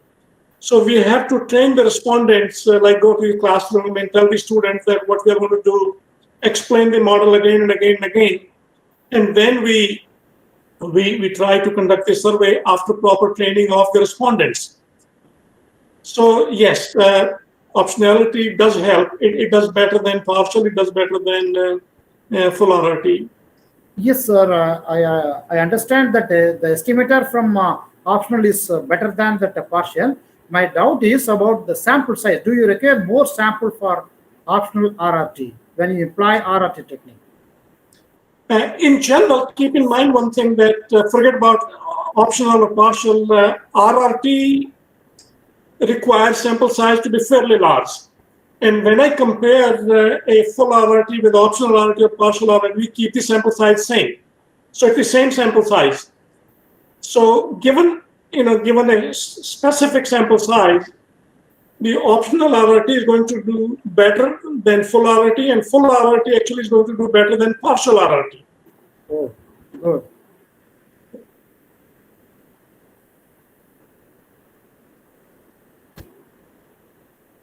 What could be your suggestions to go ahead with determining the properties of determining the analytic properties of the estimators? Well, so again, I wish I could show you the remainder of my presentations. So the estimator that we get has asymptotic normality actually, and therefore you can construct confidence intervals, you can do hypothesis testing, etc. So all of those things are very likely. You can do all those things. But my focus has been on introducing these different techniques, different models, and look at those in terms of not efficiency alone, not privacy alone, but look at in terms of the unified measure. And also bring in the concept of trust. Actually, one of the things about RRT that people don't like or complain about is, oh, it's so confusing. people can get confused. So this year's REU batch, actually, the student who is working with me from University of California, Santa Barbara, very smart student. And these students, they come up with a wonderful idea. And he said that, Professor, what about using a confusion parameter in your RRT? If you're confused, it's not a question of trust. You trust. But the process is such that you could be confused. So he's bringing in a user error parameter. And how is that user error going to influence the overall results? So many things can be done, but then those who want to examine different properties of these estimates, I think they can do that.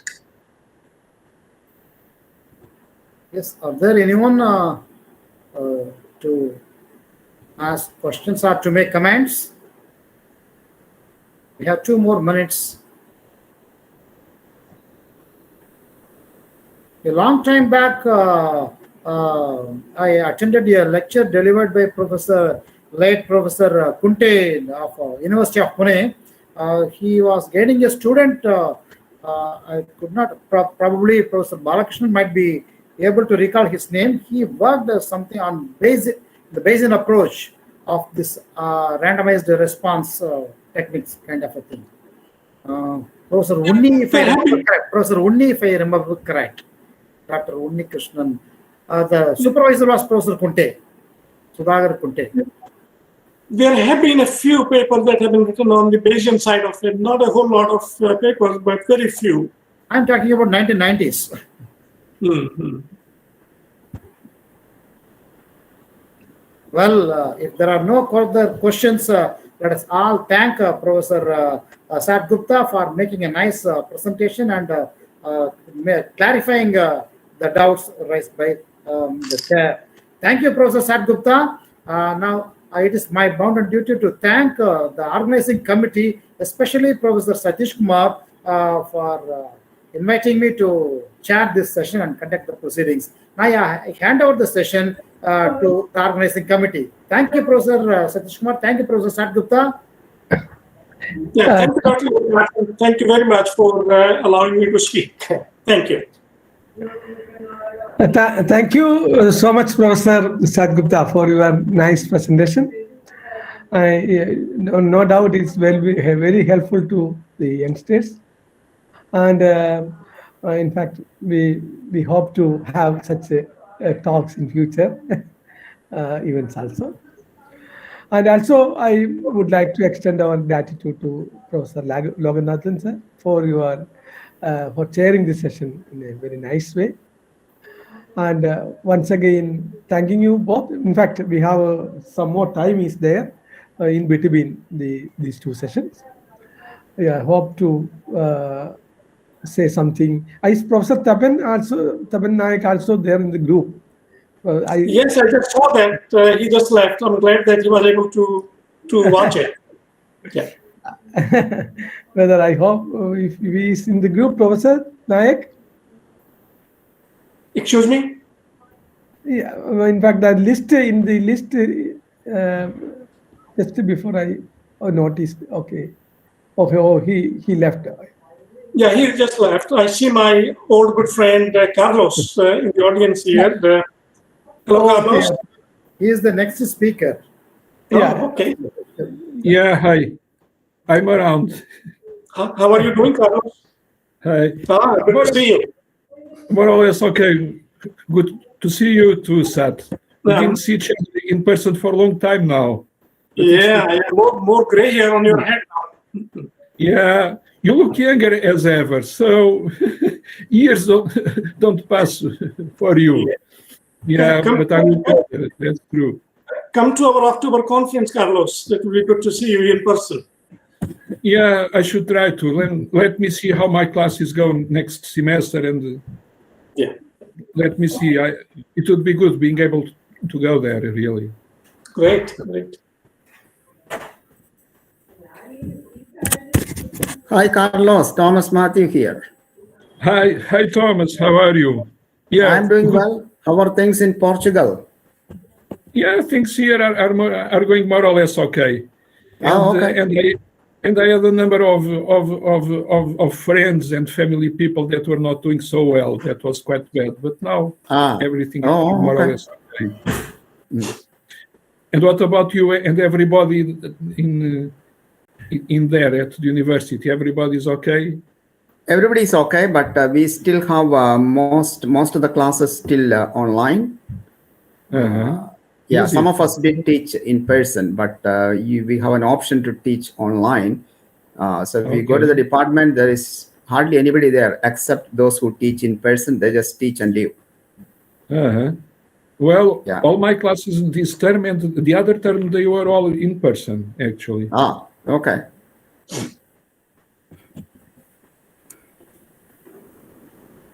And so how is Professor Senior? He's giving a talk. I don't know when it is. Probably tomorrow. Not today, definitely. Yeah, I think so. I think it is tomorrow, really. Yeah, he's giving a talk. He's doing well. He's doing well. Thinking of retiring. Yeah. Tomorrow at 8 p.m. In the night. Tomorrow. Okay. Yeah. Tomorrow at 8. Okay. Professor Barry is also there in the group. So, Satish, can I log out now? Oh yeah, Professor. I have another meeting to go to, actually. Oh, okay, Professor. You can take care. Yeah. Well, thank you, everyone. And thank you so much, Professor, for your support. Thank you. Bye. Thank you. Hi, everybody. This is Ashish here. I have turned down my camera. The speed is low. Yeah, Ashish is there. Hi. Yeah. Of course, Carlos, you and Barry are here. How can I not be here? Okay. Thank you. Also, Barry is there. I saw him there. How can I not be there? Barry Arnold also got around. Right. I can see him, but I have turned off my camera, because of the internet speed. So I thought better. Tomorrow you can see me in person on the web during my talk.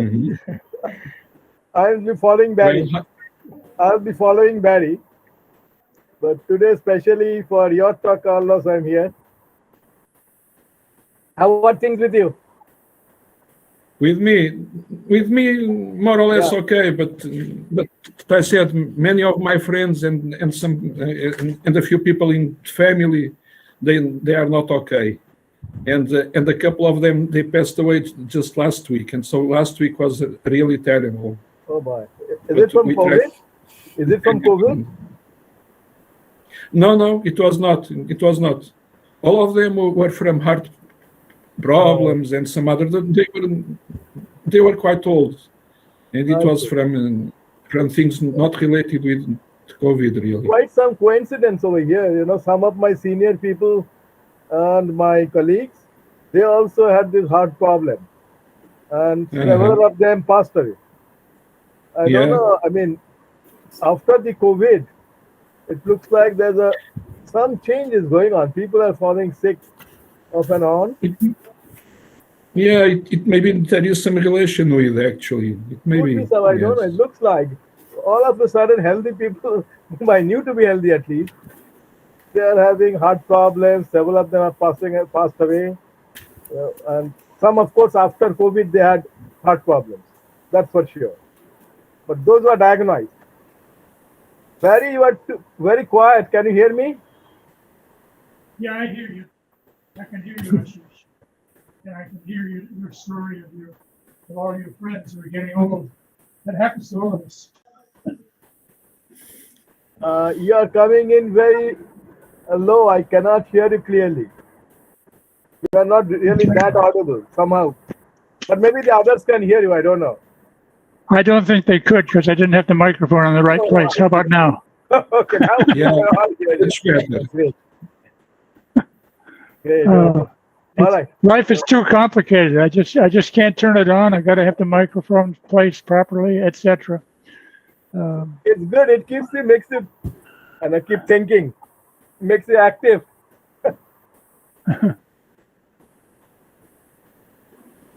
Anyway, sorry I missed your talk, Carlos. It's early morning and I was out walking.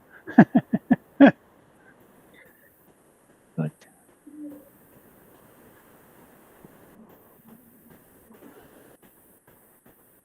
we are all waiting, Professor, your talk tomorrow morning here.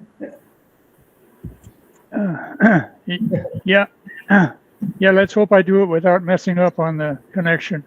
I'll do my best. You are coming in quite loud and clear. Okay, that's good. Yeah. Okay, I think I'm going to go finish my breakfast, guys. Yeah. Okay. So I'll come back when Carlos's talk starts, right? I'll be back in about a couple of minutes. Okay. All right. I'll mute my microphone now. Okay. Till tomorrow, or later today for you people. Okay. See you. Professor Satish, should we start? Yeah, Professor. Now, in fact, we have scheduled this in 8:45. Probably someone will be waiting. That is why I'm waiting 2 more minutes. Let us start. In fact, I think 2 more minutes is no problem, because we have 2 speakers here in this group. Professor as well as Professor yeah, and Professor Sindhamirakannan is here to chair the session. I hope my students, please introduce our chair and invite him to do the further proceedings. Now we have a special invited session. This session will be chaired by Dr. Sindhamirakannan, Senior Professor of Statistics, Manodmaniyan Sundarnar University, Tirunelveli. He was awarded doctoral degree for his dissertation on general bulk use. He has published 131 research papers in various international and national journals and proceedings. He presented 95 papers in conferences, both at national and international levels, and has authored and edited 7 books. He has supervised the research works of 23 research scholars successfully for the award of their PhD in statistics, as well as in other diversified fields such as data mining, image processing, bioinformatics, so on. We are truly honored to have you here, sir. I warmly welcome you to chair this session. Over to you, sir. Okay, thank you. Thank you. These are very nice words. Now, on the greetings, sir. Good morning. On behalf of organizing committee, Professor, is hearing my voice? We can hear you, Professor. Please. Now, welcome, Professor Carlos Abra.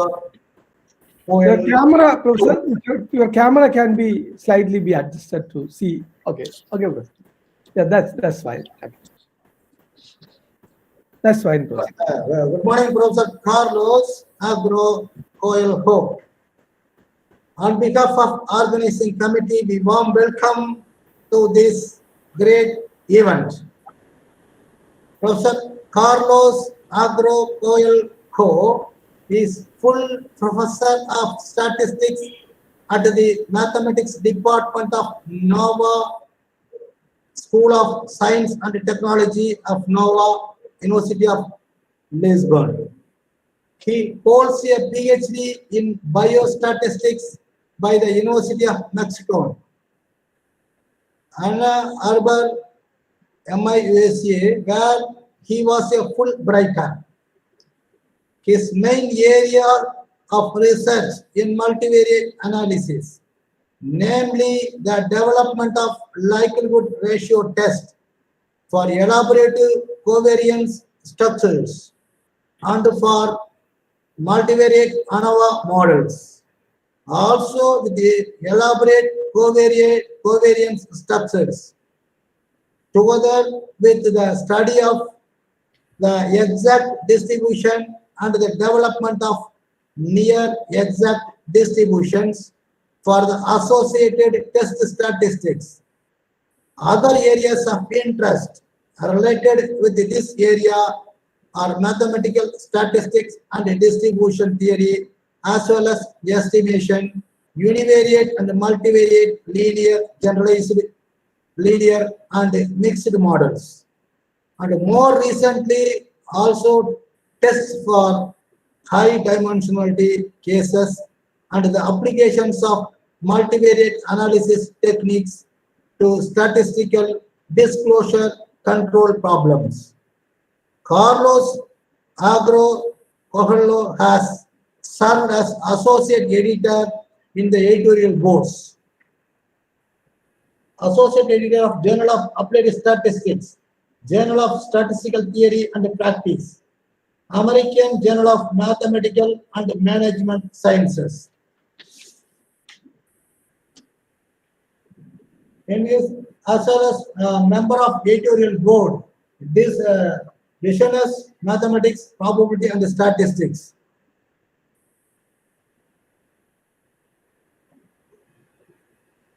As a editor, he wrote 2 books with the publisher of Springer and Lambert Academics.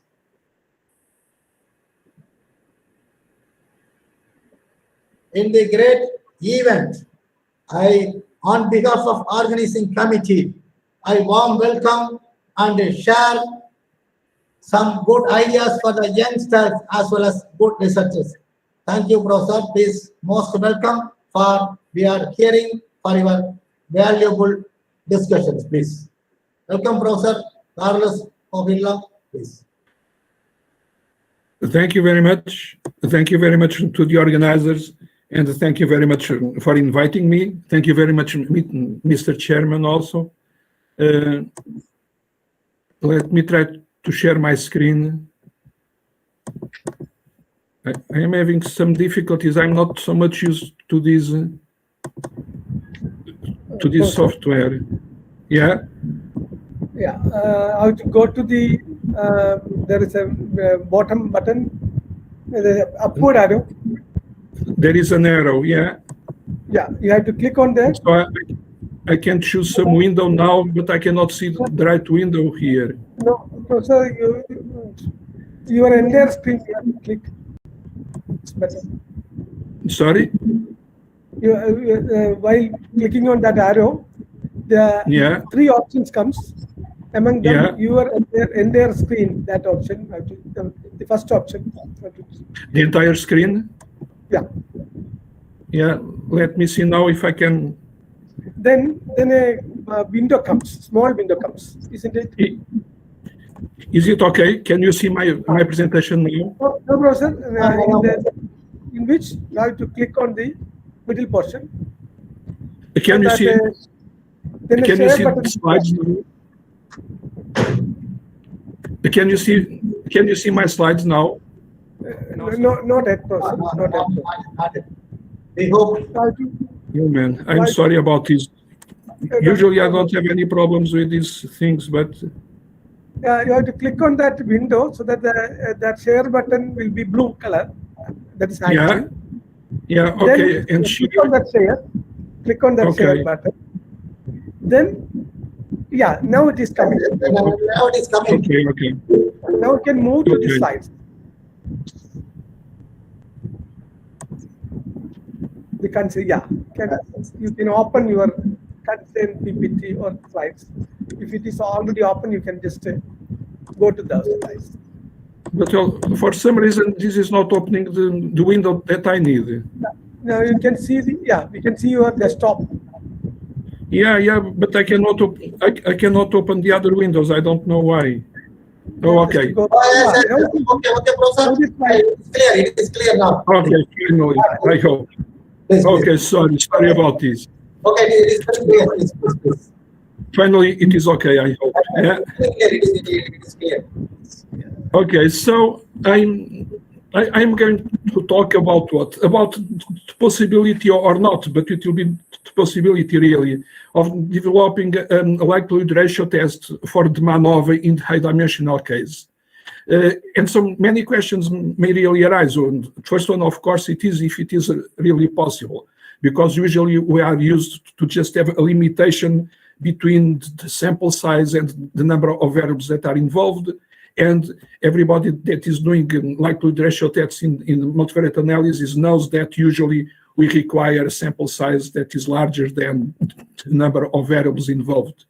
But so is it possible to get a likelihood ratio for a high-dimensional MANOVA? The answer is really yes. We'll see how.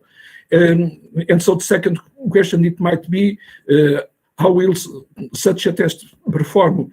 Will it perform well? Will it be able to really perform better than existing tests? Will it be applicable to extremely small sample size samples? Will it be applicable to non-normal random variables, just like the ones that are heavy-tailed or very skewed? Will it have a good, and it may be a better type 1 error control than other existing tests? Will it have a non-inflated power? Later on, I will be more precise about what I mean by non-inflated power.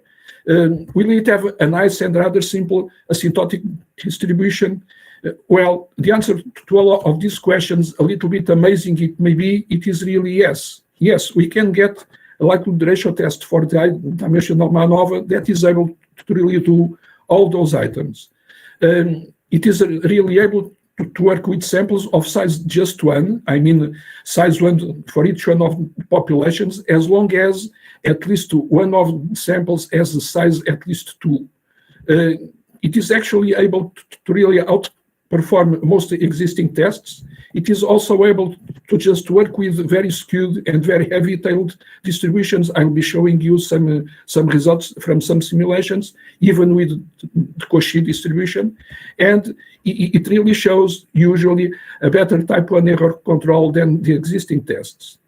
But so the question is, usually if you are used to just to do likelihood ratio testing in multivariate analysis, we know that, as I mentioned before, usually we require a sample size that we'll be calling n, that is larger than not even only the number of variables p, but actually p plus q, that is the number of populations involved in the analysis. But so how can we get a likelihood ratio test that is not requiring these limitations?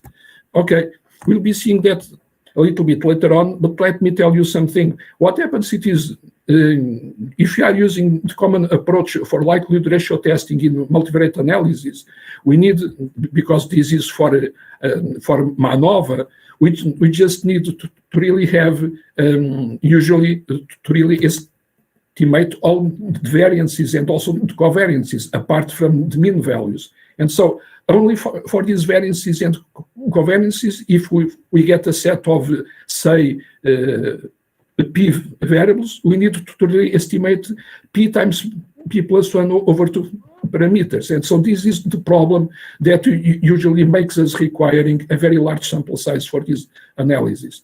But what happens it may be that by assuming some structure for covariance metrics, we can reduce this number of parameters. And also at the same time to get a structure that is not very far away from the common positive definite one. How is it possible? We'll be seeing that in a moment. But it is really possible because if you can do that, then also, if we are a little bit lucky and if you know how to really handle things, we will be able to just get a requirement for the testing procedure that is only requiring that the sample size is larger than Q, Q being the number of populations involved in the analysis. It means that we just require for each one of the populations a sample size that is at least 1, of course, and one of them, it is larger than 1. And then the overall sample size n will be larger than the number of populations. And I will show you that in this situation, there is a likelihood ratio test that is working very well that can really be implemented. Okay? But so, which is the covariance that I'm really talking about, which is this structure that is not very far away from the definite positive one, but is very much parsimonious. I mean, we can specify it using a very small number of parameters. It is really circular covariance structure. It is not a new one. It is well known around. But what happens is, if you just use this structure instead of really needing to estimate p times p plus 1 over 2 parameters, we just need to really estimate 1 plus 4 of P over 2, which is a much, much smaller number, really. Okay, the circular covariance structure in very simple terms, it is one that, for example, for P equals 6, the covariance matrix will look like as this one on the left-hand side, and for P equals 7, it will look like as the one on the right-hand side. And so it is easier to just look at the structures here. Specifications mathematically, they are written up there. They look a little bit complicated, but actually, this only means that the main diagonal has all equal values, and then we get the other diagonals going by pairs, also with all equal values, and there is some repetition. It means we just get like here sigma 1, sigma 2, sigma 3, and again sigma 3, sigma 2, sigma 1. It means the covariances are actually only a function of how far apart the variables they stay. We may see this as being a very big limitation for the covariance structure, but actually what happens it is, if we just implement a likelihood ratio test of equality of mean vectors with a structure like this one, and if we just implement the common likelihood ratio test with requirements that the covariance matrices are only positive definite, then the gain in power by using the likelihood ratio test for circular structure is very slim. And usually that is actually seen as being a bad thing, but we may just convert it into being a good thing. It means if it is the case that the power of the common likelihood ratio test and the test that is using the circular covariance structure, the differences in power are very slim, it means that the two testing procedures are actually very similar. And so if that is the case, it may be I can use the testing procedure for the circular structure, it may be I can use it for any positive definite covariance matrix. So let me specify it a little bit. Besides that, just let me refer that as special cases, let me go back of this circular structure, we get some well-known ones, just like spherical one, that is where all often diagonal values are 0, and also the one that Wilkes used in his 1946 paper, that is so-called the equivariance equicorrelation, or sometimes compound symmetric structure. That is one where all the often diagonal elements, they are not null, but they are all equal also. So the circular structure has some interesting substructures as being particular cases. Well, in the paper from 2018, I have shown that if we just want to test this null hypothesis, that is the null hypothesis of equality of mean vectors, we may set up a likelihood ratio statistic just like this one here. These V's, they are actually function of the diagonal elements, these AJJ and these CJJ, they are the jth diagonal elements of the matrices A star, and C star on the next page. And so we can build this VJ and VJ double star in this way from these diagonal elements of A star and C star. What are A star and C star? A star and C star are these matrices where A and B are only the common within and between sum of squares and sum of products matrices, and where this U, it is an orthogonal matrix with running element defined in this way. And so it is orthogonal and symmetric, this U matrix. So defining A and B in this way, defining then A star and C star in this way, just let me go back. We can use the diagonal elements of A star and C star to build this VJ double star, and then define lambda in this way. It is shown in this publication here, that is a reference here, that this is a likelihood ratio test for equality of mean vectors, assuming that the covariance matrices are circular.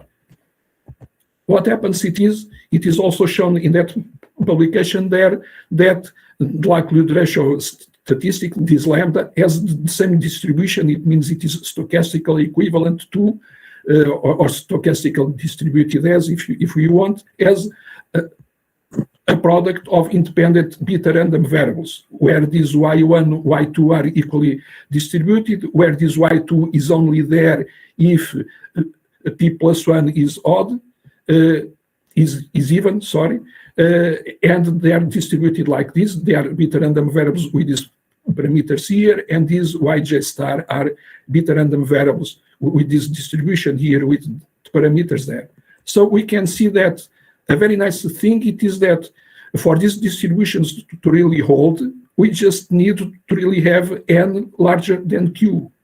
And so q is the number of populations. Let me go back. It is actually the number of these vectors that we are really testing, the mean vectors that we are really testing if they are equal or not. So we just need to have a sample size that is larger than the number of populations. And this is actually something I just noticed not long ago. So that means this is very much adequate to be used in the setting of the high dimensionality, where P may be very large. I may be actually testing the equality of vectors that have dimension P, whatever P is, and I only need a sample size that is larger than the number of populations that I'm really testing. This is very nice, and so it should work well. And moreover, it is not a function. It will not work better or worse if P is larger or smaller. And no function of P here. P is only setting up the number of these different beta random variables. In all this notation here, M is the floor of P over 2, this M over there. So we can show, it is shown in that publication there, that moreover, if Q is odd, if the number of the population is odd, the exact PDF and CDF of lambda are very simple. They are what we call the EGIG distributions, that is exponential generalized integer gamma, that is the exponentiated distribution of a sum of independent gamma distributions, all with integer shape parameters. All this is finite.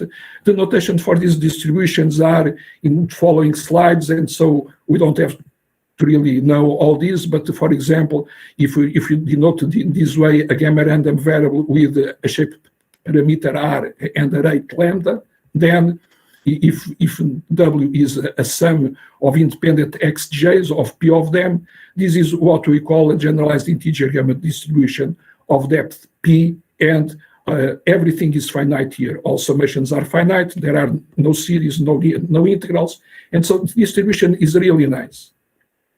Okay, and then if you just exponentiate this W random variable for Z, then Z is what we call an exponentiated generalized integer gamma distribution. Going back, it happens that for out Q, this is exactly the exact distribution of lambda, which is very nice because we get it in a finite and very much manageable form. If Q is even, it is a little bit different and a bit harder. What happens it is we can get what we call near exact distributions that are asymptotic distributions that actually match, in this case, they match the first m star plus 1 exact moments of lambda, and which are finite mixtures. Actually, I am missing here some weights here that should be written there and are not. I'm sorry for that, but they are finite mixtures of generalized near integer gamma distributions that are distributions of the sum of independent gamma random variables, all with integer shape parameters, and one of them with a non-integer shape parameter. The expressions are very much manageable. They just have this one F1 hypergeometric function that is actually a Kummer confluent hypergeometric function and can be computed very easily with most softwares around nowadays. One other thing it is, we can get a very nice asymptotic distribution for lambda. If we get minus log lambda, if we look at minus log lambda has this nice property. It means it is asymptotic with this expected value here on top and this variance here inside the square root. And so we can easily show that this standardized random variable converges to a normal 0, 1 as p goes to infinity. Here, this mu and mu star are exactly the expected values of wj and wj star, where the wj are the minus logarithms, the negative logarithms of the yj random variables we saw a while ago. Okay, and where this sigma 2 and sigma star 2 are the variances of these wj and wj star random variables.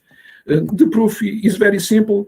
Mainly, the proof relies on that this expression here, it is actually the Lyapunov condition for delta equal 1, and then we can say this is larger or equal to 0, and then we can majorize this by this other quantity that is a simpler one, where instead of using the mu3 and mu3 star, I just used mu3 because between two of them there is this relation, where the mu3 is this moment of yj and mu3 star, it is a similar moment for yj star. And then we can show that this limit goes to 0. And if that is the case, the Lyapunov condition is verified. And then we can say that the logarithm, the negative logarithm of lambda, which is a sum of the yj's, has this, just going back, has this limiting distribution. Or otherwise, we can write equivalently with a little bit sloppy notation it may be, but usually we say it, okay, W is asymptotically normal with this expected value and this variance, which is quite nice because although this mu, let me go back, and the sigmas are function of the d gamma and the 3 gamma functions, all these functions nowadays, they are very easily computable with the common softwares around. So we get a nice asymptotic normal distribution, which is always a nice thing because it makes it easier to just make the testing procedures. But so now the question is, okay, but so all this is developed for some limitations. The limitations are the covariance matrices, they should be circular, and also the distribution is normal. That is what I used to really obtain the distributions I got, also the asymptotic one. But so the question is, but so how things will work with the test and the testing procedure if the distributions are not normal, if they are skewed, if they are heavy-tailed, and if the covariance matrices are not actually circular. So what happens? So to just show you, I just made a number of simulations. I'm not going to show you all of them, of course, but some of them, I just used all these distributions and the other ones that are on the next page. In the overall, they were 16 distributions. And so I just used, of course, a normal, a T with 5 and 3 degrees of freedom, a Cauchy distribution, multivariate distributions with positive definite matrices, which are out of the scope of the derivation of the statistic because it was derived for a circular covariance matrix. I also used a Dirichlet distribution, a multivariate uniform, a multivariate skew normal, a multivariate skew T, and always the results are quite similar. I'll be showing them in a moment. I also used a set of distributions that may be derived from the univariate distribution from Cook and Johnson's. And one very interesting thing, it is that one of them, or otherwise two of them, the 10 and 11, the Lomax and the generalized Lomax distributions, they were actually derived by someone that you know well, that was actually Tapan Nayak. He is the one who derived first these distributions that are quite interesting and much useful actually for reliability problems. So how did I simulate distributions? I used for those distributions 1 through 5 the modules from the Mathematica package, and for the ones in 6, 7 I used an R package that we can use from inside Mathematica. It was the package that was made by Azzalini, and for the other ones I used a package that was derived by someone I think you also know, that was Ravindra Khatri and Loon, that is also an R package, but can be used from within Mathematica. All computations were done with Mathematica, and I used for a comparison the tests from Fujikoshi et al. From 2004, from Schott 2007, and Chen and Kim 2010. The two first ones we can use for Q larger than 2, it means for more than 2 populations, but the last one we can only use for only 2 populations. Because of that, all simulations were done only for 2 populations, but the results for more than 2 are a bit similar. Statistics are these. I don't have much time, but this is the statistic from Fujikoshi et al., asymptotically normal. This is the statistic from Schott, asymptotically normal also. And this is a bit more elaborate from Chen and Kim, also asymptotically normal, 0, 1 distributions for all these 3 statistics. So let me show you the results from simulations. Simulations were done under H0 to just confirm if the type 1 error was actually preserved, and then under H1. Under H1, every fourth variable is getting either a shift or a multiplication or something like that. It means if it is, for example, a uniform, I just make a shift in the variable. If it is a variable that is living in R+, I just multiply it by a factor that is 1 plus something, okay? And things like that. So let me show you some of the results.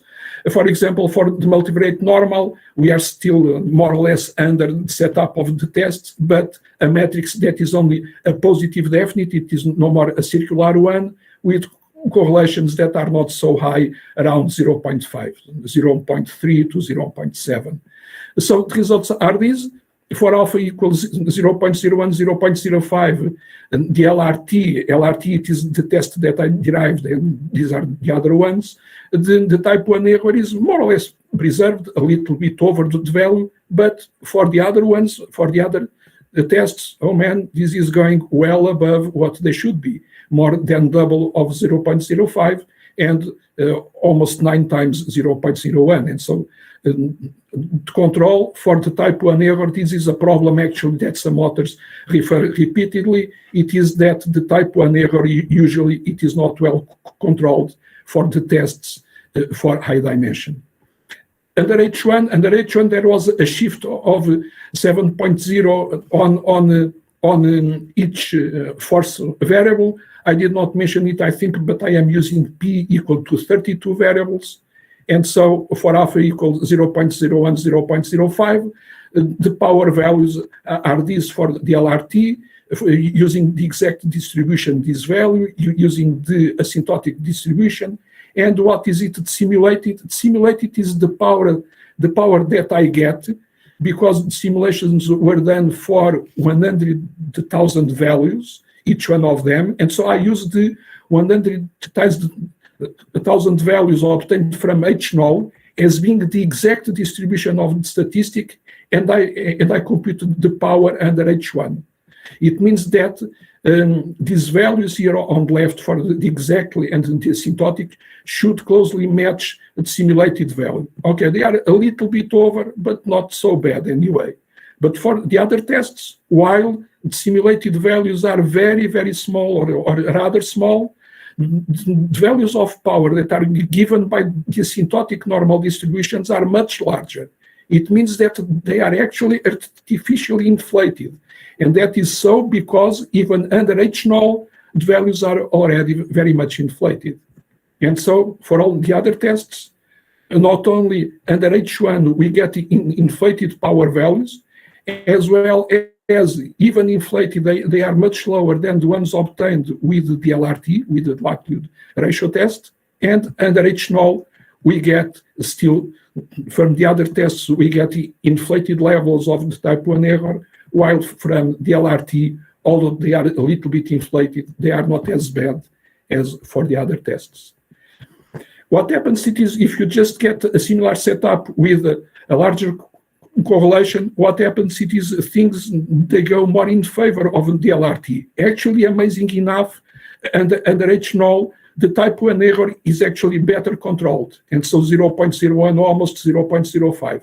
The others, they are way off. actually, even larger than what they were there. And instead of 0.01, we got to almost 0.1. And instead of 0.05, we got 0.12 there. For the LRT, everything looks quite good, although the exact is a bit better than the asymptotic.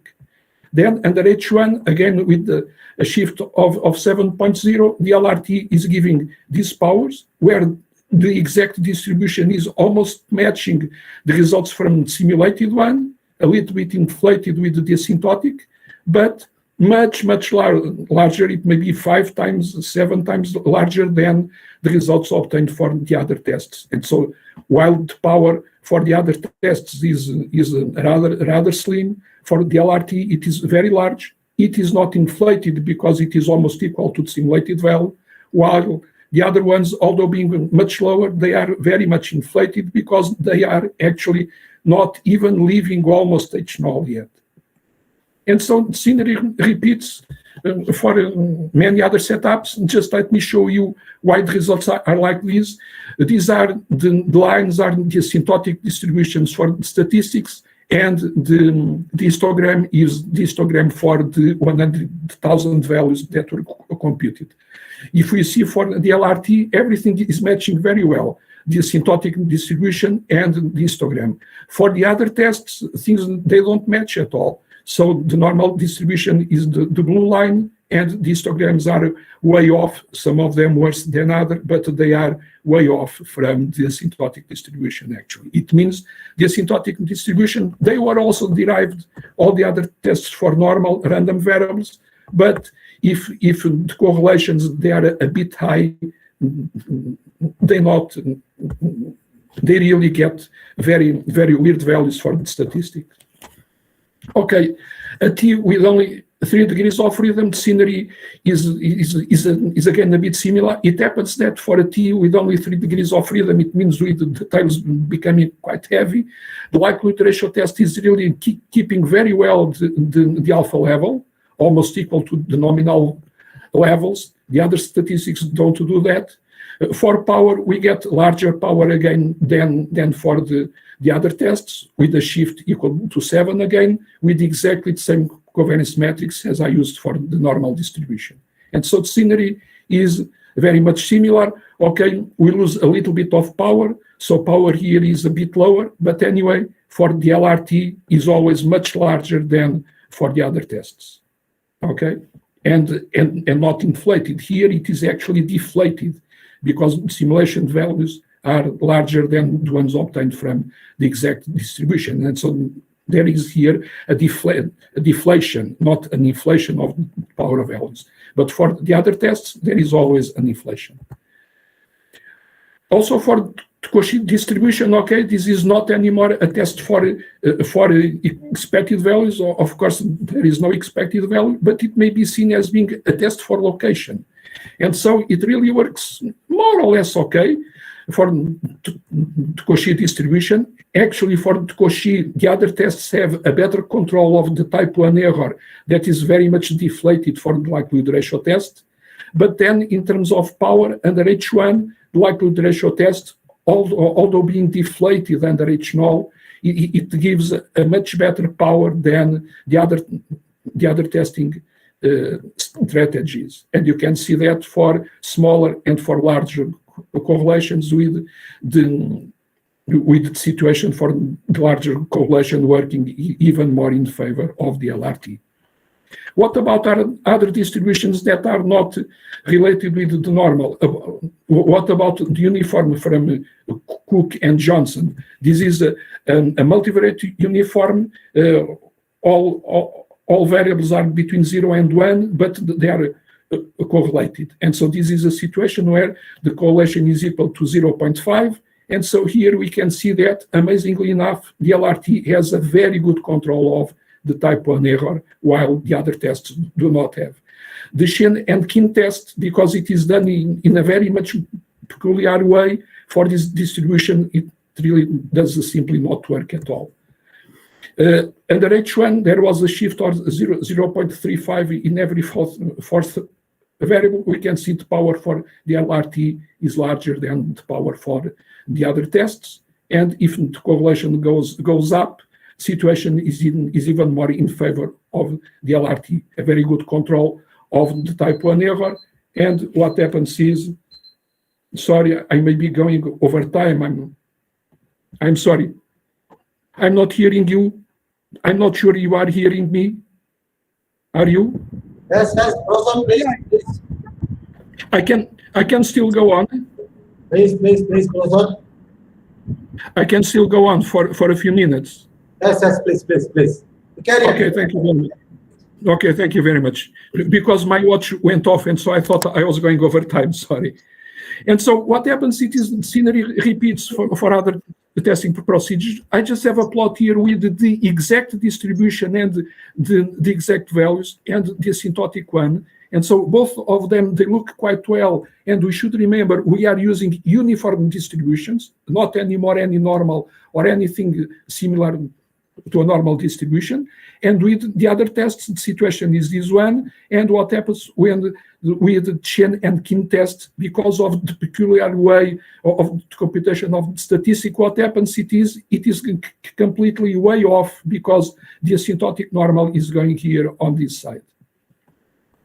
Okay, this is situation for the smaller correlation, and this is situation for the larger correlation. And so both of them, they are very similar in terms of the way off or not way off of the LRT from the asymptotic and the exact distribution. What about other distributions that are highly asymmetric and highly skewed? For example, the Bird distribution, from the results in the Cook and Johnson paper, we can get a multivariate Bird distribution. And so this is what I did here with the correlation of 0.44. And so we just get a situation once again where likelihood ratio test is exhibiting a very much deflated value for the type 1 error, actually. But what happens, it is under H1 with a multiplication factor of 2 every fourth variable. They show a power that is not larger than the power for the exact distribution. It is not. For the asymptotic, it is a little bit larger than the power shown by the other testing procedures. But what happens, it is the power from the LRT is actually deflated from simulated values, while for the other testing procedures, it is actually much inflated from simulated values. And so simulated values are, say, values we should see when we use a good exact or a good asymptotic distribution for the statistic. Once again, the plots for the distributions and the computed values for the LRT things, they match quite well, and for the other testing procedures, not so much well. So another bar, this one here, it is a situation where there is actually no expected value, and so this is again a test for location and not for expected values.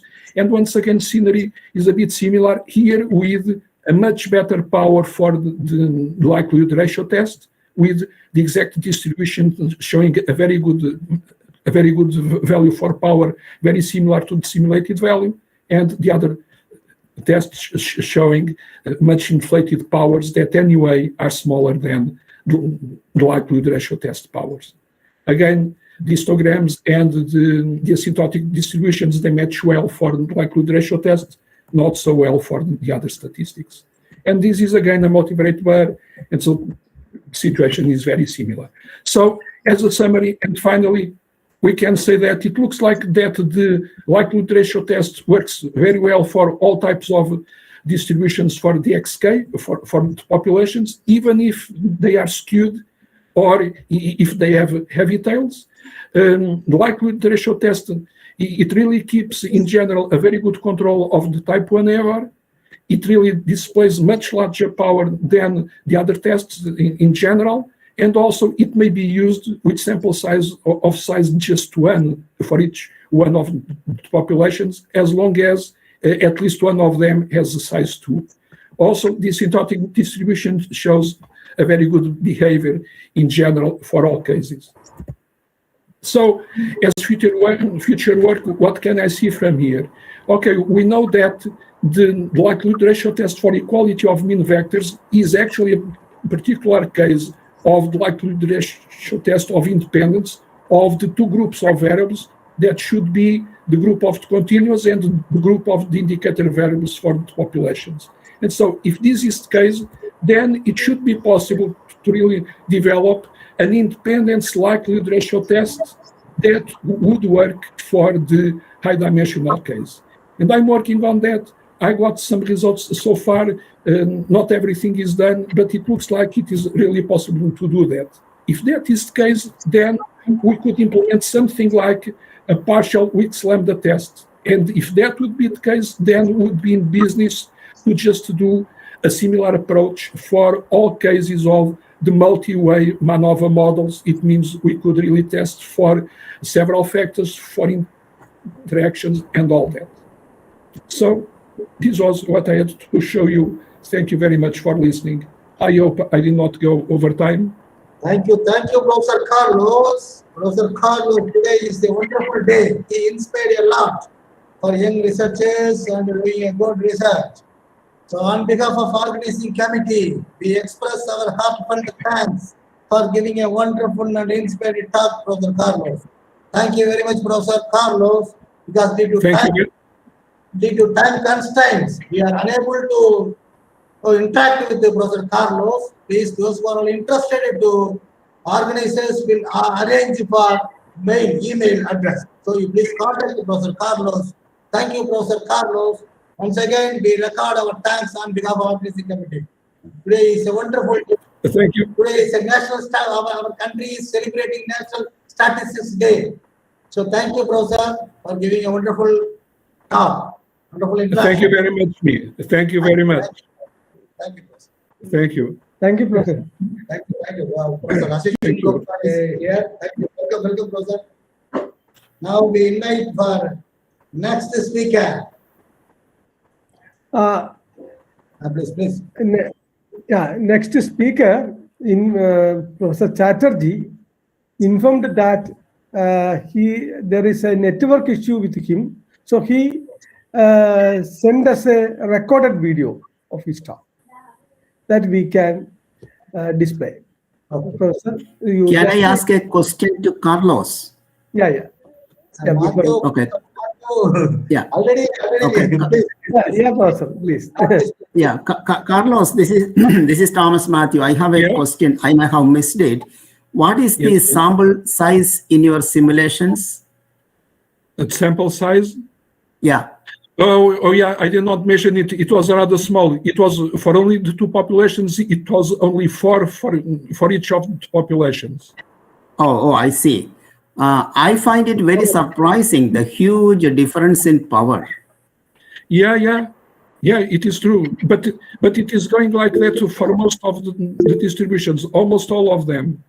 Yeah, I mean, I don't know the theory behind it, but to me, it looked too good to be true. I'm not criticizing the work because the difference is so much.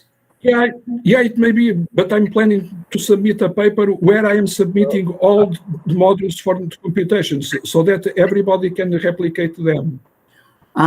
Did you look at the one-way MANOVA with unequal covariance matrices? Is that covered here?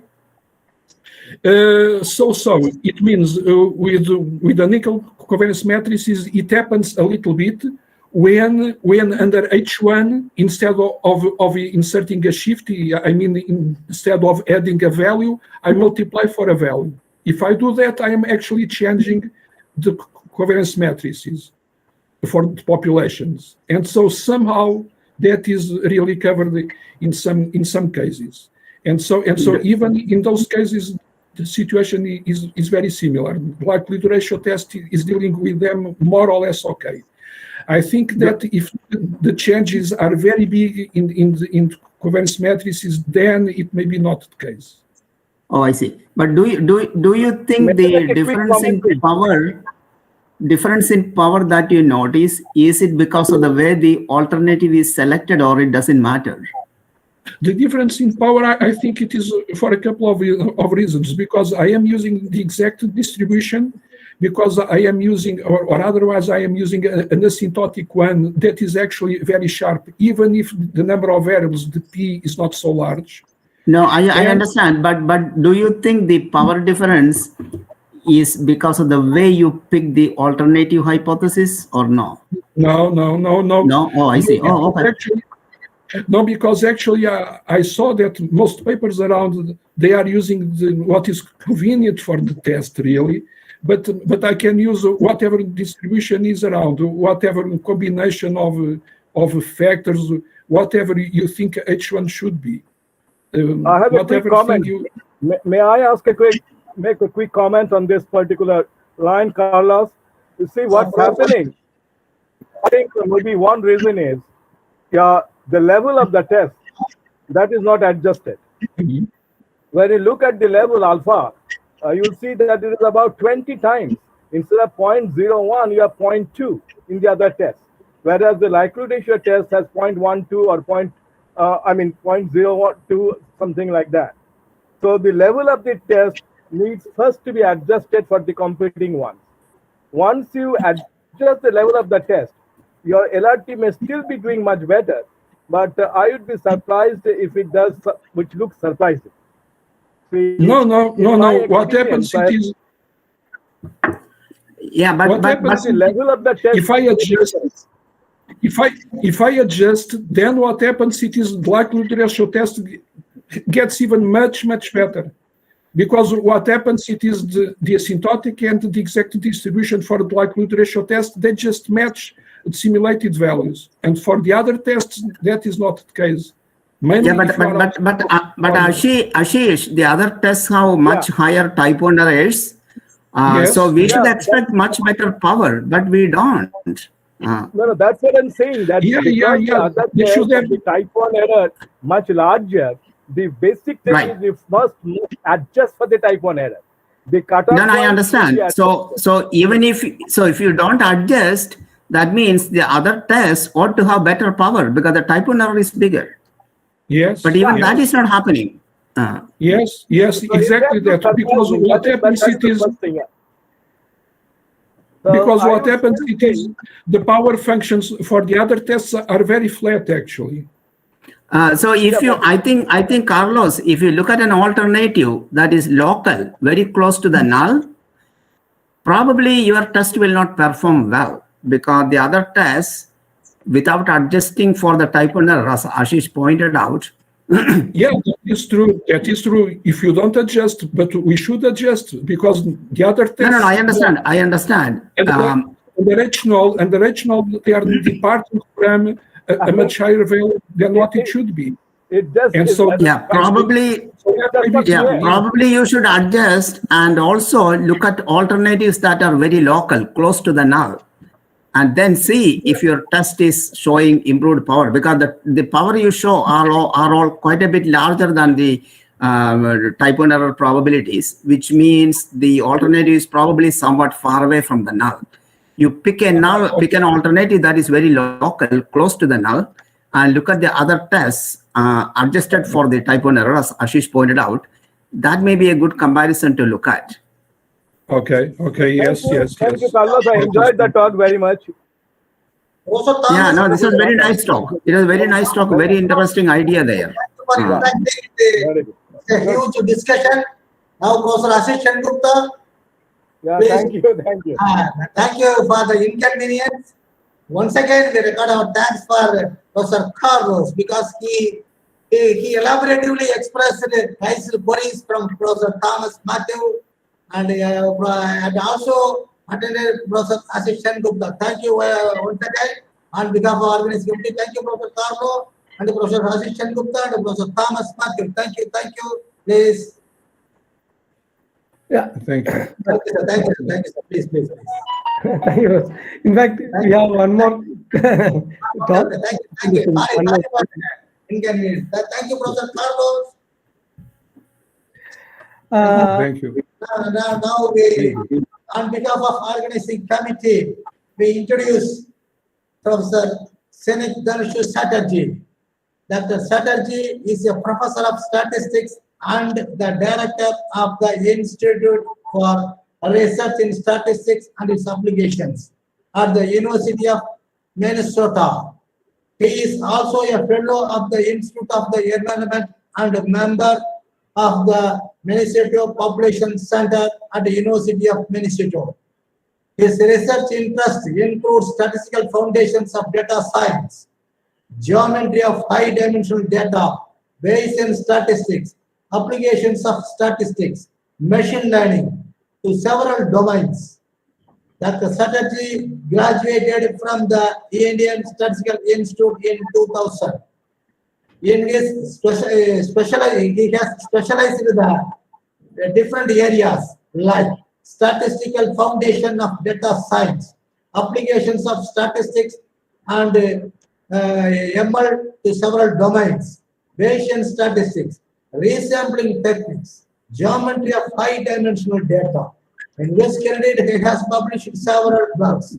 In the research, he collaborated in research on conditional statistical procedure for simultaneous model selection, inference, and prediction in complex climate systems, ML and statistical techniques for high-dimensional data, collaborative research, machine learning methods for multidisciplinary, multi-scale problems, and geometric optimization and learning techniques using multivariate quantiles for uncertainty reduction, etc.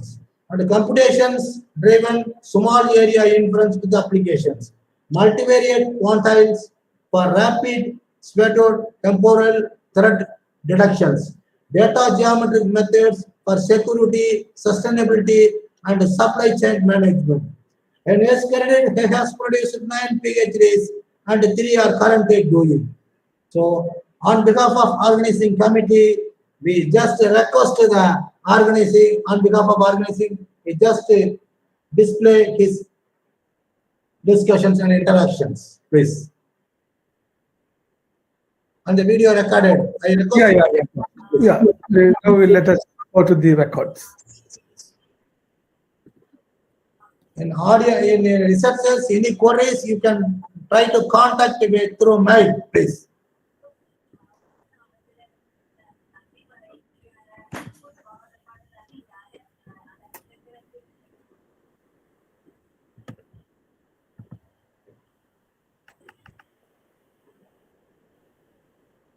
Is it visible?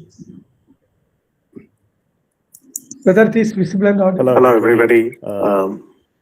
It's my pleasure and honor to give a talk in this Wsta 2022 web conference. I am really sorry that I cannot actually be there in Kerala in person to attend this conference, as I am sure all of you are. All of us would have liked to attend this conference in person. Also, I do apologize for recording this video ahead of time. I have a very unstable internet connection in the last couple of days, and I'm not quite certain I'll be able to join in on time. And then even if I join in, I may not be able to do a live presentation. So I'm actually doing this presentation separately, then I'll go somewhere else and send it by email to the organizers. Speaking of which, again, my heartfelt thanks to Professor Satish Kumar and other organizers for giving me this platform to talk to you. And so let me start this recording. Let me start the actual technical talk. And speaking of technical talk, well, I will actually avoid a lot of technicalities in this talk, but let me start by sharing my screen.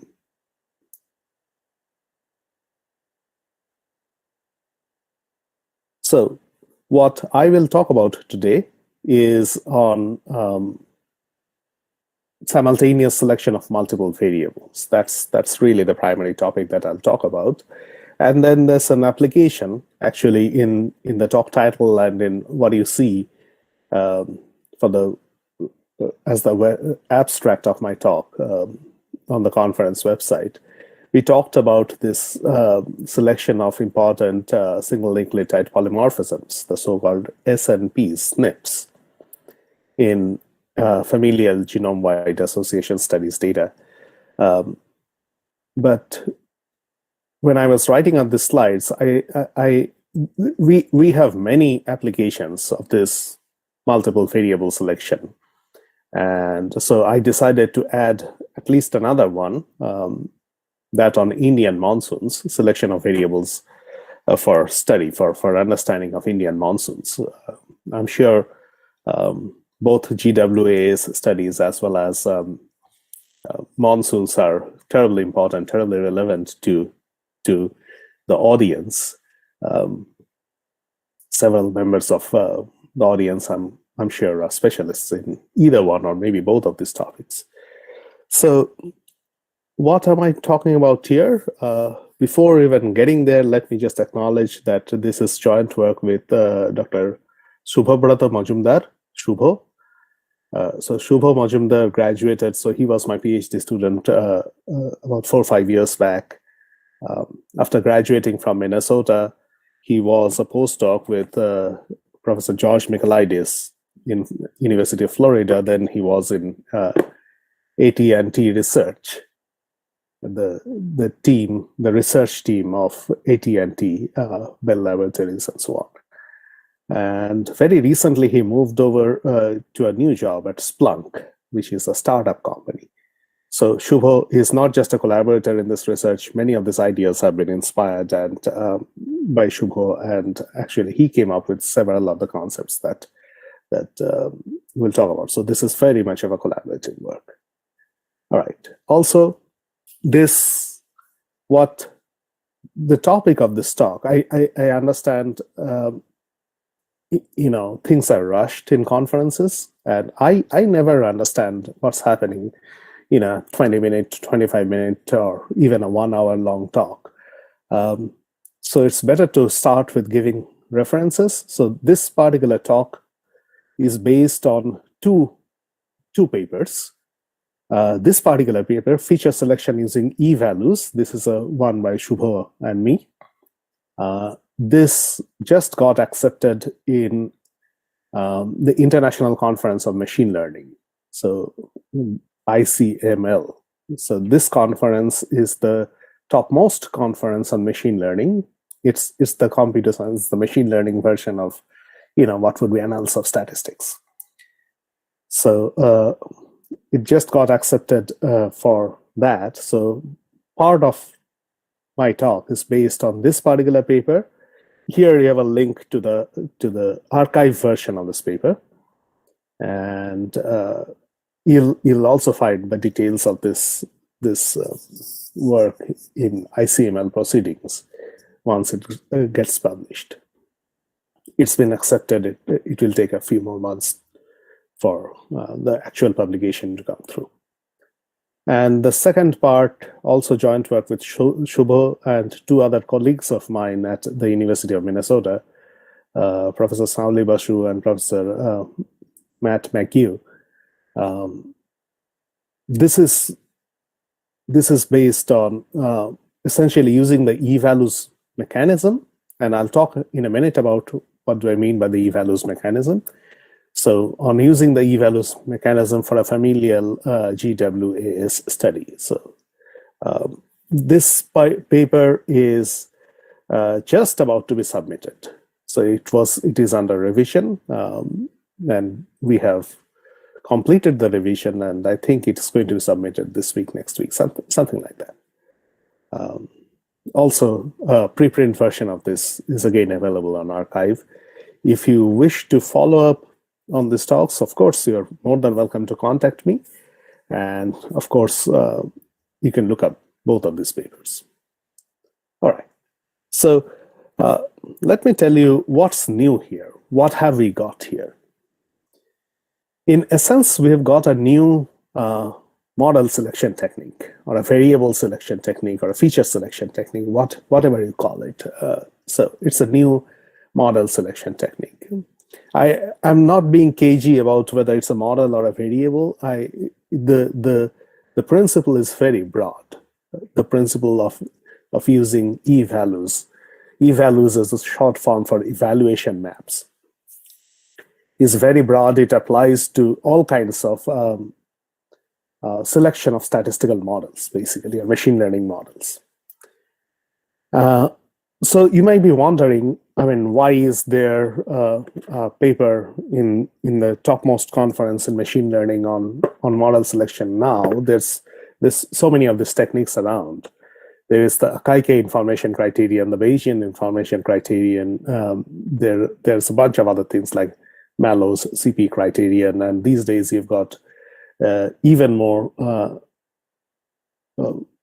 interesting variants, like, for example, a lasso or any of this penalized methodology can also do model selection as part of what it does. So why do we need a new method? So what the e-values mechanism for selecting model does is that it has got three very interesting properties. First of all, we fit just one model, all right? Essentially the largest model that we can find. In the version that I'll present on today, in what's given in the slides to come, we fit just one model, and then we just keep dropping one coefficient after another and then evaluating. Does that dropping of a coefficient, so replace a coefficient with 0, is that a meaningful thing to do or not a meaningful thing to do? So this is very much like what you learn and you teach in class. For example, while teaching linear regression, it's not identical, but it follows along similar lines. So you fit a linear regression, you have coefficients, beta 1, beta 2, beta 3, beta 4, and so on. And you get your estimates, beta 1 hat, beta 2 hat, beta 3 hat, and so on. And then you do a test. Is beta 3 equal to 0? That's where your t-test comes in. Do you want to test if the entire beta factor might actually be equal to 0? That's where your f-test comes in. You can test for contrasts. You can test for linear combinations of beta. Is beta 5 equal to beta 7? In which case you again have one dimension reduced for the parameter vector. There's beta 5, if it's equal to beta 7, you might as well plug the same number in both places, right? So that very classical methodology does not really have a model selection equivalent. So if you are fitting beta 1 through beta 5, and then you happen to test that a beta 5 is actually equal to 0. So let's say you cannot reject that hypothesis. You accept that beta 5 might actually be equal to 0. You accept that null hypothesis. Does this mean that particular model, now you can go ahead and move with beta 1, beta 2, beta 3, and beta 4 only? No, you cannot. It requires you to retroactively fit that model. And you cannot even fit it to the same data set, because then you're data snooping, then you're really cheating, because you fitted with the 5 coefficients first, then you drop the 5th one, and then you retroactively selected the top 4, and then you get to a region where it's neither ethical nor theoretically correct. So you tend to get super efficient estimators and so on. So what the e-values mechanism does in very broad terms is that makes that a valid method to do. It's not just about dropping a coefficient. There are other steps, of course, but this e-values mechanism allows you to fit this model with beta 1 through beta 5. Then just find out, can I drop beta 5? Does that, if I replace beta 5 with a 0, is that a valid thing to do? Well, the e-values methodology that I'm going to talk about, that does that. Then, of course, the data that we allow, it doesn't really have to be IID data. I mean, it can be dependent, it can be heteroscedastic, there can be a very complex model that we are using in order to fit the data. So the parameters as well as its evaluation methodologies can be very general. So parameters can be estimated using essentially any kind of an optimization. So whether it's maximizing a likelihood, maximizing something else, solving a set of equations, whatever have you, the evaluation mechanism does that. So that's the advantage. There's computations involved, of course. There's actually two separate kinds of bootstraps that need to be done. And I shouldn't even call them bootstrap. They're more general resampling schemes that need to be implemented. But many of these computations can be done using parallel computations. So parallel computing. So the computation is actually much faster. And the other big deal is that in a typical model selection methodology like AIC or BIC, you are technically required to fit 2 to the power p number of models, where p is the dimension of the parameter. People don't do that, but that's what one is supposed to do. Evalues makes that instead of looking at 2 to the power p many models, so if you've got 5-dimensional coefficients, you should be looking at 32 models.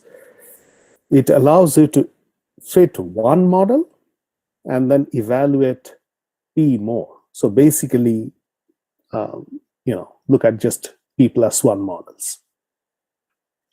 So that's very, very high-level overview of what our mechanism is. So let's run through an example just to get this thing sorted out. Let's say we have observed data on a response y, and let's say 2 potential covariates, x1 and x2. So ith observation is yi for the response, xi1 and xi2 as the covariates. And let's say that the true model is this one, yi equal to 5 times xi1 plus ei, where ei, let's just assume it has got IID normal 0 sigma square noise. This is an example, of course. So basically, xi2 has no role to play. xi2 is irrelevant. So I can write this, of course, as 5 times xi1 plus 0 times xi2. And if I denote these coefficient values, now, of course, I don't know whether it's 5 and 0 or whatever. So let's denote them as beta 1 and beta 2. So beta 1's value happens to be 5, beta 2's value happens to be 0. That's our example. And then here's how the e-value mechanism goes. We get an estimator. It could be your MLE from the Gauss-Markov model that was there in the previous slide. It could be least squares, what have you. You can use a robust mechanism. You can use list trimmed squares for all you know. So any kind of a good estimation method for obtaining an estimator of beta that works. So let's call that beta hat. Now, beta hat is, of course, a random variable, right? It has got its sampling distribution, and this sampling distribution is going to be useful. And you start you can see the relation with Bootstrap sort of developing out here. So what we do is we basically evaluate the data depth, or I should really call the evaluation data depth is really a special case of an evaluation map of 3 vectors. First of all, I take my beta hat vector, the entire beta 1 hat, beta 2 hat, and I do an evaluation of that. Then I just drop beta 2 hat and replace that by 0. So then I use beta 1 hat and 0. Similarly, I just drop beta 1 hat. So I evaluate 0 and beta 2 hat. So I just evaluate these 3 maps. All right. I compute one estimator, and then I evaluate these 3 maps. And I'll tell you what do I mean by evaluate these 3 maps. They're there in 1 or 2 slides. So if it turns out that the evaluation of this quantity, beta 1 hat 0, is less than that of beta 1 hat beta 2, then beta 2 is a is a valid variable to use. Beta 2 is a non-trivial, non-zero coefficient. Right? Similarly, if 0 beta 2's estimator evaluation happens to be less than that of beta 1 hat, beta 2 hat, then beta 2 is a valid coefficient to use, and so on. So if you remember in the previous slide, we had the beta as 5, 0.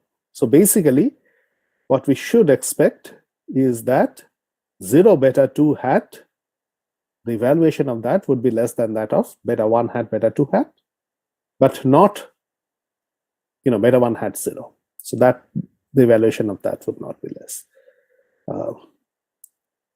And this is, so what does an evaluation map do? This is what evalues are all about. So this is with respect to data. So we've got beta 1 hat on this axis, beta 2 hat on this axis. And there are basically 4 models. Both beta 1 and beta 2 hat are non-zero. Beta 1 hat is non-zero, but beta 2 hat is 0. The other way around, one of them is 0, the other one is not 0, and then both are 0. So one of them is this dot here. Another one is that red line. Another one is the blue line. And the blue line is the correct, most parsimonious model.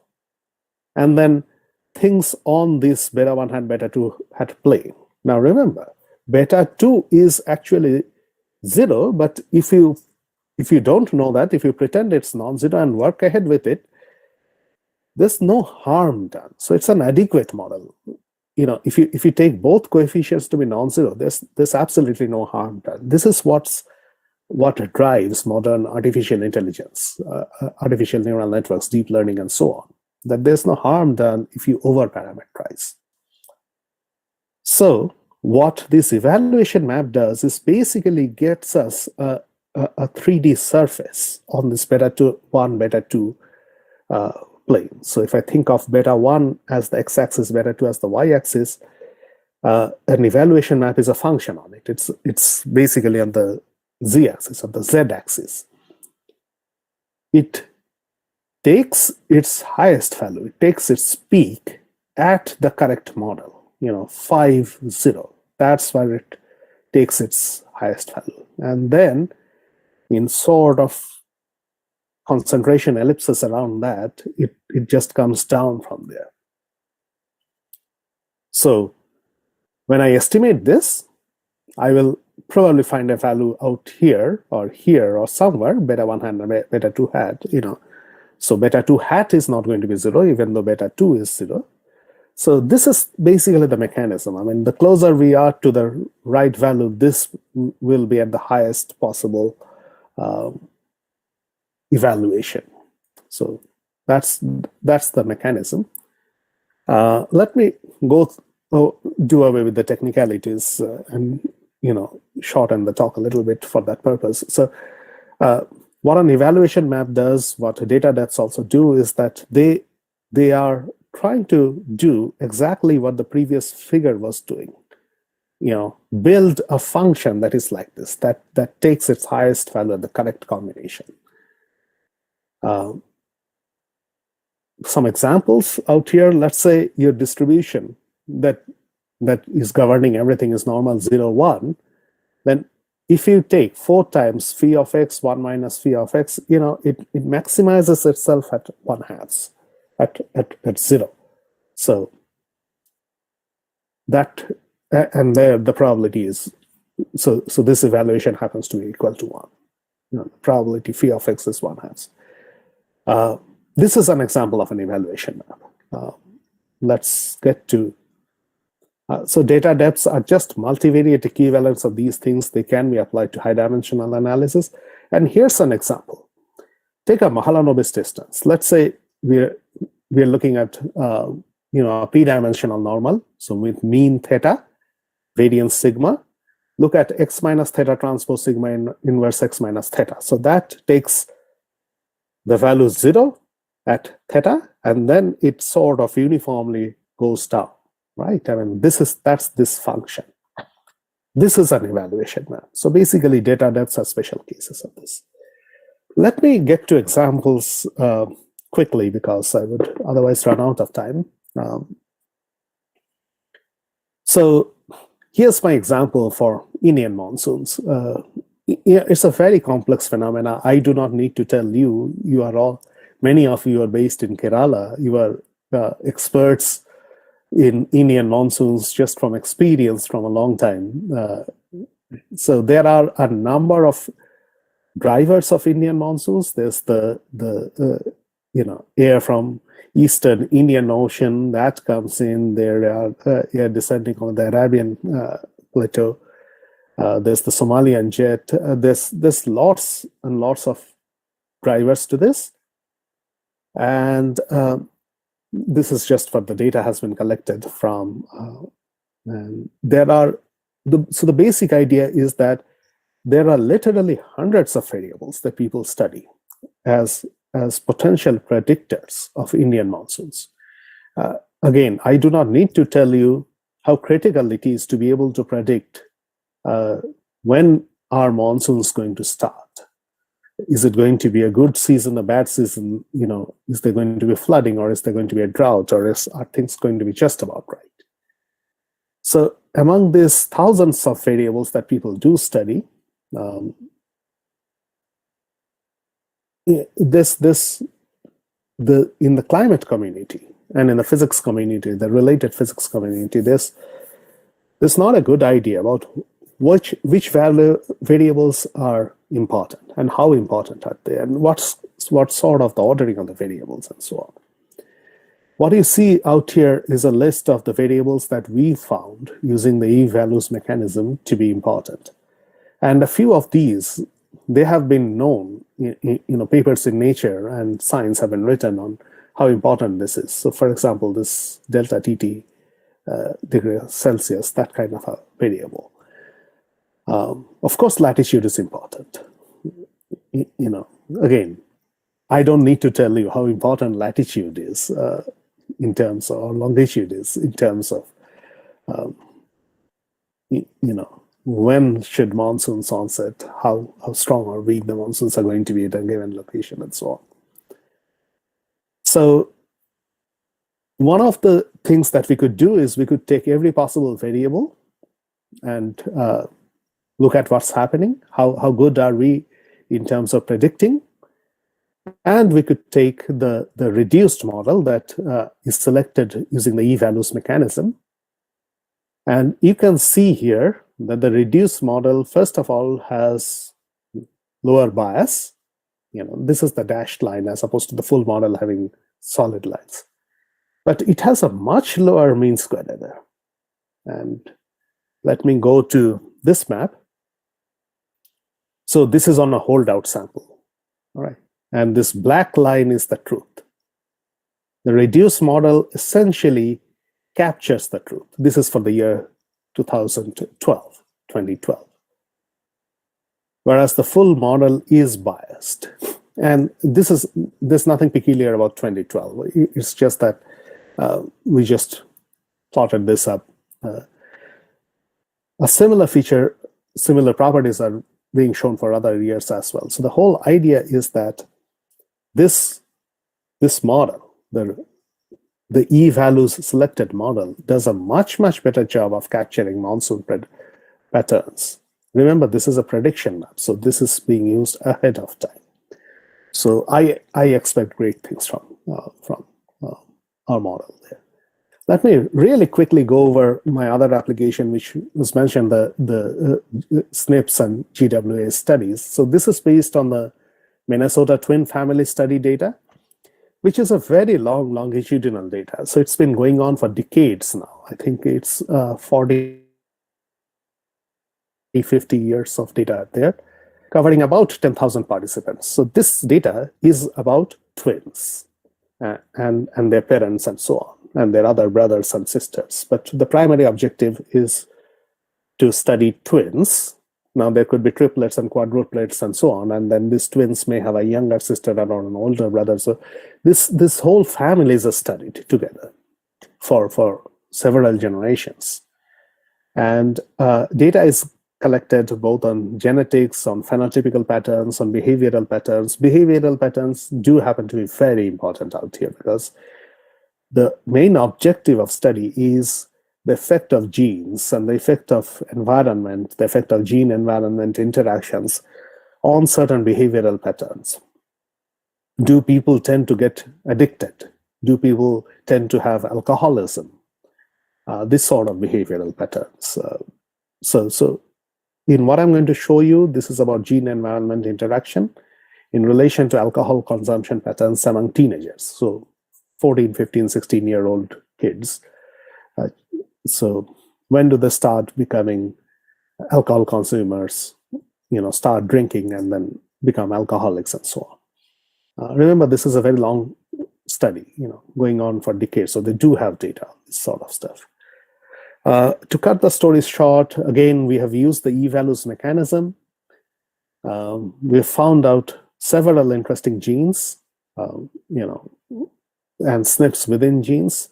There's quite a lot of them that we found out. And these things, so we did some cross-validation studies. It turns out, if you look at this map, so this is for the first gene, GABRA, GABRA2 gene, and here are the important SNPs. We seem to have got all the important SNPs, and we have managed to take out pretty much, marginal but still unimportant gene in this whole scheme of things. Same thing goes for a second gene. Here's a third gene, and so on. So I think I've been running out of time, so let me stop here by thanking the funders of these projects, so people who have partially supported this project, the United States National Science Foundation, basically, and I also have a grant from Cisco, and thank you very much. Thank you. I have probably overstepped my time, but I wanted to do this recording and make sure that we have something to present, something to show to you, just in case I'm not able to join on time on the internet and do a live presentation. Thank you very much. Feel free to send me emails with your questions, just in case I'm not there during the live presentation. Bye. Thank you, Professor Chatterjee. Now, on behalf of organizing committee, we express our heartfelt thanks for due to his busy schedule. His recorded video is presented. Now, if any queries, please contact with the mail. He is ready to answer your queries. Please. Now, I just hand over the session to the organizing committee. Now, in this occasion, it's a good day today. Today is a National Statistics Day. So I should express my heartfelt thanks to the Professor Satish Kumar and his team. He's arranged a wonderful workshop, wonderful international seminar. We are in this great occasion. We are interacting with so many experts. So thank you for giving this opportunity to Professor Satish Kumar and his team. Thank you once again. I express my heartfelt thanks for both speaker, Professor Carlos Abro Coel Show, as well as Professor Chatterjee. Thank you, Professor. Thank you. Now I hand over the session to organizing committee. Thank you, Professor. Thank you, Professor Siddhavinakanan sir, for chairing this session. And in fact, we are very much grateful to you, professors. Especially very nice talk, Professor Carlo, and Carlos, as well as Professor Chatterjee has given something. There are several as to interact with him. I shall share his email ID to the chat box, so that those who are interested to contact him for clearing their doubts or queries.